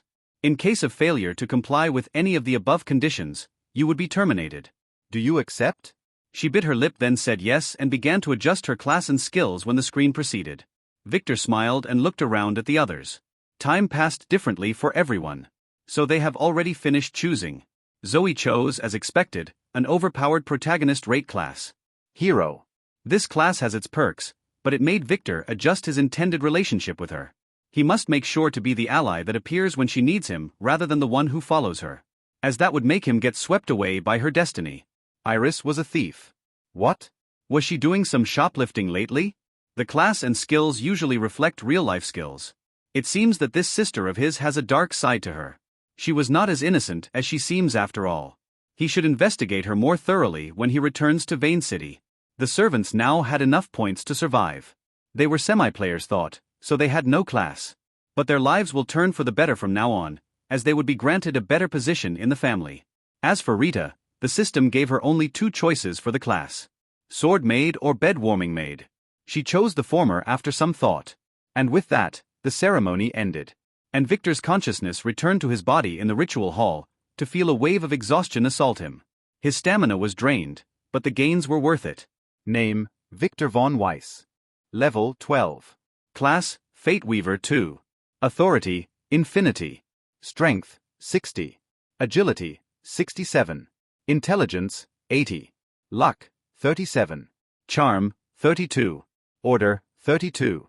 Skills. Admin Appraisal, SSS, +2. Admin Merchant, SSS, +2. Master Seal, SS, +2 3/4. Contractor of Doom, S. Unlimited Disguise, SS, +2. Dagger Throw, C. Collapse. When Victor opened his eyes, the ceremony was over. Everyone was looking around with astonishment, as the assistants entered to take the bodies of the failed participants but found only one. Is it because of the low number of participants? Theodore had a big smile on his face, and so did Falcon after seeing that Iris and Zoe were fine. While Cassius, who should be happy about his granddaughter's survival, wasn't. He didn't even look at her when he ran fanatically to Carol's body to inspect him after yelling at the assistants to stay away. After a few moments, he stood up and carried Carlos's body out by himself. His face didn't look good. To others, he appeared sad because of the passing of his adopted son. He never knew he liked him that much. But Victor knew that he was scared silly. Carlos was not supposed to die here. Cassius took the corpse by himself to avoid anyone discovering something about it. He needed to return it to von Zwei after all. Cassius was in a deep *T at this moment. When Carlos was entrusted to him, his father was not the patriarch yet, and Carlos was sent on this mission by his uncles to limit his father's influence. But that man's power and ambition exceeded their expectations and was able to grab the patriarch's seat. The first thing he did after that was to send a letter to Cassius to send Carlos home after the ceremony. But after this, Cassius's own head was the one going to be sent flying. Rita was not really surprised that her grandfather didn't even spare her a glance. But that didn't stop her from feeling sad. She knew pretty well that she was just a disposable pawn in eyes. She was raised all her life to be just a bargaining chip to be married off. A way for her faction to connect to the von Zwei family. No matter how much she trained and exceeded their expectations, her grandfather would not spare her a glance. She could only sigh and then look nervously at Victor. Was what the system told her true? Would this young lady really be terminated if she didn't become this pervert's maid? She wondered. Everyone, follow me to the waiting hall, your names would be called later. An assistant said, making the still astonished participants follow him one by one with smiles appearing on their faces. Especially the servants who had long resolved themselves to their grim fate. Do I have to go to the appraisal room with you? I am really tired. Victor asked his father. No need.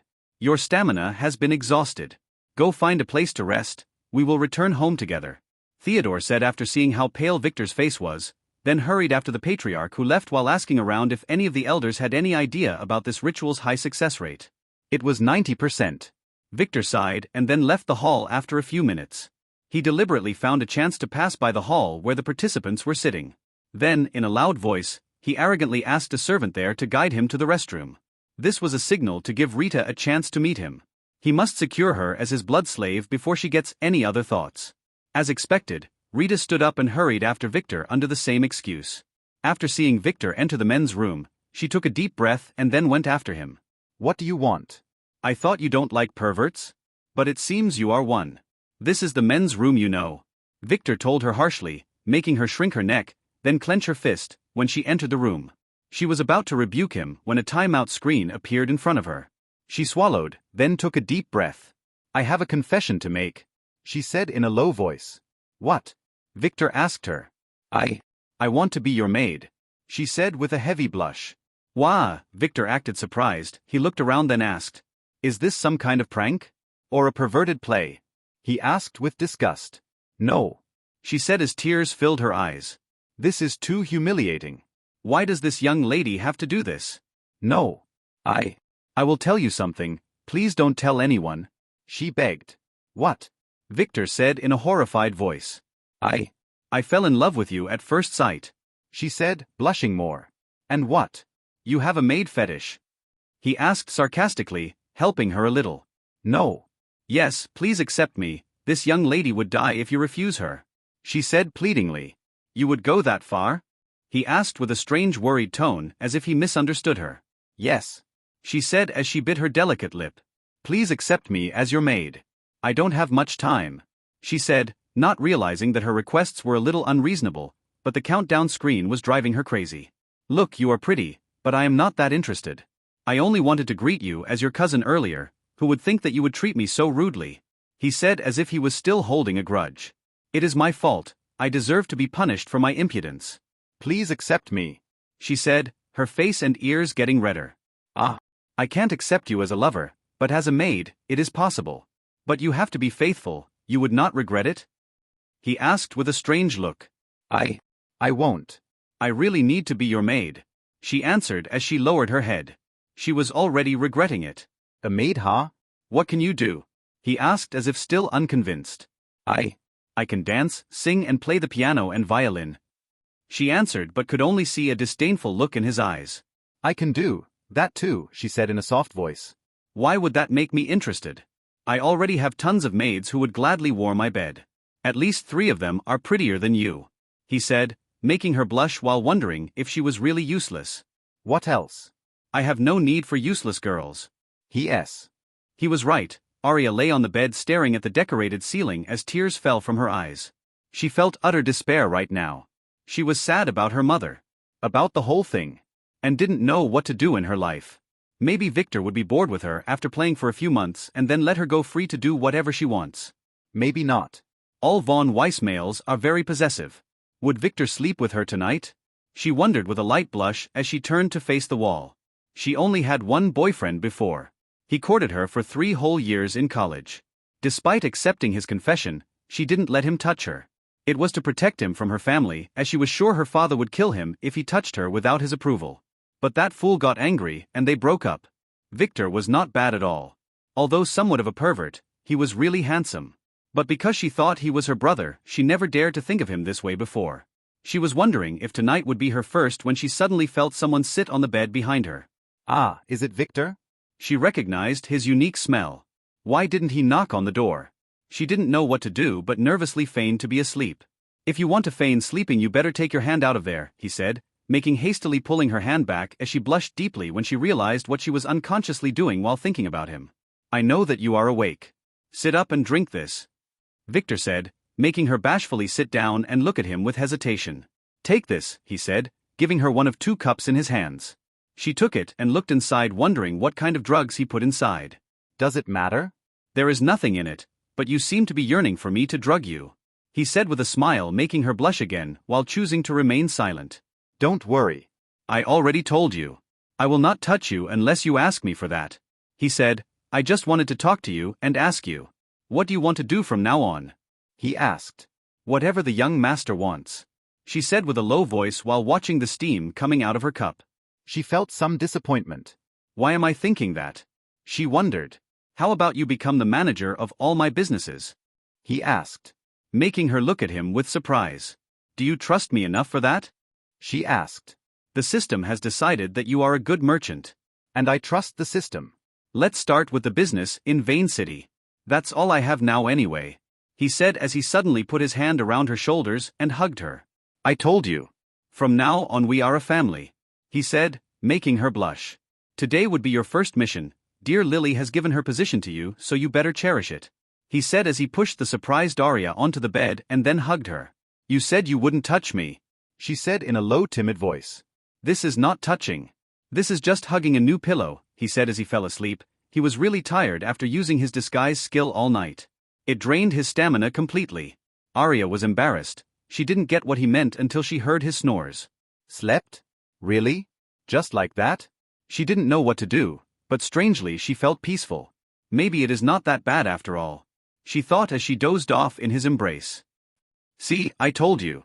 My young master is the best, Lily said proudly, to her sisters who were hanging from the roof outside the room's window while peeping into Victor and Arya's conversation.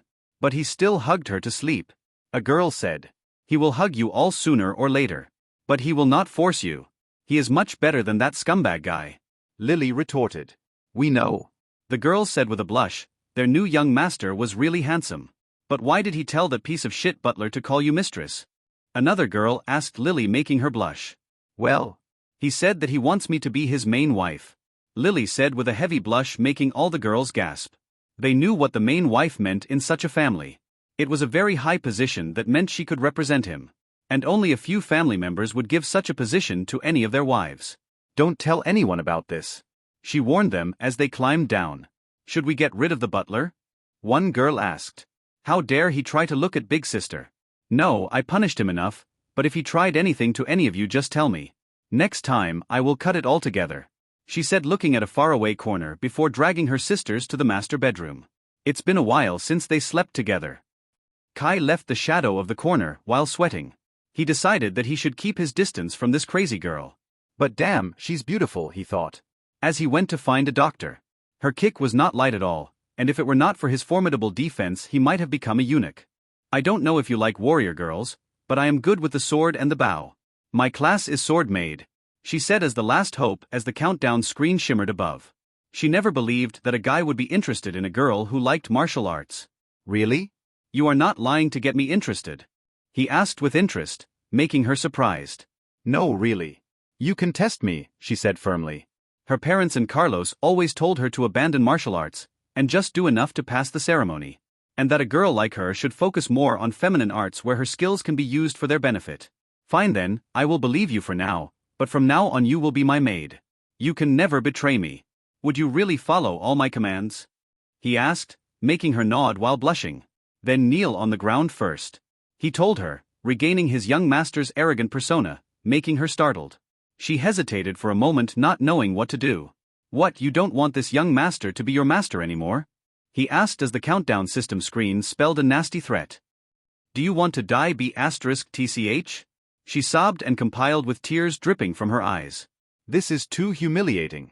She was raised as a young mistress her entire life. Why does she have to go through this? Is death better? No. She wanted to live. She wanted to see the outside world. Especially now, she was a full player. And a powerful one at that. She can travel all around the world as a warrior. As for Levi, she didn't really care about him.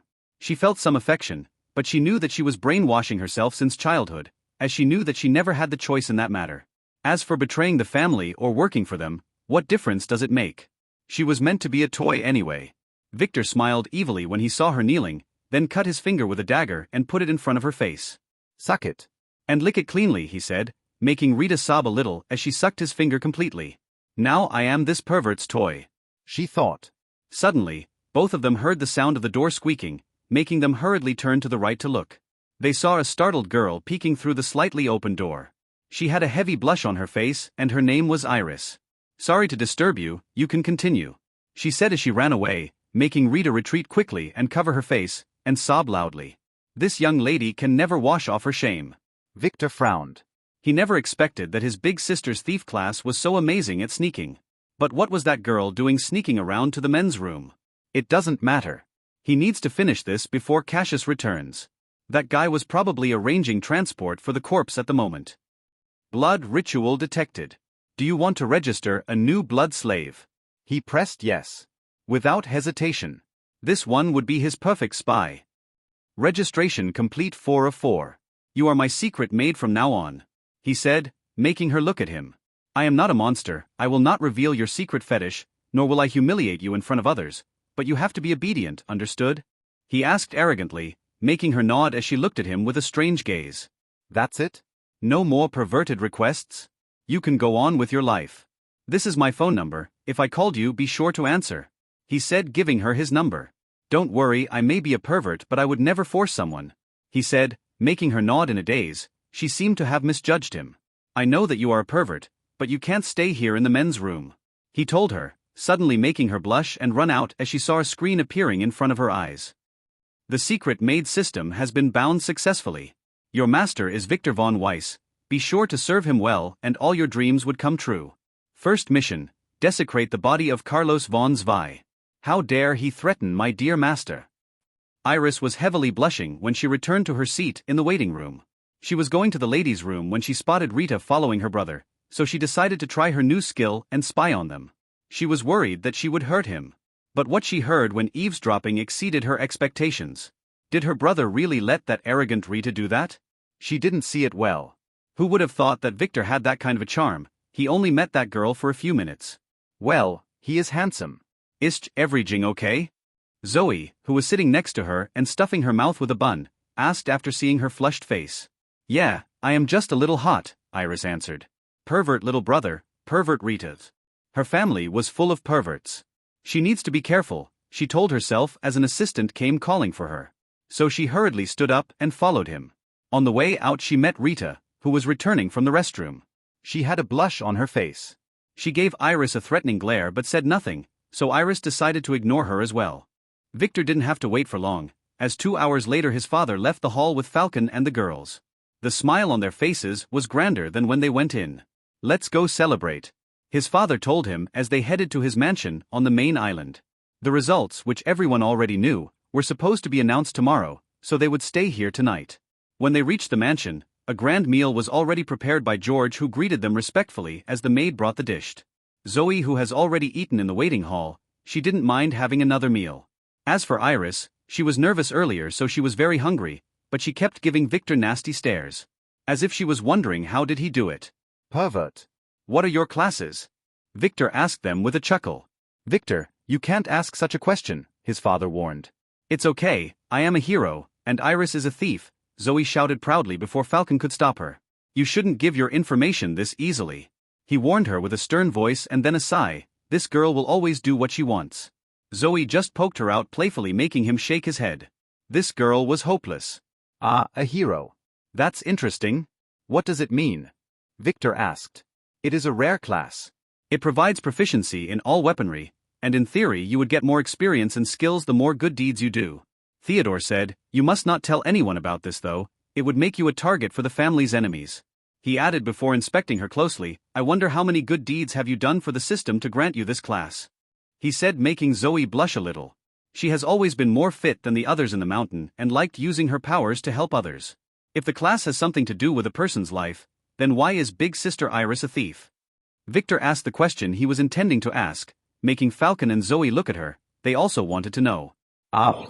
She hesitated as Theodore looked at her. I want to know that too, he asked. The report George gave him didn't include anything of this sort. Well, she said, my adoptive mother was a thief, and she taught my younger adoptive sister and me how to do it. We had even gone on a few missions with her. She answered embarrassingly. Why are you so poor then? He asked her. The report clearly stated that they didn't have money for her father's operation and that she needed to work 2 jobs to keep her sister in school. Well, my adoptive mother hid the truth from my father, who discovered everything when she died on a mission, so he forbade us from stealing. She said, he would rather die than take a tainted penny, so we swore to him that we would never do it again. She said while keeping her face down, making everyone a little surprised. This girl was not as useless as she seems to be. How good are you precisely? Victor suddenly asked. Well, My mother was the blue phantom thief. I haven't reached her level, but she praised me repeatedly as a natural. She said, making everyone, including George who was supposed to investigate her, gasp. The blue phantom thief was a legend. He stole many of the greatest treasures in the world. Then suddenly all of the sudden disappeared a few years ago. Many speculated that he retired. But it seems she passed away. Then what happened to all the money your mother gathered in her life? She must have had a lot. Victor asked again. Well, we don't know. That's the problem. Adoptive mother hid this very well and never told us. Iris said with a sigh. Adoptive father would not take any of it anyway. She added. Don't worry about such things. You would not need those things anymore, Theodore said, as he began to eat, secretly gesturing to George to try to find out everything about this. Those treasures would be of great use to the family. Oh, that reminds me, you will go with Zoe tomorrow to the main vault. She was granted elite status too. So you would need to enter the vault to select a treasure. Theodore said to Victor. What about Iris? He asked. Sadly, she is too old and was raised outside the family. And unlike Zoe, her class was not something the family really needed. But her attributes were good, so she was only granted a first-degree heir status. Theodore said as he sighed. The elders in the family didn't want Theodore to have a fourth elite descendant, so they pressured the patriarch into this. Oh, okay, said Victor as he looked at Zoe and smiled, making her blush a little. Rita was overjoyed. She never thought that the family would grant her an elite status. But her joy was not long-lived, as her grandfather didn't even spare her a glance as he arranged a mahogany casket for Carlos's body as soon as they returned to their island. She could only sigh as she looked out of the window onto the moon-illuminated ocean. Tomorrow he sends the body to a secret meeting place on the pretense of burying Carlos in his hometown, where it would be given to Von Zwei. She was hesitant at first, but after a few friendly electrical shocks from the system, she learned her place and decided to act. Her grandfather would be miserable, but what does that have anything to do with her? She went downstairs to the garden where many trained security hounds were patrolling. She randomly took 3 of them and headed to the main warehouse, where the body was placed, and prepared to be shipped in the morning. She was going to give him a night's visit. Thankfully no servants dared to wander here after her grandfather killed 2 of them. Their fault was for treating the casket a little too harshly when transporting it. She carefully removed the seals and opened the casket. Carlos's body was sleeping there peacefully. Not for long. She never liked this guy. He knew pretty well that she was his brother's fiancée, yet insisting on harassing and peeping on her. He wanted to control every aspect of her life. Now, look at what happened to him. Maybe it was the system? She didn't know. It was me. I wanted to make this spy a maid too, but he refused to be castrated, so this system punished him. I don't take no for an answer. The system said, making a shiver go up Rita's spine. She better do what this system says if she doesn't want to end up like him. She swallowed them one by one. She guided the well-trained dog to do their business on the corpse. They didn't like Carlos either. After finishing, while plugging her nose, Rita carefully sealed the casket back again. Then she rubbed the casket using some oil and incense to hide the smell and ran away. Thankfully her attributes were very high, and she didn't get tired at all. When she returned to her room, the system mission accomplishment menu appeared. Mission success. Reward, your young master would think fondly of you tonight. The system started making her want to spit. Who would want that pervert to think fondly of her? But he was handsome. Suddenly her phone rang. It was an unknown number. Could it be really him? It was Victor, who said that he couldn't sleep thinking about her. What a pervert, she thought, but was not angry. She never felt so cared for in her life. And she liked the feeling. Victor proceeded to talk to her for an entire hour, then promised that they would meet tomorrow at the family vault to select a treasure. After hanging up, Rita was surprised at how easy and refreshing it was to talk to Victor. This guy was not too bad after all. She sighed thinking about her gloomy life, wondering what she should do. The system told you, follow me and you will be happy. Mission. Satisfy your young master tomorrow. Reward. The young master would give you a gift. Punishment. The young master would spank you in public. Satisfy? After finishing his phone call with Rita, Victor called Lily and Arya to let them know that he will not return tonight. After that, he relaxed on his bed while looking at the ceiling. He didn't like the feeling of sleeping alone. Should he go to the brothel? There is one on the island. No, he can't touch women yet, and he is not that type of young masters. Should he give Zoe a night visit? Also no. Falcon would probably castrate him if he did that.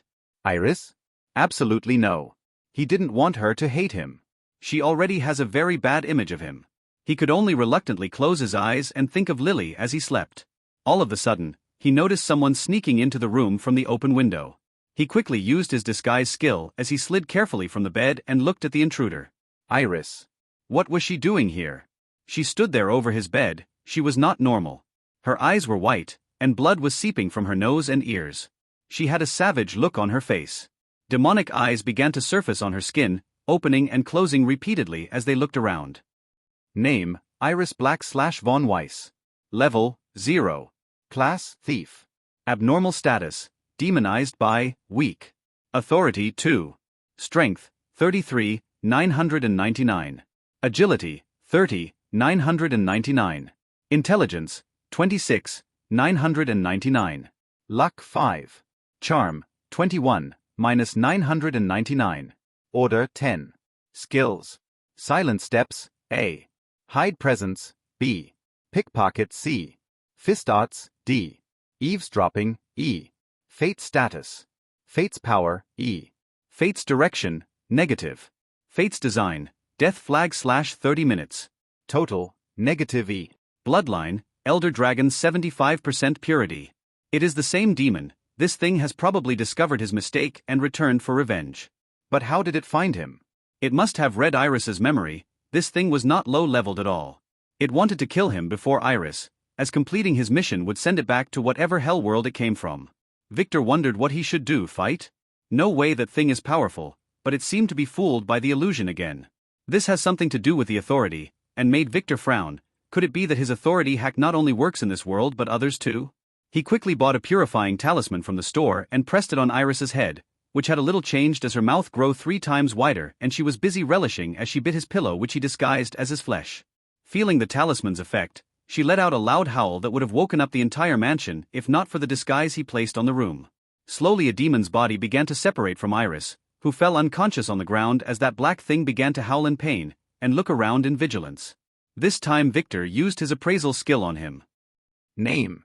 Abnormal status, contract bound, target, Carla Rice and her descendants, contract satisfied 2/3.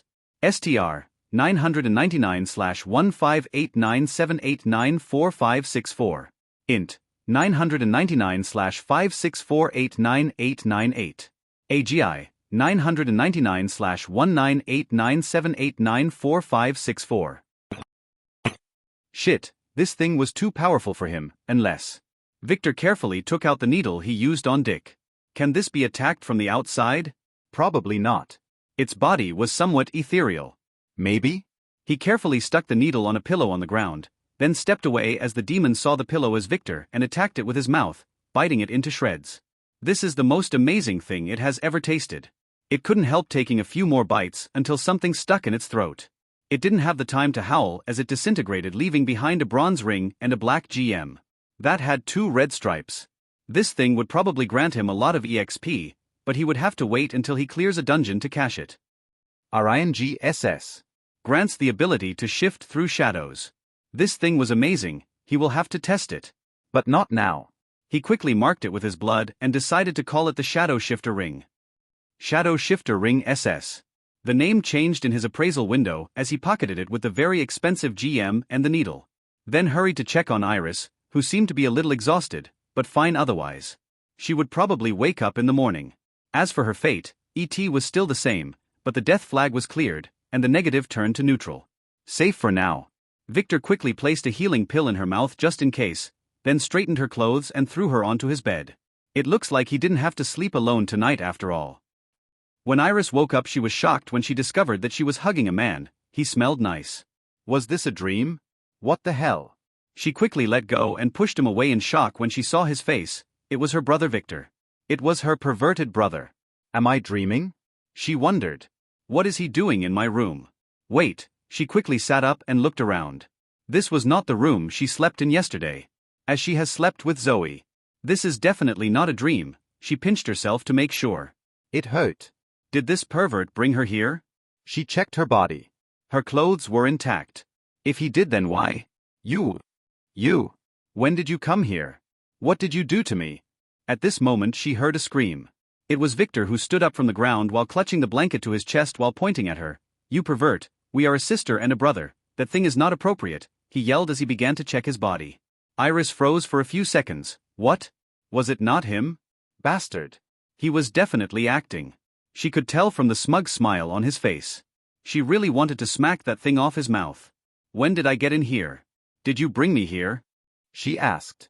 And don't joke around or I would tell Theo, father. She threatened. She was in no mood for his jokes. I did nothing, he said as he stopped joking and sat on the bed. Last night you broke in through the window and hugged me to sleep. I couldn't say no to a pretty older sister like you. He said as he pointed to the window. Your tracks should be outside, he added. She quickly headed to the window and began to inspect it, and indeed, she could see traces of climbing on the foliage around it. And those footsteps on the window sill were definitely hers. She felt very strange. Did I really sleepwalk? No. Sleep climb? I went to sleep on the upper floor last night. She wondered silently. Was he lying? But her body was intact. She needed to check this thoroughly. Speak nothing of this, she warned him as she hastily escaped the room. Victor chuckled softly as he stretched his arms. She was not good at all. No one can beat his Lily. Margaret was not bad though. He quickly jumped off the bed and headed to the bathroom to take a bath. After that, he got dressed and went downstairs. Why did you leave suddenly last night? Where did you sleep? The insensitive Zoe was asking Iris. They seemed to have slept together yesterday. Did you notice me when I left? Iris asked her. Yeah, you walked out like a zombie. I thought you went to the toilet. Zoe said. Yeah, I had a bad stomach ache. She said with some embarrassment. It's normal, you were nervous all day yesterday. Theodore, who was busy reading the paper, interjected, making Iris nod. Victor held his laugh as he sat at the table and began to eat the fried rice omelette a maid put on his dish as Iris shot him a glare. You better keep your mouth shut, was what she meant. The patriarch sent us a notice that you and Zoe were granted the right to select a treasure from the family's vault, so better get ready. Did you ask your grandmother for that? Theodore asked Victor. Yeah, when are we going? He asked his father. After 2 hours. He said, I want to take Iris on a trip around the island, so you will have to go with Zoe. Theodore answered casually. Are there many treasurers there? What should I pick? Zoe, who was stuffing her mouth, asked enthusiastically. You can pick a good weapon or a fighting skill, Falcon said. The vault has a large collection of treasures, but going through them would take ages and you would only get 30 minutes. You would be only granted access to the first floor, so you would not miss anything important. So I advise you to follow your heart. He added, making her nod. Victor also nodded. This was very sound advice, especially for a scion. Those guys can pick a stone from any stall, and it would turn out to be a treasure. The meal ended quickly, and Victor excused himself and returned to his room, where he began to test his new toy, the shadow shifter ring. His plan had to be changed. He was planning on using Rita as a distraction to sneak into the hidden vault. But now, he doesn't need to do that. With this thing, the job has become much easier. He tried it repeatedly, and in the end, was able to precisely measure its effects. The ring would let him travel through the shadows for a distance of about 15 feet. This distance had something to do with his level. He tried to move further, but it was very slow and too energy-intensive. He could basically pass through barriers like thick walls and floors, or use it to teleport to the shadow of an enemy. But this thing had a drawback. It does not work in the light, it needs very dim entrance and exit points. And if by any chance those points were suddenly illuminated, he would be stuck inside the shadows until it is dark again around him. After 1 hour, Victor guided Zoe to the family vault while Theodore decided to accompany Iris on a tour around the island. Falcon just gave Zoe an encouraging nod, then went somewhere with George. They took a car to the family's vault, a grand 5-story building carved on the side of the mountain rock. It was gilded with long panels of inscribed gold. Those were not ornaments, but defensive formations. This was one of the most secure buildings on the island. Legend says it was the house of the family's ancestor. A bald elder with mean eyes met them on the outside. Follow me, if you dared to touch anything without permission, I would have to punish you. He warned coldly as he entered the building. They hastily followed inside, passing many levels of guards. Zoe was very nervous as she looked around. Don't worry, Victor told her, as he began to reminisce about this place. In his previous life, he didn't enter this place, but it ruins. That bastard ransacked the entire place and then burnt it with hellfire. But that was good for Victor, as he was able to enter all the hidden rooms and protected hall as the defensive formations were destroyed. They quickly reached another hall where Rita was standing nervously waiting. She looked nervously at Victor when she saw him. How was she supposed to please him? Hand over your storage ring. An elder with a broad mustache was standing there. Ordered Victor harshly. It seems like Grandma had warned them.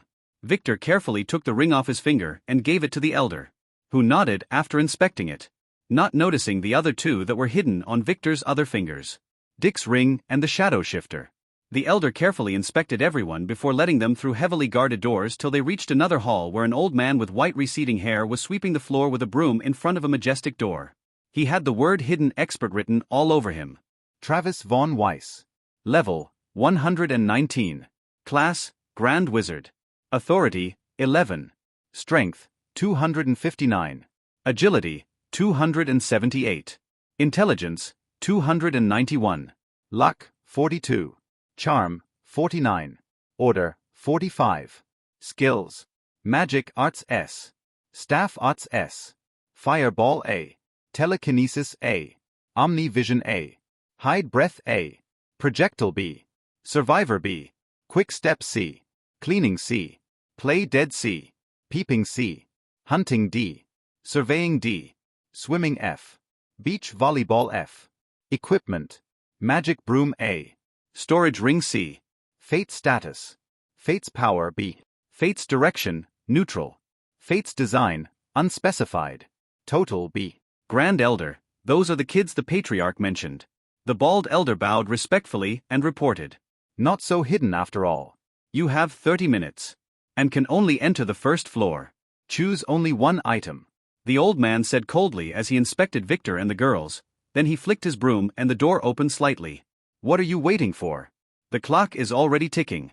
The old man yelled, making Victor hurry inside while cursing silently. Zoe and Rita followed. Victor only whispered a few words in Rita's ears as they passed the door. Meet me at the innermost corner, he said as he hurried alone after secretly spanking her butt. This place was huge. Many shelves were stacked with treasures of all things from artifacts, materials, and skill books. But Victor didn't care about those. On this floor, most of the things were of the F to C ranks with some B rank damaged goods. For other beginners and normal players, these things were treasures, but for him, they were garbage. He was thinking about the Elder's Omnivision skill. The Elder was definitely monitoring them. His new plan was cancelled. He will have to revert to his original distraction plan, it seemed. He turned around and quickly headed to where Rita was waiting for him. It's time for some romance. Rita was looking at a strange stone. Her grandfather wanted this thing, but he never told her what it was for. The young stone is not something for little girls. Did your father or grandfather task you with getting this thing? Victor's voice surprised her. Yes, she answered without thinking. How did he know? Well, it has some uses for a grumpy old man. This thing is usually used to help troubled men in bed, he said casually, making her blush. Pervert, she thought. She didn't believe him. How can a grand man like her grandfather think about those dirty things? She thought but was interrupted when Victor suddenly pushed her to a nearby wall and kissed her mouth hard. She didn't even resist as her mind froze. What? Why? This kiss lasted for eternity. Or that was what she felt. I really thought about you all night yesterday after our phone call, he whispered in her ear after a minute. She didn't even realize that his lips were separated from hers. Was that her first kiss? You are very pretty, he said as he kissed her again. Make her blush. She didn't know why she didn't push him away. This young lady has never been treated this roughly before. It must be the system, she told herself. Don't do it again, I have a fiancé, she said in a soft voice. What? Then why did you offer yourself to me as a maid? Are you a pervert? He asked in surprise. No. I told you before, I fell in love with you. I don't care about that man anymore. She lied, she can't tell him about the system. Then it doesn't matter. The moment you chose to submit to me, you became mine, not his.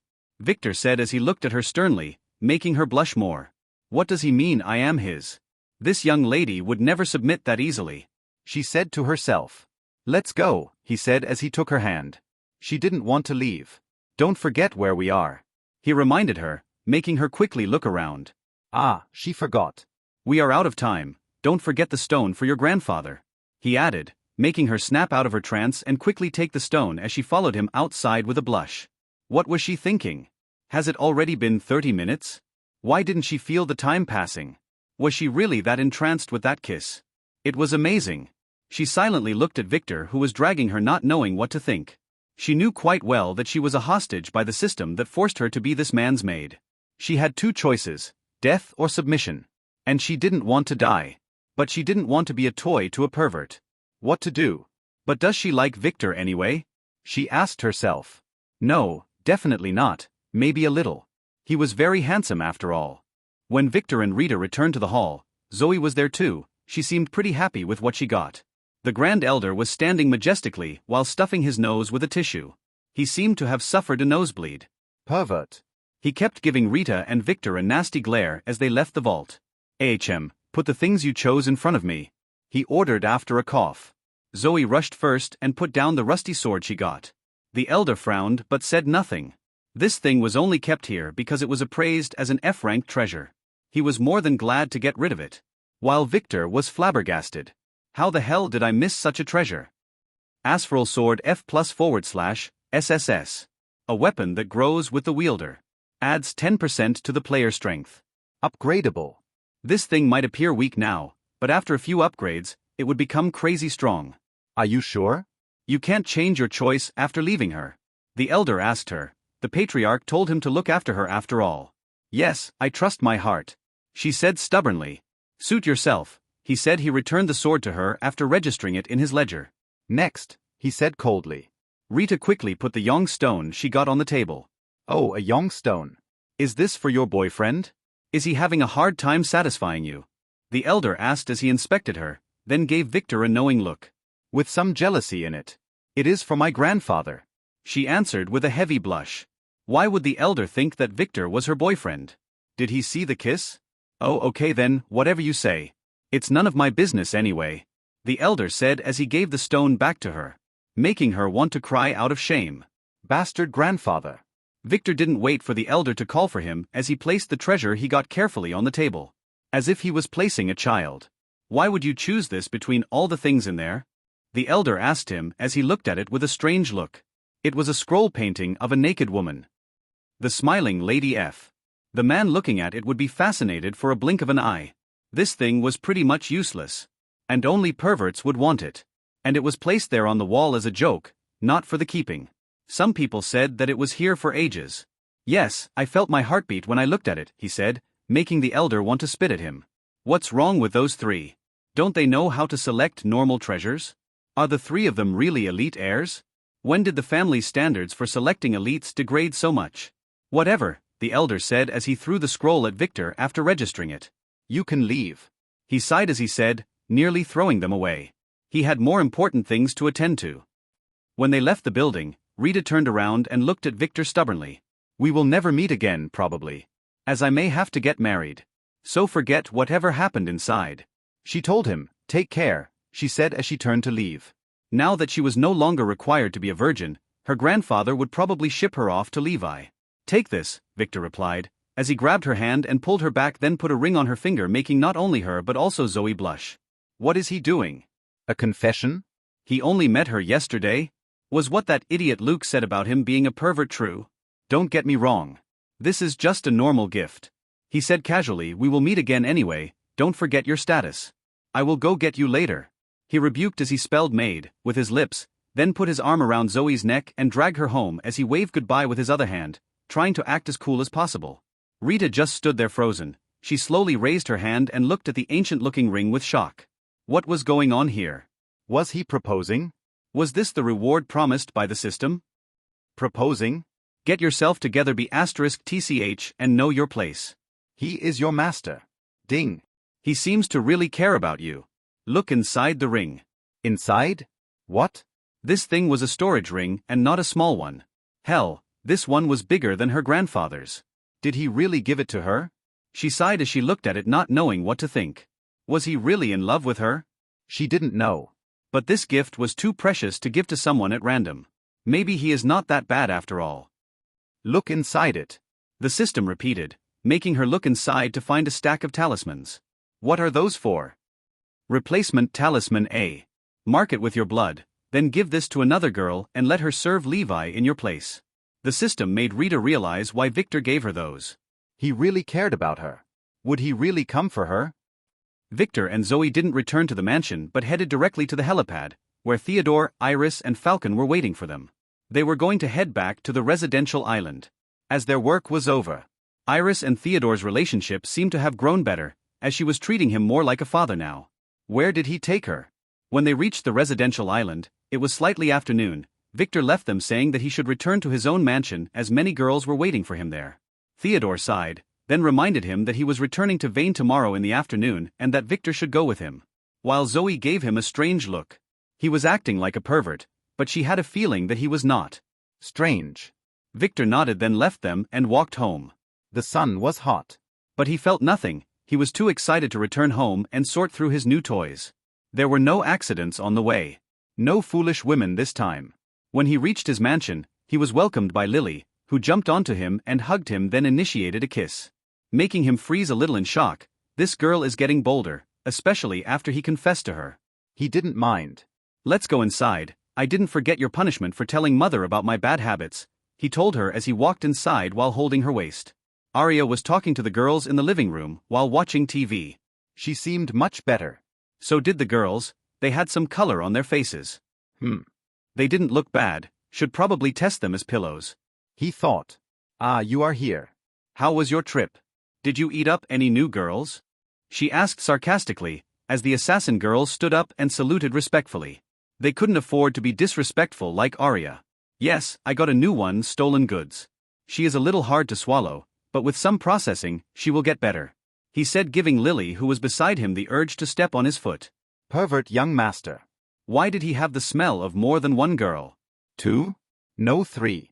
Wasn't he only with Iris and Zoe? Who was the third one? Bad young master. Have you eaten yet? He asked them, ignoring the sulking girl by his side. Not yet, been waiting for you, Arya answered, making him look around. Where is Kai? He asked. I am here, young master. Kai materialized out of nowhere. Oh, you are still alive. Anyway, we will head to Vane City tomorrow at noon. So prepare some IDs for the girls.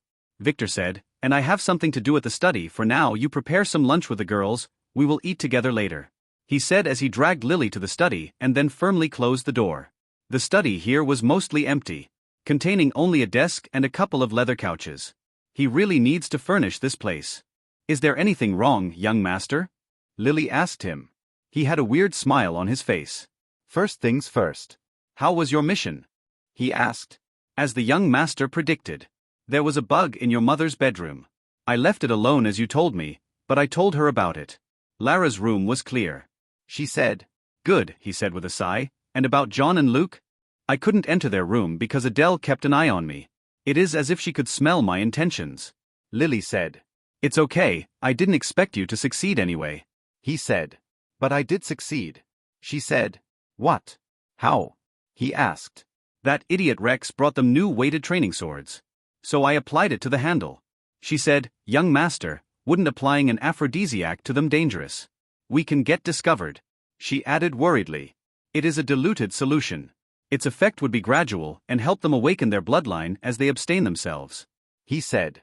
I thought you wanted to harm them? She asked. Awakening our family's bloodline on a teenager is more efficient than 1,000 aphrodisiacs. He said with a smile. Didn't you notice how all the adults in the family have many wives? It is because of the bloodline. He said with a smile. Ah, but what if they manage to keep their virginity until the ceremony? She asked. That would be unfortunate. But do you think abstaining for a full year while on an aphrodisiac is easy? At the very least, they would not be able to train and would have to suffer a little. That would get them off Lara's back at the very least. As for the ceremony, I might have other plans. He said with a smirk. Ah, okay. She said but sounded unconvinced. Now to the other matter. We are rich now, dear Lily, he said as couldn't contain his laughter any longer and began to laugh loudly. What, wasn't the young master already rich? She asked him as she cocked her head. Not this rich, he said as he waved his hand and the table in front of him was filled with gems and skill books. Did you steal the vault? She yelled, then quickly put her hand on her mouth and looked around. Yup, he said proudly, making her speechless. But, she wanted to say, don't worry. There is a hidden room inside the vault, that's where I got those. No one knows about it, he said, making her a little relieved and a little scared. Her young master was really terrific. Today when Victor kissed Rita, he activated his disguise as he knocked her off. Then quickly used his shadow shifter ring to transport himself, not up to where the better things were placed, but down to the hidden vault. This was where the family kept the really precious stuff. And only the patriarch and the great elder had the key. It was dark, but it perfectly suited Victor as he avoided the detection formations using the ring and a bunch of talismans. Victor was careful not to let the elder notice anything. He even went out of his way to disguise a dirty show with Rita, which the elder has definitely watched with great interest. One does not become a great wizard without being a little perverted. After a few moments, he reached the place where the treasures were. First, he headed where the nether stones were placed and took a big one. He can't take too much, just what he needs. The family only had 30 or so that they collected from dungeons through the ages. He walked around collecting 1 or 2 of every material he liked. Some of those he needed for his various plans. Some of them were blood vials that he believed Alpha would be interested in. After that, he went to the skill section where only a handful was placed. All of those were rare A or S ranked. The Dragon Fist, S. Fire Breath, S. Evil Sword Art, A. Winter Call, A. Black Steps, A. Frozen Tears, Part 3, S. He didn't care about those, as they were one-time use items, and the family would suspect him if someone from his subordinates used them after they went missing. What he was looking for was something else. Something is hidden behind the skill book shelf. Behind the wall itself. He quickly shifted into the shadows again to reach inside the hidden chamber on the back. This place was hidden using a very sophisticated formation that even the family had no idea existed. It was dim, but Victor could make out a skeleton of a man who was sitting on a jade slab and seemed to have been reading a book. The family's ancestors. Nicholas von Weiss. This was his secret retreat. He must have died here in retreat and no one knew. In his past life, Victor only found this place thanks to the destroyed formations. It was buried under tons of rubble. Victor bowed respectfully, then stored the bones, the slab, and the book in his storage ring. Those bones were the same ones he used to extend his life in his past life. But now, he had other uses for them. They were not normal bones, but have some strange dragon properties to them which led Victor to believe that the legend of the ancestor finding the orb was a lie. This man was definitely not from this world. Too bad the blood was all dried up. The book was a bodybuilding skill that he couldn't practice in his past life because he lacked a suitable bloodline. Maybe he should make a copy and then trade it with Grandma for some benefits. But he must make sure that the family was clean before revealing it. As for the ring, it was full of weapons, artifacts, skill books, and gems. Those were mostly B2A, and some S-ranked. With this, he can equip his army. The signs of the reckoning would begin soon. And he must be ready to steal the chances as they arise, so he needs a well-equipped team. After getting everything and photographing the formation, he went back and woke Rita with another kiss, making her think that she was stunned by his technique. As for the scroll of the naked woman, this thing contained a secret. He didn't expect to find it in his family's vault. In his previous life, he heard of it in the news. It was probably stolen when the family was ransacked.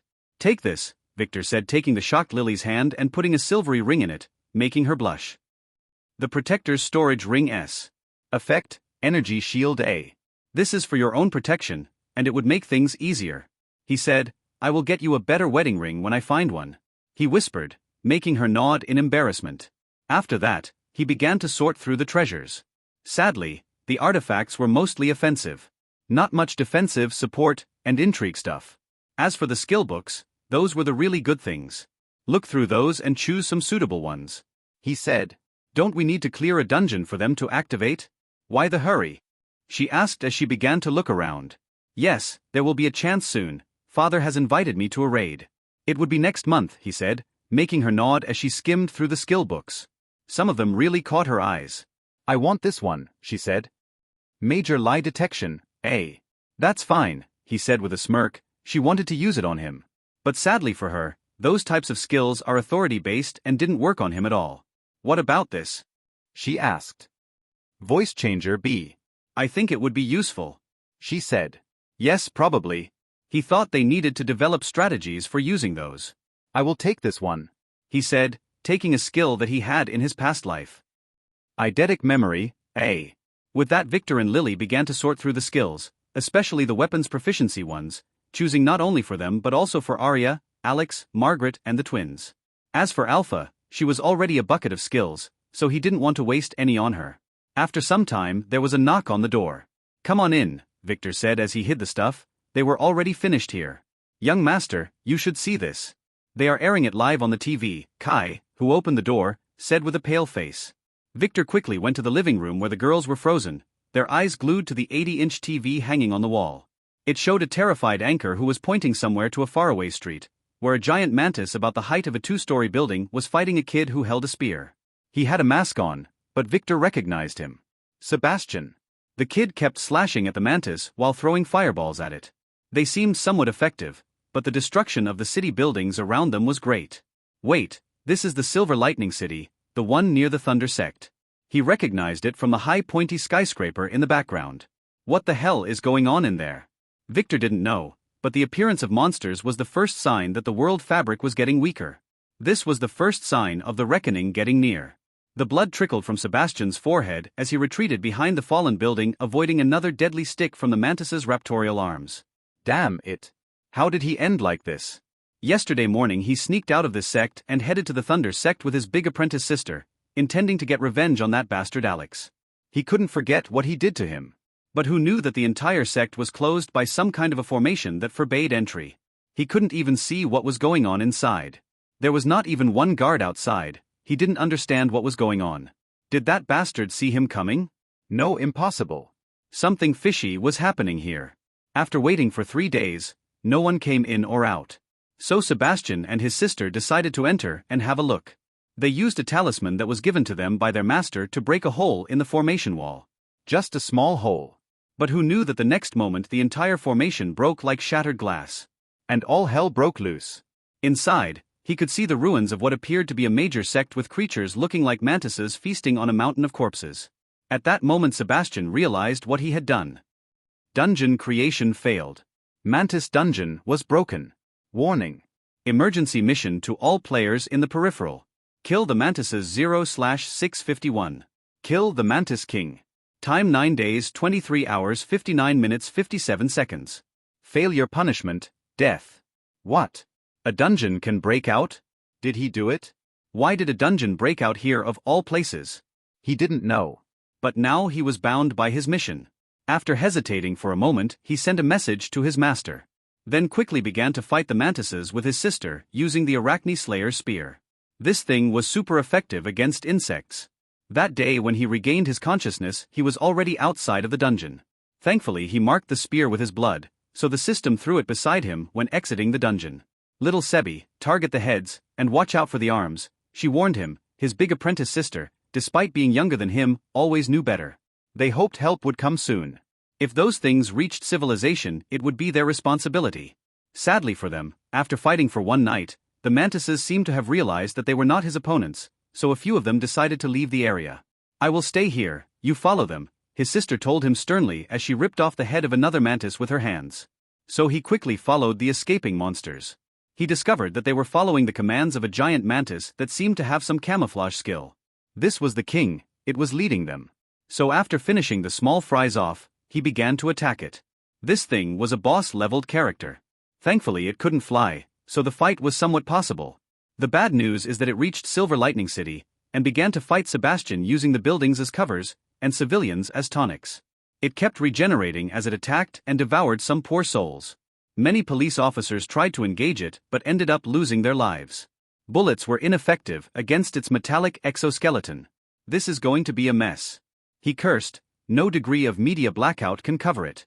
The Players' Council would surely punish whoever was responsible. So he should finish this mission quickly and escape. At this moment the Mantis King struck him again from behind. So Sebastian used the spear to defend. But that thing spat a ball of a slimy green substance at him. Sebastian stepped to the side, making the slime hit a building behind him, where it began to melt the concrete and release brown fumes. Damn it, this thing was strong. But there's hope. Sebastian could see that his spear was leaving visible damage. So he pressed on. The fight lasted another hour, in which more buildings were flattened to the ground until the King Mantis was slain at last after its stamina ran out. All the people seemed to have fled, so it had no more materials to regenerate. Sebastian quickly used his storage ring to take the corpse, then escaped to meet with his big sister. Hopefully, she was fine. They must finish the rest of those guys before the time runs out. Reporting from Silver Lightning City. As you can see, there was extensive damage to the buildings. As for the casualties, about 150 were reported dead, while 900 were injured. We still do not have the full image here. Do we know what that thing was? No data yet, but a spokesperson of the government has stated that it might have something to do with the biolab in the mountains. They said that they would send an investigation team. T. And the kid who was fighting it? We don't know, as the footage showed he was wearing a mask. Why is he fighting it? Maybe he has some insect fetish, we are not clear yet. He was shooting fireballs from his hands. Yes, we believe that it has to be some kind of a new biothermal weapon. Are you shitting me? Do you think I am blind? This was definitely a fireball, like the one in video games. What thermal weapons nonsense. My mother was killed yesterday, and you still order us to hide the EPP. We are experiencing some technical error, our broadcast will return shortly. Theodore frowned as he turned off the TV on the plane. The Thunder sect would be investigated after this. He told Victor, who was sitting opposed to him. I will tell Alex to cooperate, Victor responded. No need. Only George and I knew about him, so just let him stay low for now. But I expect you to interrogate him about this, and I want you to report everything to me, he said. Understood, Victor replied with a sigh. Theodore sighed too, as he looked at Victor, then at Iris and Arya, who was sitting nervously in the back. What happens now? Lily, who was sitting with Victor in the same seat, asked with concern. It's a mess. The council has ordered a blackout, but no one knows how to implement it. Too many people died, and there is a lot of footage of those things. We don't even know what happened. This is the first time those things have been spotted outside a dungeon, Theodore said. I guess they would fabricate some crazy story that no one would believe at first, then keep bombarding the media with experts one after another until it is old news, Victor said. Exactly, but we have more trouble. Apparently there were some people who managed to kill a small mantis. One of them managed to awaken and began to tell his friends about the system. This is far from over, Theodore said, then frowned and began to contemplate. Victor knew exactly what his father was thinking about. Can this be used as an awakening method? What if a similar incident happened later again, Victor said. He clearly knew that this was the beginning. But he felt strange. Where did the mantis come from? This incident did not happen in his past life. In fact, it was a similar incident that would happen about 2 months later when goblins would attack a tourist spot. It was the case of a dungeon that remained undiscovered for years bursting open. Let's hope nothing like that happens, Theodore said, not realizing that Victor was secretly informing him about what was going to happen in the future. All dead? An old man asked a masked woman with a curvy body. Yes, little Sebi went chasing after the king, he should have killed it by now, she said. Good, now you answer me, why did you defy my command and help Sebastian come here? Didn't I warn you not to? He asked sternly.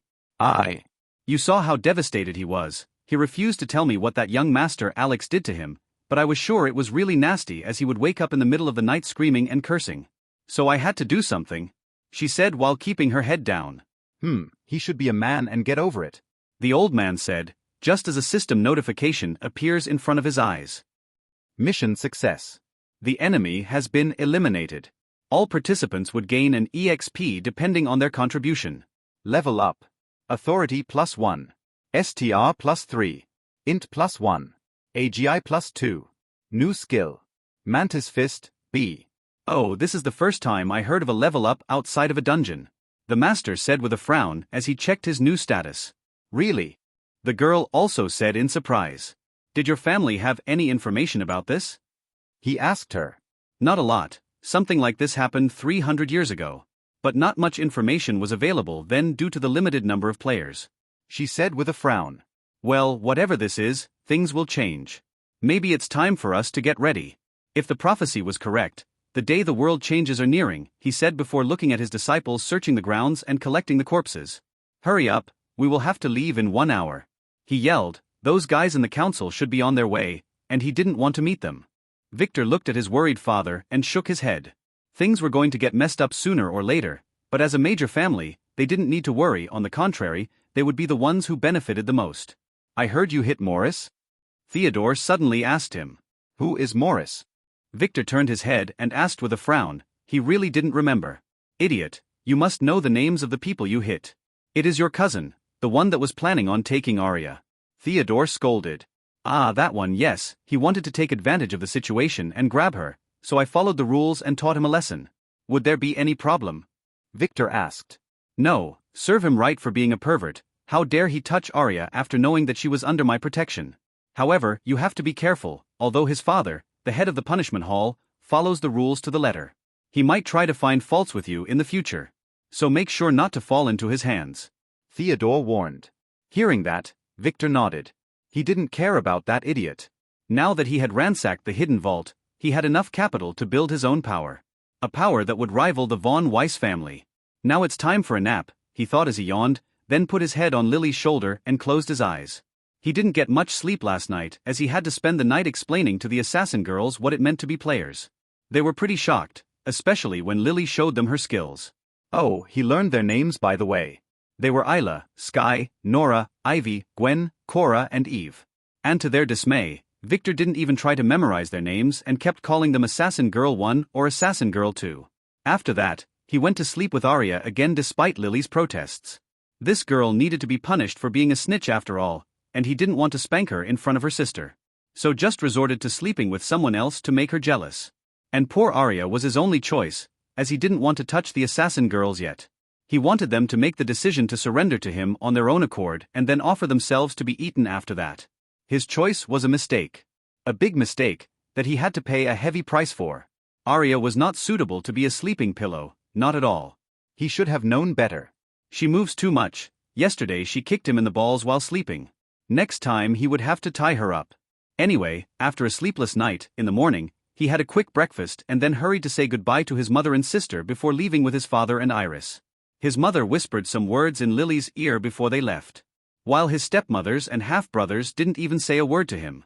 They just respectfully saluted his father. Zoe and Falcon seemed to have been allocated another mansion on the island. They were staying there until Zoe got assigned a mission by the family.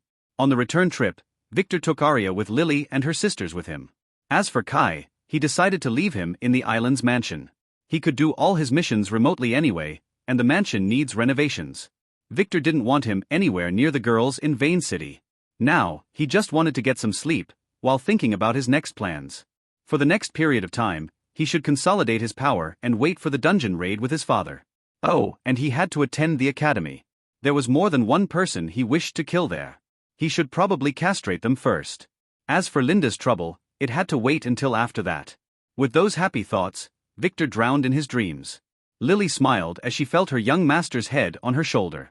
"Serves you right for abandoning me for Arya," she thought as she smiled while remembering his scream last night. He had to put a bag of ice on his crotch until the morning. Maybe this was retribution for all the nut-cracking he did. "Did Victor give you that ring?" Theodore asked her suddenly while looking at her hand. "Ah.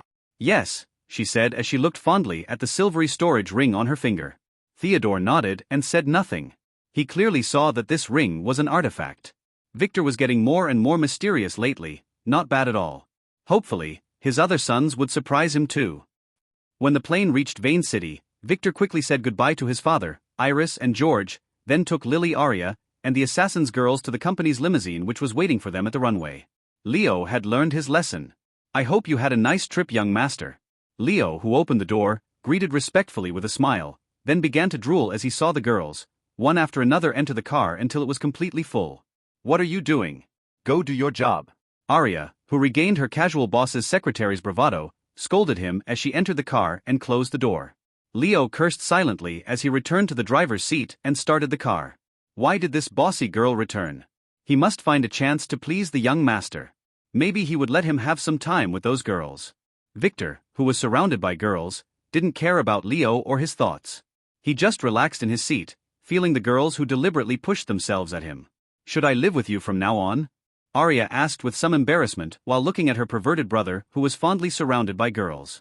Lily was sitting on his lap. "Ah yes," Victor said absent-mindedly, "your mission has not changed. You are my exclusive secretary. And you will be responsible for all my normal businesses and finances. And be sure to investigate the company when you return. I don't know if that idiot Susan messed anything up," he added casually as if no pretty girls were busy teasing him. It seems they made some bet with Lily to seduce their young master.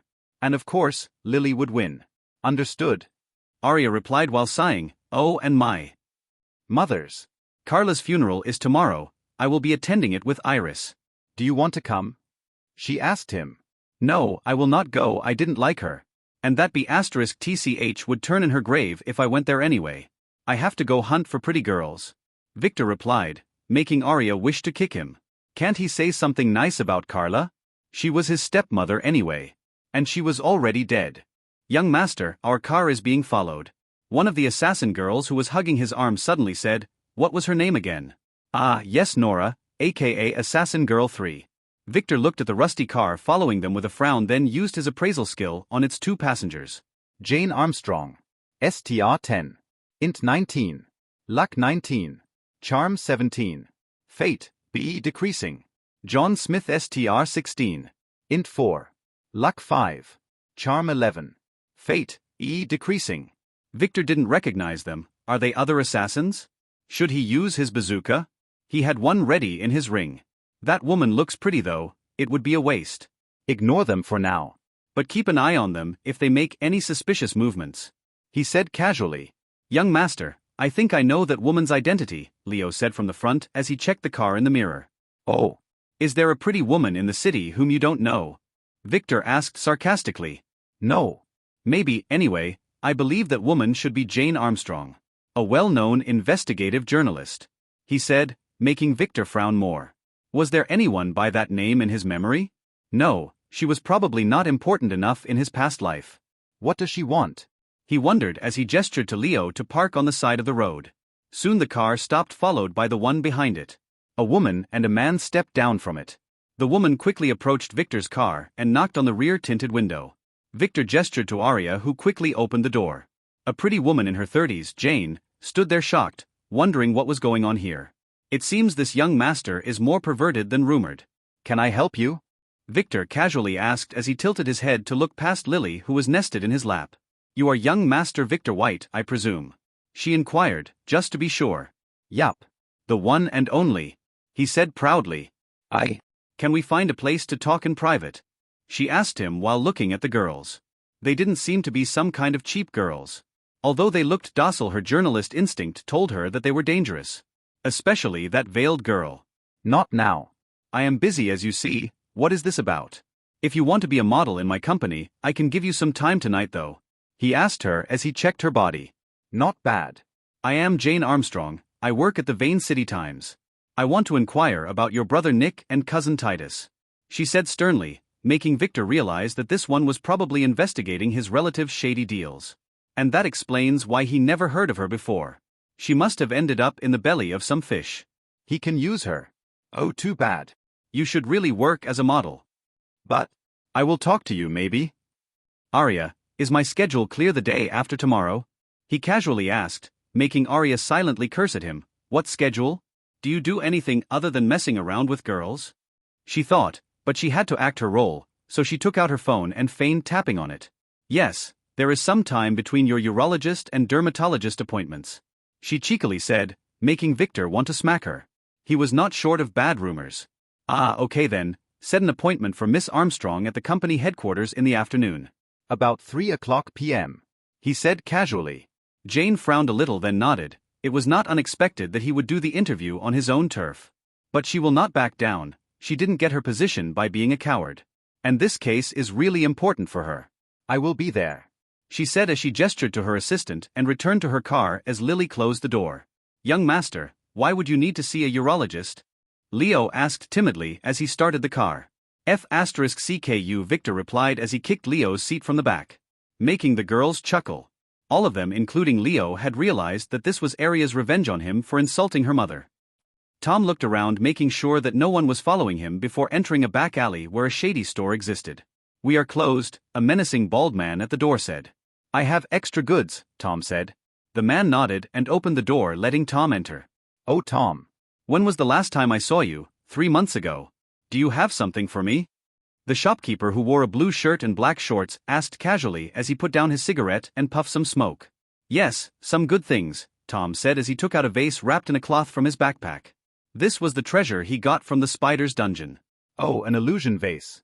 It is E-rank it seems. The man said as he appraised the vase using a golden magnifying glass. It was an artifact too. Yes, how much would you offer me? Tom asked. 15,000 coins. The man said. Too little. I heard there is an auction. Tom replied, flashing his confident smile. Do you want this to be auctioned there? That's fine. But I will take an introduction fee, he said. Tom nodded. It will happen the day after tomorrow at midnight. In the basement of the Solaris Hotel. the man said as he took the vase and offered Tom a bronze ticket. This is an entrance ticket, don't lose it. And be there on time, the man said sternly as he packed the vase inside a metal box. Oh, and remember, tell no one, he added. Tom nodded, then left the store, not realizing that Victor was watching everything through his eyes. Alpha sighed as she watched the girl clean the mansion. This place was a remote abandoned village in the mountains. It used to be a base for her family before they fell. Now she is going to build a hidden organization here. But those girls need a lot of work. And she must find others. Too bad this place was abandoned 20 years ago, so it had no modern computers. She needed to get new devices and equipment. Too much work. Mistress, we cleaned everything here. The young girl, Ruby, bowed and said respectfully as she shivered a little. This mistress was pure evil. Good, from now on you guys will live here. No one should be able to find you. Alpha said as she stood up. Let's go give your sisters a lecture. She said while wondering if she should ask Victor to find her some experts to train the girls. It was already nighttime. When Victor reached the mansion, he was greeted by everyone in the hallway, including the grumpy Margaret, who kept making threatening gestures at Alex, who seemed a little nervous. Victor, knowing what this was about, couldn't help but chuckle. Margaret at this time was about 99% sure that Alex was a girl. She even texted Victor asking for confirmation. Victor only replied with a lazy, "I don't want to know," confirming her conclusion. Lily, go with Hilda and arrange a place for Arya and the girls, Victor said. Shall I take them to the separate building? She asked. No, they will live with others at the servants' dormitory, while Arya will stay with me at the main building, he said, winking at Arya, making her blush a little. Hilda nodded, then gestured to Lily and the girls to follow her. Another 7 girls? Would the young master bring others later? He is more perverted than his father, she thought. Do you want to have dinner, young master? Mana asked. No, I ate on the plane. Just prepare a meal for yourselves, Victor said, knowing that the girls must have not eaten anything waiting for him. Young master, big sister Alpha has not returned yet, do you know anything? Beta asked suddenly after some hesitation. Don't worry, her mission is a little bit troublesome, but she should be fine. If my guess is correct, she should return in a couple of days, Victor replied casually, making Beta nod, but she was still unconvinced. Alex, follow me, oh, and Margaret too, he said as he headed toward the study, which was now filled with a collection of antique books. Hilda works fast. Is there anything wrong, young master? After entering the study, Alex asked nervously, while looking at Margaret. Did she tell him? Did you watch the news lately? Victor asked, as he sat down and invited Alex and Margaret to be seated on the opposing couch. No, we were busy getting rid of the Lotus Gang. And Hilda should have already told you, Alex replied. Yes, those vermin got what they deserved. It's not about that, just watch, said Victor as he turned on the projector in the study and set it to a random news channel that was still playing the events at Silver Lightning City. Victor waited as Alex's expression turned from nervous to serious, then ash-white, as he watched the news. Margaret was surprised too. After a while, Victor turned off the projector and looked at Alex. Speak, he commanded. Alex swallowed, then, after a deep breath, she spoke. This was my fault, she said with a sigh while keeping her head down, not daring to look Victor in the eyes. How so? Explain, Victor asked, while Margaret, who got really scared seeing the corpses being excavated from the ruins in the news, looked at Alex. The Thunder Sect has a secret. We didn't have an awakening artifact, Alex said nervously, making Victor squint his eyes. Then open them wide. No, it can't be. It is a half-open dungeon, isn't it? He asked Alex, who was surprised that Victor knew about this. She quickly nodded. The Thunder Sect was created when the Ancestor, a normal martial artist who was traveling and witnessed a bolt of grand lightning that hit a mountainside, created an upward traveling silver lightning that returned back into the sky. So the Ancestor quickly headed to the place where the lightning struck, and there he found a dungeon opening. Alex said, he went in bravely. And soon discovered something. The door disappeared and he was stuck inside where the screen indicated that he had become a player. So he began to travel inside and soon encountered a mantis monster. He could defeat it but was hurt badly, so he made a tactical retreat, and during this, he discovered another door leading outside, and to his surprise it was the same door. She explained. After that, he hid the opening, then began to meet other players and learned about the hidden rules of the world. And discovered that he had something others coveted. A way to turn normal people into players. It seemed that the thunder that struck the mountain hit a weak point in the dungeon, and that made it have a crack. So he created the Thunder Sect in front of it, Victor said. Alex nodded. Yes, Alex said. And? Victor urged him to continue. The dungeon's gate was not stable, It was shrinking, so the ancestor found a formation master who created a locking formation that stopped the closing of the gate. But that made it so it could only be opened once every year when the elites and apprentices who are deemed loyal would be able to go inside it, where they would be thrown to random locations. Only 10% made it out, as they needed to find the door inside to leave and enjoy their new status. It was not easy, Alex said. What? Margaret was surprised. Does that mean you can get a lot of EXP for free? She asked. Yes and no, Alex replied. The dungeon was never cleared, so there were no rewards in it. But the elite apprentice could go inside and harvest the weak mantises, then participate in a raid outside to exchange their EXP, she said. And what does this have to do with you? Margaret asked. I was the young master of the Thunder Sect, and in addition to my father, the Patriarch, we were the only ones who knew how to disable the locking formation, she said. The elders and the Thunder Sect must have tried to break in, didn't they? Victor said. Alex nodded. That is what seems to be the case. They must have used too much energy and broke the dungeon in the process, she said. I see. Victor said with a sigh. We have to do something to hide you, as many powers would be searching for the remaining members of the Thunder Sect. He added. Will the young master help me? Alex asked in surprise. She expected that he would sell her or throw her out now that she had become a hot commodity. Yes, I will not give up on you, Victor said. So, we have two choices, he added as he began to inspect Alex, making her nervous. What? She asked. The first one is to lock you someplace dark and never let you see the daylight ever again, Victor said. What about the second choice? She asked nervously. You would have to act like a girl from now on. Victor said. Margaret, it would be your mission from now on to train him. I mean her. Make her act like a lady. And if she doesn't do well, just tell me, I will castrate him to make her more feminine. Victor said, making Alex shocked. Don't worry, I will do it myself if needed, it would be quick, Victor said casually as Alex was left speechless. Margaret was having a hard time holding her laughter. The young master is so bad, but why was he teasing Alex like this? She didn't care. Understood, young master, leave it to me, she said, but can I be a little rough? She asked as she liked her cherry lips, making Alex feel a shiver in her spine. Yeah, do whatever is needed, I just want nobody to realize that Alex is a man, Victor said with a smirk that Alex didn't like at all. She wondered if she should tell him the truth. No, she promised her father.